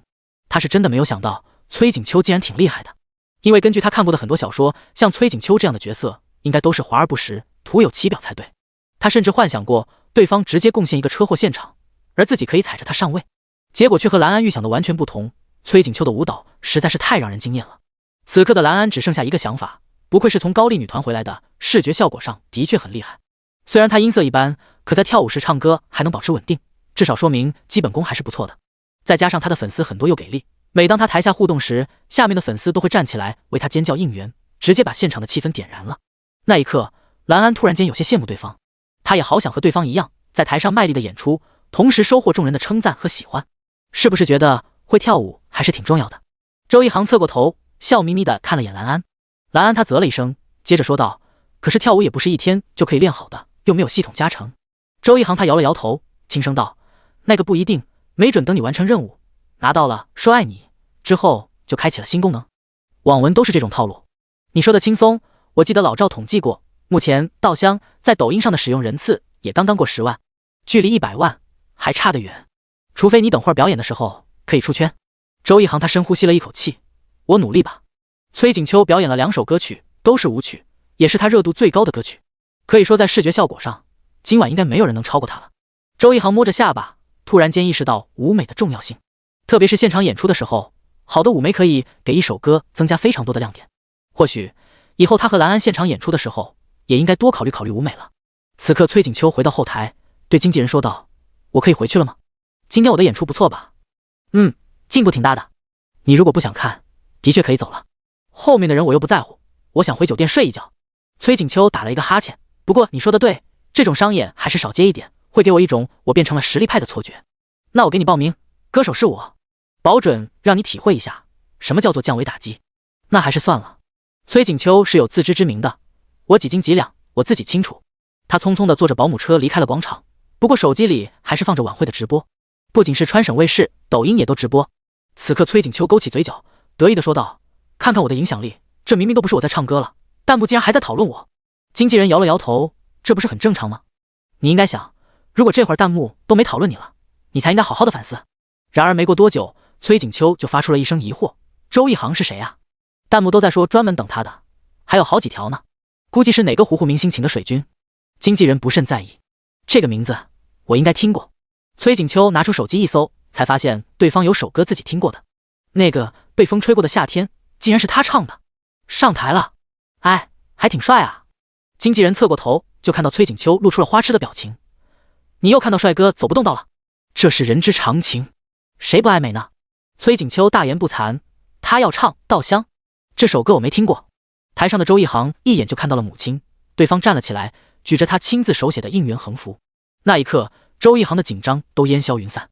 虽然这里很多人都不认识他，也没听过这首歌，甚至周一航发现现场有人离场，还有很多人玩起了手机。可他相信，只要自己开口，就一定能唤醒这些人。共情发动后，周一航唱的却比小镇上的时候更加轻松，大抵是心中的执念没了，而且他这次是真的回到了故乡，某种意义上更加贴近原唱。他的歌声就像是一道光，划破了夜空，让所有不管认识他还是不认识他的人都震惊地抬起头来。这人是谁啊？这歌真好听啊，听起来就好舒服，歌词写的也好，听的人想家了。这小伙子可以啊。说实话，这是李立琼和老邻居们第一次听周一航的现场。一开始他们是捏了一把汗的，可这会儿听了周一航的演唱，全都松了口气。这个是我儿子。李立琼特别骄傲地和周围的人介绍，他唱歌好听吧？这曲子也是他写的，我看着小周长大的。我跟你讲，他几岁的时候我就说你以后一定能当歌手的。你啥时候说过？别打岔。一首《稻香》让崔景秋听得直接目瞪口呆，他竟然有些后悔，我刚刚应该留下来的。旁边的经纪人也咂了咂嘴，是好听的，这人有签公司吗？这次抖音直播靠着崔景秋的名头，直播人数倒是超过了1万。这里的很多人原本是为了崔景秋来的，结果没想到这首《稻香》更容易引起共鸣。刹那间，《稻香》在企鹅音乐的搜索量开始暴涨。周一航演唱结束后有几分遗憾，他应该做舞台设计的，这样做成短视频也更能出圈。不过他很快就收起心思，准备第二首歌。蓝安上台时，他本来很紧张，结果发现李立琼直接换了个横幅，把加油的名字从周一航改成了自己，他立刻笑出声来。身在异乡，却有人支持自己。不只是李立琼，他还看到了零星的粉丝。那一刻，他在心里告诉自己，总有一天，我要让全场都举着我的灯牌。熟悉的旋律响起，现场和直播间的观众恍然大悟，原来是这首歌。好家伙，他俩是原唱，原来这么好看。你们没看 MV 吗？ MV 就是他俩演的呀。正经人听歌，谁看 MV 啊？不过由于这首歌最近挺火，其实在网上的讨论度还不如更新鲜的《稻香》。赵有堂乘胜追击，立刻花钱给周一航今晚的《稻香》舞台买了推广。随着周一航退场，蓝安他闭上眼睛，开始了自己的独唱。第88章，路过人间，求追读。那个女孩还有独唱呢。崔景秋他用手指抚摸着屏幕，要说心里没有一点压力是假的。一开始他以为蓝安和周一航都不过是这场晚会的炮灰而已，毕竟一个拼盘晚会，老板的预算就那么多，给了他大部分，剩下的可不就只能找一些小明星吗？可谁能想到这两个人竟然是有热门单曲的，而且刚刚蓝安的演唱同样给他留下了很深的印象，音色比自己好多了，这让崔景秋有几分不爽。而且盘条亮顺，唱功也足够，这样的人距离火起来只缺一个机会。经纪人瞥了眼崔景秋，便已经猜到了他在想些什么，不禁开口道：不得不说，你这次倒是给这两个人助攻了。看看弹幕，不少人都被他俩吸引了。崔景秋叹了口气，那能怎么办？我只不过是引流了人来看晚会，也是他们自己抓住了。这种事情崔景秋见得多了，很多选秀、真人秀都是如此。有些皇族一堆镜头没水花，而有些炮灰只需要几十秒就能让观众记住。不过你也别太担心，经纪人轻声道，目前来看，这个男生实力不错，而且还是作曲。倒是女生，虽然是作词，可在刚刚那首合唱里，她表现得并不突出。看一看吧。崔景秋没说话，只是认真地盯着台上的人。这时候蓝安走到了舞台中央，她穿着一条纯白色的拖地长裙，裙摆上点缀着一朵朵粉色的小花，让她看起来就像是一个仙女一样。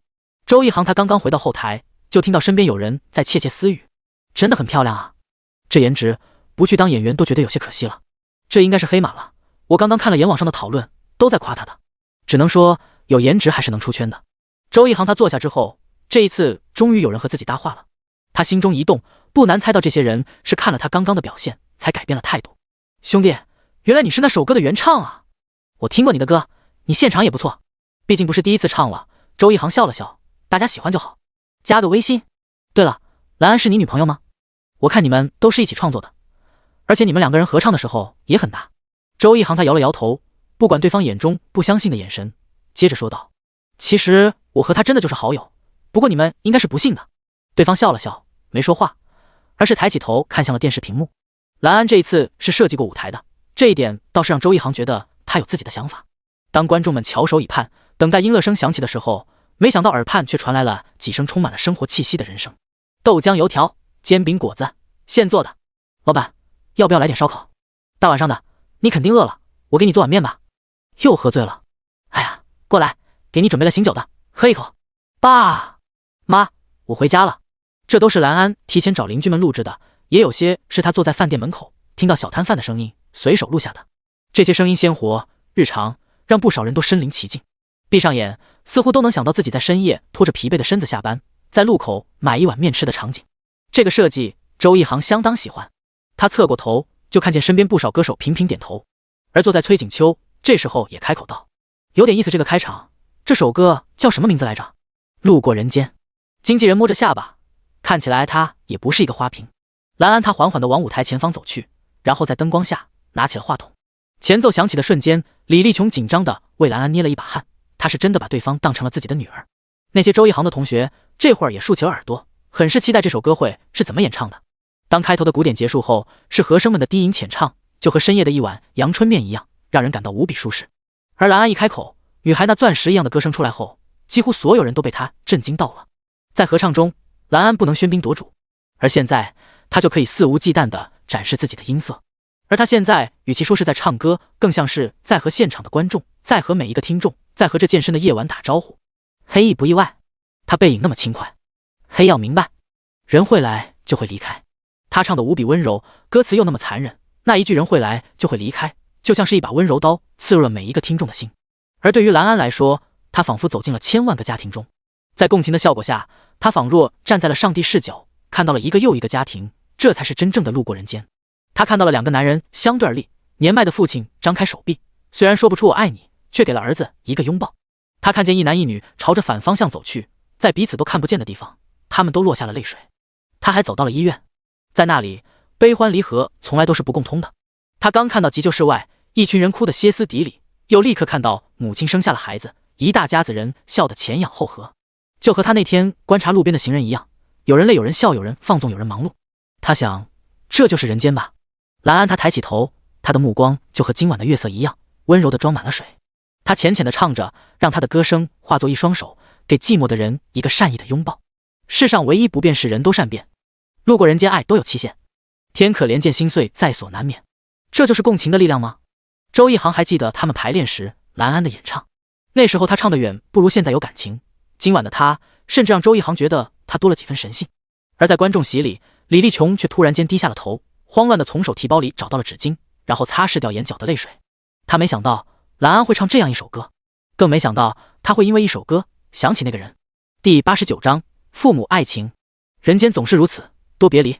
儿时的伙伴慢慢的褪色成了老照片，久而久之连名字都忘记了。18岁曾经牙牙学语的小孩也要背上行囊前往远方。再相爱的情侣也没人能保证会走到最后，而最让人难过和害怕的莫过于生离死别了。李立琼他已经很久很久没有想过那个男人了，有时候他都会疑惑，会不会年少时和他的那些快乐时光只是记忆给自己的一个虚假的玩笑。10多年的阴阳两隔，他好像已经习惯了一个人生活。周一航是他的精神支柱，可李立琼也清楚，自己终究是没有放下那个人的，要不然他也不会这么多年都没有想过再找一个人过日子了。恍惚间，他明明上一秒还在晚会现场，下一秒却又回到了那个记忆中的出租房。他没记错的话，那时候的房租才几十块一个月。男人推门而入，屋外的阳光是那么灿烂，一如他几十年不变的笑脸。我回来了，媳妇儿。他的声音原来是这样吗？李立琼有些紧张地退后一步，扶着椅子却把头转开。他很怕对方看见的是如今的自己，那个年华不在的中年妇女。可镜子里却是一张稚嫩漂亮的脸，一张还没有被柴米油盐熏染的脸。我们单位听说我要结婚了，领导送了我好多东西。是吗？李立琼他想，自己这是陷入回忆了吗？真神奇啊，这就是音乐的力量吗？当男人靠近的时候，他被对方用力地揽了过去。当他靠在男人结实的胸膛时，才闻到了熟悉的气息，还有这许多年都不再回味的安全感。他只是趴在胸前低声地哭着。是啊，他为什么要骗自己呢？他还是喜欢爱着这个男人的，否则他也不可能每天都要拿出相框，把他们结婚的照片反复擦拭。兰安他看到很多观众哭了，他也很难过，如果可以，他也想和他们共享那些难过。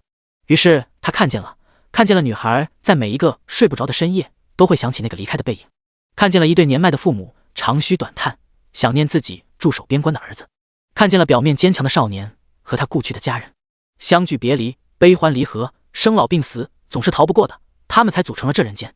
当兰安精准地触碰到了这一岁的情感后，他的歌声更加温暖了，就像是深夜中的一盏灯，饥饿时的一碗面，寒冬里的一件外衣。他仿佛在告诉每一个听众，或许人间总是有那么多难过，可既然都来了这人间，为何不多看他几眼呢？崔景秋从没有想过他会哭。对于兰安，他的情绪一定是复杂的，对方和他一样是女歌手，颜值不错，能唱能创作，很可能是他未来的竞争对手。从自私的角度来看，他肯定是不希望兰安大放异彩的，可现在的他却还是忍不住被他的歌声感动了。他听着耳畔对方的歌声呢喃，他的眼泪止不住地往下掉。嘿，别再猜，他可曾想过回来？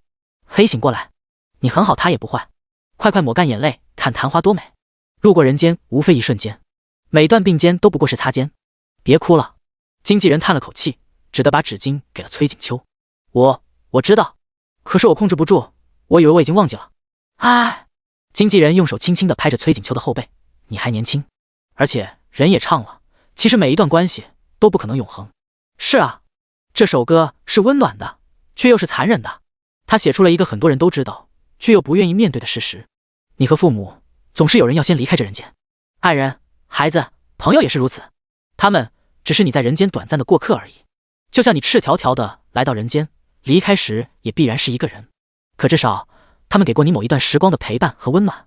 周一航他没想到自己在听到这首歌的时候，脑海中竟然会想起一个陌生又熟悉的人，那是遗像上的男人，那个不仅是他，就连这具身体的主人都不是很熟悉的人。伴随着一声啼哭，男人大笑起来，就叫他周一航吧。那双温暖的大手紧张地抱住了婴儿，生怕他从自己怀里摔了下去。哎，你这样抱不对，长这么大抱孩子都不会。面对母亲和丈母娘的苛责，男人挠了挠头，我这不是第一次当爹吗？宝贝儿，你长得就像我。周一航突然间眼眶有点热，父亲一个对他而言很陌生的词语，这算是在一首歌的时间里弥补时的遗憾吗？他突然想到，这首歌李立琼听到肯定会很难受吧。此时镜头也的确转向了现场的观众，这一次几乎没有一个人离席，也没有一个人在玩手机，所有人都在认真的听歌，在体味自己人生中那些难忘的瞬间。有人哭了，也有相伴而来的夫妻和情侣在拥抱着彼此，而李立琼他似乎在笑，可脸颊上却不断有泪水往下流。在他的那场幻梦里，一切都真实的让他不愿意醒来。原来他们曾经是这么快乐。每个周末，男人都会骑着车带上他在这个不大的城市里转悠，路过花市，他会停下来从里面买一朵鲜花，然后郑重其事地送给他。漂亮的花和你很配。他们那时候也很穷，下馆子是不可能的，可每天他都会变着花样给男人做吃的。一种蔬菜他能想出好几种吃法，没有肉，豆腐也能做出肉的味道。那样的日子美好的就像是今晚的歌曲。亲爱的。李立琼抬起头，才发现西装革履的男人已经站在了门口，朝着他伸出了手。走吧，他们都在等着我们呢。去哪里？李立琼他紧张地起身。当他看清楚自己的衣服时，其实答案已经明了。结婚啊，媳妇儿。他握住了那只手，可是却落空了。耳畔是蓝安最后的歌声，在风中越来越轻，越来越远。渺无人烟，无人可恋，来这人间有多浪费。第90章，实力说话。他头一次觉得一首歌的时间竟然那么短，他还以为自己可以多听一会儿，那样的话，是不是他就可以和那个人多说几句话了？不过这个问题已经没有了答案。女人她抬起头，得体的拿出手帕擦拭去泪水后，和众人一起为蓝安鼓掌。她还是很感谢蓝安的，至少给了他一个美梦。他唱完了。在后台，不管是表演完了还是没来得及表演的歌手，这会儿都是一副如梦初醒的样子。他们好久没有因为听一首歌而发呆了，那种感觉很奇妙。一曲听完，他们仿佛是跟着蓝安一起去人间走了一遭。而周一航也终于睁开了眼睛，他站了起来，朝着走廊走去。你怎么了？来了。蓝安他刚刚表演结束之后，心情还挺复杂的。由于共情的缘故，他自己唱着这首歌都会有些难过。作为一个其实没有经历过太多事的女生，那些被放大的情绪让她有一瞬间都快分不清哪些是自己的，哪些是别人的。可当表演结束后，听到台下经久不息的掌声后，蓝安这才是松了口气，因为他从现场的反馈几乎可以确定自己的表演观众是肯定了的。这热烈得丝毫不亚于之前的崔景秋，而他不过是一个没多少人认识的新手罢了。没想到台下没有了同学们的捧场，他也一样可以收获掌声和好评。周一航他走到了蓝安身边，单手插兜，除了眼睛还有点红之外，情绪已经恢复了。专门来迎接你，你刚刚的演唱相当棒，有这样的现场，应该不会有人质疑你的实力了。蓝安嘴角上扬，可还是没忍住说道，就为了来夸我呀？不过这样唱歌还挺累的，我唱着唱着自己都难过了。我看出来了，周一航自己也体验过，共情的效果很强大，演唱时相当有用。可最后如何让自己清醒过来，明白那只是金手指，就要看他们个人了。就和演员一样，有时候入戏太深也不是好事。周一航轻声道，跟随着蓝安朝着出口走去，反正时刻提醒自己，这只是在唱歌而已。只要不是合唱，我们当中肯定有人是清醒的。如果以后共情等级高了，真的很难抽离，另一个人就负责唤醒他。蓝安自顾自说完之后，突然间觉得自己这个形容就像是在说睡美人一样，倒是把自己给逗笑了。不过你唱的我今天都有些入梦了。周一航叹了口气，我甚至看到了那个去世的父亲。啊？蓝安很惊讶，你现在还好吧？挺好的，其实还挺高兴的。周一航转过头给蓝安看了自己的笑脸，就竟然体验了一瞬间的父爱，这让蓝安一时间不知道该如何安慰对方。就在这时候，有人朝着他俩走了过来。你们俩这是打算回家了？周一航回头一看，便发现过来的人是魏老板。是啊，魏总，后面也没节目了，我们想回家休息，过2天也要回海城了。挺好的，都快忘了你们还是学生。魏老板感慨万千地看着二人，你们这唱的，我都感觉你们至少是经历了很多故事的。他认真地打量着蓝安，对这个女生的印象也发生了天翻地覆的变化。他原本和很多人一样，都以为蓝安只是周一航的挂件，一个会写词的姑娘，长得漂亮，唱着甜歌，然后背后有一个天王男友，这样的故事在娱乐圈屡见不鲜了。可他实在是没有想到，蓝安今晚会让他如此惊艳。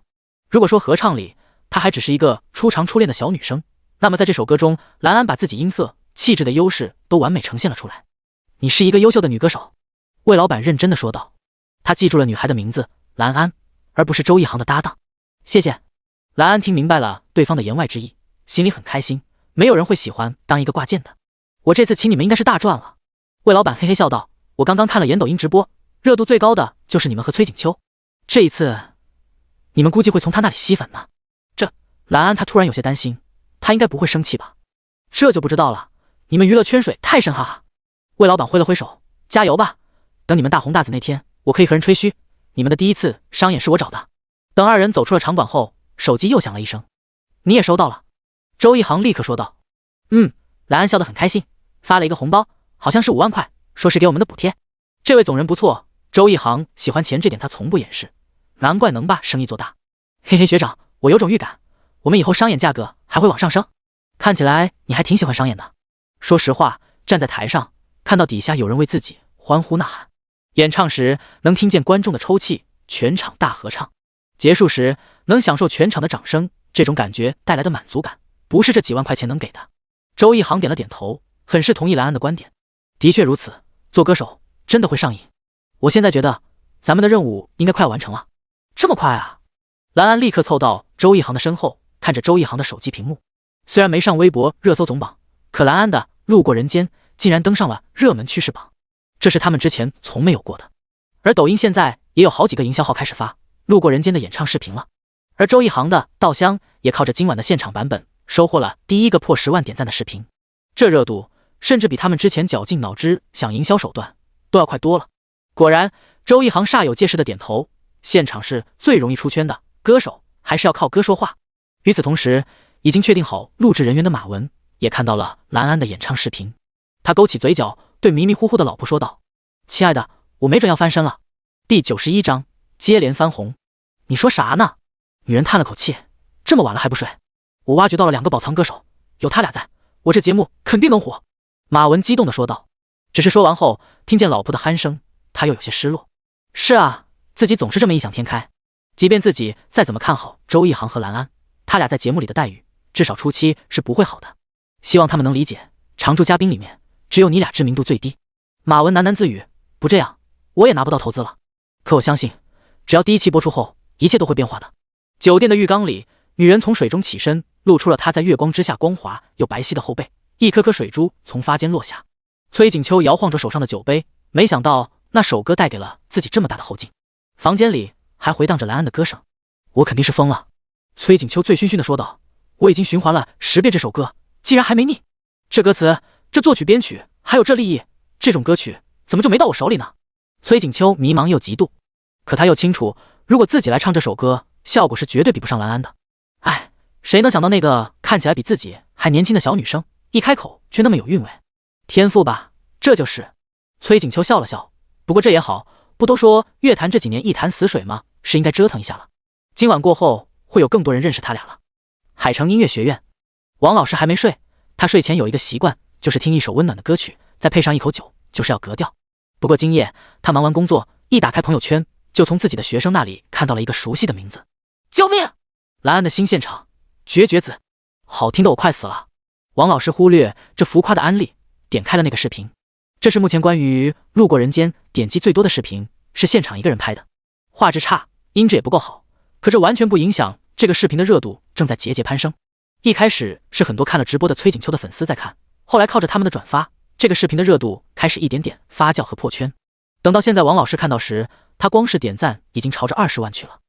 那个小姑娘，王老师挺期待的，她的天黑黑现在都在他的歌单里。而一看到这首歌又是周一航和蓝安经典合作后，王老师就更加有信心了。若不是怕被说成是捧杀，他早就想说这2人出品都是精品这种话了。他的耳朵一动，这个编曲很工整。如果单从曲子本身来说，他一直认为用西洋乐来演奏华夏风的《烟花易冷》是周一航目前最佳。可很多时候，一首歌的曲子如何，是要看是否契合这首歌的主题和歌词。当他听了蓝安的演唱后，便笑了起来。的确很契合这首歌，旋律温暖又大气，冲淡了歌词里描述的现实，让人在面对真实后依旧能鼓起勇气相信人生。而歌词在王老师来看，绝对是蓝安的又一个高分作品了。这2个人，王老师是一个唯物主义，可有时候他都会怀疑这2人明明年纪那么小，怎么能这么深刻？人生这种如此大的命题，竟然是2个不到20的年轻人创作的。他最后只能给出天纵奇才这样的评语了。回归听众本身，王老师摘下了眼镜，慢慢的喝着酒。到了他这个年纪的人，听这首歌感触也不同。对于生死，他早就明白这是避免不了的，与其担心，不如从容面对。所以听完这首歌，他只会愈发珍惜自己的一切。他有幸福的家庭，有一份稳定的工作，有一群虽然调皮却很可爱的学生，他已经很幸运了。这一次王老师不仅转发了这首歌的演唱视频，还专门写了1000字的长评来夸奖这首歌。这一切周一航和蓝安都是知道的。周一航走在最前面，双手插兜，听着身后2个女人的窃窃私语，他突然间觉得这一切很美好。身后他的影子上行走着的是蓝安和李丽琼。你今天这首歌都把阿姨唱哭了。李丽琼用开玩笑的口吻说着当时的真相。其实我看见了。蓝安轻声道，阿姨，有些时候哭出来是好事。是的。李丽琼已经从最开始的失落中振作起来。即便是一场幻梦，可她至少又重温了一次，不是吗？要不然她都快要忘记曾经的自己是那么幸福了。而且现在的她也不必自怨自艾，看着儿子的事业走上正轨，身边还有一个如此好的女孩，她还有什么不满足的呢？这首歌于她而言，初听是难过，可当你真的听懂了它后，就是温暖和治愈。夜风中，3人的笑声悠扬又缠绵。次日醒来后，兰安一看手机，就看到了无数个未接来电和未读消息。他第一反应是，不会我爸公司爆雷了吧？紧张的打开手机，发现都是同学朋友来恭喜他的，兰安才松了口气。等等，我2首歌都火了，哪里来的2首歌？兰安疑惑的打开秘书发来的消息，才知道昨晚路过人间的视频在抖音播放量都过100万了，小火了一把，而且连带着他的老歌天黑黑也被人翻了出来。他不知道的是，自己这首歌甚至还带红了周一航的《稻香》，因为大家发现昨天那个没啥人知道的拼盘晚会上还有一首歌很好听，最后甚至有网友发出评论，原来他俩的单曲这么好听，我只听过他们的合唱，能说吗？这几首 solo 比合唱好听哎。有一说一，合唱的歌很甜，但立意确实不如他们 solo 的歌曲，只能说他俩公司不给力啊，好听的歌那么多，结果完全没宣传。可不是，而且路过人间也不上传单曲，稻香这种级别的歌曲首唱竟然是在一个小镇上自娱自乐的晚会。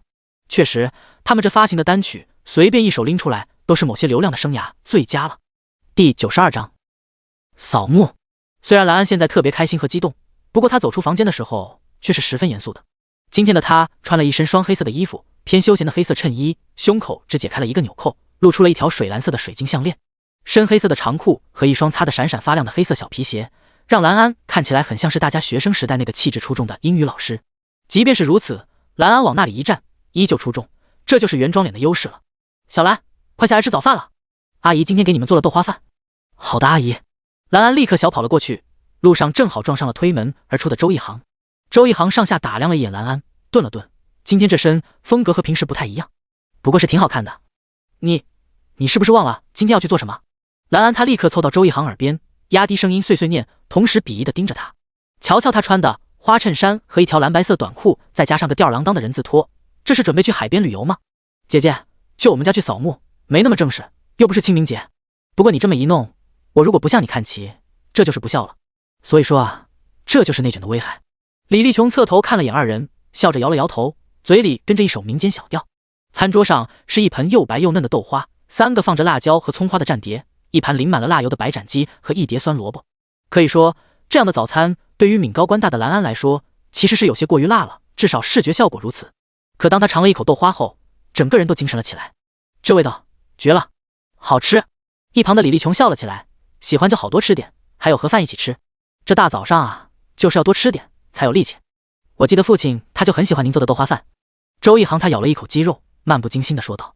李立琼点了点头，酸萝卜的酸味在他的喉咙里回响。你忘了我后来背着你去外面摆摊，一开始就是卖豆花吗？挑这个担子，一边走一边叫卖豆花，卖豆花咯。他说到这里，自己便笑了起来。那时候我胖不胖啊？周一航好奇地问道。挺胖的，李立琼哎了一声，夏天最难受了，背着你汗一直流。我后来不是推车卖凉面凉皮吗？我都怕汗水滴到吃的里面去了，可我又不能把你给放下来。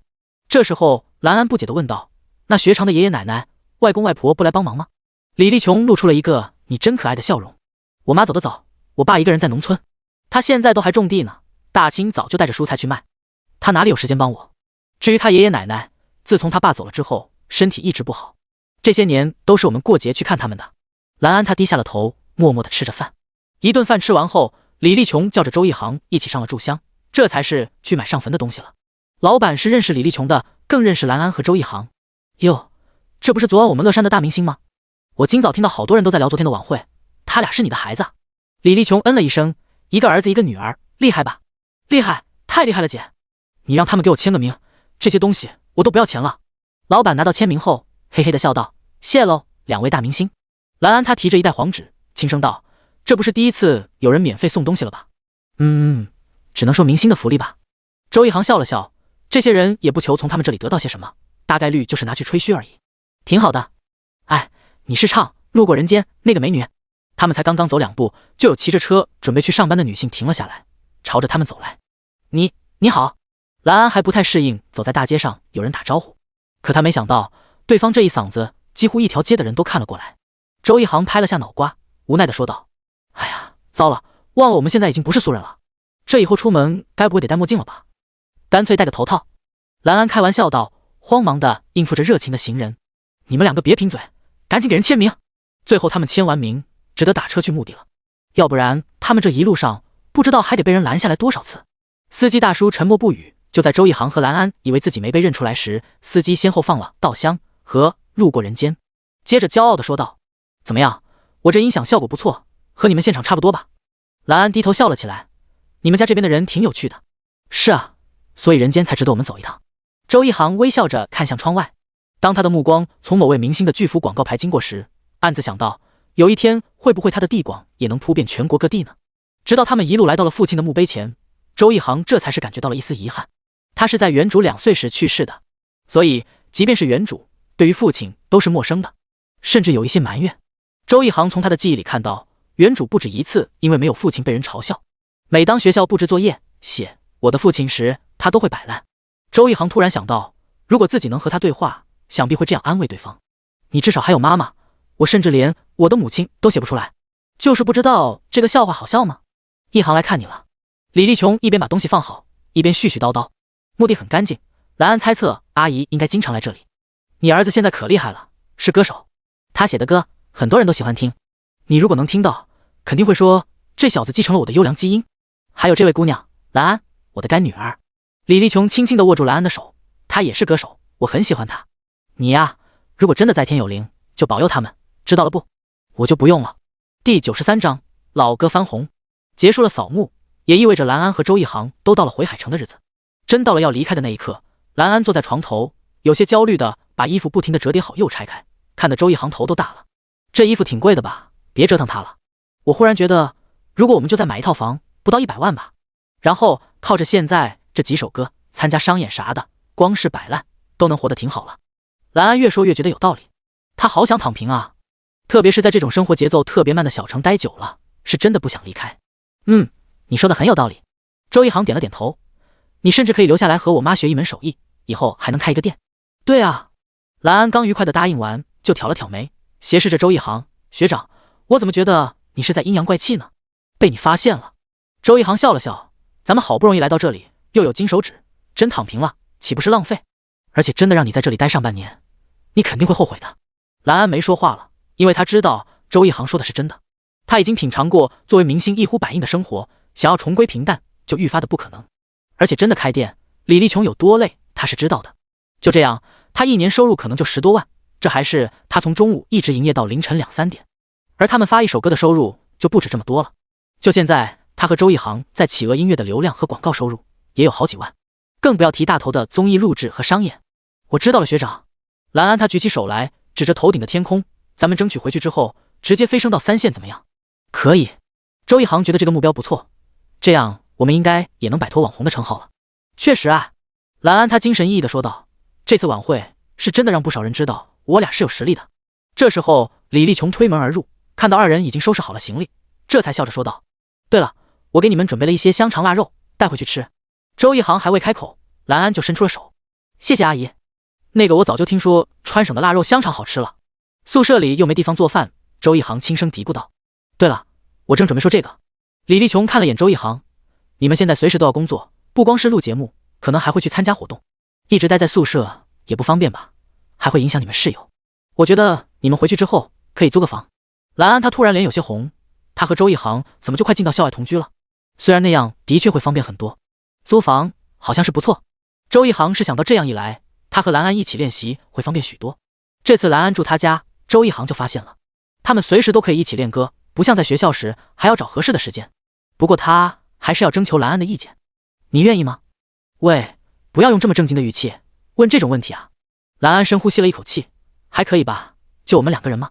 我问问老赵他们，如果他们真想跟着我们一起做事业，搬进来也方便。兰安他突然笑了起来，这是不是相当于咱们公司的集体公寓了？你这么一说，我突然觉得有些寒酸了。周一航笑了起来。李立琼早就习惯了这2个人成天拌嘴，他把东西都给他们放好之后，去做临行前最后一顿午餐。等吃完过后，他就送2人去了机场。这一个星期，不管是对他们3人中的任意一个，都有着巨大的收获。飞机上，兰安靠着窗，看着周一航还没入睡，便问道：“我原本以为你会劝阿姨她不开店了，你现在的收入也不需要她那么辛苦了。”我提了，她说闲下来也没事干，不过夜宵她可能就慢慢不做了，还是以前那样，就做正餐。阿姨人挺好的，这几天我玩的也开心。兰安她瘪了瘪嘴，不过暂时没办法邀请你去我家，我家那个情况，我懂，豪门世家是这样的。周一航开玩笑道：“我这种穷小子去了，是不是会被立马用钱赶出去？”学长，你电视剧看多了吧？他笑了笑，接着说道：“不过我们的任务感就快完成了。”任谁都没有想到，路过人间的现场视频火了之后，结果收益最大的是稻香。没办法，谁让蓝安他没有上传单曲呢？不少人听了路过人间的现场后，都会被推荐去看同场的稻香，而不管是词曲还是立意，都不输路过人间的稻香，自然成为了很多人心中的又一首宝藏歌曲。截至目前，稻香在抖音的使用人次已经突破了80万，距离100万的目标估计还有几天。蓝安摇了摇头，感慨道：“学长，你得感谢我，我竟然让你的歌火了。”的确要谢谢你，周一航很诚恳。而且我听老赵说，这首歌在下周的新歌榜名次估计会很漂亮。对哦，明天新歌榜又发布了。蓝安他无比后悔，我要是提前录制路过人间，这周应该就上榜了。别怕，我估计咱们这次的老歌都能上升，只能说只要歌好听，随时都会翻红。周一航优雅地打开飞机随行提供的杂志，采访的是如今炙手可热的影帝。你说他指了指封面上的人，以后咱们有机会上去吗？那肯定的。蓝安挑了挑眉，自信满满。我觉得2年内就可以达成这个目标。现在是幻想世界，那3年后我们开全国巡演，5年后我们春晚献唱，那再过几年就能退休，被后辈们致敬了。周一航笑了起来，那也不错。那时候我俩还没到30呢，到时候就一起去环游世界。环游世界？好嘞，要不你一个人去，我看你直播。蓝安翻了个白眼，当我没说。飞机降落在了海城。